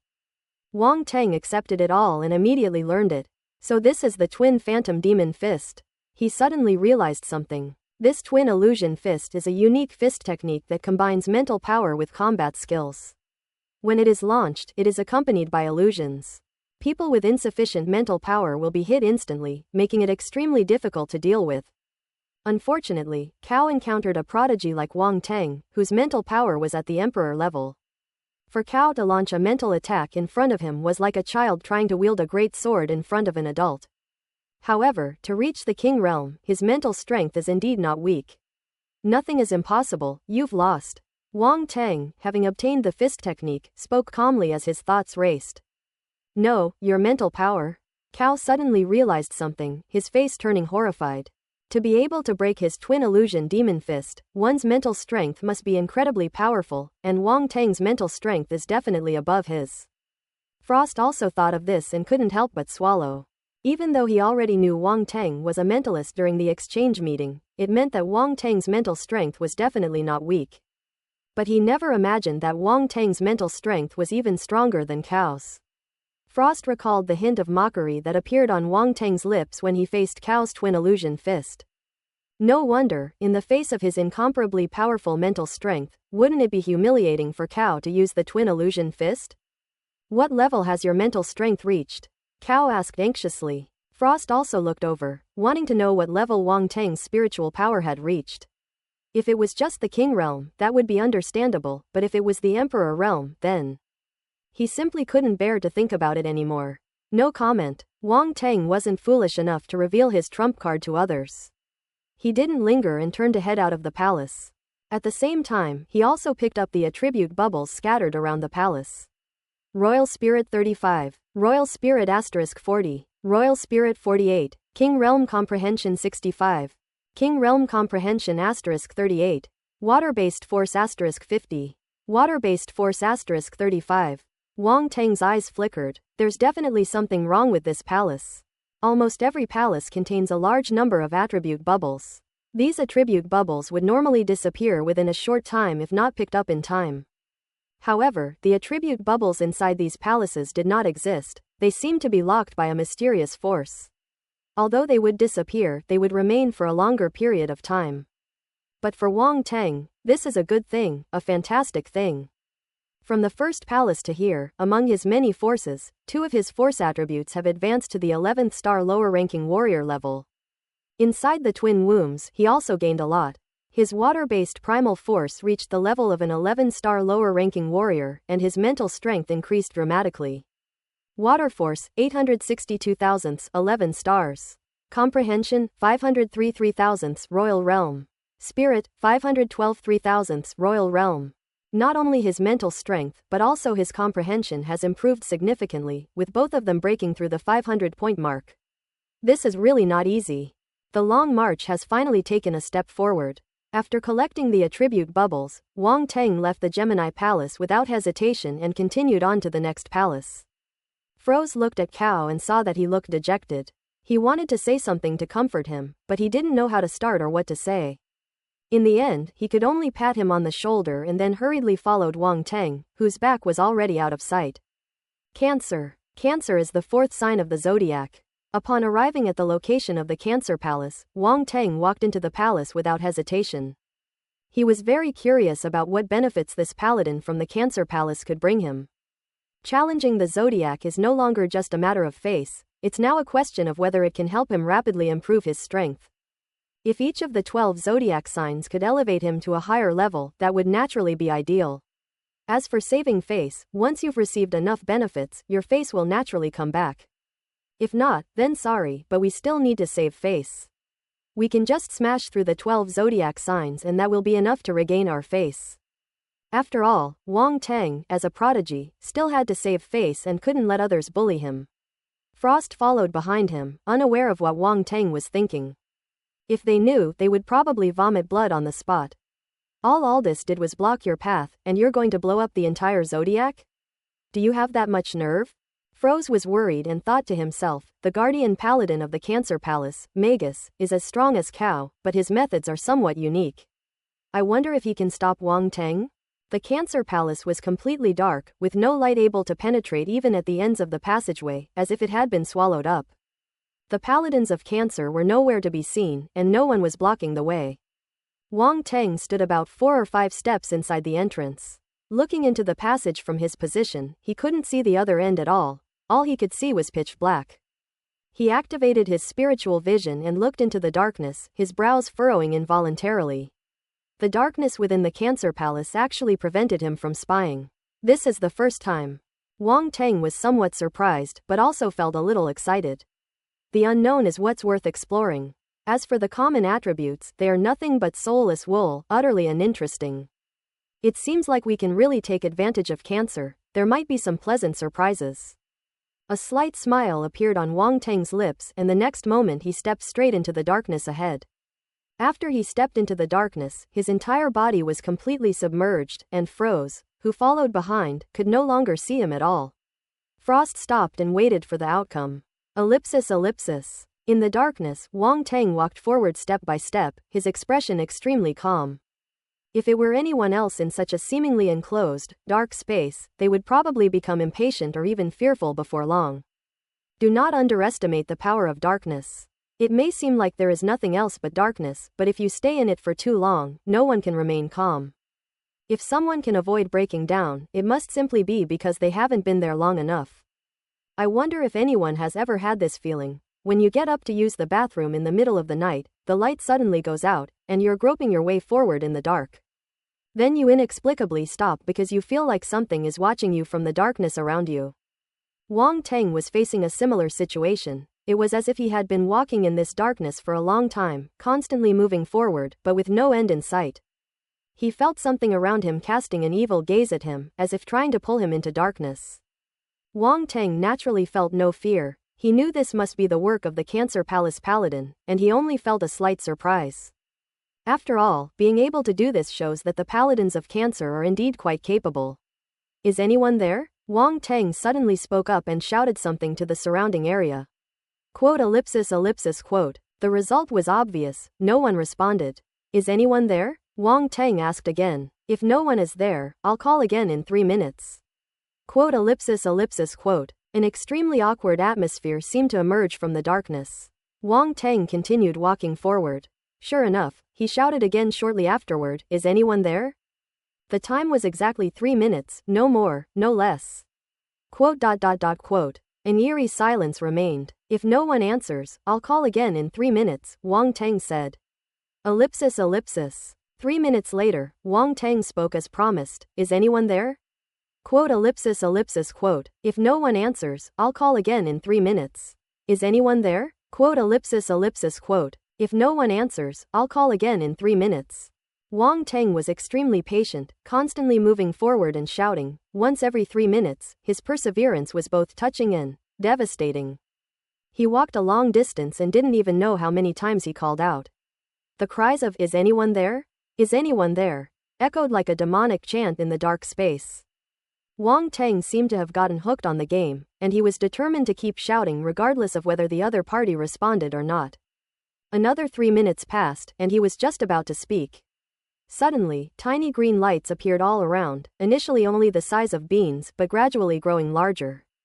It eventually transformed into a ball of green flame, drifting around Wang Teng. The sudden appearance of clusters of green light in the dark space made it seem particularly eerie and sinister, and the temperature seemed to drop several times over.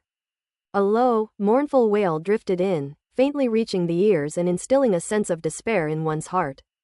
But Wang Tang remained unfazed, as if he hadn't seen the green flames around him, and muttered, "So there really are people here, they've even lit a fire. Are they afraid I won't be able to see the way? Why don't they light more?" The surrounding green flames suddenly became unstable, shaking violently twice, as if they were anchored by someone. "I'm not afraid you won't see the road. Is this green flame meant to help you see where you're going? Could you be any more delusional?" "Paw, shameless." Seemingly unable to bear Wang Tang's nagging any longer, the person behind him finally made a move, and suddenly the green flames illuminated the surrounding darkness with a ghastly green light. Wang Tang finally saw his surroundings clearly. This wasn't in the Cancer Palace at all, it was a bizarre, desolate, and eerily gloomy mass grave. Suddenly, from beneath the ground, pairs of blood-stained hands burst forth, reaching for Wang Tang's legs, while corpses crawled out from underground, grabbing at Wang Tang's body. Their faces were twisted and grotesque, seemingly filled with pain and sorrow, yet also appearing to be inexplicably grinning, making them extremely eerie.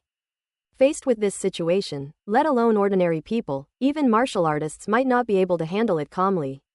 However, Wang Tang remained calm and motionless, letting the terrifying and gruesome corpses crawl toward him as if they did not exist. Another illusion? Wang Tang muttered to himself, his spiritual power surging and spreading outwards, trying to dispel these things. However, to his surprise, as his spiritual energy dissipated, the corpses remained and never disappeared. "It's not an illusion." This scene surprised Wang Tang, who couldn't help but frown. Why would something that shouldn't exist in reality appear in this Cancer Palace? If this isn't an illusion, what else could it be? However, if it is an illusion, his mental strength cannot possibly be unable to break through it, unless the opponent's mental strength is even greater than his. However, is this even possible? Wang Tang immediately dismissed the idea, not because he was overconfident, but because the facts were there for all to see. There must be people with stronger mental strength than him, but they probably won't be here. Even the Holy Mountain must take the spiritual power of the Emperor realm seriously. Since mental power is useless, then, a glint flashed in Wang Tang's eyes and his primal force suddenly erupted. Boom! The cyan flames surged forth with the fire elemental force, instantly sweeping towards the surrounding corpses. "Ah!" A shrill scream rang out, and wherever the azure jade flame passed, all the corpses were burned to ashes. Before this raging fire of heaven and earth, these corpses were utterly vulnerable. Wang Tang stood amidst the flames, stepping forward. Suddenly, his wandering spiritual energy sensed a slight emotional fluctuation somewhere in this space. "Got you." Wang Tang suddenly smiled and vanished from the spot. Boom! The next moment, he appeared in the left front of this space and punched into the void. Bang! The punch landed on the object, producing a dull thud. With a roar of the force, a figure emerged from the void, crossed his arms in front of his chest, and took several steps back before stopping. The person who appeared was a young man who was also wearing the starry sky armor. He looked at Wang Tang opposite him with a gloomy expression, and there was a hint of astonishment and shock in his eyes. "How did you find me?" Magus casually lowered his hands, channeling his force to dispel the intense shockwaves that had penetrated his flesh and bones, and couldn't help but ask. "Guess." Wang Tang looked at the man in front of him and suddenly laughed. The other party thought that his subtle emotional fluctuations would go unnoticed, but little did they know that Wang Tang's mental strength was incredibly powerful, enough to track his whereabouts. Magus was instantly driven to madness. The young man from Sha Kingdom in front of him had a truly awful personality. He had been shouting over there, and his endless "is anyone there?" was like a summons, almost driving him to the brink of collapse. What kind of thought process does this person have? Don't you want to know where this is? Magus suddenly laughed, his expression full of mockery. Do you really want me to ask you that? Wang Tang said, but I'm not going to ask. Quote. Magus's lips twitched when he saw Magus's smug look. It doesn't matter where this is, just blow it up, Wang Tang said calmly. Arrogant, Magus sneered. Try it, if you can blow this place up, I'll call you Grandpa. Wait a minute. Wang Tang suddenly took out his phone and fiddled with it for a bit. Okay, please repeat what you just said. Magus was stunned. What the hell are you doing? Nothing else, just repeat it once, Wang Tang said sincerely. Are you kidding me? Magus's face darkened. You've misunderstood. I was just afraid you'd change your mind, Wang Tang said. Go back on your word?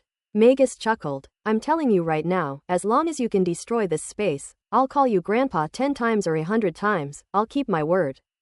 Very good, I like your confidence. After recording, Wang Teng put away his phone and looked at Magus with admiration. The purpose of my conversation with Magus was not only to provoke him, but also to extract information from him.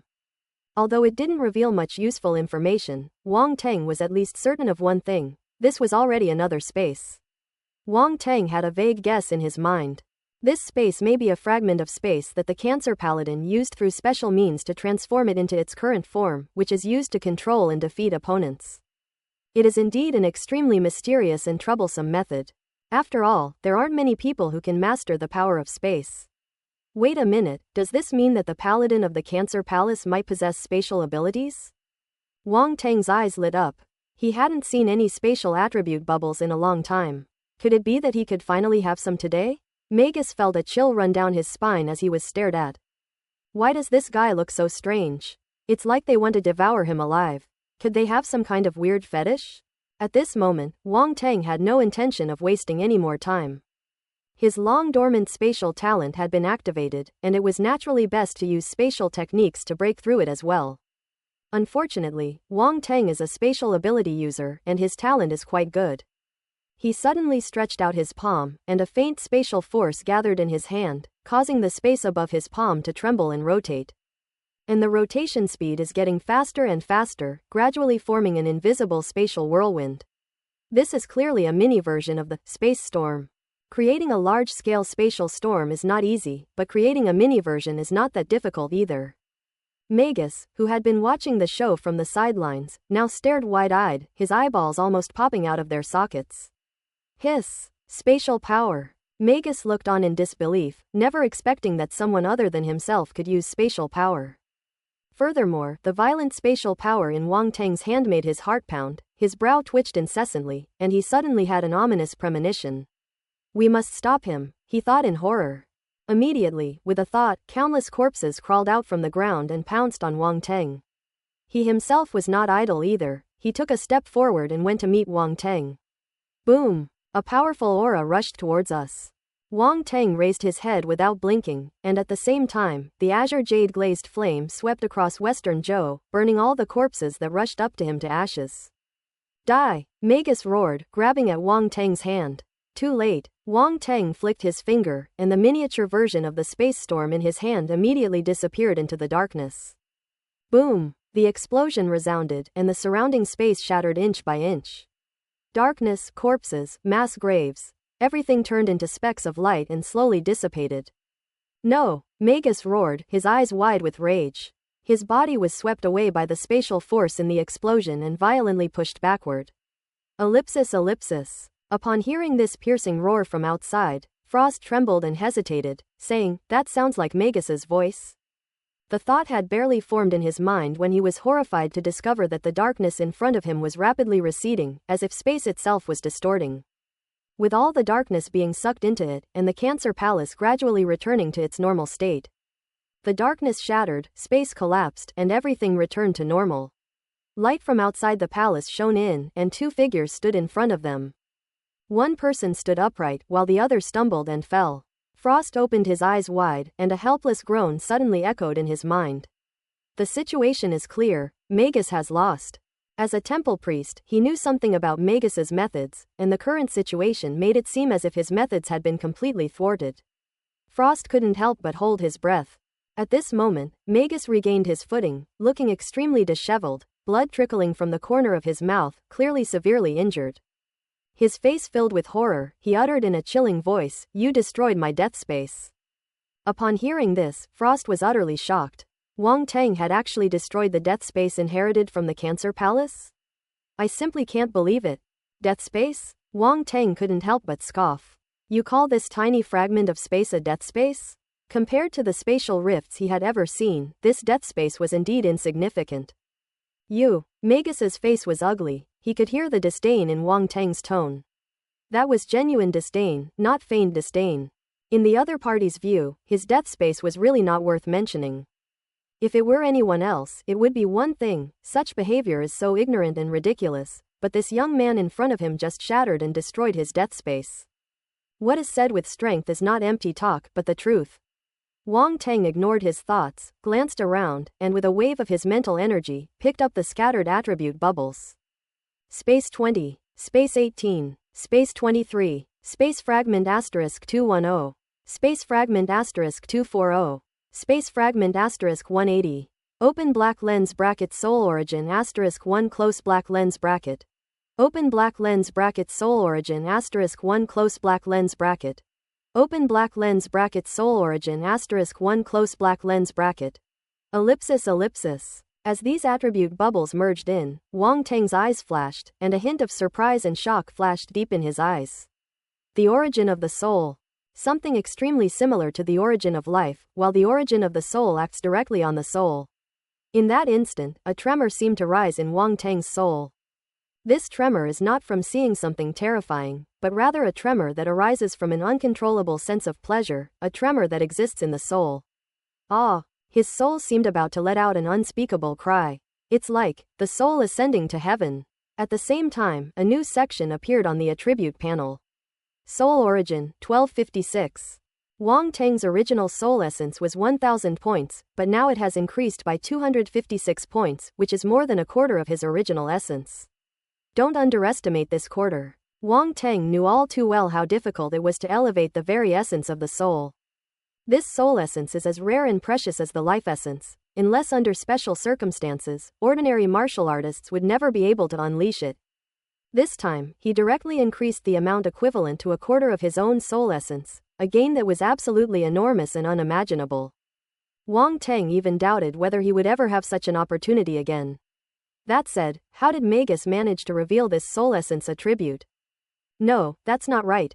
It wasn't him who unleashed his soul essence. Rather, it was the corpses within the death space that unleashed their soul essence. Those corpses were spirits. A flash of inspiration struck Wang Teng, and he finally understood the true nature of those corpses.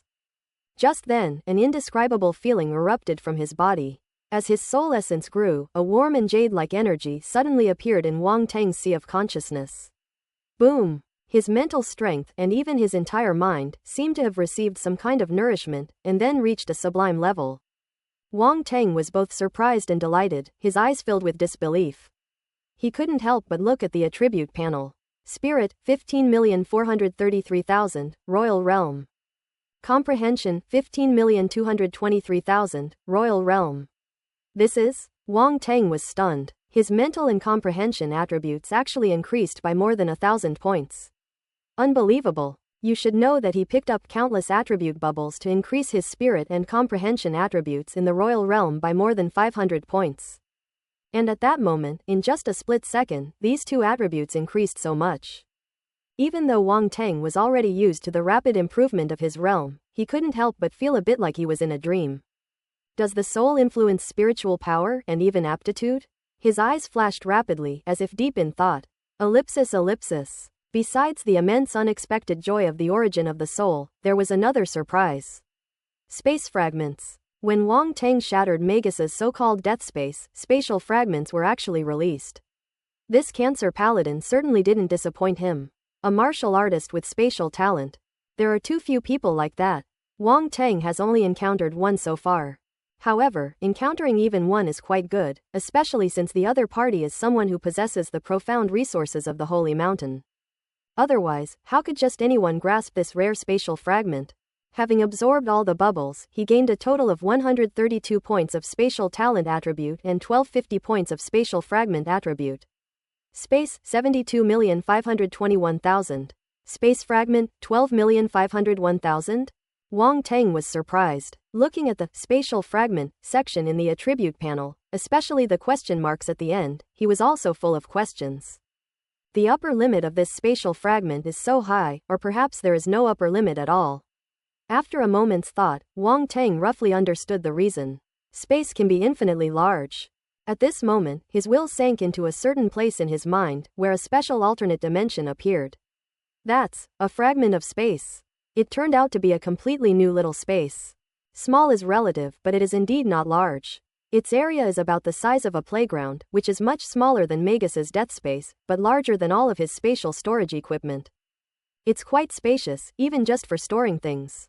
However, its true uses are not limited to this. If it were used as a space storage device, it would be a waste of its potential. At this moment, Wang Teng's will penetrated into that space, and he felt as if he were the god of this space, able to control everything within it. Moreover, he could sense that this space was different from the storage space, it possessed a life force. No wonder there are so many souls in Magus's death space. The soul can undoubtedly be considered a form of life. At this moment, Wang Teng suddenly shuddered.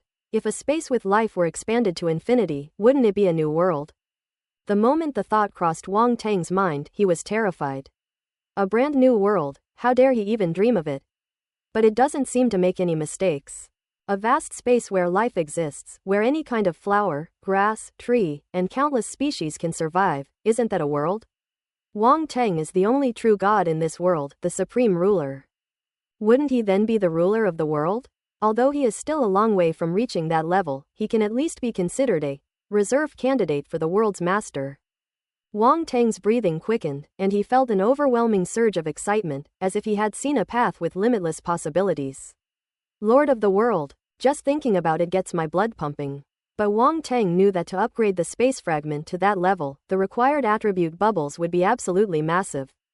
Space-type attribute bubbles are already rare, so this path is definitely not as easy as it seems. For a long time, Wang Teng could only be a reserve. They might even remain in the reserve forever. However, this did not dampen Wang Teng's excitement and restlessness.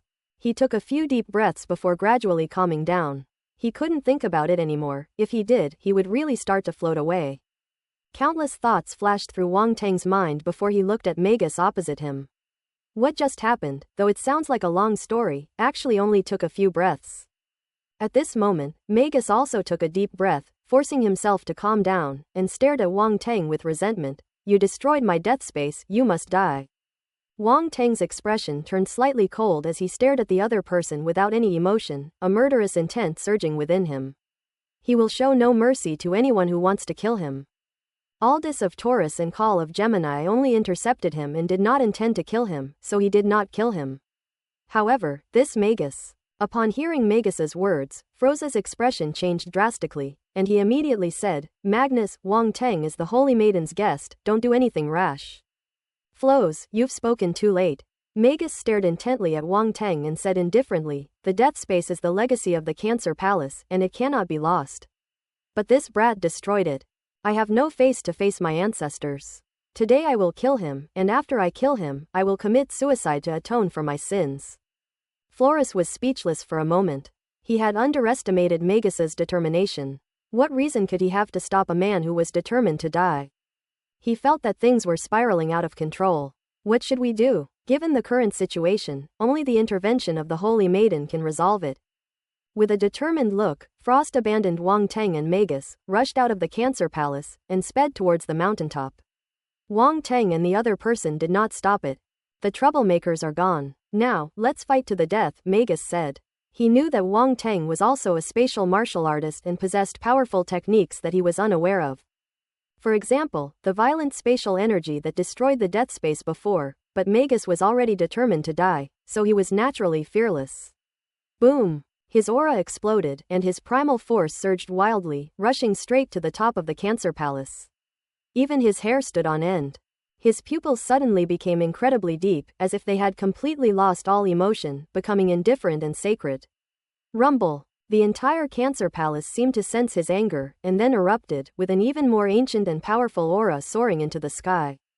At the same time, a bright light suddenly flashed in the constellation Cancer, 520 light-years away from Earth. A vast and profound power, through some special connection, traversed a great distance and descended upon Earth.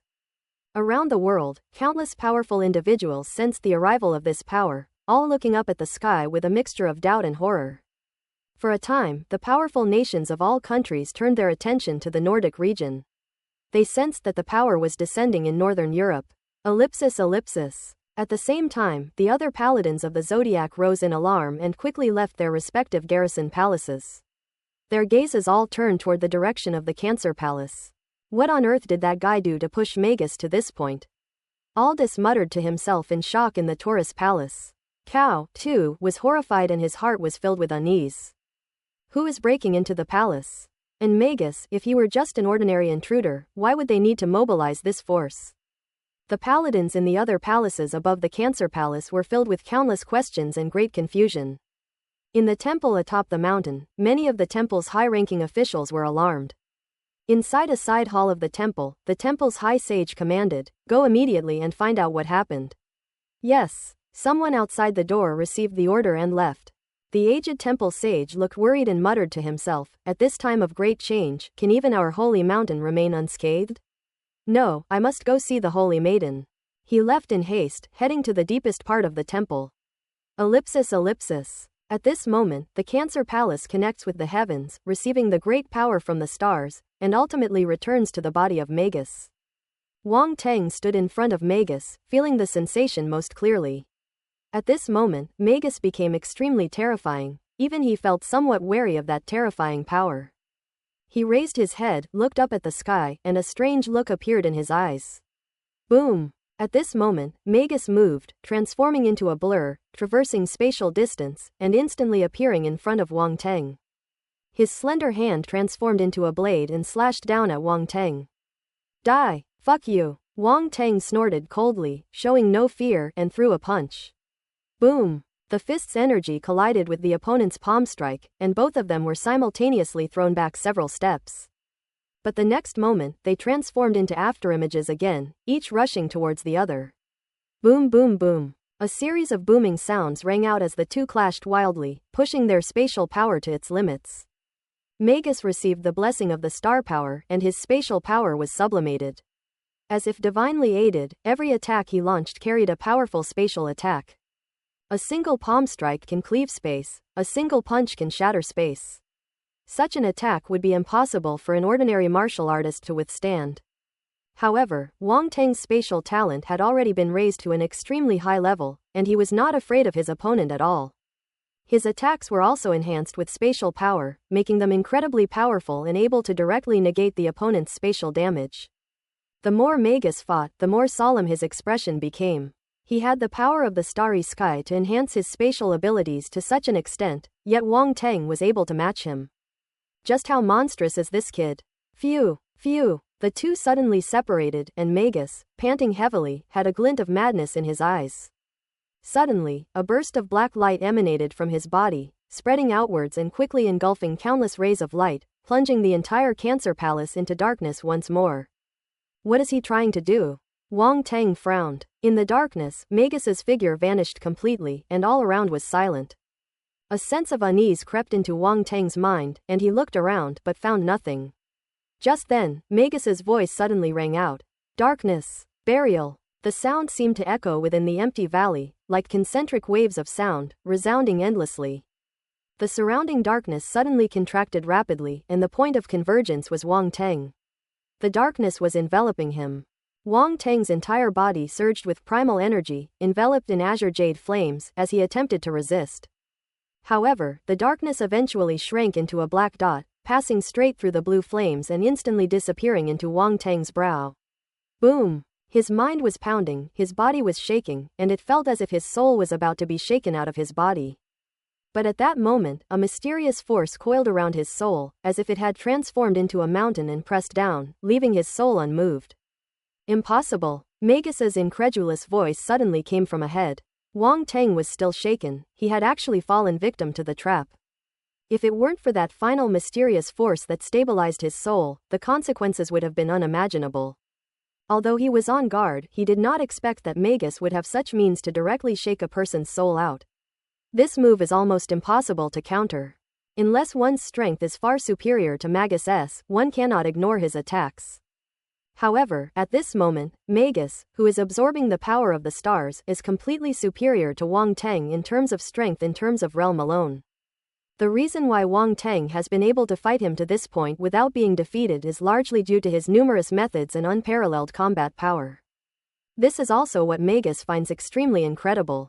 The burial of the underworld technique, a secret method of the Cancer Zodiac that has never failed, actually had no effect on Wang Teng. This is simply not martial arts. His face was filled with horror, and he took 2 steps back, unable to believe what he was seeing. Wang Teng's face was gloomy, and he looked at Magus with icy eyes. Then he suddenly made a move, and the divine weapon demon sword appeared in his hand, with countless blue flames condensing on it. Clang! The weapons clanged and rang out, producing a resounding tremor. This strike condensed the azure jade-glazed flame into a fiery blade beam tens of meters long, accompanied by countless blade energies that roamed freely across the sky. Magus was pale. His previous move, Nether Burial, had exhausted almost all of his strength, and he was now at his last gasp. Faced with that terrifying blade of light, he didn't even hesitate and immediately retreated. Don't be fooled by his previous righteous and fearless statements. But when faced with death, how many people can remain calm? Who would want to die if they could stay alive? He would rather be punished by the temple than die at Wang Teng's hands. You want to leave? A mocking smile appeared on Wang Teng's lips, but his eyes were filled with extreme coldness. Do you think you can get away? A murderous intent surged. The blade light condensed by the demonic weapon in his hand had reached its peak and was about to strike. Have mercy. However, at that moment, a soft shout came from the other end of the Cancer Palace passage. Magus's face lit up with joy. HMPH. Wang Teng frowned, but his hands did not hesitate at all. Boom! He slashed down with his sword. Insolence. Upon arriving, the person let out an angry shout. He was holding a sword and, in his haste, only managed to unleash a sword light to meet Wang Teng's fiery blade.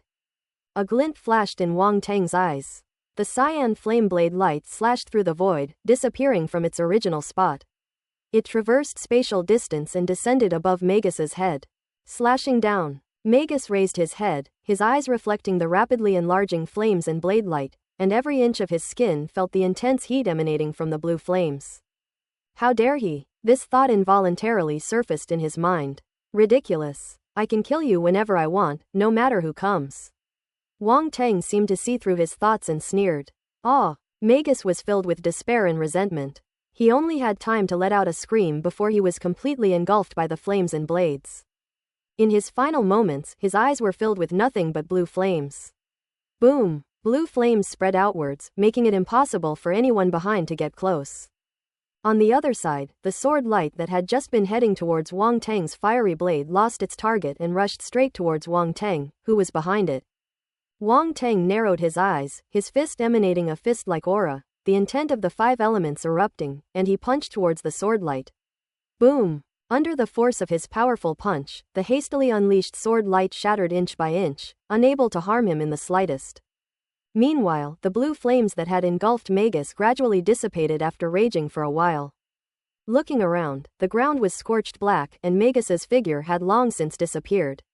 Only the golden star armor, with cracks on its surface, lay scattered on the ground. And the attribute bubbles floating 3 feet above the ground.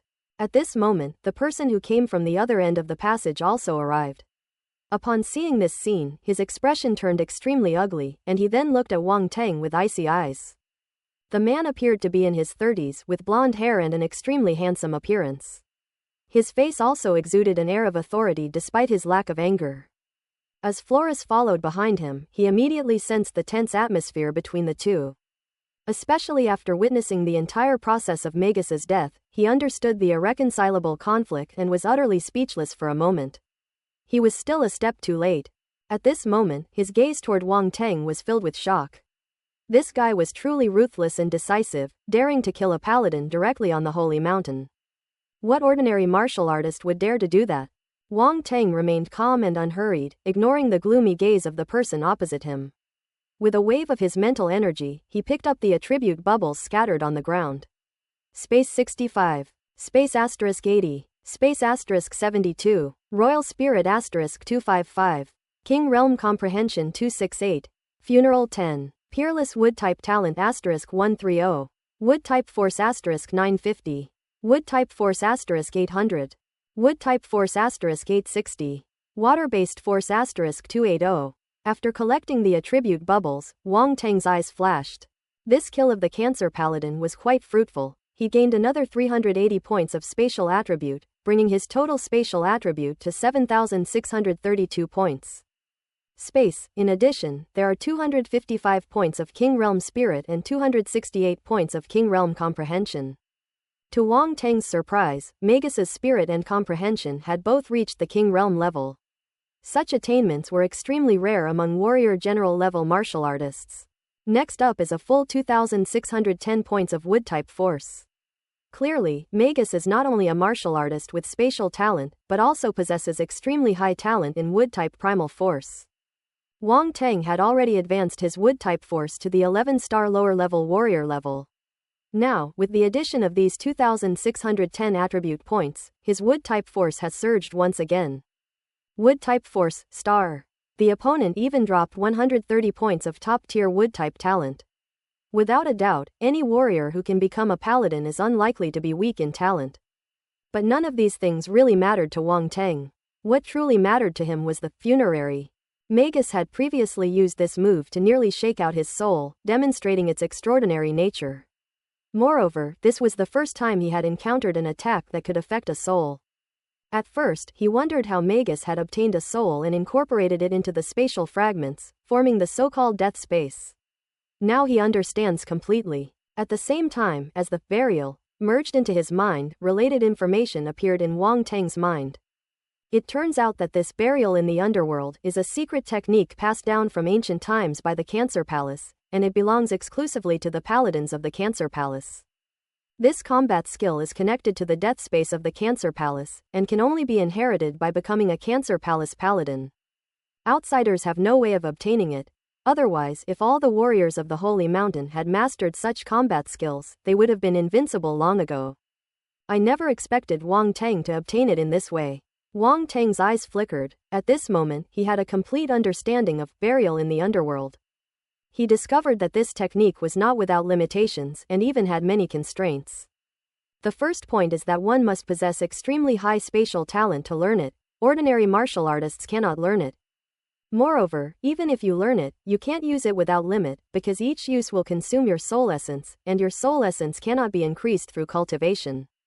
If the nether burial technique is used too many times, even the strongest martial artist will die from the destruction of their soul.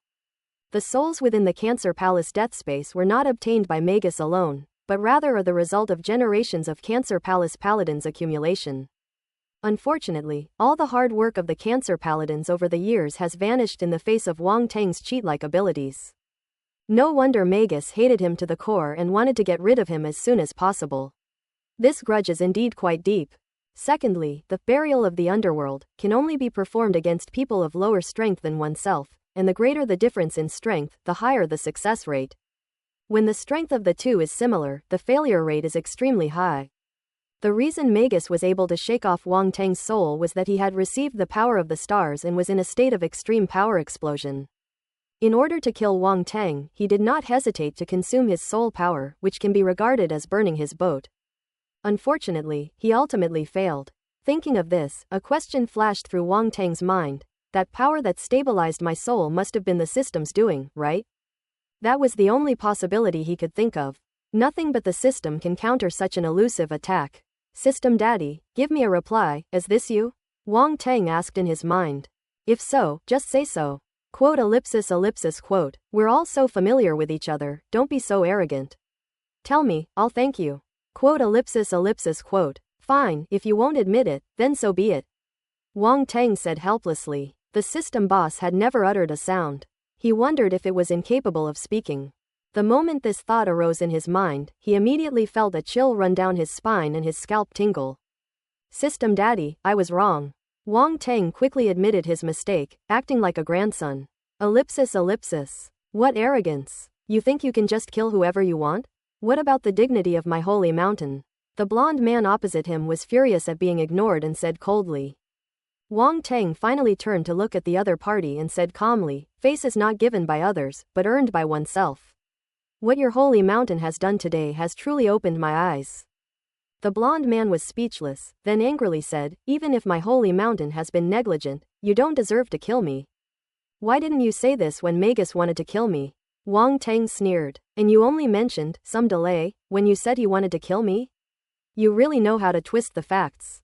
You. In a battle of wits, the blonde man was no match for Wang Teng and was rendered speechless, unable to find any reason to refute him. The blonde man took a deep breath, regained his composure, and said coldly, I won't waste words with you. Since you have killed one of my holy knights today, stay and face holy judgment.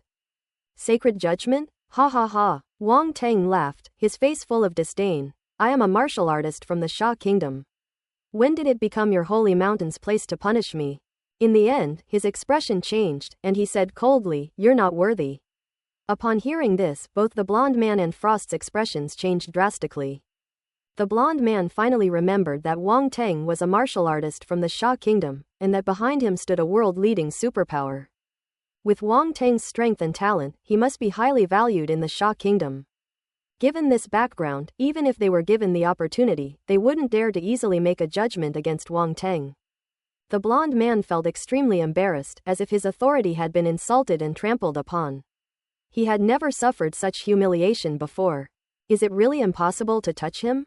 The blonde man felt helpless and extremely frustrated. No, this boy killed Magus, and we must give the holy mountain an explanation, otherwise the world will think that our holy mountain is easy to bully. Various thoughts flashed through his mind, and finally, his eyes lit up, and he suddenly said, "Flows, let's take him down together." Sage Eliphaz. Froza's expression changed as he looked at the blonde man. He never expected that the Sage of Eliphaz would choose to ignore the pressure from the Xia Kingdom and force the holy judgment of King Teng. "Make your move," Eliphaz shouted coldly. As soon as he finished speaking, he vanished from his spot and reappeared in midair, slashing his sword down at Wang Teng. The sword flashed, illuminating the surroundings, leaving only a ghastly blue light. It seemed as if all external things had disappeared, leaving only this one sword, which blocked all directions and made it impossible to dodge. It's unbelievable that this blonde man's attack possessed such power with just a casual strike. Very good. Wang Teng laughed in anger. It seemed that this blonde man no longer cared about who was right or wrong, he was determined to have the holy trial judge him. Boom! In an instant, his primal force erupted, his aura soaring to the heavens, the strong wind billowing his clothes and causing his black hair to dance wildly in the air. At this moment, Wang Teng's face was full of arrogance, his eyes were disdainful, and he was invincible. "You want to take me down? Let's see if you have the ability first." He roared and stomped his foot on the ground, unleashing a terrifying force that caused spiderweb-like cracks to appear on the surrounding ground. Boom! He shot into the sky like an arrow released from a bow. The demon sword swung wildly upwards, a sharp golden sword light meeting Eliphaz's blue sword light. In an instant, both sword lights shattered. Clang! The two swords clashed, sparks flying, and the metallic clang echoed endlessly. Eliphaz's pupils contracted as he felt a tremendous force coming from the opposite side, causing him excruciating pain in his hand and even making his bones tremble. Sizzle! Suddenly, a purple light flashed in front of him. Not good. Eliphaz's expression changed, and he quickly withdrew. A lightning spear suddenly shot straight at him, moving at incredible speed, arriving in an instant. However, his strength was by no means insignificant. Although he was caught off guard by the thunderous spear, he still swiftly swung his sword and shattered it. Whoosh whoosh whoosh. Just then, more thunder spears rushed in from other directions, forming an encirclement. Eliphaz was immediately overwhelmed, and Wang Teng followed closely behind, unleashing a barrage of punches with explosive power. At the same time, the azure jade flame, under his mental control, transformed into ropes that wrapped around Eliphaz. Some of them transformed directly into arrows, forming a dense, rain-like attack. When it moves, it's like thunder. Wang Teng's offensive was like a violent storm, extremely brutal and relentless. Eliphaz was completely stunned. He was hit in many places by the fire arrows and was injured instantly. He couldn't help but let out a beast-like roar. Eliphaz was shocked and furious. Although his wounds were not serious because they were blocked in time, this was the first time he had ever been beaten like this. How could he possibly tolerate this? As a high-ranking sage of the temple, he was used to being flattered and giving orders. Now, having been rebuffed by Wang Teng and even bleeding from his wound, he felt utterly humiliated, and his anger surged. "Flows, what are you still hesitating for? Make your move," Eliphaz said coldly to Flows, who was still somewhat hesitant, with a gloomy expression. Frost hesitated. No matter what, they were in the wrong, and if he took action, the consequences would be unpredictable. But seeing Eliphaz's cold gaze, he couldn't help but sigh, his mouth filled with bitterness. A local official is more powerful than a distant one. If he doesn't act now, it's tantamount to offending Eliphaz. Regardless of the consequences, Eliphaz will be the first to not let him off the hook. "I'm sorry," he said to Wang Teng in a telepathic voice.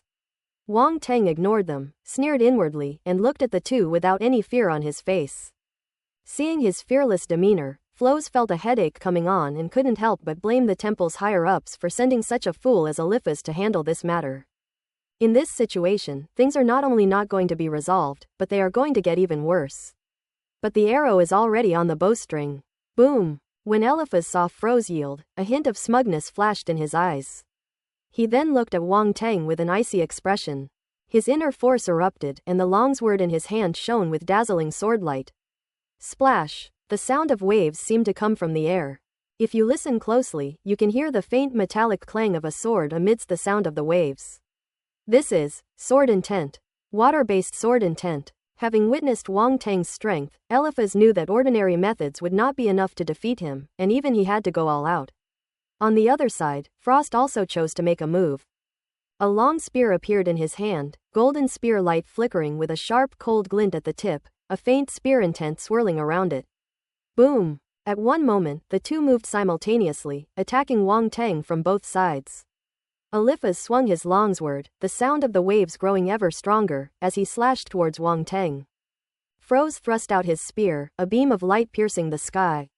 Boom! Wang Teng, wielding the demon sword, faced the two opponents, yet he was not at a disadvantage in the slightest. The three clashed, and the battle was extremely fierce. Inside the Cancer Palace, the ground was cracked and full of craters, and several of the surrounding pillars were broken, leaving a scene of utter devastation. Eliphaz and Frost's eyes twitched as they watched. This was an extremely important building on the Holy Mountain, which had existed for a very long time, yet it had been destroyed by Wang Teng. Do not underestimate the power of battles between warrior-level experts. No matter how hard the materials used to build the Zodiac palaces are, they will shatter under the bombardment of warrior-level experts. Eliphaz and Flo's exchanged a glance and immediately rushed out of the Cancer Palace, intending to lure Wang Teng into the air to fight. However, Wang Teng did not follow the usual path. He directly slashed out with his sword, piercing a huge hole in the roof of the Cancer Palace. Amidst a deafening roar, Wang Teng stepped through the void, catching up with the two figures and standing far away from them. Eliphaz stared at the glaring hole below, and the muscles on his face twitched involuntarily. That bastard. He must have done it on purpose. Frost knew Wang Teng's wickedness well, so seeing this scene, he wasn't surprised at all. However, the corner of her mouth still twitched involuntarily. Damaging the Cancer zodiac sign during a fight is one thing, but deliberately poking a hole in it is a bit much. You have committed such a crime, no one can save you today. Eliphaz stared at Wang Teng with a dark expression and said angrily. Then come and arrest me. Wang Teng remained calm and beckoned to the other party with a dismissive gesture. Come on, don't hesitate, come and grab me. As soon as he finished speaking, his expression changed, and he suddenly shouted, come here. Huh? Eliphaz was completely dumbfounded by his loud shout, looking at Wang Teng with a head full of question marks, unable to understand. Why? Wang Teng was the one who was arrested, so why is this guy even more aggressive than him? Frost's expression was extremely strange, and he felt that he had really learned something new. A person can be cowardly about everything, but they must never be cowardly about their mouth. Look at Wang Teng, he just opened his mouth and Eliphaz was completely intimidated. However, Eliphaz finally came to his senses at this moment. His face turned green with rage and shame, and he gritted his teeth, saying, You're very good. I'm perfectly fine, Wang Teng said. Eliphaz. He choked immediately, almost unable to catch his breath. That bitch. Eliphaz took a deep breath, realizing he couldn't talk to Wang Teng anymore, or he'd be driven mad with anger.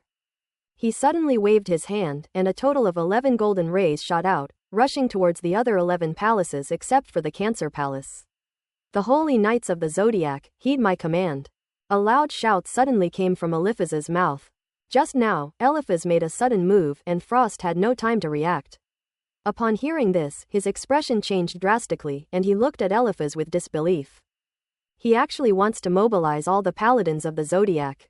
This is insane. This is insane. Since the advent of the martial age and the return of the Holy Mountain to the world, there has never been a situation where all the Holy Knights of the Zodiac were summoned at once. But now, in order to capture Wang Teng, this old rule has been broken. Paladins have the responsibility to guard the temple and cannot be mobilized lightly. Why is Eliphaz making such a large mobilization? Aren't they afraid of being punished by their superiors? At the same time, in the Zodiac, each of the remaining 11 paladins had a token appear before them. They looked at the token in front of them, and could already hear Eliphaz's voice. Some frowned, some looked furrowed, some looked helpless, some were lost in thought, and some remained silent. The 11 people had different expressions. Soon, some people accepted the tokens and disappeared into their respective palaces, while others chose to ignore them and turned to step into the darkness of the palace. Above the Cancer Palace, 7 figures broke through the air and arrived. These people all exuded a remarkable aura. They were all young, around 30 years old, and wore starry sky armor. They landed beside Eliphaz. Of the 7, one was Cao, a Gemini, while Wang Teng had never met any of the others. Eliphaz frowned when he saw that only 7 people had appeared, a hint of gloom flashing in his eyes, but he ultimately said nothing. It's already quite good that these people came. He didn't expect to be able to command all the paladins. After all, some of them were ridiculously strong and held a very special position in the temple. Moreover, they only obey the Holy Maiden and cannot be commanded by ordinary people. Gentlemen, we'll need your help to capture this man this time. Eliphaz glanced at the 7 paladins who had descended and said in a deep voice. None of the 7 people spoke, but they all looked at Wang Teng with great interest. This guy fought his way from Taurus to Cancer, breaking through all 3 palaces and even killing Magus of Cancer. So young. That's incredible. Cao, you should have already been defeated by him. How dare you still show your face? At this moment, one of them suddenly spoke up with a laugh.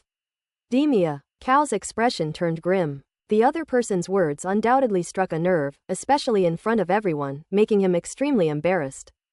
His presence here at this moment was naturally out of resentment. He wanted to capture Wang Teng himself. But the other party's words made him seem extremely petty, leaving him utterly ashamed. If you're so capable, show me how you can capture him all by yourself, Cao said with a dark expression. Hey, you think I'm as useless as you? Scorpio Paladin Demia sneered. You. Cao's face darkened. Seeing that everyone was either silent or arguing and no one was paying attention to him, Eliphaz's face turned ashen, and he was extremely embarrassed. Fortunately, at this moment, Eldni of the Leo Palace frowned and said, Alright, stop arguing every time we meet. Let's catch them first. What kind of talk is it to let someone run wild like this on the holy mountain? Upon hearing this, the others also looked at Cao and Demia. Snort, snort. The indifferent gaze increased the pressure on Cao and the other man. They snorted coldly, turned their heads away, and finally stopped arguing pointlessly. Then everyone looked at Wang Teng on the other side. The paladins didn't even need to say a word. They tacitly spread out and surrounded Wang Teng in the middle. Wang Teng remained calm, glanced around, and a cold smile appeared on his lips. Do you really think you can defeat him by joining forces? These people are far too naive. Everyone knows that Wang Teng is best at gang fights. One person can easily take on a group. Who wants to go up and try first? Aradni asked with an arrogant expression, seemingly not intending to engage in a group fight. Demia, why don't you go? Capture him by yourself and let Cao see him, joked the Capricorn Paladin, Yarrow. The group chatted and laughed easily, their expressions cold and arrogant, as if they had Wang Teng completely under their thumb. Even if Wang Teng broke through the first 3 palaces and even killed Magus of the Cancer Palace, they didn't think Wang Teng could cause any trouble under their encirclement. It should be noted that the strength of the Guardian Paladins increases as you progress through the 12 zodiac signs. Among them, apart from Khal Drogo, all the others are stronger than Magus. As a strong person, who doesn't have a bit of pride? The stronger a person is, the more this is true. Unfortunately, the person they encountered was Wang Teng. Despite the unintentional contempt in their tone, Wang Teng remained calm and unmoved, saying, Stop arguing, just come at me all at once. One sentence immediately plunged the surroundings into silence. The 7 paladins stared intently at Wang Teng, as if they had heard something unbelievable. Arrogant. Ignorance. You're courting death. The 7 paladins spoke one by one, their eyes cold, and shouted in unison. Ha ha ha. Wang Teng suddenly burst into laughter. What are you laughing at? Aradni frowned. I laugh at your ridiculousness. Wang Teng's laughter turned cold, and he roared, Since you're all so impatient, then I'll send you on your way. Boom. In an instant, a terrifying primal force erupted from Wang Teng's body. Metal, wood, water, fire, earth. All 5 primal forces erupted simultaneously. The terrifying force seemed to converge into an ocean, surging with towering waves that swept across the west and all directions. At the same time, the azure jade glazed flame also burst out from Wang Teng's body, wrapping around him and making him look like a flame king. The 7 paladins' expressions changed instantly. In an instant, they realized they had underestimated Wang Teng. Such terrifying primal force is not something an ordinary martial artist could possess. However, Wang Teng did not give them a chance to think, nor did he make any move. Several cold lights shot out from the flames around him, enveloping the flames and dragging long tails of fire as they sped toward the paladins. These flashes of cold light were incredibly fast, arriving before the 7 paladins in the blink of an eye. Some were aimed directly at their eyes, others at their hearts. Without exception, all were targeted at their vital points. The pupils of the 7 paladins shrank, and they all took action. Demia of the Scorpio Palace pointed a finger, and a scarlet light shot out from his sharp fingernail, meeting the cold light head-on. Eldni of the Leo Palace was the most direct, his fist flashing, transforming into countless fist shadows to intercept the cold light. The other paladins also used various methods to obstruct the attack. Boom boom boom. Attacks erupted in the sky, but none of them hit the cold light. Several streaks of cold light seemed to transform into nimble serpents, weaving nimbly through the sky and drawing lines of fire in the air, swirling and colliding wildly around the 7 paladins. Ah! Just then, a scream suddenly rang out. Everyone turned to look and saw that Wang Teng had appeared in front of Cao at some point, grabbing his neck with one hand and lifting his entire body up. At the same time, both of Cao's arms were pierced and blood dripped down. I let you go once, and you still dare to come back? You really don't know what's good for you. Wang Teng sneered. His first target was this Cao. He was already very clear about the other party's methods, and as long as he had a countermeasure, taking them down would not be too difficult. And this was done to make an example of someone. If I don't show these people what I'm capable of, they'll really think I have no temper. Upon hearing this, a hint of humiliation flashed in Cao's eyes, but with Wang Teng gripping his neck, he was like a duck with its fate choked, unable to move an inch. Only now did he truly understand the gap between himself and Wang Teng. But how can this guy be so strong? Cao couldn't understand, almost couldn't believe it, and his face continued to turn red, clearly on the verge of suffocation. Let him go, Rodney and the others shouted, trying to rush forward to help, but they were all entangled by the meteor cone and had no time to spare. Are you ordering me around? Wang Teng looked at the crowd, a sneer on his lips.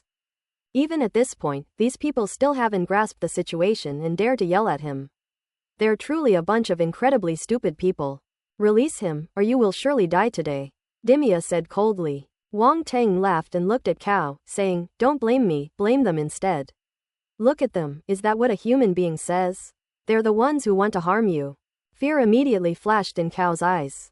He struggled desperately, but to no avail. He tried to speak, but his throat was tightly constricted, and he couldn't utter a sound. How pitiful, how pathetic. Seeing his desperate struggle, Wang Teng shook his head, then twisted his hand and unleashed a burst of power. Click! The crisp sound echoed, and everyone was shocked, their faces filled with disbelief. Cao is dead. Demia stared wide-eyed at the scene before her, unable to recover for a long time. Cao, who was just arguing with him, is dead. He assumed that with the 6 paladins present, Wang Teng would be hesitant to harm Cao. As a result, the Sha Kingdom warrior in front of him had no scruples at all, killing him without a second thought and not taking his threats seriously at all. Demia immediately felt a burning pain on her face. The other paladins also fell silent, for they, fellow paladins, had died so directly before their eyes. And they were strangled to death like ducks. Such an insulting way to die is the greatest provocation to them, the paladins. Rodney and the others looked extremely ugly, glaring angrily at Wang Teng, finally losing their arrogant and indifferent demeanor. Wang Teng smiled faintly, looked around at everyone, and seemed to find their sudden change quite interesting. Sure enough, everyone gets angry. Now their anger has been completely ignited by him. That's how you act like a human being, not some high and mighty clergyman. These people deserve to be taught a lesson. On the other side, Eliphaz looked at Wang Teng's calm yet smiling face and suddenly felt a chill run down his spine. This is the second one. The higher-ups sent him here to resolve the dispute and quell the matter. But now, because of his relocation, another paladin has died. In an instant, only 10 of the 12 paladins remained. He suddenly regretted using such a forceful approach, but it was too late, nothing he said now would make a difference. At this moment, Wang Teng released his grip on Cao's neck, and with a flick of his wrist, tossed Cao's body aside. You bastard! How dare you! Araldny and the others were immediately enraged and shouted angrily. Someone intervened, using the force to send Kao's body into the Cancer Palace below, preventing him from falling directly to the ground. A paladin cannot be humiliated lightly. We will capture you and let you experience the most cruel punishments of the temple. Araldny's words were filled with endless coldness. That's right, we must not let him get away today. Aquarius Paladin of Felitsa was a beautiful woman with long azure hair. She had not spoken until now, but seeing Ko killed, as a member of the Paladins, she finally stood up. You are so young, yet you are so ruthless and bloodthirsty. If we let you go, you will probably kill many people in the future. She said this directly to Wang Teng, her words revealing a hint of hatred, as if she regarded Wang Teng as an unforgivable villain. Upon hearing this, Wang Teng's expression turned strange. Since he embarked on the path of martial arts, he has seen many ruthless and decisive people, or those with malicious intentions. But he has never encountered anyone as righteous and awe-inspiring as this woman. Moreover, her values are truly bizarre. These paladins came to capture him, and even wanted to kill him. Was he not allowed to resist? It's ridiculous. Wang Teng admitted that he was not a good person, but he was not one to kill indiscriminately either. Those he killed all had their reasons for dying. Unexpectedly, in this woman's words, he became a murderer? Wang Teng was genuinely amused and exasperated. What kind of people were these? Didn't the temple give these paladins any ideological education? What are you laughing at? Yafilitsa said coldly. I'm laughing at your naivety, kid. Wang Teng made no attempt to hide his smile, even emphasizing the last three words. You. Afalika was furious and was about to attack. Yafirika, don't fall for it. This guy is sharp-tongued. He's just trying to provoke you so he can take us down one by one. At this moment, a man suddenly reached out and stopped Yafilitsa, slowly shaking his head. This man is very handsome. His beauty is not limited to the beauty of men and women, but is a kind of beauty that encompasses all kinds of beauty. With an ethereal air and elegant demeanor, she resembled a deity straight out of a myth. He doesn't act like a human being. Wang Teng glanced at that face, but his heart remained completely unmoved. There was absolutely no jealousy in him. I'm just a little worried about him. Why do you, a man, have to be so good-looking? Aren't you afraid of being envied by the heavens and being struck by lightning? And who are you? Wang Teng asked curiously. Pisces Palace, Broful, the handsome man said. Given your appearance, you must have had a miserable childhood, right? Wang Teng asked. What do you mean? Although Bloomfield felt that Wang Teng's tone was a bit strange, he didn't understand what he meant for a moment and asked with a frown. Look how strikingly good-looking you are. Wang Teng gestured. Didn't some creepy uncle trick you into going to see goldfish when you were little?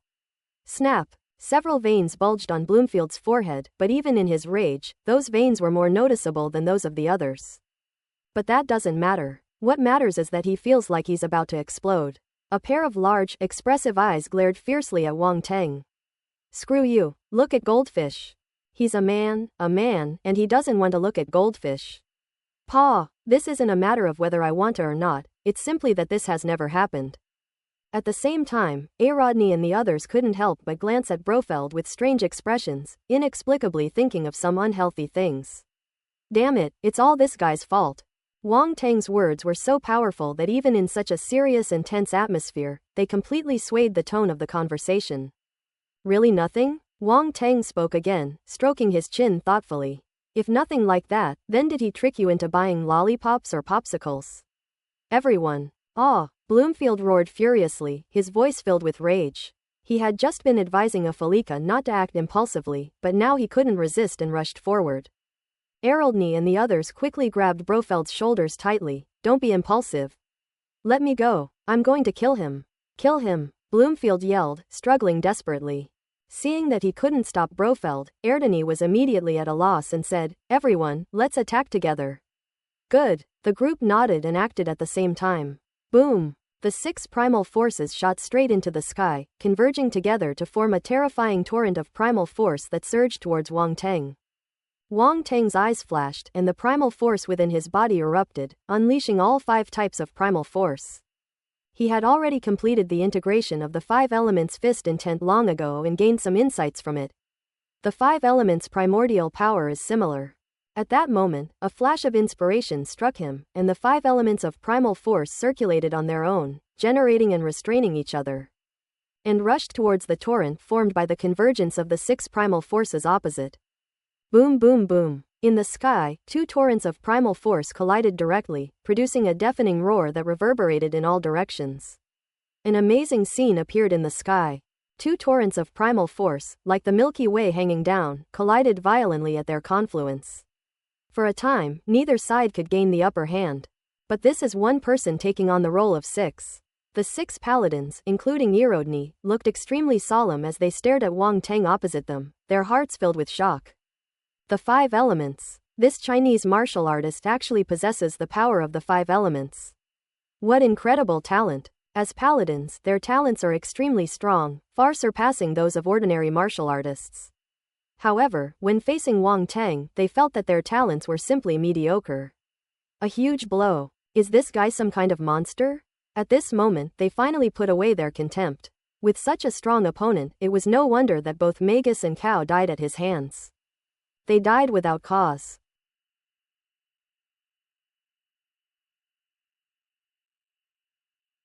Seeing that even the 6 paladins were unable to subdue Wang Teng, Eliphaz's expression turned extremely ugly.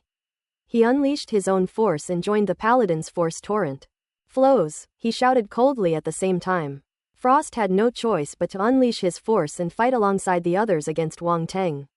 Boom! With the addition of the 2 forces, the force torrent representing the paladins' side suddenly grew several times stronger, like a pillar of heaven, crashing heavily into Wang Teng. Wang Teng's 5 elements force was in complete defeat, retreating continuously. Snort. He snorted coldly, and the other elemental forces within his body erupted. Poison, wind, ice, lightning. Boom boom boom. As these 4 primal forces crashed into the 5 elements primal force, the primal force torrent on his side also surged instantly. How is that possible? Elodni and the others were filled with disbelief. This guy actually still had energy left? Is this even human? Eliphaz and Froze were also stunned, feeling as if they hadn't joined at all. They really couldn't understand how strong Wang Teng was. Doesn't he have any bottom line? Why is he able to erupt again and again, like a bottomless pit with no end in sight? Wang Teng had no intention of getting entangled any longer. A flash of azure light appeared in his eyes, and the azure jade-glazed flame shot out like a giant fire dragon, coiled in the torrent of primal force, and rushed rapidly toward Erodni, Eliphaz, and the others. Roar! The fiery dragon roared, sweeping across the sky with scorching heat. Not good. Erodni and the others' expressions changed, and without thinking, they all dodged away. Wang Teng's torrent of primal force pierced directly through the sky. Boom boom boom. The roar of the force resounded incessantly. The 6 paladins, along with Eliphaz and Froze, a total of 8 people, were the first to be hit. Even those who managed to dodge were still severely impacted and were all thrown dozens of meters away, looking extremely disheveled. Their faces were ashen, and they felt incredibly aggrieved. 8 people, and they still ended up at a disadvantage. It's an absolute joke if word got out. However, the group exchanged glances, still somewhat shaken. If they hadn't dodged in time, they would likely have been seriously injured if they had been hit directly by that torrent of primal force.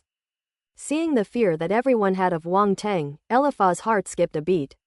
He quickly shouted, "He's all alone." That torrent of primal force must have exhausted him greatly. If he still has 1 or 2 tenths left in his body, that would be a lot. Upon hearing this, everyone immediately realized what was happening. Indeed, the primal force of martial artists is limited. Even warriors at the general level only have a slightly larger reserve. With such a high power output as just now, an ordinary martial artist would have been completely drained long ago. It is only because of Wang Teng's exceptional talent that he was able to sustain this. But that's all. They didn't believe that Wang Teng still had much primal force left in his body. Seeing the paladin's reaction, Wang Teng sneered inwardly. Once Rodney and the others regained their confidence, they charged straight at Wang Teng without waiting for him to make a move, throwing punches and slashing with swords. Attacks rained down on Wang Teng's head without any intention of holding back. Wang Teng stood motionless, rooted to the spot. He really is no good. A thrill ran through Eridni and the others, and they couldn't help but show joy on their faces. Seeing this, Eliphaz couldn't help but show his delight, a hint of pleasure flashing in his eyes. Good, that's it, take him down. Boom boom boom. The next moment, several attacks landed on Wang Teng. That's not right. However, Arodney and the others immediately realized the problem. Their attack had not landed properly, but instead passed straight through Wang Tang's body. After image. The group was horrified. At this moment, the void behind Dimia rippled and Wang Tang's figure suddenly appeared. He held a golden brick in his hand, infused it with primal force, making the brick incredibly heavy, and then smashed it down hard. Dimia, watch out, Arodney shouted. Dimia's pupils contracted as she sensed an impending crisis and immediately tried to rush forward. Too late. Wang Tang sneered, and the golden brick slammed into Dimia's head, creating a large bump that appeared at a visible speed. Dimia swayed, her vision went black, and she almost fainted. Thump thump thump. Wang Tang showed no mercy, smashing bricks down with astonishing speed. Dimia's head turned into a pig's head in no time. Since you love to show off so much, I'll grant you the title of Outstanding Talent. Wang Tang smiled faintly, then slammed the final blow down heavily. Boom! Dimia transformed into a streak of light and crashed into the ground, completely losing consciousness. A profound silence fell over the surroundings. Everyone stared at Dimia's miserable state, their lips twitching slightly. They felt that Wang Tang was like a demon in human skin, so evil it was suffocating. At this moment, Wang Tang finished off one of them and looked up at the others. Who's next? His voice drifted out softly, and then his body vanished from the spot. The crowd's expressions changed slightly, and they involuntarily took a step back, looking around warily for Wang Tang's figure. Wang Tang directly used his spatial talent, concealing his body within space, making it difficult even for a warrior-level expert to find him. Yafrika, Brofeld suddenly shouted. Yafilika's expression changed drastically. She turned around abruptly, and her inner force surged out, condensing into a phantom image of a water bottle above her head. Extreme cold and freezing. A loud shout came from her mouth. In an instant, a chill swept over her, spreading outwards, and a layer of snow-white ice crystals appeared in the air. Everything around her was frozen, including Wang Tang, who had just appeared behind her. Still trying to ambush me? Yafilitsa secretly breathed a sigh of relief, but on the surface, she sneered repeatedly, showing extreme disdain. Bang! Suddenly, she felt a sharp pain in her head, as if she had been hit hard by a heavy object. How could this be? Yafilika's beautiful face was filled with astonishment. She had no idea what had happened.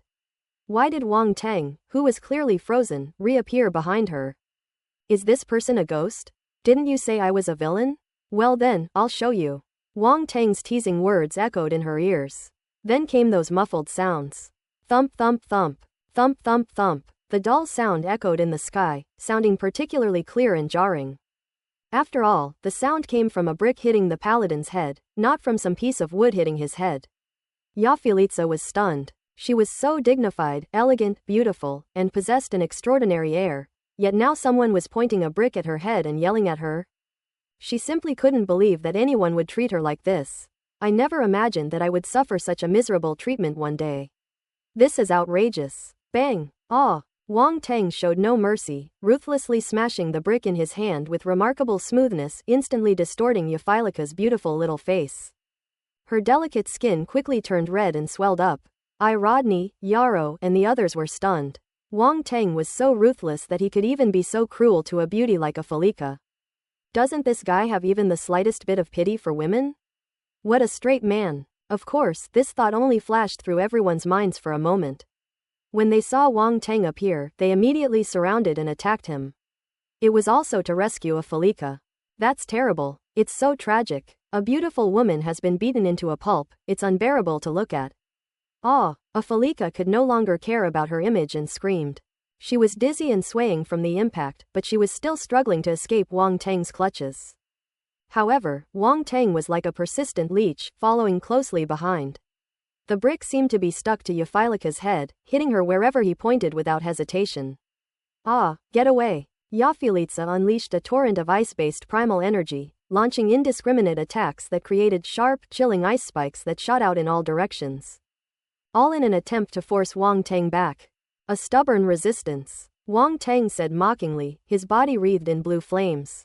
Any ice spikes that came near were instantly melted away, unable to harm him in the slightest.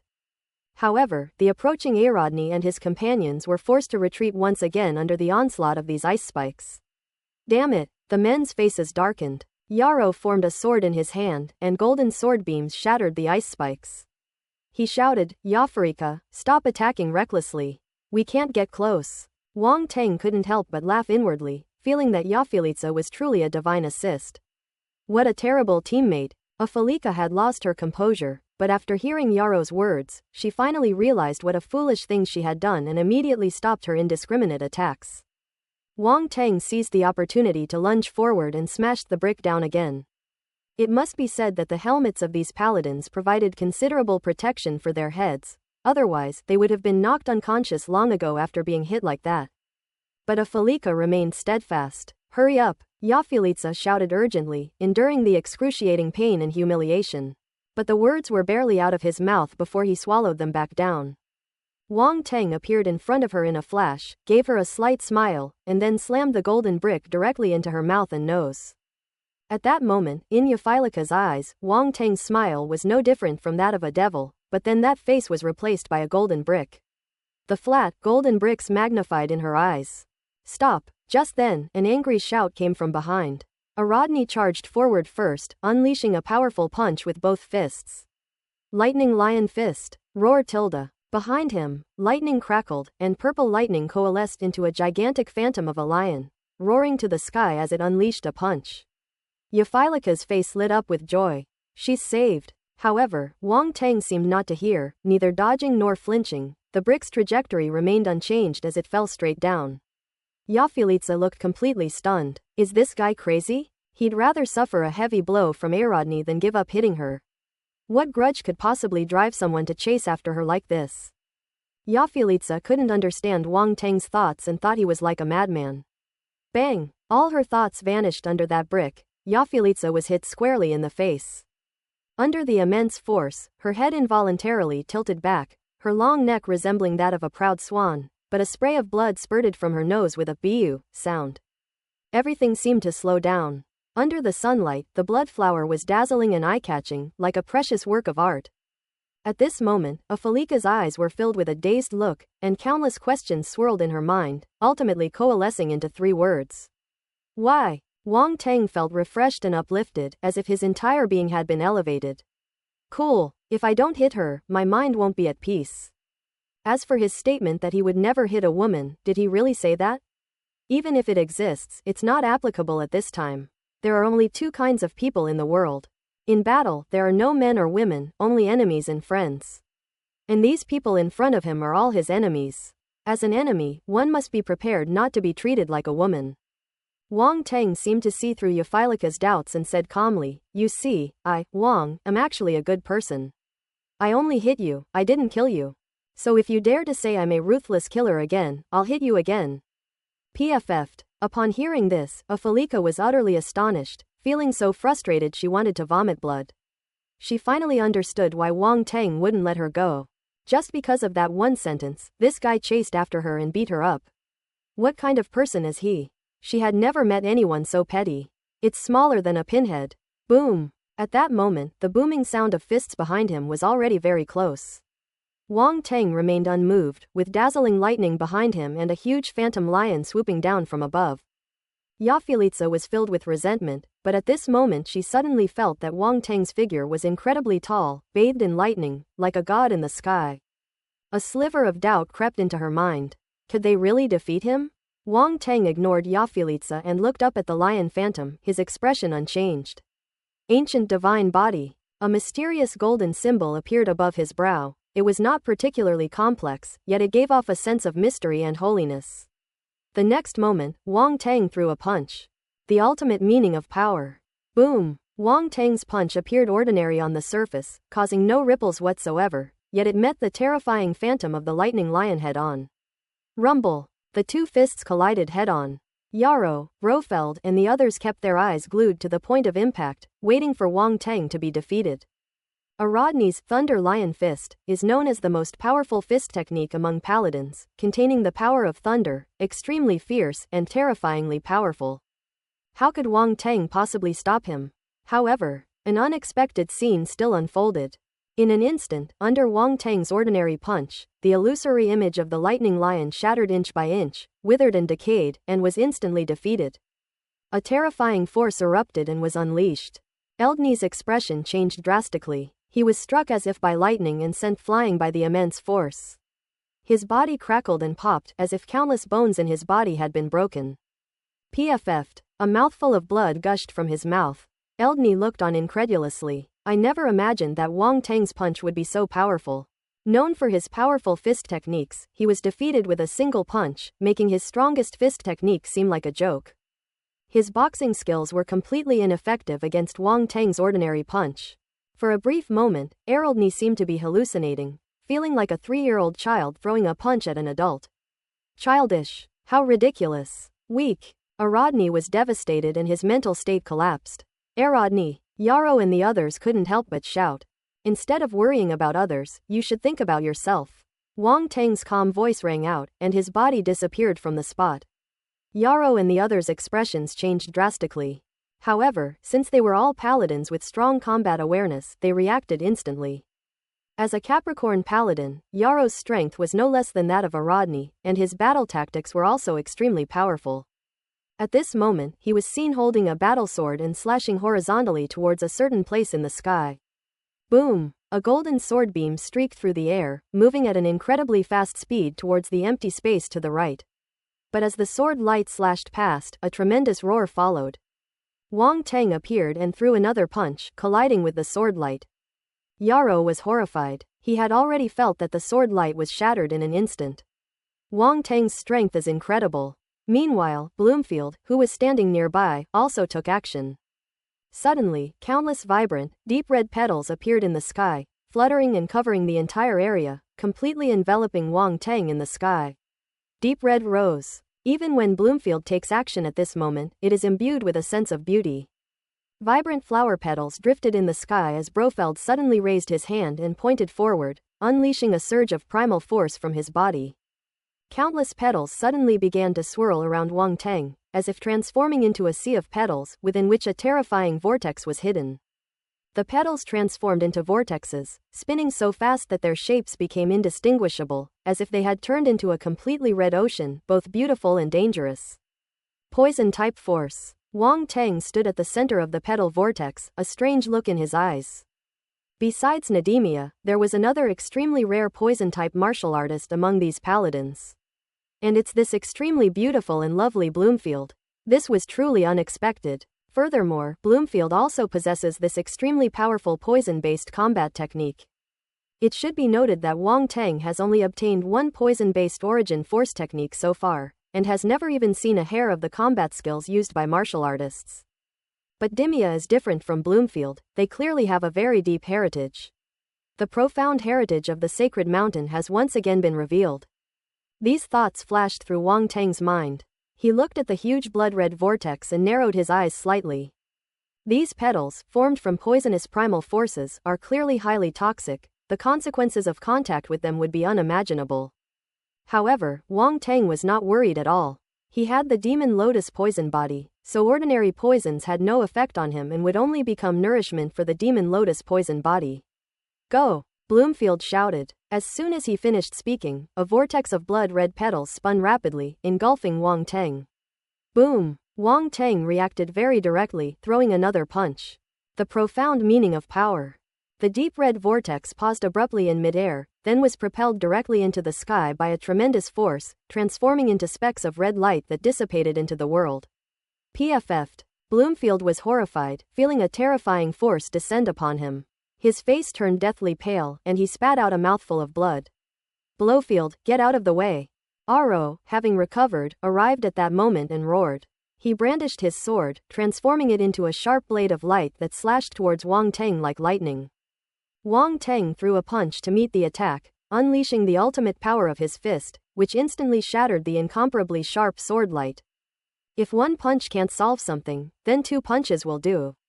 Boom boom boom. The sword light emitted by Yarrow was completely reduced to nothingness and vanished without a trace under the terrifying fist light of Wang Tang.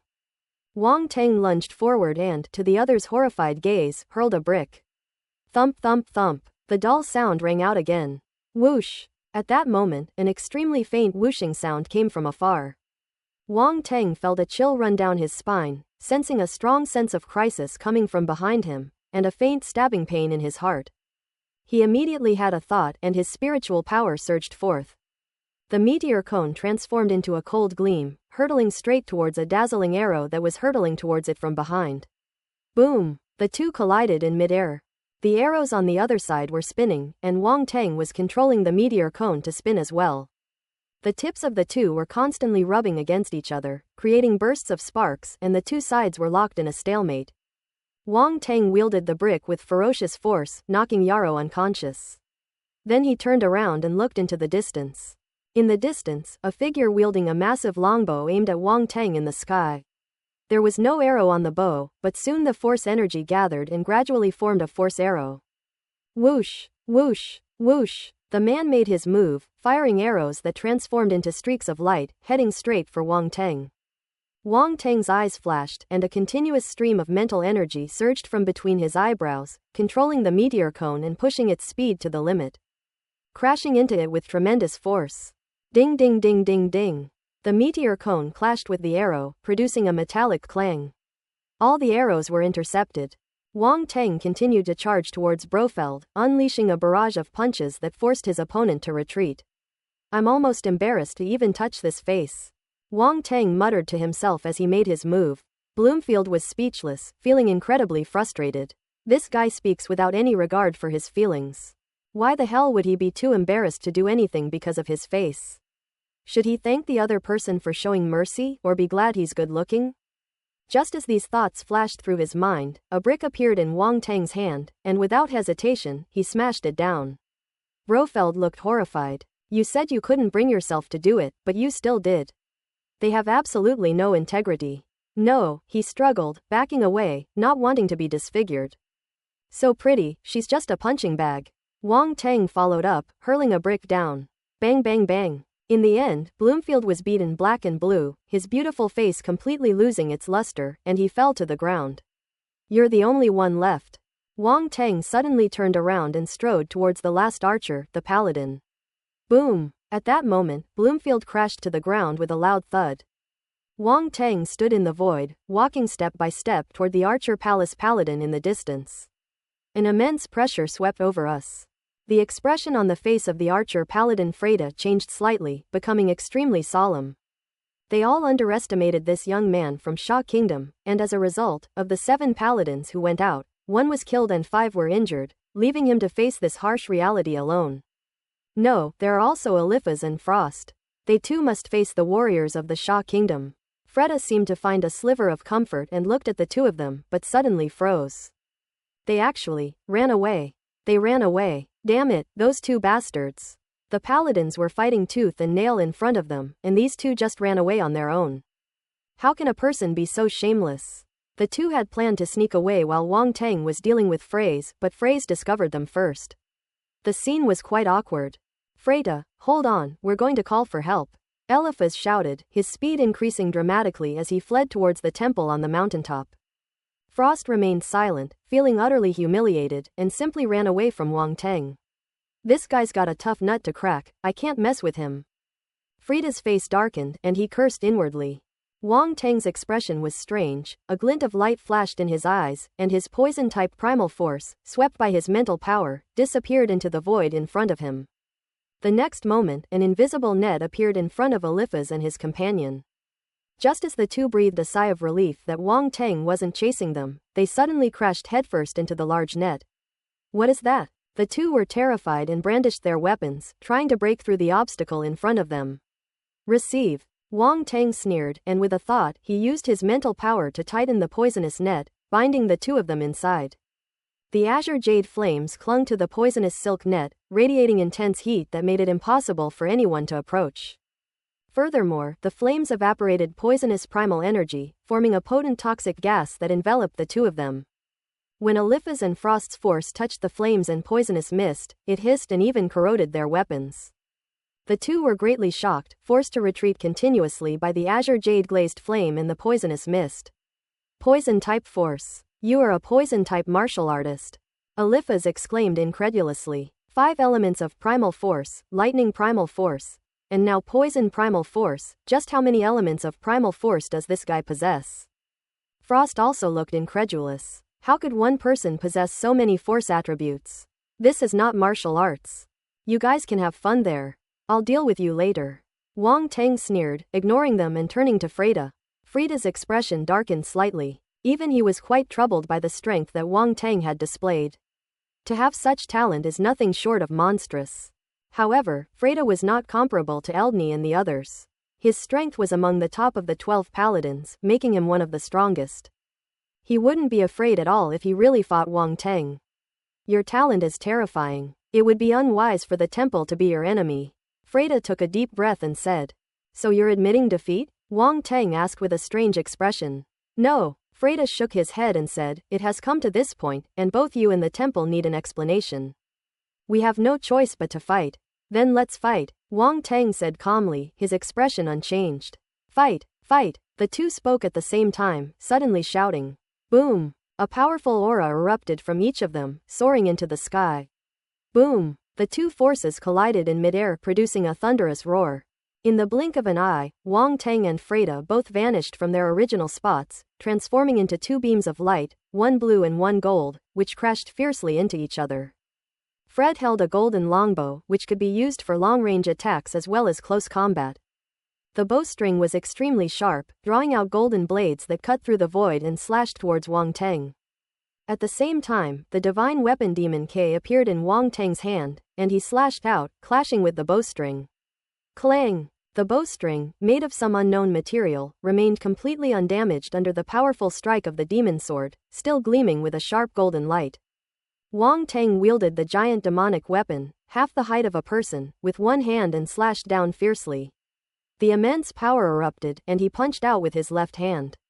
Boom! A terrifying force erupted. Fred's expression changed slightly, and he dodged away, avoiding Wang Teng's punch. He appeared in the distance, drew his bow to a semicircle, and a golden arrow condensed on the longbow before shooting out. Whoosh! The sound wasn't loud, but it still carried a subtle, sharp whistling sound as it cut through the air and hurtled straight ahead. This arrow contained a dazzling golden light, was extremely terrifying, and carried an extreme sharpness, seemingly capable of tearing space apart. Wang Teng's eyes flashed, and golden sword intent gathered above the demon sword, its dazzling light crisscrossing the sky. A single slash. Boom! The blade's edge pierced through the void, meeting the golden arrow head-on. The two collided, their sharp auras eroding each other, neither giving way. Boom boom boom. Suddenly, the attacks from both sides exploded with a deafening roar, and sharp gusts of wind swept outwards in all directions. Wang Teng's body crackled with lightning as he broke through the sweeping gust of wind and charged towards Freda. Whoosh! Whoosh! Whoosh! Freda was also quite fast. He drew his longbow to its full extent again and fired 3 golden arrows at Wang Teng. Suddenly, the 3 golden arrows transformed into a golden bird, lifelike, with sharp eyes, spreading its wings and soaring. Cry! A sharp cry rang out from the bird's beak, the sound waves rolling and sweeping over. Arrow intent. Wang Teng's expression changed slightly. This paladin of the Archer Palace was indeed remarkable. He had actually mastered archery to such a level that the arrow's intent seemed to arise out of thin air, as if it had a life of its own, transcending ordinary attacks. After firing those 3 arrows, Fred's face turned pale, but his gaze remained fixed on the front, on Wang Teng, on the golden bird. Boom! Wang Teng watched as the bird rapidly approached, and then suddenly moved. Ancient divine body, 5 elements fist technique, the ultimate meaning of power. They all erupted at once. It was still that same ordinary punch, but the offensive techniques contained within it exceeded everyone's imagination. No matter what tricks you use, I will break them with a single punch. Freda's brow twitched, she suddenly had a bad feeling. He had seen that punch before. Arodny had been defeated by such an ordinary punch before, and seeing it again now, he still couldn't see through it. Boom! The fist strike was unleashed without any earth-shattering spectacle or terrifying force. It simply and calmly struck the massive head of the golden bird. Everything froze at this moment. It was as if time had been frozen.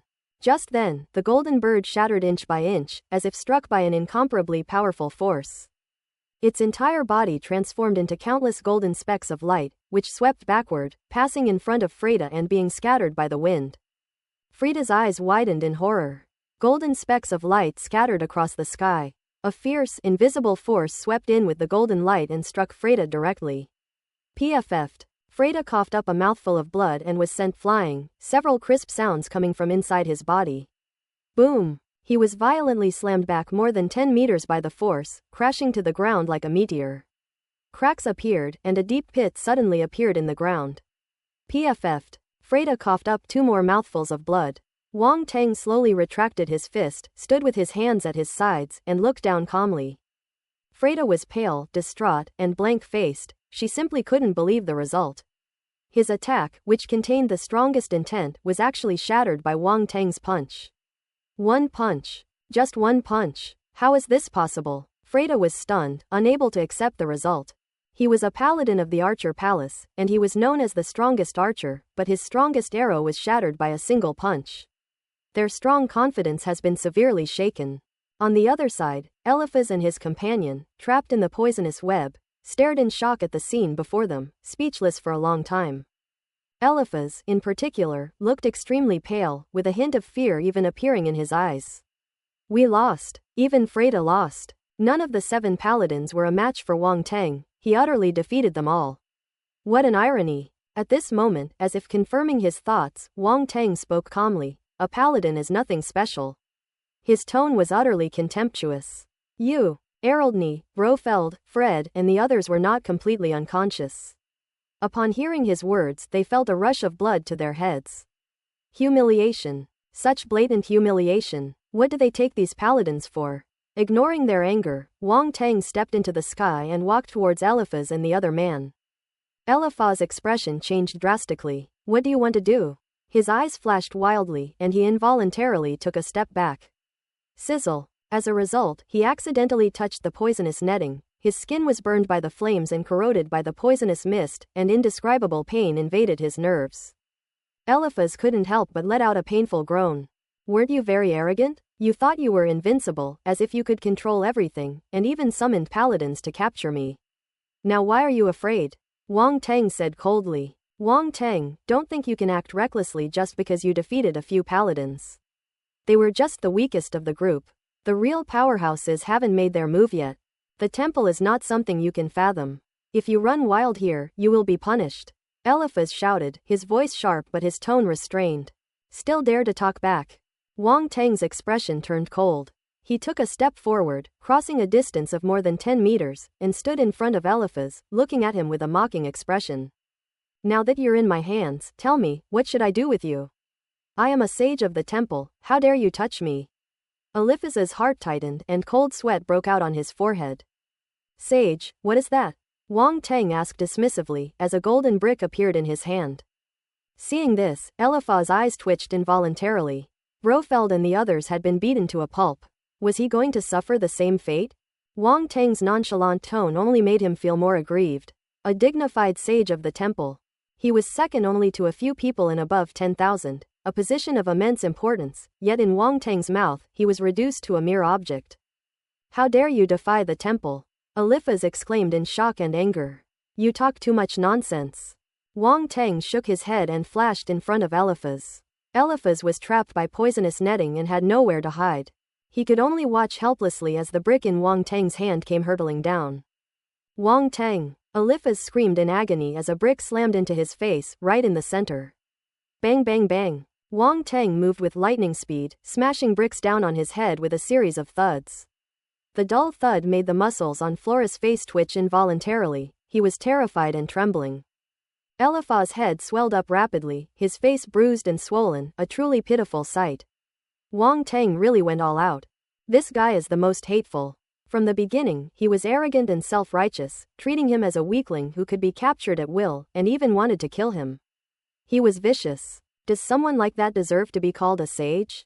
Paw! Ah! Eliphaz screamed repeatedly, his voice filled with venom. Wang Teng, this is the holy mountain. The temple will not let you get away with this. You're really brave, I respect you as a true man. Wang Teng remained calm, unfazed by the threat, and his attacks became even more ruthless. They kept hitting his head with the blows. I've been putting up with you for so long. You've been talking nonsense from the very beginning. You think you're so tough? I'll show you what tough is. Bang bang bang. Keep hanging. Keep hanging. Why aren't you hanging anymore? Bang bang bang. Eliphaz's head swelled up to a whole size, and he was no longer recognizable as the pampered man he once was. His eyes were reduced to slits, blood streamed from his nose, and his face was alternating between red and blue. He was completely dizzy and his head was a complete mess. But Wang Teng felt that wasn't enough. He grabbed Eliphaz's arm and twisted it gently, instantly turning the other's arm into a pretzel shape. Click! A crisp sound of bone cracking rang out. Ah! Eliphaz screamed, then snapped back to his senses, his mind clearing once more. His eyes were filled with terror. Devil! This guy is a devil. How could he be so cruel? Frost had already shrunk into a corner, and even though his skin was being burned and corroded by the poisonous netting, he didn't dare to utter a sound, for fear of being noticed by Wang Teng. Bang bang bang. Wang Teng raised the brick and continued smashing it wildly, his face filled with anger, shouting his condemnation. What did I do to you? Tell me, what did I do to you? Why are you targeting me and daring to arrest me? Who gave you the audacity to arrest me? What makes you so arrogant? What makes you so great? Tell me. Wang Teng's angry shouts completely bewildered Eliphaz. Those who don't know the situation might think Wang Teng was the victim. But it's obvious to anyone with eyes that he was the one who was bullied the most. Eliphaz's vision blurred and he drifted off to sleep again. He couldn't hold on any longer. Wang Teng did the same thing, twisting his other arm into a pretzel. Eliphaz jolted awake once more, his mind becoming perfectly clear. Ah! He roared inwardly in anguish, feeling so suffocated he felt like he was going to vomit blood. Why didn't you let him pass out? Why? He never imagined that one day he would feel that passing out was a happy thing, but now he truly felt it. Because being awake is just too painful. Thump thump thump. No, stop hitting me. Eliphaz could no longer bear it and spoke weakly, his heart filled with fear and regret. He really shouldn't have messed with that devil. This Wang Teng is not human. He's too ruthless, he's too ruthless. At this moment, the wise man of the temple finally felt the malice coming from the world. I never knew being alive could be so painful. Stop hitting him. Eliphaz cried out weakly, his body swaying precariously, already unable to hold on any longer.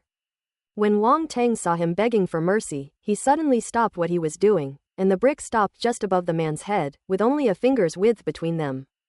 Weren't you so powerful, able to arrest whoever you wanted? Why are you backing down now? Wang Teng said. I misunderstood, it's a misunderstanding. Eliphaz shed tears of humiliation, heartbroken, and spoke in a weak voice. Is it really a misunderstanding? Wang Teng said jokingly, then I killed 2 of your paladins and injured 6 others, is that also a misunderstanding? It's a misunderstanding. Eliphaz gritted his teeth and nodded, not daring to say another word of dissent, for fear of angering Wang Teng and facing another barrage of criticism. He now has a psychological trauma related to bricks that he can't shake off, and he experiences severe heart palpitations. You all heard it, he said it was a misunderstanding. Wang Teng smiled slightly and looked at the paladins, including Rodney and Fred, on the ground. The paladins help each other up with difficulty, and looking at the situation in the sky, their faces turned pale and then red upon hearing this. So, they got beaten up for nothing? The group felt so frustrated they wanted to vomit blood, especially as they felt the throbbing pain in their heads escalating, which made them tremble with rage. That guy went way too far. They beat them up like this, and now they're saying it was all a misunderstanding? Misunderstanding my ass. Several paladins wanted to swear. You should have done this earlier. Wang Teng patted Eliphaz on the shoulder with satisfaction and said earnestly, that's why you can't be too arrogant. Being low-key like me is the basic principle of survival, otherwise you'll easily get beaten to death. Yes, yes. Eliphaz nodded with tears in his eyes, but inwardly he was cursing. What the hell do you mean by being low-key? Is this what you call being low-key? They dared to attack and kill a paladin from the holy mountain, and even beat this sage to such a state, yet they still have the nerve to say they are being low-key.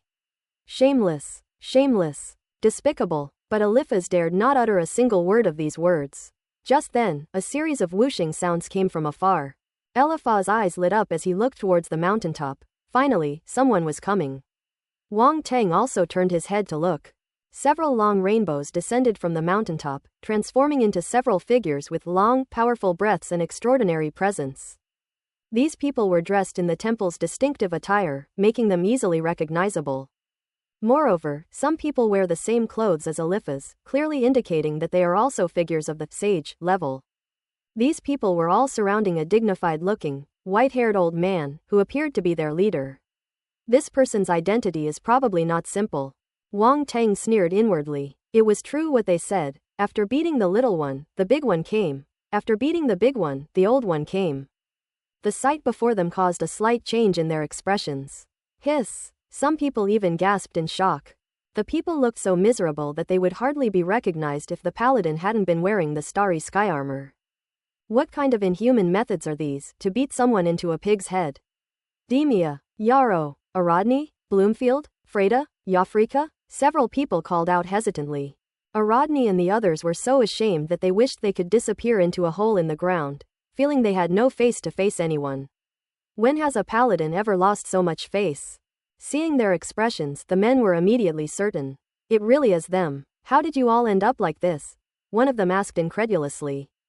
Aradni and the others felt wronged, but didn't know how to express it. If they were to tell everyone that they were all beaten up by the same person, would they still have any face left?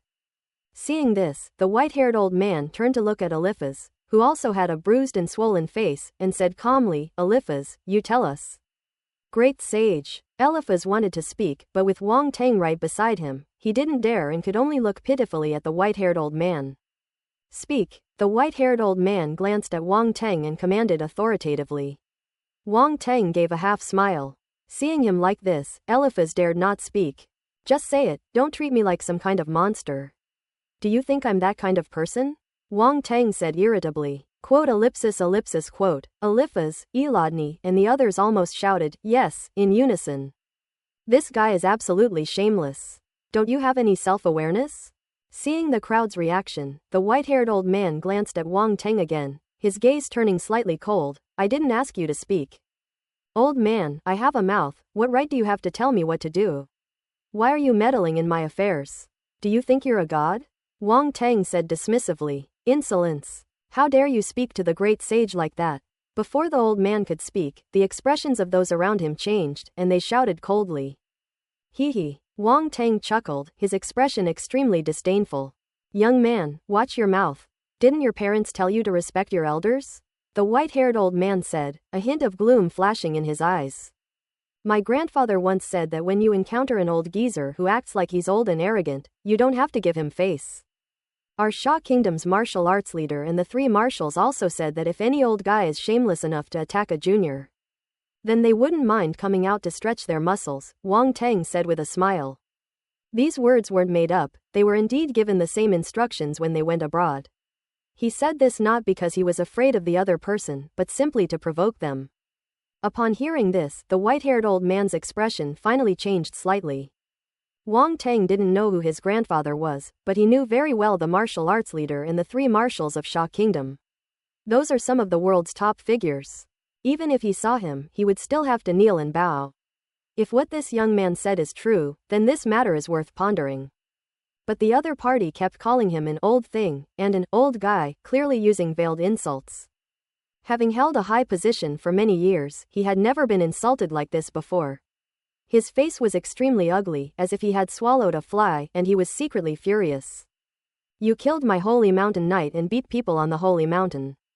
Even in front of your Shah Kingdom's martial arts leader, we are in the right. The white-haired old man took a deep breath and said calmly, today, I will teach you a lesson on behalf of your martial arts leader, so that you will not be ignorant of your own limitations. Take him down. As soon as he finished speaking, he waved his hand and gave an order to the crowd. Sigh. Wang Tang sighed and shook his head, saying, why are there always people who are self-righteous, who distort the truth, and who are utterly shameless? Everyone was astonished to see him still insulting the great sage at this point. This guy is courting death. Eliphaz felt a surge of hatred, but a hint of joy flashed in his eyes. The more arrogant this guy is, the less likely the great sage will let him go. Once he's caught, the great sage will definitely avenge him. The martial artists who arrived with the white-haired old man immediately took action, spreading out to surround Wang Tang. Aradni and the others gazed at the sky, their eyes gleaming. After the previous battle, how much strength did these Shah Kingdom warriors have left? Can he still stop these people? Wang Tang glanced around, a cold glint flashing in his eyes. His patience had run out. Since these people are taking advantage of his kindness and don't know what's good for them, he doesn't mind going all out and letting them know what regret is. If we don't teach them a lesson, they'll really think they can be manipulated at will. The atmosphere between the 2 sides was tense, with swords drawn and a major battle about to erupt again. Stop. However, at that moment, another loud shout came from afar. A whooshing sound came from the air, and several more figures sped down from the mountaintop and landed in front of everyone. Great Sage Farah, Your Holiness. Eliphaz, Arodni, and the others all changed their expressions upon seeing the newcomer. Several figures appeared in the sky, one of whom was dressed very similarly to the white-haired old man. He also had white hair, a face full of deep wrinkles, and an imposing aura of someone who had held a high position for many years. He was also accompanied by several temple warriors, whose attire was the same as Eliphaz's, and who were also sages. But all of these people were protecting a girl whose face was covered by a black veil. This young girl possessed an outstanding, ethereal, and divine aura. Her dark eyes, as deep as the starry sky, gazed upon the crowd. The temple warriors around her all looked respectful, bowing slightly to show their reverence. It's her. Wang Teng's eyes flashed with surprise when he saw the girl. This girl was none other than the girl in black veil he had met in the museum. Although Wang Teng had guessed that the girl's identity was not simple, he never expected that she would actually be the Holy Maiden of the Holy Mountain. That's quite a big change in identity. At this moment, Arodni and the others on the ground suddenly knelt on one knee and respectfully bowed, saying, Your Majesty. Arodni, how did you all become like this? Sage Farah asked with a strange look in his eyes. Arodni and the others were immediately filled with conflicted expressions, feeling as if they had been shot in the chest again. Why does everyone have to ask that question when they see it? That really hurts, bro. Upon seeing this, the great Sage Farah glanced at Wang Teng, guessed what was going on, shook his head, and asked no further questions. What's wrong with that old man's eyes? Wang Teng was speechless. These people were beaten like this entirely because they brought it on themselves. They have no one to blame but him. Get up. At this moment, Elise, whose face was covered by a black veil, spoke softly, her melodious and ethereal voice slowly spreading out. At the same time, she waved her hand, scattering a shower of light. When the rain of light fell on Arodni and the others, the bruises on their faces returned to normal at a speed visible to the naked eye. And some minor wounds on his body are slowly healing. Arodni and the others touched their faces, feeling their appearance return to normal. A sense of gratitude welled up in their hearts, and they bowed to Elise again, saying, Thank you, Your Holiness. What is this? Wang Teng was genuinely surprised when he saw this scene. It's healed. The paladin's wounds had actually healed. Even high-level restorative elixirs don't heal this quickly. Although their more serious injuries have not yet healed, it is already quite remarkable that they have been able to do this much. What exactly is that light rain? Wang Teng could sense a very different kind of fluctuation within the rain of light, warm, bright, and all-encompassing. Just then, Wang Teng saw two attribute bubbles suddenly fall from Alassi's body. Pick it up. Wang Teng's eyes flashed, and he quickly picked up the attribute bubble. Light Force *15. Light Force *10. As the two attribute bubbles merged into him, Wang Teng immediately felt an extremely small amount of primal force appear within his body. The force he felt was exactly the same as the one he had felt from Elise before. Light Force. Wang Teng was startled, then overjoyed. This is actually a completely new force attribute. This primal force had never appeared before, but now it appeared in the Saintess Elise on this sacred mountain. Is this what makes the Saintess so extraordinary? Just as Wang Teng was immersed in joy and contemplation, the great sage Farah suddenly said to the white-haired old man, Great Sage Kipling, upon seeing the Holy Maiden, shall we not bow? The white-haired old man's eyes flickered slightly, but he did not refute them. He bowed and said, Greetings, Holy Maiden. Yes, rise, Great Sage Kipling. Elisa's voice remained completely unmoved. Thank you, Your Holiness, said the Great Sage Kipling. Great Sage Kipling, what are you trying to do by making such a commotion? Great Sage Farah asked. The Great Sage Kipling glanced at him, but then said to Alay, Your Majesty, this arrogant Shah warrior is causing trouble on my sacred mountain and disgracing its reputation. I will subdue him first and then explain to you. He is my guest, Alay said. What, he's actually your guest, Holy Maiden? Kipling exclaimed in surprise, as if he had just learned of this. But he killed 2 holy knights, Magus and Cao. How could such a vicious and ruthless man be your guest? Wang Teng glanced at him. The old man was malicious, actually speaking ill of him to his face. He's absolutely vicious. The old man who said those things to Yafiaraka before has already been beaten to a pulp. He probably wants to experience it for himself too. I told you, he is my guest, Elise emphasized. Your Holiness, you are the Holy Maiden of the Holy Mountain, representing the glory of the Holy Mountain. Are you going to condone this sinner? Kipling showed no intention of backing down, her tone calm yet confrontational. A huge accusation was leveled at her, and Elise couldn't help but frown. Great Sage Kipling, as far as I know, it wasn't this young friend from Sha Kingdom who struck first, said Great Sage Farah. But he killed 2 paladins, that's an undeniable fact. Kipling said calmly, pressing on this point. This young friend Wang Teng is a guest invited by the Holy Maiden. Whether the holy knights below acted on their own initiative or were instructed by others, it was wrong of them to attack him. Now we are going to arrest him. If this gets out, the reputation of our holy mountain will be ruined. At that time, you will be a sinner, said the great sage Farah calmly. Sinners? If I let him go and ignore the disgrace inflicted on my holy mountain, then you and I are the sinners, said the great sage Kipling. Summon Aldous here. We must reach a conclusion on who is right and who is wrong. If anyone caused all this for their own selfish desires, the temple will not let them off lightly. Seeing that the other party was still insisting on pursuing the matter, the great sage Farah changed his tone and said with a serious expression. When the great sage Farah proposed a face-to-face confrontation with Aldous, the great sage Kipling's eyes flashed. He chuckled and said, I have no problem with it. Very good. The great sage Farah gave him a deep look and said to one of the people beside him, Go and bring Aldous here. Yes. The man accepted the order and left. Not long after, Aldous arrived. Meanwhile, the other paladins who had not yet appeared also came upon learning of the saintess's arrival. Your Holiness. Several paladins knelt on one knee and bowed respectfully. Soon, Shaka, you're all here. Please rise. There's no need for such formalities. This time, there was a clear hint of intimacy in Elisa's tone. The great sage Farah also smiled slightly and nodded at them. After the paladins stood up, they all stood guard beside Elise, slightly behind her, with a very respectful attitude. When the great sage Kipling saw this, a dark glint flashed in his eyes. The newly appeared paladin glanced at Irodni and the others, his eyes flashing, and a hint of contempt appeared on his lips. Although Ayrton and the others had recovered most of their facial injuries thanks to Elise's treatment, they still suffered from serious internal injuries and looked weak and disheveled. When Soon and the others saw them, they felt ashamed and extremely depressed. Seeing the clear division between Kipling and Elise, Wang Teng couldn't help but show a hint of interest in his eyes. It seems that the interior of this sacred mountain is not a monolithic entity after all. Aldous, I ask you, why did you attack the guest invited by the Holy Maiden? Sage Farah asked, looking at the Taurus paladin in the crowd. Great Sage Farah, I only wish to have a match with this warrior from Sha Kingdom, Aldous said bitterly.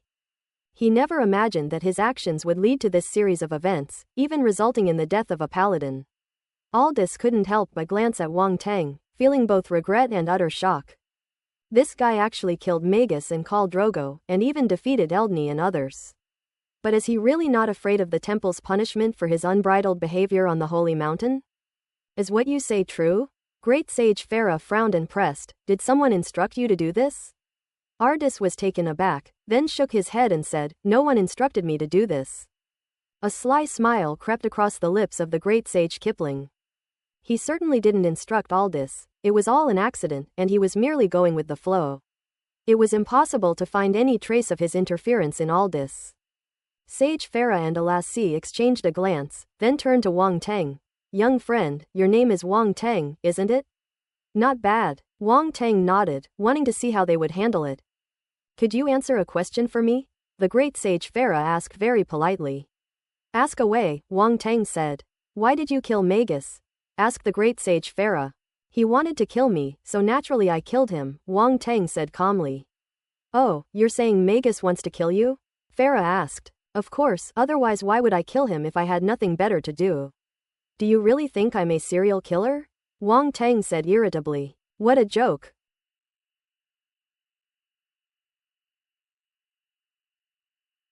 Magus has no grudge against you, what reason would he have to kill you? Sage Kipling turned to Farah and said, you heard it, he killed Magus first. Showing no regard for the majesty of our holy mountain. Are you still going to protect such a person? The great sage Farah frowned, sensing something was amiss. Aren't you going to ask Froze? He knows better than anyone whether Magus wants to kill me, Wang Teng said with a smile. He was just enjoying the drama, even though the matter clearly concerned him. He acted as if he didn't care about his situation at all, remaining remarkably calm. Flows, do you know him? The great sage Farah's eyes lit up, and he immediately looked at Flows. Frost had been hiding to the side, trying to be invisible, but Wang Tang dragged him out, leaving him feeling helpless. He glanced at Kipling, then at Farah and Alisan, not daring to offend either side. Kipling and Farah were also watching him, which increased his pressure and caused cold sweat to break out on his forehead. Flows, say whatever you want to say, and I'll keep you safe, said the great sage Farah, glancing at Kipling. Flows gritted his teeth and said, after Wang Tang defeated Aldous and Cao, he came to the Cancer Palace. Magus tried to stop him, and the death space inherited by the Cancer Palace was destroyed. As a result, he harbored murderous intent. I knew that things were out of control, so I rushed to the temple for help. Sage Eliphaz came with me and witnessed Wang Tang killing Magus. He destroyed the death space inherited by the Cancer Palace. Everyone was shocked upon hearing this. Everyone had heard of the death space in the Cancer Palace, and some had even experienced it firsthand, knowing how difficult it was to deal with, far beyond what ordinary methods could achieve. Furthermore, it was a treasured space passed down through generations of the Cancer Palace, forming its own unique environment. Its destruction by someone explains why Magus harbored murderous intent. He trapped me with the death space, but he was outmatched and I destroyed it. You can't blame me for that, Wang Tang said innocently. Quote. Everyone was speechless. It's absolutely not your fault. If this isn't your fault, whose is it? And who are you trying to fool with that innocent look? You destroyed Magus's death space and killed him. He's the most innocent one, okay? Honestly, if you hadn't stopped me, none of this would have happened. Wouldn't it be better if everyone could live in peace? Wang Tang said. Even putting aside the matter of Magus, how do you explain your later killing of Cao? Kipling asked. You can't blame me for that, blame him. Wang Tang pointed at Eliphaz. Me? Eliphaz's heart skipped a beat, and he felt a little guilty. He quickly shouted, Your Holiness, Lord Kipling, this boy is spouting nonsense. I saw him kill someone, so I was going to arrest him and hand him over to the temple for punishment. But not only did he not surrender, he also killed Cao. Your Holiness, his words cannot be trusted. He is a villain. I'm a villain? Wang Tang chuckled. You didn't say it would be as simple as just dealing with me. You clearly didn't ask any questions and used the temple to pressure me, trying to arrest me and subject me to holy judgment. If that's what you're saying, then I can't resist and can only obediently wait to die. Eliphaz, is what he said true? Sage Farah asked, his face grim as he glared at him. I'm innocent. I am a sage of the temple, and I have always acted justly. How could I do such a tyrannical thing? Eliphaz cried out, looking aggrieved. Froze, Elodney and the others were speechless, completely stunned by Eliphaz's shamelessness. I still believe in Eliphaz's character, said the great sage Kipling, clearly intending to support Eliphaz. Upon seeing this, Elodney and the others felt a chill run down their spines, immediately knowing what they should say if anyone asked them about it later. Farah did indeed question them, and their answers were exactly the same as Eliphaz. Wang Tang glanced at the group and sneered. A smug glint flashed in Eliphaz's eyes as he looked at Wang Tang, feeling quite pleased. I have powerful backers, what can you do to me? Seeing his smug look, Wang Tang said speechlessly, Old man, are you blind? Does he even have any integrity? Kipling and Eliphaz's faces immediately darkened. How dare you insult the great sage? Eliphaz, having someone back him up, straightened his back and shouted loudly. I think you're itching for a brain again, aren't you? Wang Tang's eyes narrowed, revealing a dangerous glint. Eliphaz suddenly felt a throbbing pain in his head again and subconsciously took 2 steps back. Kipling was exasperated. This coward, just a martial artist from the Shah Kingdom, was so afraid. Farah, now that things have come to this, do you still want to protect him? He looked at Farah and Alace and said calmly, Holy Maiden, this boy killed 2 holy knights of my holy mountain, causing a terrible impact. If he is not punished, it will surely break the hearts of the warriors of my holy mountain. As the one supported by everyone, shouldn't you, Holy Maiden, seek justice for us? His words, though plain, carried an aggressive air. This is a coup. He was acting on a moral high ground, wanting to force Alace to take action against Wang Tang, putting her in a dilemma. Currently, both sides have conflicting accounts, and it's still unclear what really happened. What are the intentions of the great sage Kipling in pressuring Her Majesty the Saintess? Great sage Farah's expression turned cold as he stared intently at Kipling. If we wrongly accuse Wang Teng, it will inevitably create a rift between us and the Sha kingdom. Will you bear the consequences? In that case, Kipling declared with righteous indignation, for the sake of my holy mountain, I am willing to bear the consequences. His voice was loud and immediately carried, reaching all the warriors on the sacred mountain. Wang Teng's rampage at the sacred mountain caused a great commotion, and many people already knew about what had happened and were now watching closely. After hearing Kipling's words, many people felt respect, while some who did not know the truth only saw the surface and could not help but feel a little resentment towards the saint, Alace. Farah's expression changed as he looked at Alace. Things had come to this point, and even he didn't have a good solution. Kipling risked his life, willing to shoulder the pressure from the Sha kingdom, just to take action against Wang Teng, demonstrating his great determination.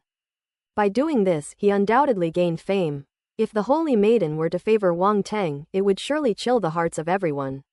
Water can carry a boat, but it can also capsize it. This statement still applies here.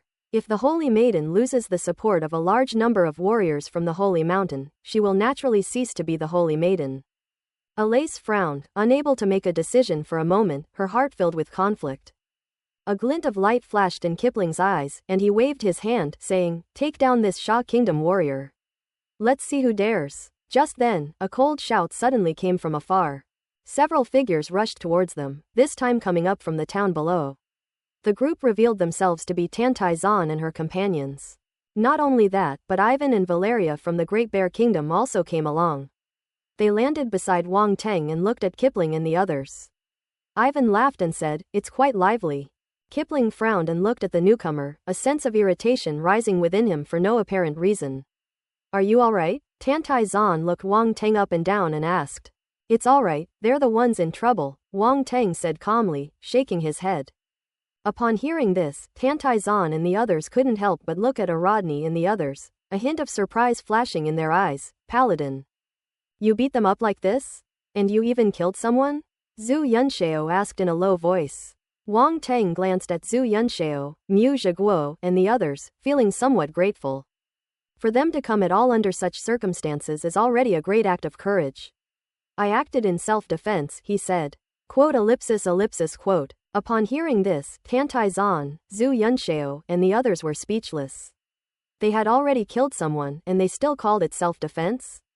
This was excessive self-defense. This guy really does cause trouble wherever he goes.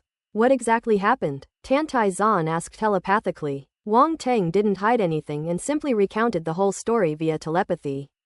Tantai Zan was speechless after hearing this. Although she knew it wasn't Wang Teng's fault, his ability to cause trouble was truly driving her crazy.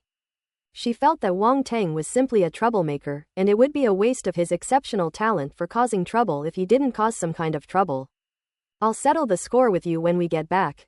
Tantai Zan glared at him irritably, then turned to Kipling and the others and said coldly, "Who was it that just said they wanted to capture my Sha Kingdom's martial artists?"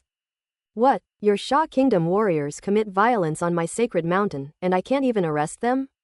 Kipling mocked. "I am aware of what happened, and the fault does not lie with us," Tantai Zan said calmly. "You say it's not there, so it isn't? The bodies of my 2 holy knights on the holy mountain are still there, not even completely cold yet. You have to give us an explanation," Kipling said coldly. "What a joke. You invited Wang Teng up the mountain, then deliberately blocked him, and even tried to kill him. Who knew you were so weak and got killed by him? Now you're asking us for an explanation. I'm already being lenient by not asking you for one." Tantai Zan retorted sharply, showing no mercy. The paladins' faces darkened. Are they really that bad? This was the first time someone had said this about them, but they couldn't refute it. This is so frustrating. That's where you're wrong. You invited people over, and then you attacked them. Who would dare accept your invitations after this? Ivan said with a chuckle. This reminds me of an old saying from the Sha Kingdom, something about a banquet. Oh right, the feast at Hongmen. Kipling was so angry he almost vomited blood. He painstakingly tried to convict Wang Teng, but when these 2 groups arrived, they overturned his conclusion, turning a major issue into a minor one, and a minor one into nothing. Such a casual remark made him feel as uncomfortable as if he had eaten shit.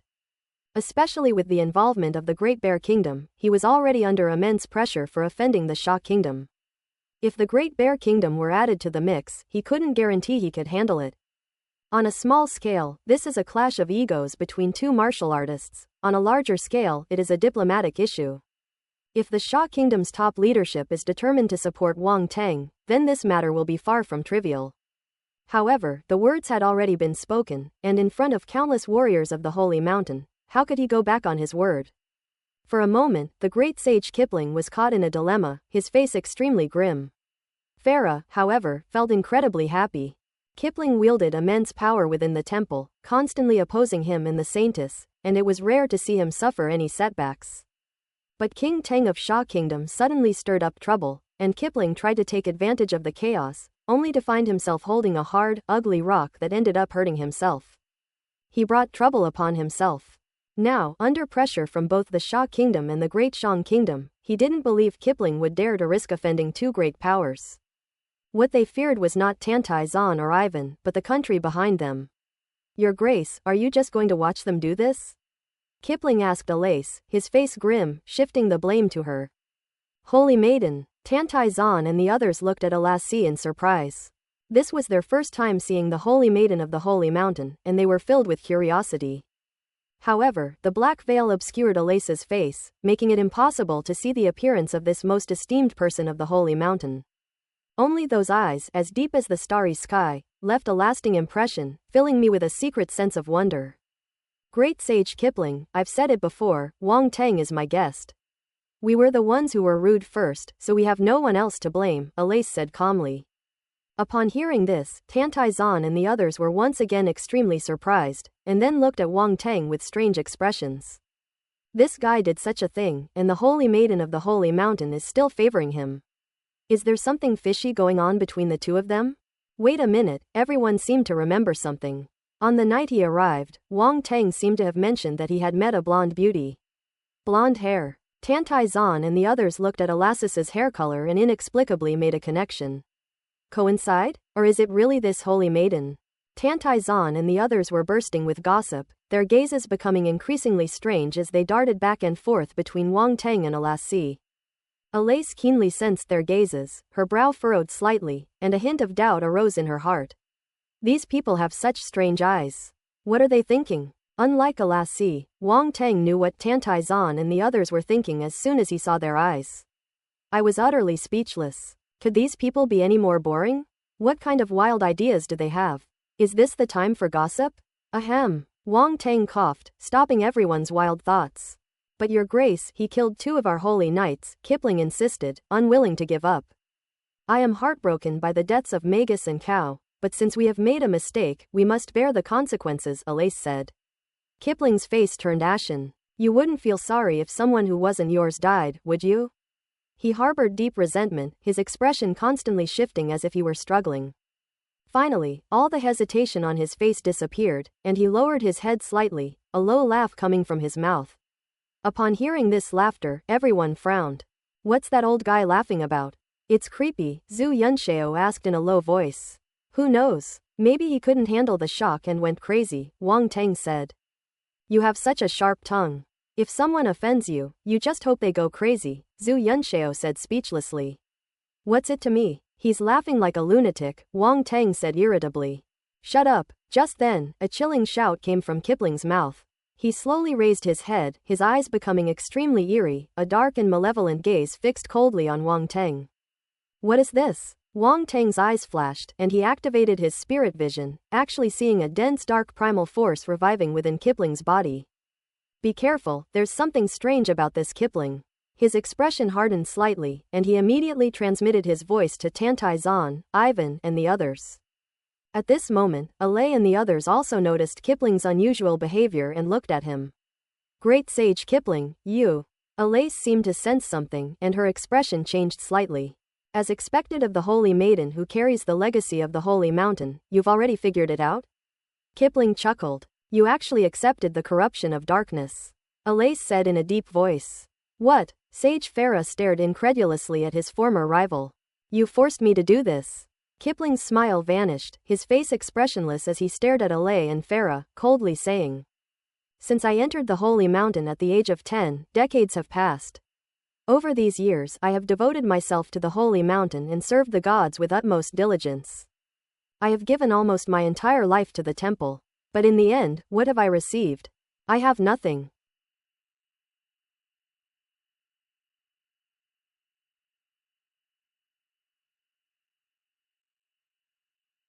With the arrival of the martial arts era, the temple must honor the holy maiden. For 30 years, generation after generation of holy maidens have ascended the sacred platform, pressing down on us. By what right? Just because you possess that bullshit divine physique? That's ridiculous. Aside from possessing divine physiques, you are almost useless. You don't know how to govern the temple or how to develop and expand.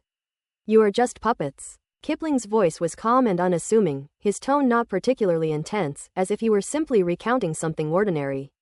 But everyone's expression changed drastically upon hearing his words. This is blasphemy. Kipling actually said that the saint was useless and called her a puppet. This is truly outrageous. Kipling, are you crazy? Do you know what you're saying? Farah shouted, his face grim. I'm not crazy, it's just that you mediocre people know nothing but how to submit to the holy maiden. You can't possibly understand my grand ambitions. Kipling laughed contemptuously. You've really gone mad. You've been corrupted by darkness, your mind has been demonized, you're no longer yourself, Farah said in a deep voice. You can't discuss ice with a summer insect. Kipling didn't take it seriously, shook his head, and his expression remained disdainful. He suddenly opened his arms as if embracing the sky. Boom! The next moment, an extremely powerful aura erupted from his body and swept out in all directions. I am who I am, and no one can change that. His confident words carried an air of arrogance. A strong wind blew, ruffling Kipling's white hair and robes. Everyone's eyes widened suddenly as they saw his white hair rapidly turning black, and even the wrinkles on his face beginning to fade, gradually becoming smooth. His slightly cloudy eyes reflected an eerie black light, sharp and bright. He's getting younger. Everyone stared at this scene in disbelief. Before long, Kipling transformed from an elderly man with white hair into a middle-aged man who looked to be in his 30s. He's even kind of handsome. Extraordinary temperament, paired with a pair of deep, dark eyes, it undoubtedly has a fatal attraction for some wealthy ladies. Everyone was silent, there was complete stillness. My goodness, is it planning to become a male prostitute? Just then, an exclamation suddenly rang out. Everyone, Kipling. The sound rang out, and everyone's eyes turned to one spot. That's Wang Teng. Why are you looking at me like that? Don't you all think this old guy has the potential to be a gigolo? Wang Teng said. Kipling was in high spirits, feeling like he had transcended, but at this moment an uncontrollable anger rose up, and the veins on his forehead bulged wildly. Even someone with his temperament couldn't help but have his composure shattered. They wished they could kill Wang Teng right then and there. The crowd looked at Wang Teng with strange expressions, truly astonished by his extraordinary talent. In such a tense atmosphere, it's unbelievable that he would say such a thing. Seeing that no one answered, Wang Teng continued, but I don't know if your body has become younger. If you're not physically strong, you'll be exhausted from being a gigolo. Some rich women these days have unusual tastes and know how to have fun. They can play for 3 days and 3 nights without any problem. Kipling's face immediately darkened. What the hell is this rich woman? What the hell? They'll play for 3 days and 3 nights. What kind of indecent and lewd words are these? Everyone was speechless and they were completely in awe of Wang Teng. It's something most people can't do to completely reverse the style of an art form and go completely off track. The great sage Farah looked at Kipling with a strange expression, his eyes filled with pity, and he felt inexplicably sad for him. That Wang Teng from the Shah Kingdom has such a sharp tongue. Kipling was incredibly unlucky to have offended him.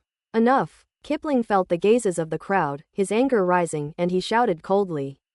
Even when death is imminent, you still dare to be stubborn. Even if you are exceptionally talented and a prodigy of the Shah Kingdom, you must die here today. He stared at Wang Teng with a sinister gaze as if he were looking at a dead man. Quite the boast, Wang Teng chuckled. Great sage Kipling, it's not too late for you to stop now. Considering all your sacrifices over the years, I will only imprison you in the temple to repent, and I will not take your life, Alace said. Suppress the temple to repent? Ha ha ha. Kipling laughed as if he had heard something extremely ridiculous, and said with a disdainful tone, Holy maiden, you are still so naive. But it is precisely because you are so naive that I have this opportunity. It's a pity that this kid messed up my plans, otherwise I wouldn't have acted so hastily today. So you had this planned all along. Great Sage Farah said with a grim expression. Rather than handing the temple over to mediocre people like you, it's better to give it to me. I will lead the temple to the top of the world, and then all nations will have to submit to it, Kipling said. Having said that, he had no intention of wasting any more words and let out a loud shout. Those who are willing to follow me, step forward. Boom boom boom. As soon as he finished speaking, a series of powerful dark auras suddenly erupted. Among them were several paladins, including Yerodni, who had previously attacked Wang Teng. Their current state was extremely strange, with dark primal force surging within them and wrapping around their bodies, forming black patterns on their skin. Even their starry sacred armor seemed to have been corroded, turning from gold to a deep dark black. The great sage Farah, as well as the paladins like Sun who supported the Saintess, all changed their expressions and stared at them in disbelief. At the same time, figures rushed in from all directions. In a short while, countless figures appeared on the ground. Some stood on the boulders, some leapt onto the 12 zodiac signs, and some even hovered in mid-air, instantly surrounding the area. Farah's face turned pale with shock and his heart trembled violently. He never imagined that so many people in the temple would be won over by Kipling, willing to follow him and choose to betray him. How is that possible? Shouldn't everyone support the Holy Maiden?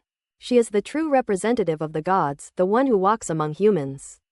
How dare they? Ha ha ha, you see? Kipling laughed loudly. I'm not the only one who thinks this way. The temple needs capable and ambitious people to lead it, not people who stay on this holy mountain and act as reclusive bystanders. The time for its birth has not yet come. Faced with this situation, Elise remained calm and shook her head. HMPH, playing tricks. Then tell me, when is the right time?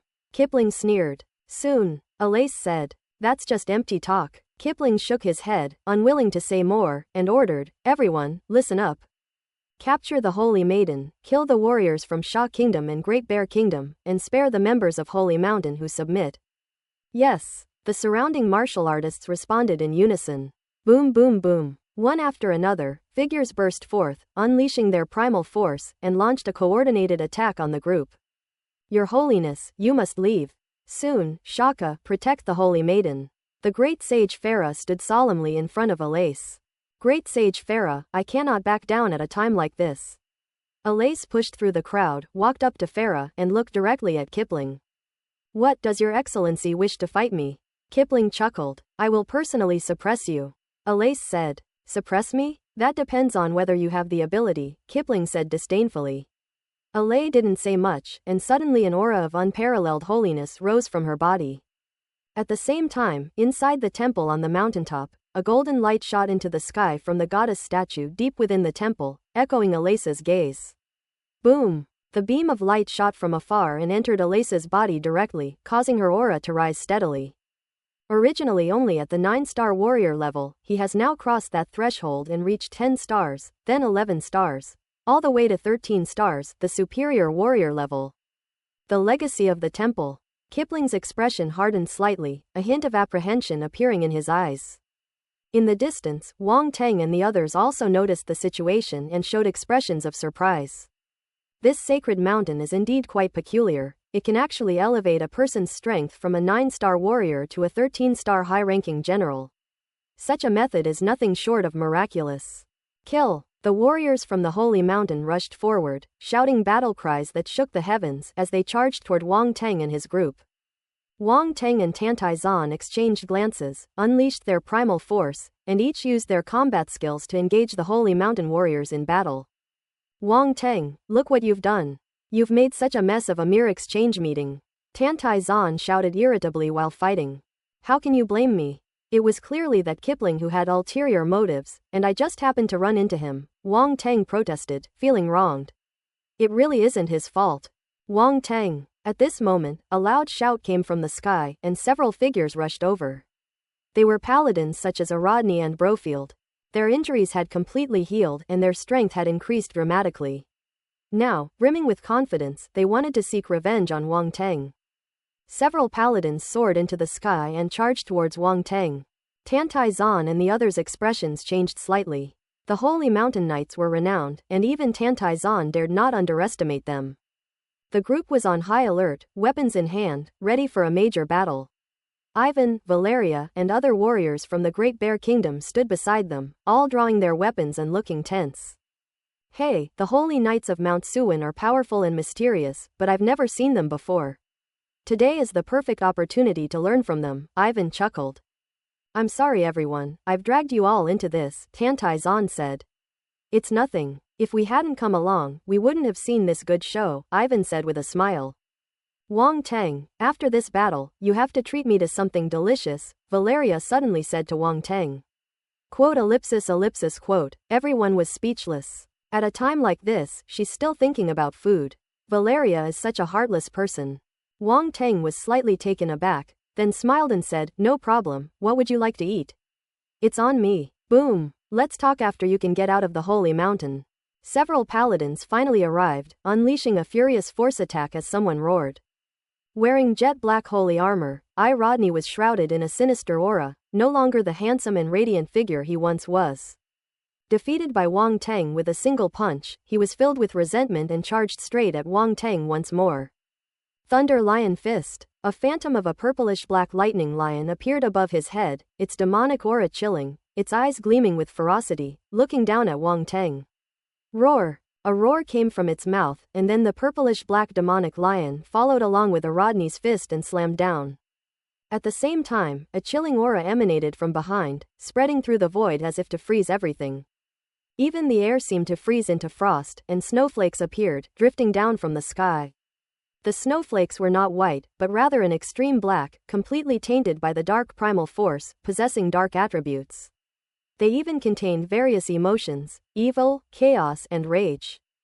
Extreme cold and freezing. This was followed by a cold, icy shout. It's Aquarius Paladin affiliate. She had been brutally beaten by Wang Teng and felt incredibly humiliated. Her hatred for Wang Teng was no less than that for Rodney, and she was now going all out. As her voice fell, a phantom image of a pitch-black water bottle appeared above her head. From within the bottle's mouth, dark ice elemental force erupted, forming a black, icy torrent that cascaded down like a waterfall towards Wang Teng. Wherever the ice and snow passed, everything was frozen, and the biting cold made the surrounding martial artists shiver. Prepare to die. Bloomfield gave a cold laugh, his entire body erupting with force, poisonous force mixed with dark force soaring into the sky. Deep red rose. Scarlet petals drifted down, now covered with black veins, appearing extremely eerie and sinister. With a flick of Bloomfield's finger, the petals began to spin rapidly, forming a dark red vortex that was eerie and terrifying, far more powerful than when it was used before. The poisonous gas alone corroded the surrounding air, causing it to hiss. Blood Moon Needle. Scorpio Paladin Demia also unleashed powerful combat techniques, unleashing countless crimson rays that shot through the air at incredible speeds, as if piercing the sky with holes. Holy Sword Slash. The Capricorn Paladin, Arrow, clasped his hands together and raised them above his head. A black sword light, hundreds of meters long, shot straight into the sky and slashed down. In the distance, Frida's gaze was indifferent as he drew his longbow, now covered in black patterns, to its fullest extent, and a jet-black arrow of light condensed and shot forth. Whoosh whoosh whoosh. He moved with incredible speed, his hands creating afterimages as black arrows shot out one after another, almost indistinguishable from one another. The ear-piercing sound of something cutting through the air resounded through the sky, and some weaker martial artists were even shaken to their core, bleeding from their 7 orifices. The 6 paladins unleashed their strongest attacks from the outset, completely ignoring everyone else and focusing solely on Wang Teng, bombarding him with all their attacks. Careful! Tantai Zan, Ivan, and the others were utterly horrified by the sudden change. Such a terrifying attack, all aimed at one person, would probably not be able to escape even a high-level warrior. The 6 paladins clearly wanted to eliminate Wang Teng as soon as possible. What grudge could this be? It was simply unimaginable to everyone. On the other side, Kipling and Alace, who were staring at each other, also noticed what was happening here. Alace couldn't help but frown slightly. Looks like your friend is doomed, Kipling said with a chuckle, standing with his hands behind his back. He won't die easily. A deep light flashed in Alace's eyes as she said. Having been baptized by the dark force, Rodney and his companions are now much stronger than before. Do you think he has any chance of surviving an attack by the 6 of them? Kipling said disdainfully. Whether they survive or not, we'll find out soon enough, Alace said calmly. But I'm very disappointed that you bewitched them and they've become slaves to darkness. Darkness and light are just powers. As long as I can become stronger, I don't care, Kipling sneered. But you can't control the power of darkness, Elise said, shaking her head. HMPH. These words seemed to have hit Kipling's sore spot. He snorted coldly, his face darkening. Once I capture you and take complete control of the holy mountain, I'll show you whether I can control this power. Now you'll see how Arodni and his men kill Wang Teng. The golden runes appeared to be drawn slowly, but in reality, they were drawn extremely quickly. In an instant, the second stroke appeared. This stroke was short, but it was undeniably real, making the rune on Wang Teng's forehead appear even more mysterious and profound. It's hard to imagine that just 2 strokes, or even one of which had just appeared, could create such a profound feeling. Boom! A booming sound emanated from Wang Teng's body, as if stars were exploding and the world was being created. Streams of energy washed over his body, instantly transforming him in an incredible way.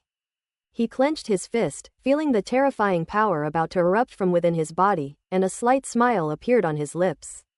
Then he slowly raised his head. All that could be seen was that Arodni and the others were less than 3 meters away, and the terrifying attack was right in front of them, the violent force blowing his black hair wildly. A sharp gust of wind swept past, like tiny knives slicing across his face. Unfortunately, no matter how sharp the wind was, it couldn't cut through his skin. The power of the ancient god's body is beginning to show.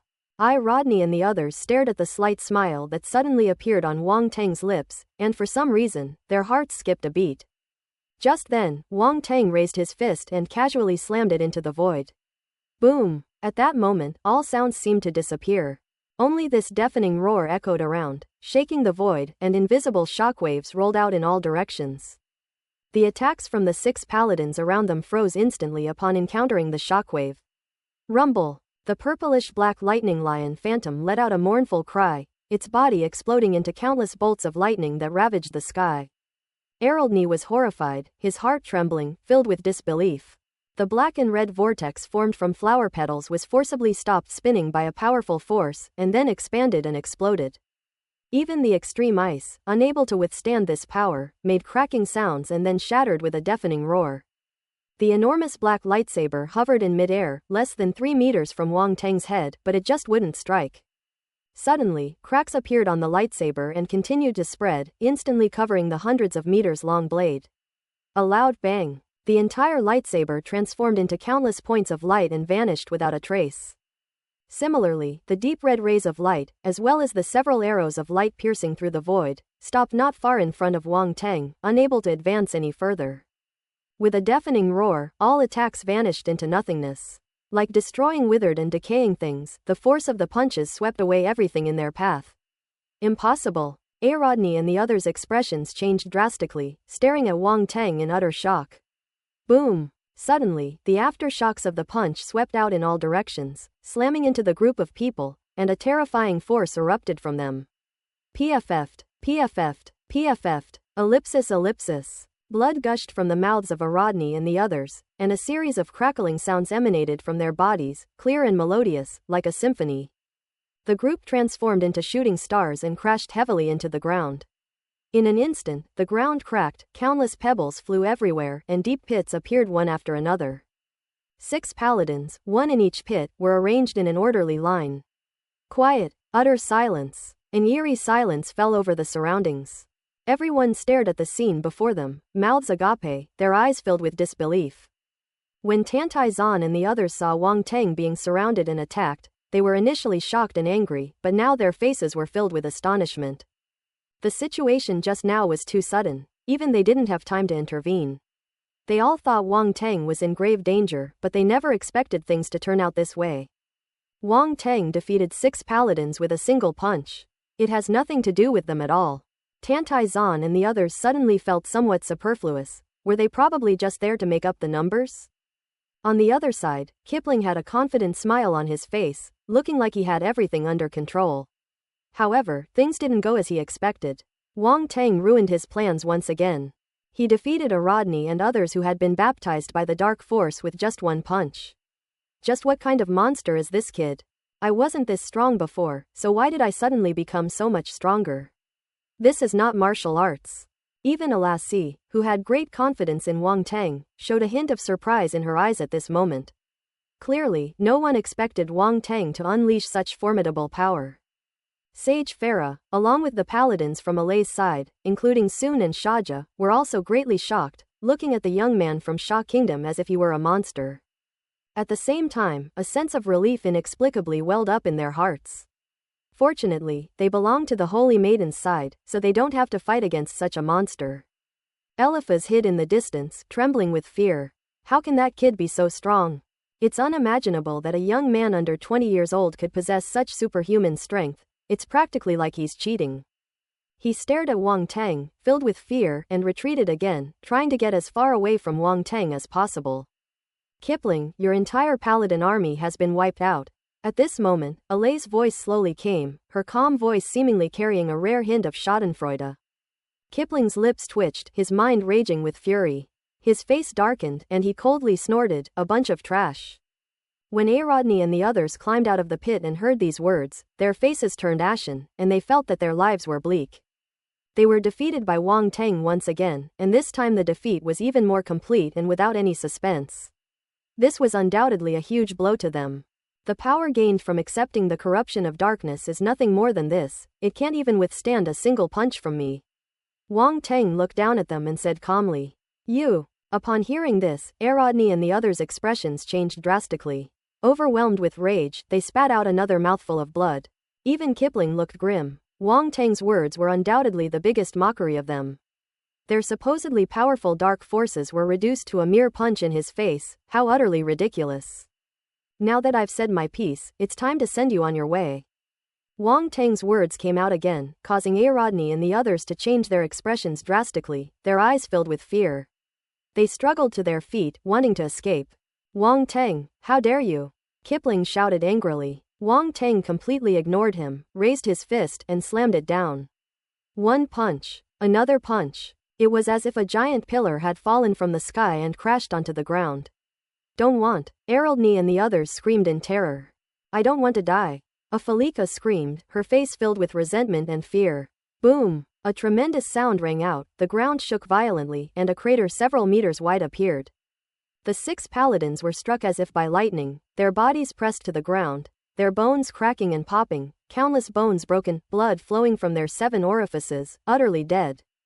"See, I dare." Wang Tang then turned to look at Kipling and said with a faint smile.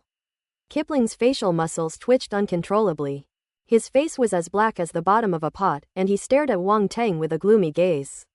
No one has ever angered him to this extent. Wang Tang is the first. The great sage Farah and the other paladins, including Sun, looked at each other with strange expressions. They felt that this young man from Sha Kingdom was truly vindictive and had an incredibly stubborn temper, which had made Kipling want to vomit blood. At the same time, they were secretly alarmed, looking at the deep pit on the ground and the 6 silent paladins inside.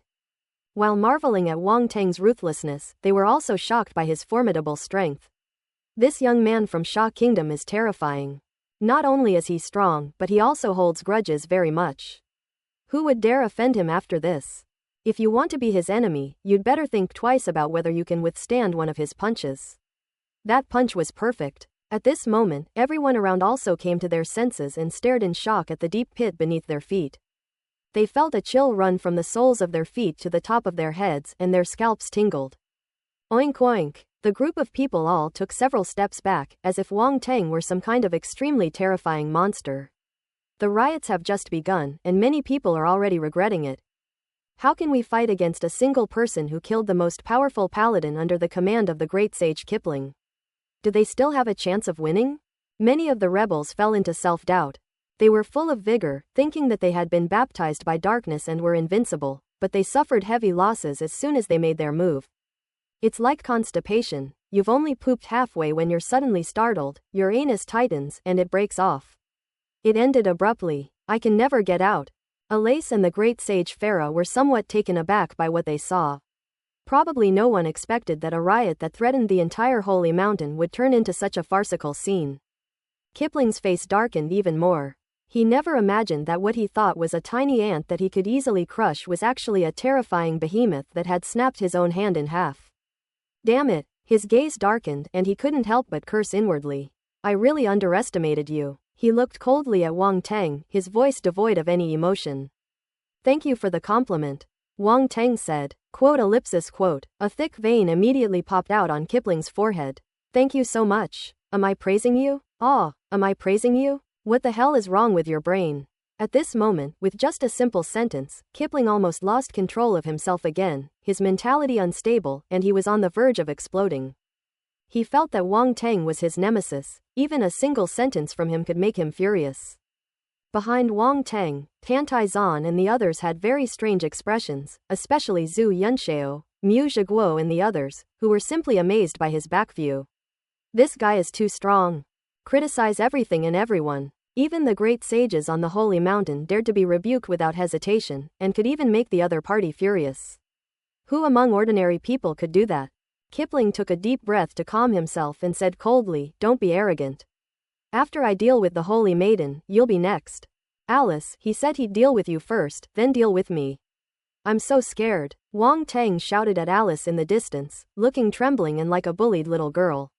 Alice, Kipling, Farah, Tan Taizan, everyone. The group of people were speechless, looking at Wang Teng as if he were a weirdo. What are you afraid of?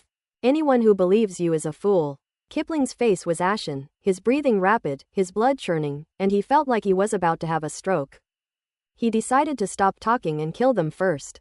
Boom! An extremely dense surge of dark primal force erupted from Kipling's body, forming wisps of black mist that swirled around his body. At this point, black lines finally appeared on his face, making him look evil and ferocious. A jet black sword appeared in his hand, pointing at Alice. The sword was covered with complex runes, which covered the entire blade and even the hilt. A strange and chaotic aura emanated from it, and it seemed as if ghosts were howling and wolves were howling, echoing around and affecting the minds of others. Demon soldier. Alice's expression changed, and she said, you actually took out the demonic weapon that was suppressed under the holy mountain without my permission. It would be a waste to leave it at the bottom of the holy mountain, so you might as well grant my wish. Kipling's eyes were wicked as he chuckled. A demonic weapon? Wang Teng glanced at the sword in Kipling's hand and inexplicably thought of the demon sword he had snatched from the 8-armed demon general. In terms of appearance, his demon's gait was actually inferior. Moreover, he could sense that the demon weapon seemed somewhat strange, possessing something that ordinary weapons did not have. Unfortunately, I can't quite put my finger on it. Boom! Just then, Kipling stomped his foot, and with a loud bang, disappeared from the spot. Alice's expression hardened slightly, and a weapon appeared in her hand, resembling a scepter and as tall as a person. The moment the scepter appeared, it burst forth with dazzling light. Alice handed it forward. Boom! The next moment, the scepter collided violently with a jet-black battle sword. Kipling appeared and said in a deep voice, the goddess's scepter. His eyes flashed, and he grinned maliciously again. So what? In your hands, it can't even unleash 2 or 3/10 of its power. That's enough to deal with you.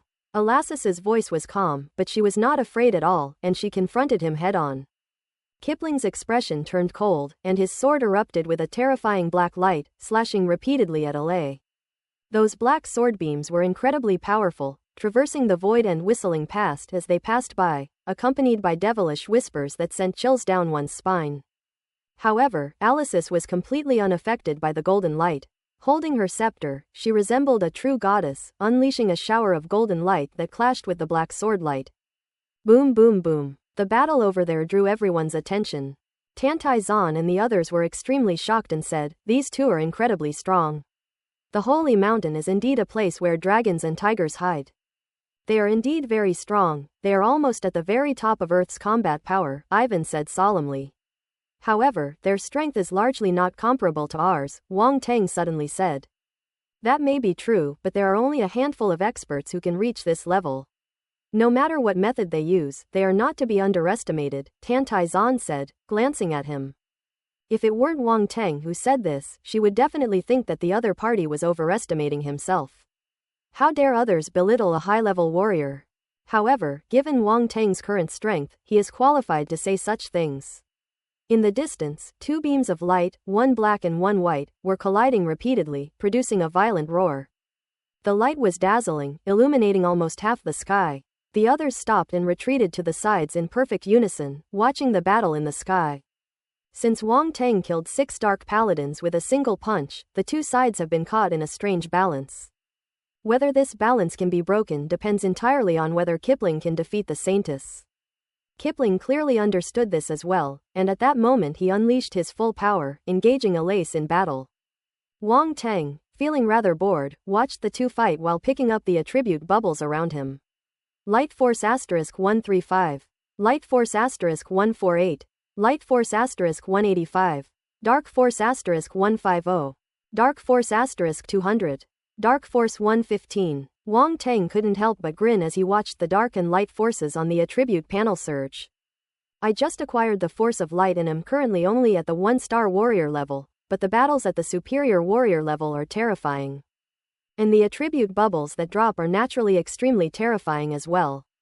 In just a short while, Wang Teng's level of light force rose rapidly. Needless to say, the dark force is also a powerful force. Kipling is a high-ranking general who is completely tainted by the dark force, and it constantly overflows during battles. All of this has now benefited Wang Teng. In addition to the 6 paladins killed earlier, a large amount of dark primal force was also released from them.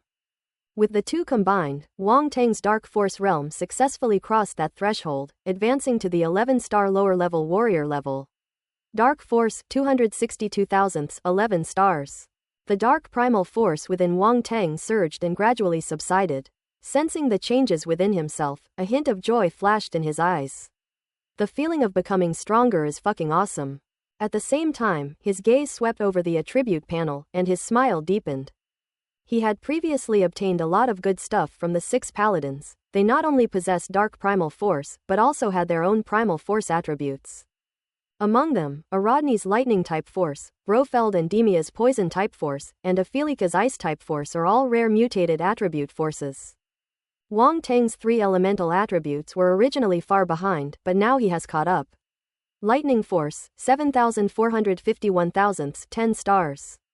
The lightning-type force was originally only at the initial 10-star quasi-warrior level, but now it has reached the mid to late stage level, a huge improvement. Ice Force, 3,210 1,000, 10 stars.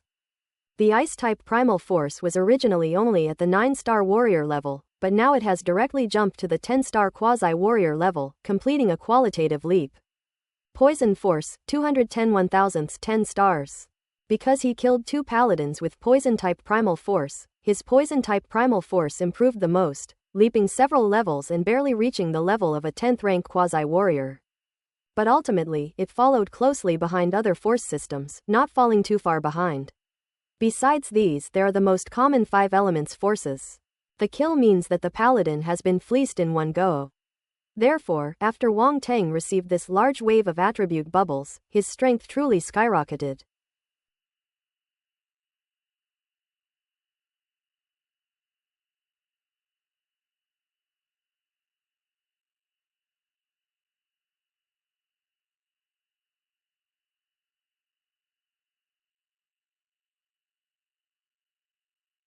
Gold-type force, 8,652,000, 11 stars.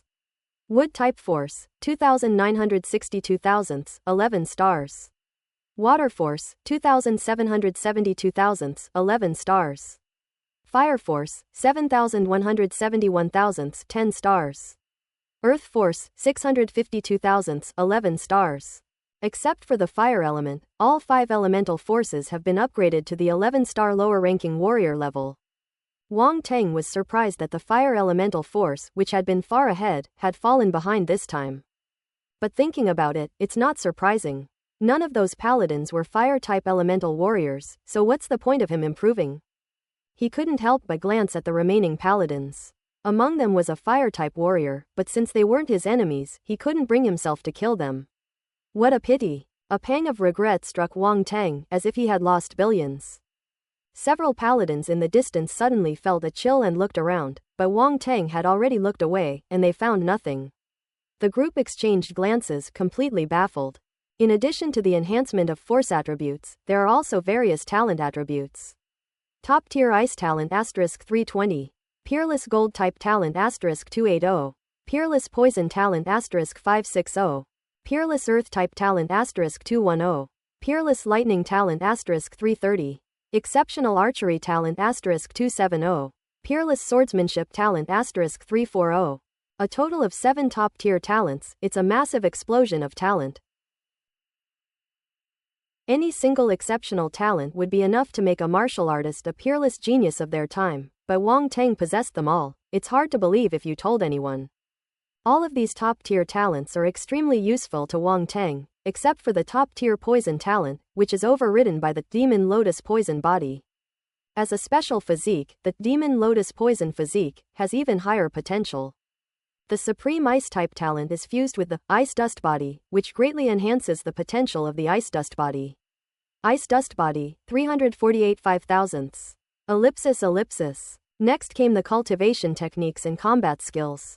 A quick glance at the cultivation techniques and combat skills acquired this time was enough to surprise even Wang Teng, who had seen many high-level cultivation techniques and combat skills before. Open black lens bracket Crimson Rose, Heavenly Rank, *1 close black lens bracket. Open black lens bracket Crimson Poison Codex, Heavenly Rank, *1 close black lens bracket. Open black lens bracket Lightning Lion Fist, Heavenly Rank, *1 close black lens bracket. Open black lens bracket Lightning Strike Technique, Heavenly Rank, *1 close black lens bracket. Open black lens bracket Extreme Cold Freeze, Heavenly Rank, *1 close black lens bracket. Open black lens bracket Holy Ice Technique, Heavenly Rank, *1 close black lens bracket. Open black lens bracket Blood Moon Needle, Heavenly Rank, *1 close black lens bracket. Open black lens bracket Holy Sword / Heavenly Rank, *1 close black lens bracket. Open black lens bracket Golden Classic, Heavenly Rank, *1 close black lens bracket. Open black lens bracket Aurora Holy Arrow, Heavenly Rank, *1 close black lens bracket. Wang Teng was dazzled by the array of heavenly rank cultivation techniques and combat skills. It must be admitted that the Sacred Mountain has an incredibly profound history. These were the unique skills of those paladins, originally their exclusive inheritance, but now they all belong to Wang Teng, who took them all into his possession. If Rodney and the others knew this outcome, I wonder if they would be so angry they'd come back to life and fight Wang Teng to the death. Now we have all kinds of lethal methods with different attributes. Wang Teng stroked his chin, pondering to himself. Adding to the spatial attribute bubbles and air fragments he obtained from killing Magus, he has become incredibly wealthy this time, possessing almost all offensive methods of all attributes. Wang Teng feels that he is going further and further down the path of all-round development. This can't go on. He's getting more and more outrageous. What if he gets struck by lightning? Wang Teng looked up at the sky and felt that this situation was not impossible. Geniuses are always envied. Maybe even God can't stand it and wants to strike them down.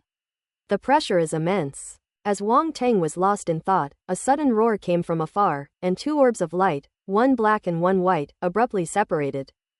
Ha ha ha, Saintus, you've lost. A triumphant and arrogant laugh suddenly rang out, and it was none other than Kipling. In the sky, Alace held a scepter, but the light energy around her flickered, making her appear somewhat weak and disheveled. Has it reached its limit? Wang Teng looked over there, his eyes narrowing slightly.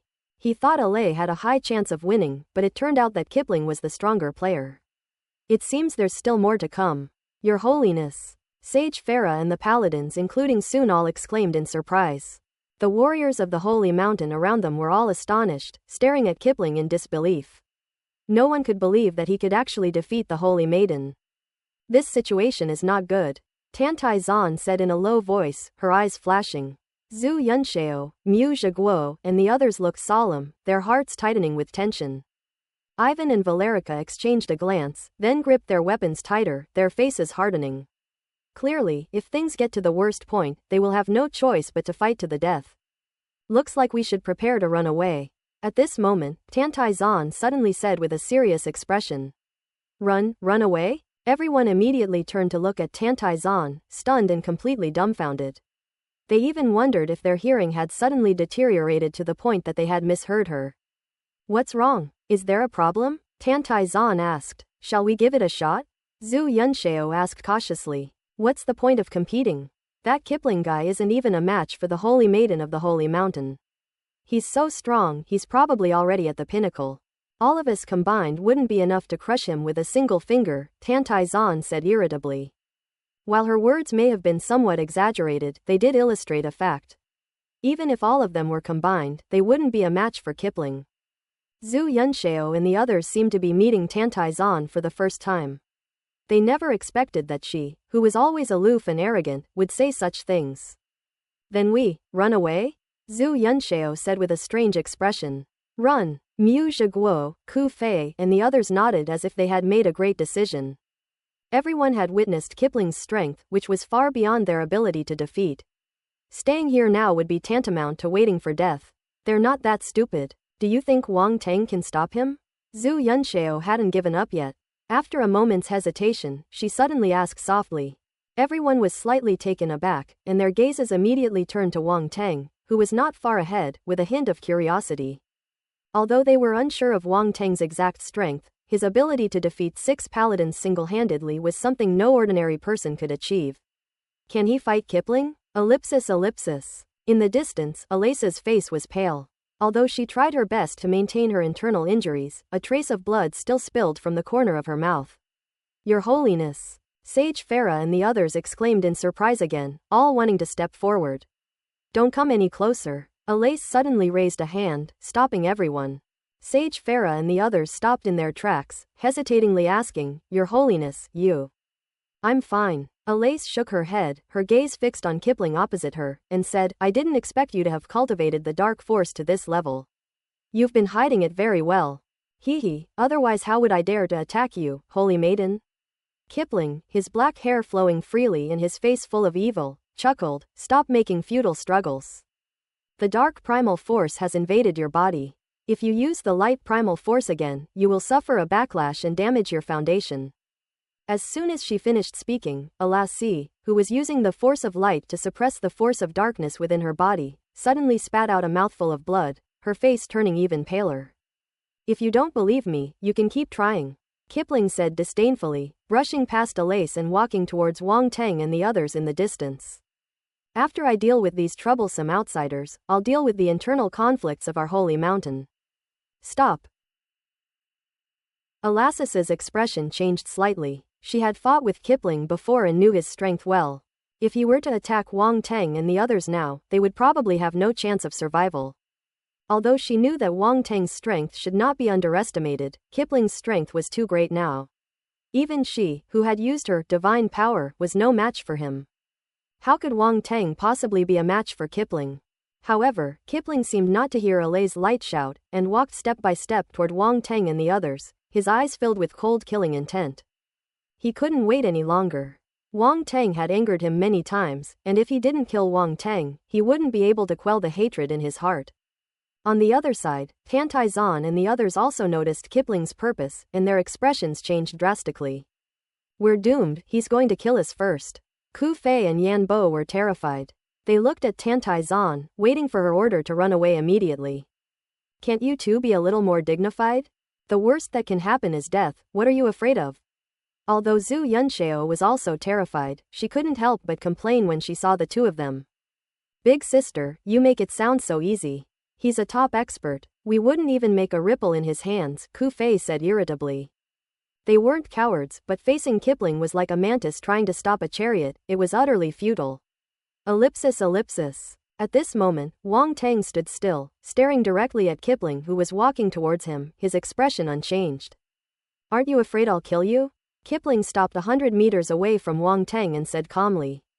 Don't be too confident, you can't kill me, Wang Teng said with a faint smile.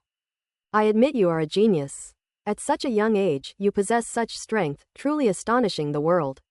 But you are no match for me. Today, I will kill you, the pride of Sha Kingdom.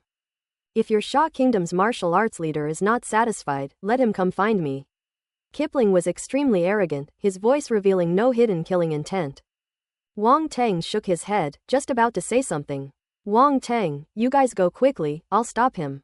Alace's voice suddenly came from afar. Despite her injuries, she flew over to help Wang Teng stop Kipling. Wang Teng glanced at her in surprise. What's going on? Even though she's so badly injured, she still wants to help him fight Kipling. Could it be that this saintess has really taken a liking to him? This thought popped into Wang Teng's mind for no apparent reason. Even he was shocked by the result. Was he being a little too narcissistic? This was not good at all. Alice was unaware of Wang Tang's thoughts, she only felt somewhat guilty towards him. If she hadn't invited Wang Tang, none of this would have happened. And if it weren't for her, Kipling wouldn't have been targeting Wang Tang at every turn. She felt that she was the cause of all this and therefore felt very guilty. If Wang Tang were to die because of her, she would first and foremost be unable to get over her own conscience. That's why he risked serious injury to help Wang Tang stop Kipling and buy him time to escape. Holy maiden, step aside. I don't want to kill you yet, Kipling said coldly, looking at Alice in front of him. If it weren't for the fact that she still had some use, he would have killed her long ago. For him, who had fallen into darkness, mercy had long been forgotten. Without a word, Alice unleashed her primal energy of light, blasting it towards Kipling, while simultaneously shouting at Wang Tang behind her. Walk! You're asking for death, Kipling roared, unleashing his demon weapon, with a black sword beam that pierced the light and hurtled towards Alice. In the sky, a black sword light pierced through the void, arriving in an instant and slashing towards Alice. Kipling struck with fury, showing no mercy whatsoever. Anyone who dares to stop him from killing Wang Tang deserves to die. Although Alice was somewhat useful to him, she was not someone he couldn't kill. Since she's gone to such lengths for Wang Tang, then she might as well die with him. Perhaps no one could have imagined that Kipling's hatred for Wang Tang was many times stronger than his hatred for Alice. Wang Tang must be quite a character to have angered him like this. Your Holiness. The great sage Farah and the others were all shocked to see this. Several paladins transformed into streaks of light and rushed straight towards them, intending to rescue Alice. But they were too far away to catch up.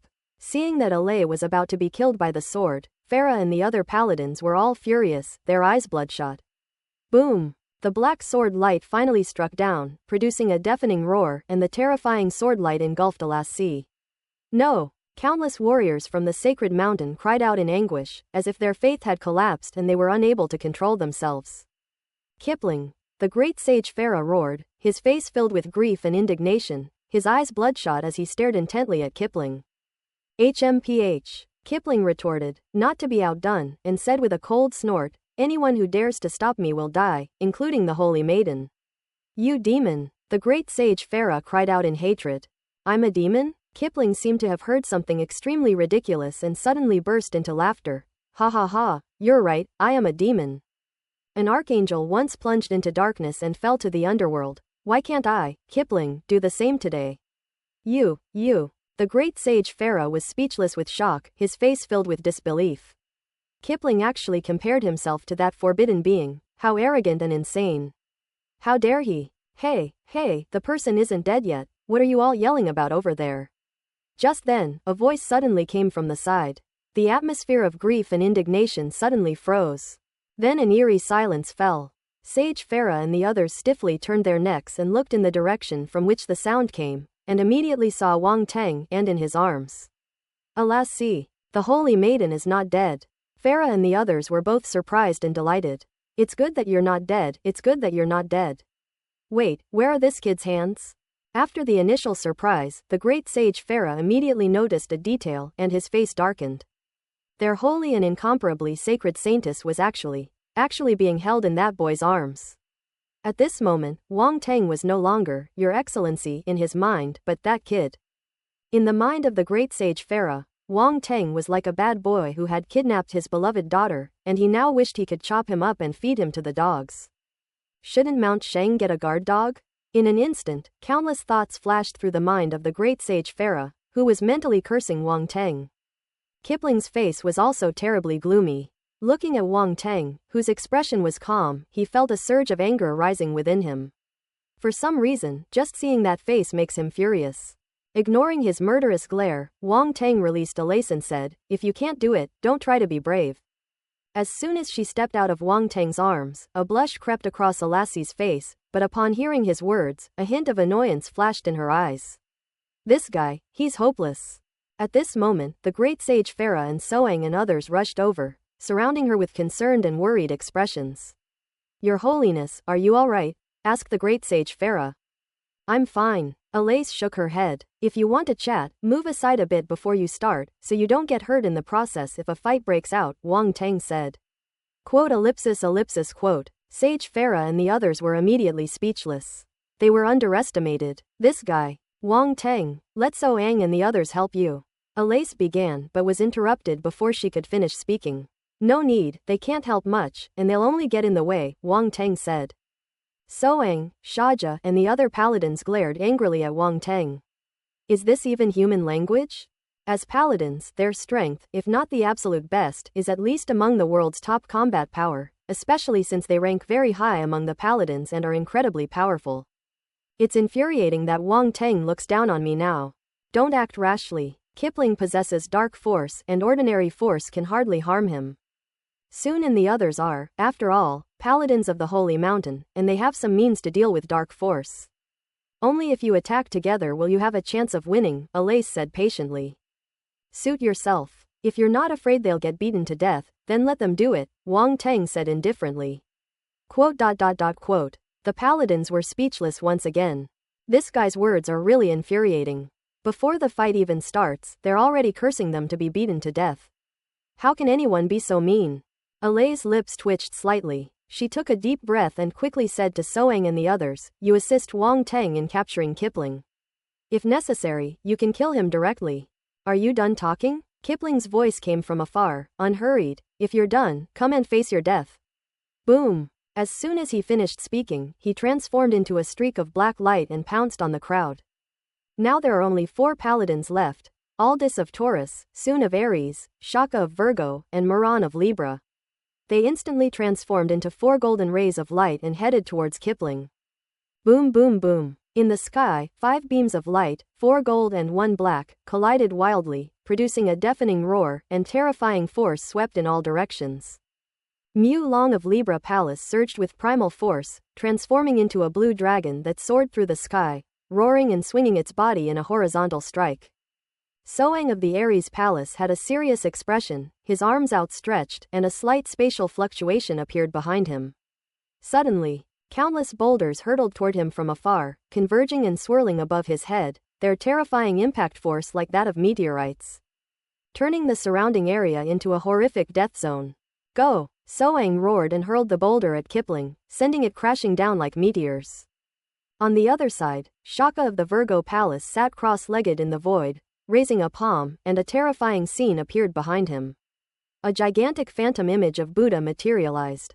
The enormous phantom of Buddha also raised its palm, and above the palm was as if there was a world, with layers of space constructed and extended on the palm, vast and expansive. As if it had merged with the outside world, and the distinction between inside and outside space had become meaningless. A grain of sand contains a world, a palm holds a Buddha realm. This is none other than Shaka's ultimate technique, the Buddha kingdom in the palm of your hand. Out of compassion, the Buddha descended from the heavens with one hand forming a mudra and the other a palm, to suppress all evil and wicked thoughts. Boom! A Buddhist kingdom in the palm of your hand. Kipling looked up and watched the giant hand gently slap down, a glint of light flashing in his eyes. I know all about your methods. The Holy Maiden forbade you to take action before because she was afraid I would target you, but now you have no choice but to take action. Unfortunately, it was all in vain in the end. Kipling held the demon weapon and spoke calmly. Upon hearing this, So-Ang, Shaka, and the others felt a sense of foreboding. As the High Sage of the temple, Kipling was second only to the Temple Lord and had the most comprehensive knowledge of the temple's various traditions. The methods of the Holy Knights were as transparent to him. However, at this point, there's no point in saying anything more, the die is cast. Boom! Above the colossal hand, layers of space folded, forming a world of its own, and descended upon Kipling. Kipling thrust out his demon weapon, with a sudden burst of intense black light, which flickered and emitted sword beams that traversed the heavens. Although the sword's edge was pitch black, the black light it emitted was dazzling and illuminating the entire sky. The sword, imbued with boundless dark sword intent, roared with extremely sharp sound as it fiercely stabbed towards the colossal hand reaching towards the sky. Boom! A deafening roar shook the heavens and the earth. The world within the giant palm trembled violently, cracks appeared, and then, as if containing an unbearable, terrifying power, it shattered with a deafening roar. PFF'd. The Buddha kingdom in the palm of his hand was destroyed in one blow. Shaka was struck as if by lightning. His whole body trembled, and he could not help but spit out a mouthful of blood. He was thrown back by the tremendous force, his face as pale as paper, one hand bleeding profusely and trembling violently, yet he couldn't even lift it. What a pity. Wang Teng shook his head regretfully. His gaze was strange, he never expected to see Buddhist-like practices in this foreign land. However, it doesn't seem like much. Buddhist methods are not unique to Xia Kingdom. Even the Buddhism in Xia Kingdom was introduced from India. Who knows if this holy knight has received some inheritance from there. However, the Buddha Kingdom in the palm also seems to be a method that incorporates spatial principles, and it appears that the paladin named Shaka is also a martial artist with spatial talent. The Holy Mountain is truly a place where hidden talents abound. There are already 2 spatial talent warriors here, which is truly unbelievable. However, their methods seem to focus on the application of combat skills, and their development and mastery of spatial abilities do not seem to be very high. At least Wang Teng did not see them use any means such as space travel. Unlike him, although he didn't master many spatial combat techniques, he had at least developed a lot of spatial abilities and could freely complete short-distance spatial crossings. He didn't know that this method of spatial crossing was not so simple. Although Shaja and Magus could also use it, it was extremely risky. If they were not careful, they would be cut into strips by space. Therefore, they did not dare to use it lightly without being absolutely certain. Especially during battle, if someone interferes, the consequences could be disastrous. So this is the advantage of having strong talent. Wang Teng possesses exceptional spatial talent and his comprehension has reached a terrifying emperor level. Even highly difficult spatial techniques can be comprehended and mastered at will. Of course, Shaja and Magus also have extremely high talents, otherwise they would not have been able to master spatial combat techniques. However, compared to Wang Teng, they are still a little bit behind. Roar! At this moment, the enormous blue dragon transformed from Libra Mulong descended from the sky, roaring as it slammed into Kipling. Soang controlled the falling of countless boulders, creating a whooshing sound as they spun at high speed. Aldous transformed into a giant bull and charged forward with madness. He felt guilty, believing that all of this was his fault, so at this moment, he was determined to die and unleashed all his potential to fight to the death. Kipling sneered, holding the sword in his right hand and forming a palm with his left. The demonic weapon unleashed a torrent of sword intent, and beams of sword light shot into the sky, shattering all the meteorite-like boulders in mid-air, preventing them from getting any closer. The azure dragon also let out a mournful cry, its head severed by a black sword light. With a roar of resentment, its massive body turned into specks of light and vanished. Mu Long's robust body emerged, covered in sword wounds, looking utterly wretched. At this moment, Aldous broke through the sword energy blockade, and the bull charged forward, its huge body trampling and running with an indomitable momentum. Roar! The bull roared like a giant beast, its golden horns incredibly sharp, and charged forward. You're asking for it. Kipling's expression turned cold. He suddenly took a step forward, his left palm flashing with a dense black light, and slammed it towards the bull's head.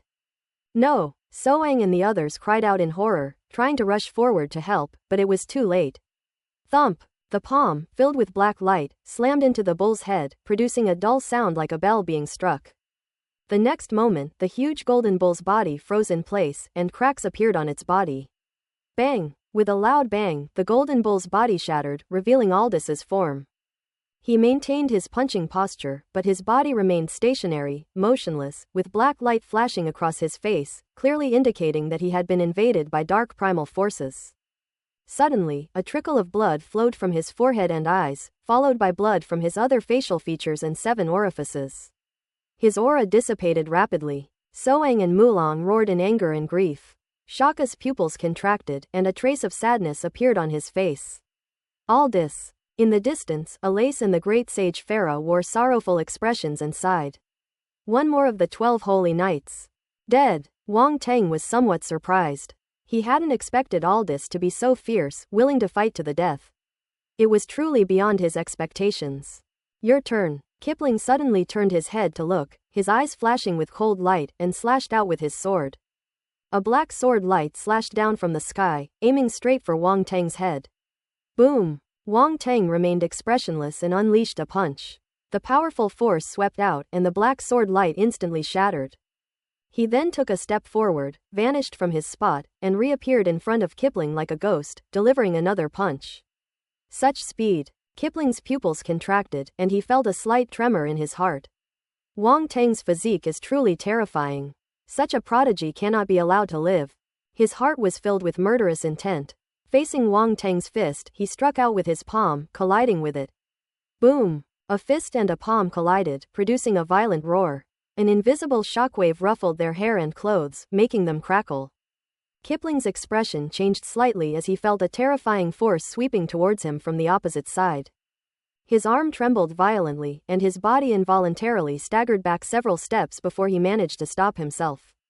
Wang Tang couldn't help but take 3 steps back, his eyes narrowed slightly, and with a stomp of his foot, he charged forward. Again. With a roar, he swung his fists, raining blows down on Kipling like a storm. Kipling thought victory was assured and killing Wang Tang would be a piece of cake, but Wang Tang's strength exceeded his expectations. Only after they actually fought did he realize that Wang Tang's strength was extremely powerful, far beyond that of an ordinary 11-star lower-level warrior, and that he was actually on par with him. That's incredible. Kipling was shaken and faced Wang Tang head-on, wielding his demon weapon, and unleashing streaks of black sword light. Wang Tang threw out both fists, directly confronting the demon soldier with his bare flesh. Ding ding ding. The two collided, producing a continuous sound like metal clashing. Wang Tang unleashed a barrage of punches, forcing Kipling to stagger backward. In the distance, Soang, Shaka, and the others witnessed this scene, their faces filled with shock and their hearts churning with turmoil. Wang Tang was so powerful that he even suppressed Kipling. Alay's eyes flashed, a look of surprise crossing her face. She had fought Kipling and was no match for him, and knew his strength well. But now she saw Wang Tang fighting him with ease, not at all at a disadvantage. This situation surprised and delighted her. She was surprised because Wang Tang's strength was beyond her expectations, but delighted because with Wang Tang's power, the holy mountain could be protected and would not fall into Kipling's hands. But the outcome is still unclear, and it's too early to say anything now. I just hope Wang Tang can hold on until the end and defeat Kipling. Holy Maiden, this Lord Wang Tang actually possesses such strength. It seems we still have a chance of winning. A hint of surprise flashed in the eyes of the great sage Farah, and he quickly whispered. In his words, Wang Tang once again changed from "that kid" to "Your Excellency." Alace nodded, without saying anything more. The great sage Farah said no more, his gaze fixed on the distance ahead, filled with boundless hope. On the other side, Tantai Zan and the others also showed expressions of astonishment. They truly hadn't expected that Wang Tang's strength had reached such a level. During the chaos in the East China Sea, Wang Tang only managed to repel the storm giant ape with his ultimate move, but now he can directly fight against Kipling, a 13-star high-ranking general, and shows no sign of defeat. It's only been a short time. Wang Tang has gotten so much stronger. How did he do it? Your Excellency Tantai Zan, he. Not far away, Ivan was so shocked that he could hardly speak. Don't ask me, I just don't know, Tantai Zan said with a wry smile. Valeria, oblivious to the question, chuckled and said, no wonder he's the man I've set my sights on. Everyone was speechless. Silly girl, that guy is probably a man you'll never get. A commotion arose from all around, and everyone's eyes were focused on Wang Tang and Kipling. At this moment, the two soared into the sky, transforming into 2 beams of light, one blue and one black. Their primal forces surged and collided continuously, producing a violent roar. Wang Tang moved horizontally in the sky, activated his ancient divine body, and unleashed the 5 elements fist intent with his iron fists, unleashing even greater power and profound meaning as he punched out one punch after another. Kipling's face turned ashen as he backed away, feeling utterly frustrated. His strength was clearly much greater than Wang Tang's, so why was he being suppressed and beaten, without even a chance to fight back? What kind of monster is this kid? Didn't you want to kill me? Why are you retreating? Wang Tang roared, his body surrounded by cyan flames, and the various elemental forces within him surged wildly, continuously outputting powerful attacks. At this moment, he was like a madman, incredibly powerful. Outrageous! Kipling roared, unleashing his dark primal force, which erupted as a blinding black light. The demonic weapons clanged and wailed, their cries echoing through the heavens and earth, disturbing people's minds and exuding an extremely evil aura. Clang! A dazzling black sword light shot into the sky. A terrifying sword intent containing endless darkness brewed forth, seemingly swallowing up all the surrounding light. Kipling retreated rapidly, unleashing a sword strike that sent a black sword light traversing the sky, slashing towards Wang Teng. Try taking one of my blades. Wang Teng's gaze sharpened, and the divine weapon, demon sword, appeared in his hand, its azure flames spreading out and instantly covering most of the sky. Heavenly flame blade, 90% of the flaming blade intent. Boom! In an instant, all the azure flames condensed into an unparalleled giant blade, slicing through the void and even splitting the clouds in the sky in two. With a deafening roar, the fiery blade clashed with the black sword light opposite. Boom boom boom. The sound of the force exploding rang out, and a terrifying shockwave swept outwards, shaking the sky and terrifying everyone. Some people who were slightly closer were so shocked that their ears bled.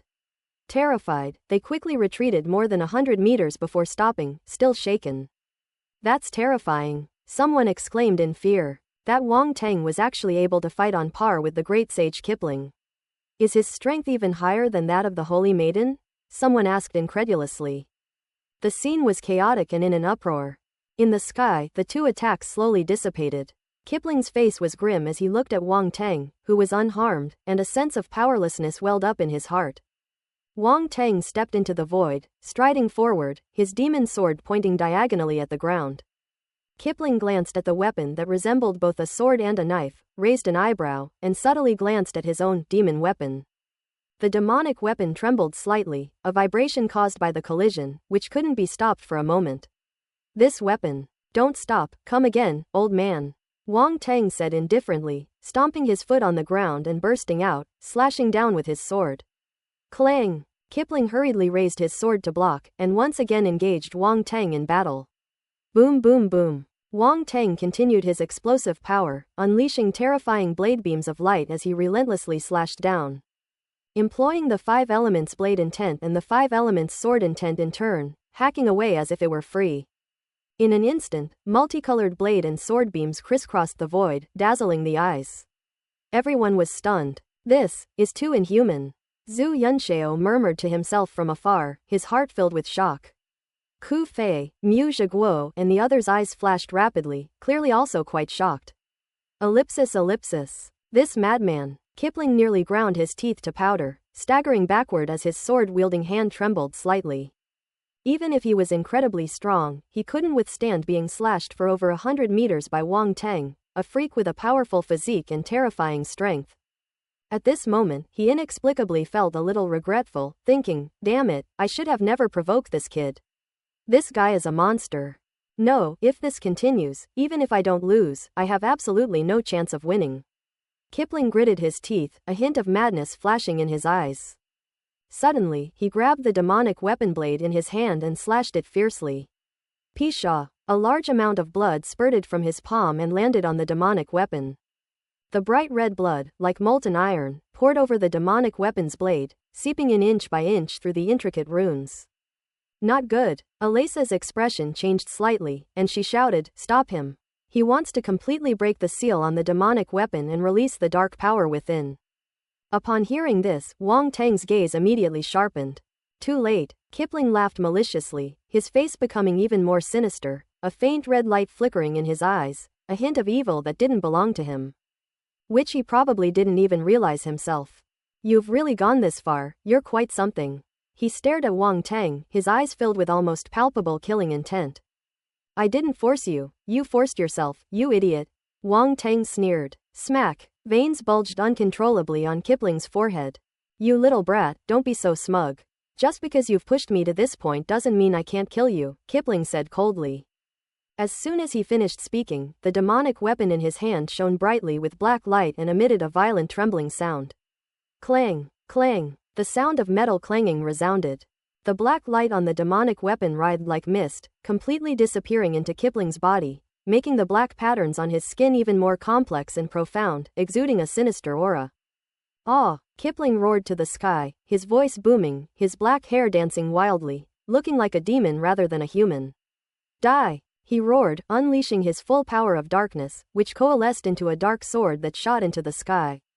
A terrifying phantom of a colossal beast appeared, its scarlet, malevolent eyes gazing down at Wang Teng. Wang Teng remained calm, but a glint flashed in his eyes. He suddenly raised the demon sword in his hand, mobilizing all his primal force and aura to the extreme, frantically gathering them together. Boom!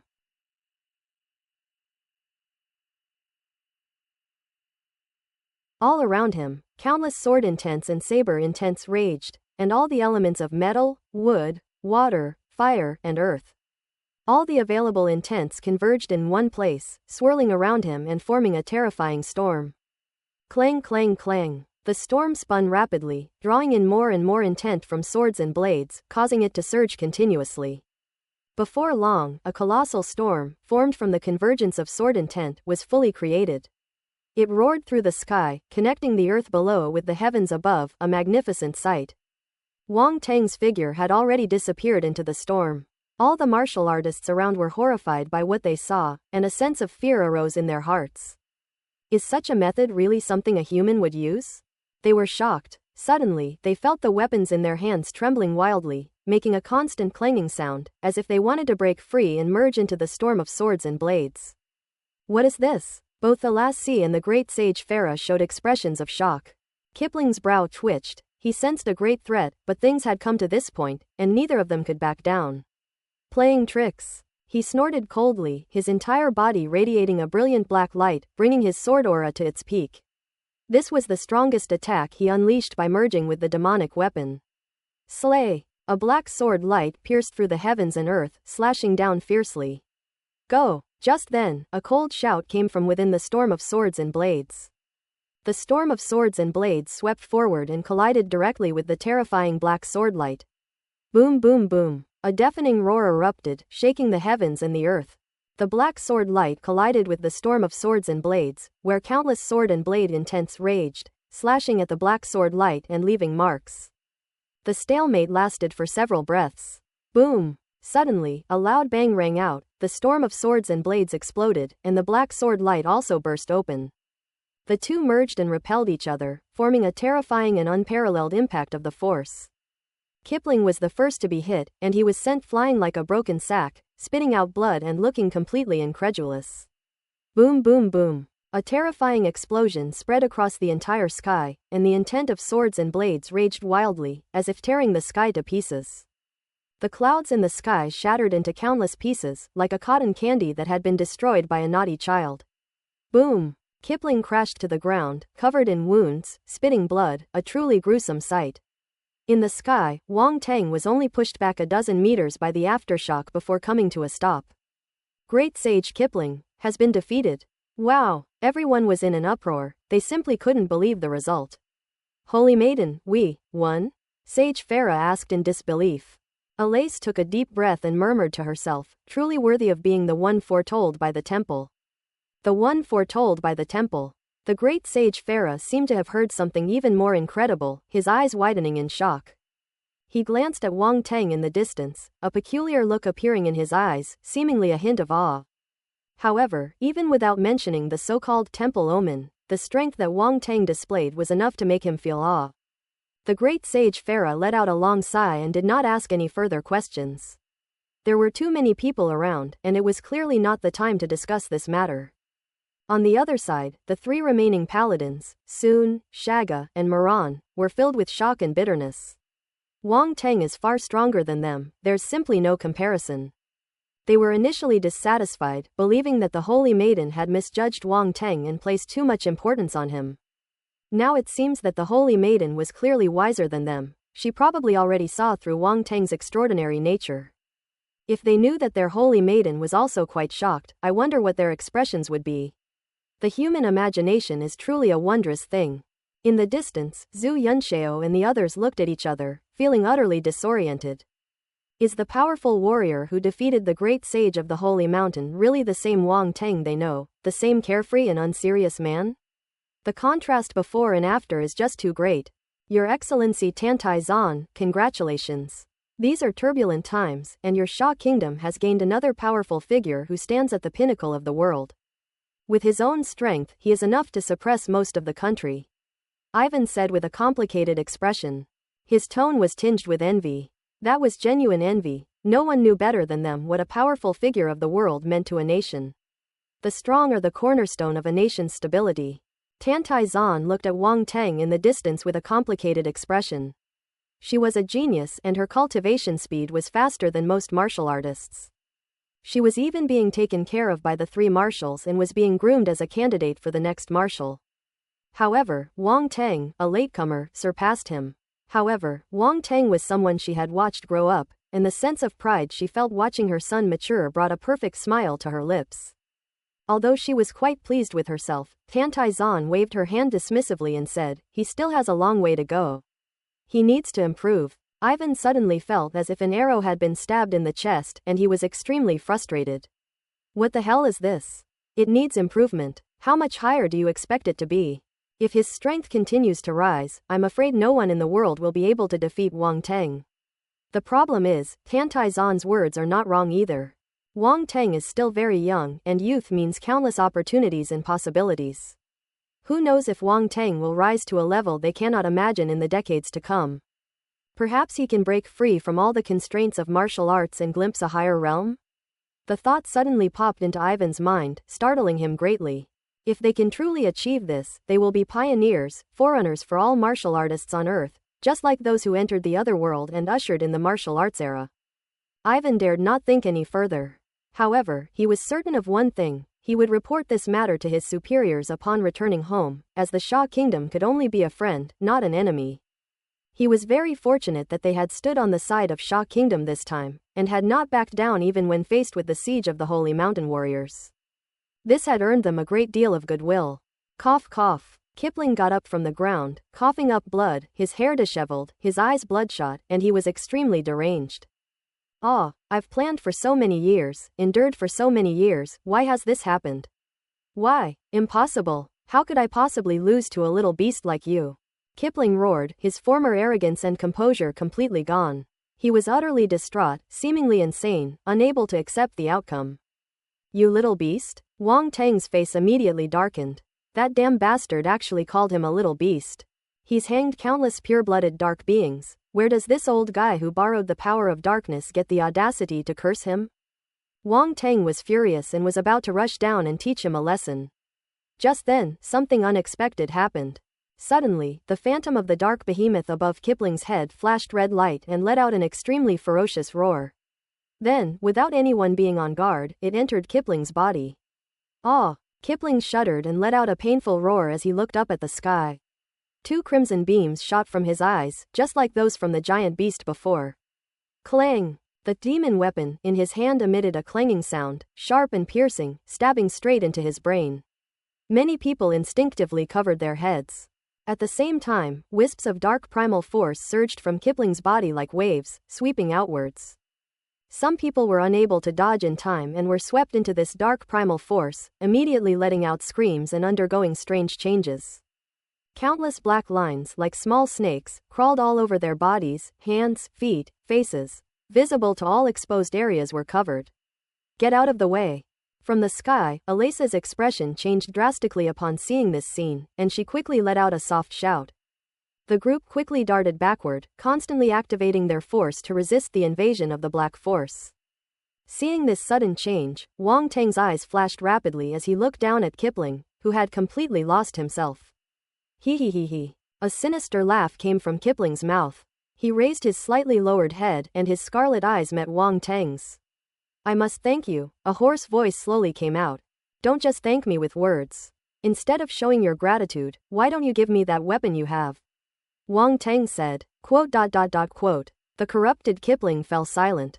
Is that not okay? You really didn't want to thank me. How hypocritical, Wang Teng said disdainfully. Darkened Kipling. Everyone froze, sensing the strange atmosphere that had suddenly filled the air, and all eyes were fixed on Wang Teng. How did this guy grow so big? Is he really not going to get beaten to death for being so reckless? He. After a moment of silence, the corrupted Kipling let out another eerie laugh. Stop laughing, it sounds awful, Wang Teng said. The corrupted Kipling seemed to choke again, his laughter abruptly stopping, and a somewhat exasperated voice came out. Kid, you want to die? I don't want to, Wang Teng said. No wonder this guy wanted to kill you so much, now I want to too. The corrupted Kipling took a deep breath and said, boom. A terrifying surge of dark primal force erupted from him, seemingly more concentrated and immense than Kipling had possessed previously. Furthermore, his body underwent a drastic change, swelling up to burst through his robes, and a pair of sharp horns tore through the flesh of his forehead, growing wildly. 2 black flames suddenly erupted from the sharp corner and began to burn. A uniquely intense heat spread out. Wang Teng's expression hardened slightly, and he felt that the azure jade-glazed flame within his body seemed to stir a little at this moment. Huh! He suddenly let out a soft hum in his heart. Just as the opponent transformed, several attribute bubbles fell out. Dark Flame 10. Open black lens bracket. Dark Flame 8. Close black lens bracket. Dark Flame *6. Ellipsis. Dark Flame. Wang Teng's heart stirred, and he immediately felt another small black flame appear in his body. This tiny flame, no bigger than a fingernail, huddled beside the jade green flame, looked like a little chick facing a rock, weak, pitiful, and helpless. Wang Teng's expression turned somewhat strange. Suddenly, they obtained a flame, and an extraordinary one at that, but there was only a small amount of it. He didn't know whether he should be happy or not. In a short while, the other party's appearance had changed drastically, becoming neither human nor inhuman, but rather resembling a horned demon from the dark race. Wang Teng's gaze was peculiar. Was this guy some kind of shapeshifter? It's one thing to transform once, but now you're transforming again. At least before you transformed into a younger person, but this time you've turned into a monster.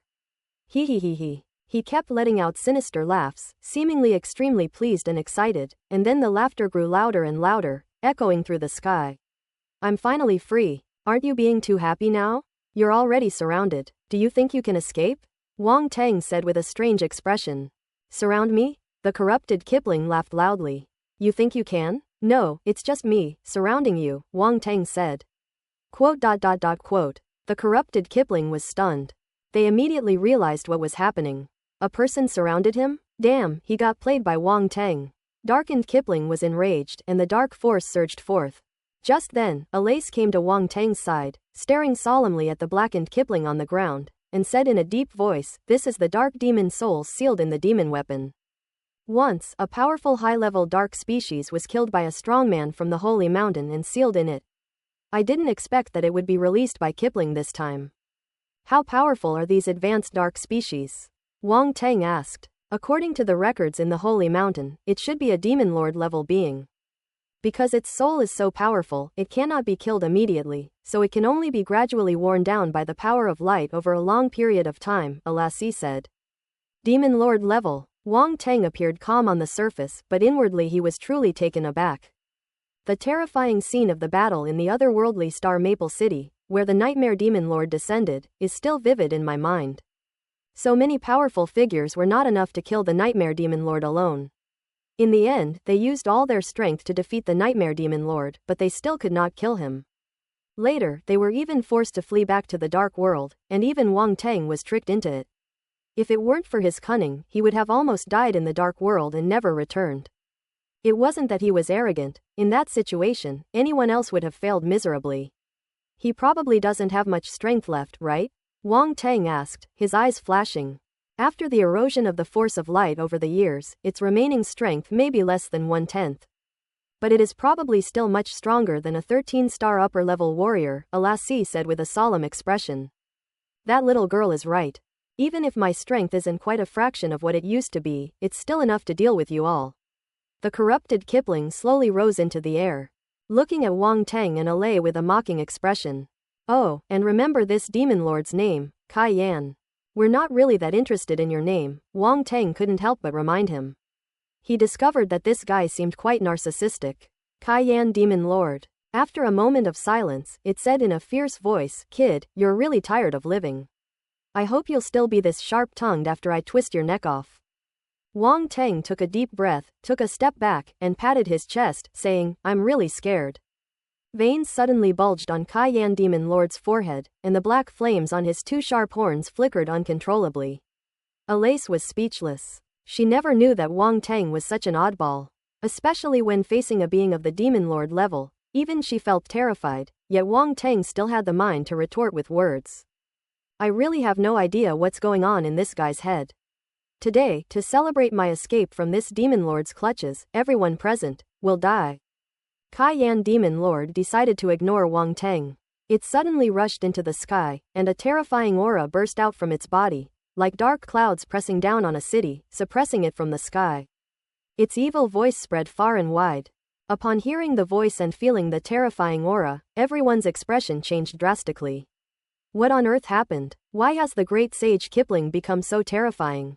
Many people, unaware of the situation, only saw the process of Cayenne Demon Lord's escape and Kipling's complete transformation, but did not know Cayenne Demon Lord's true identity.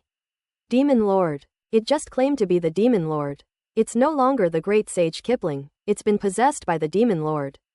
Someone seemed to have discovered something and let out a horrified scream. Tantai Zan, Ivan, and the others all changed their expressions drastically, staring in horror at the Cayenne Demon Lord in the sky. The group exchanged glances, rushed to Wang Teng and Alassi's side, and asked urgently, what exactly happened? That demonic weapon sealed a Demon Lord inside.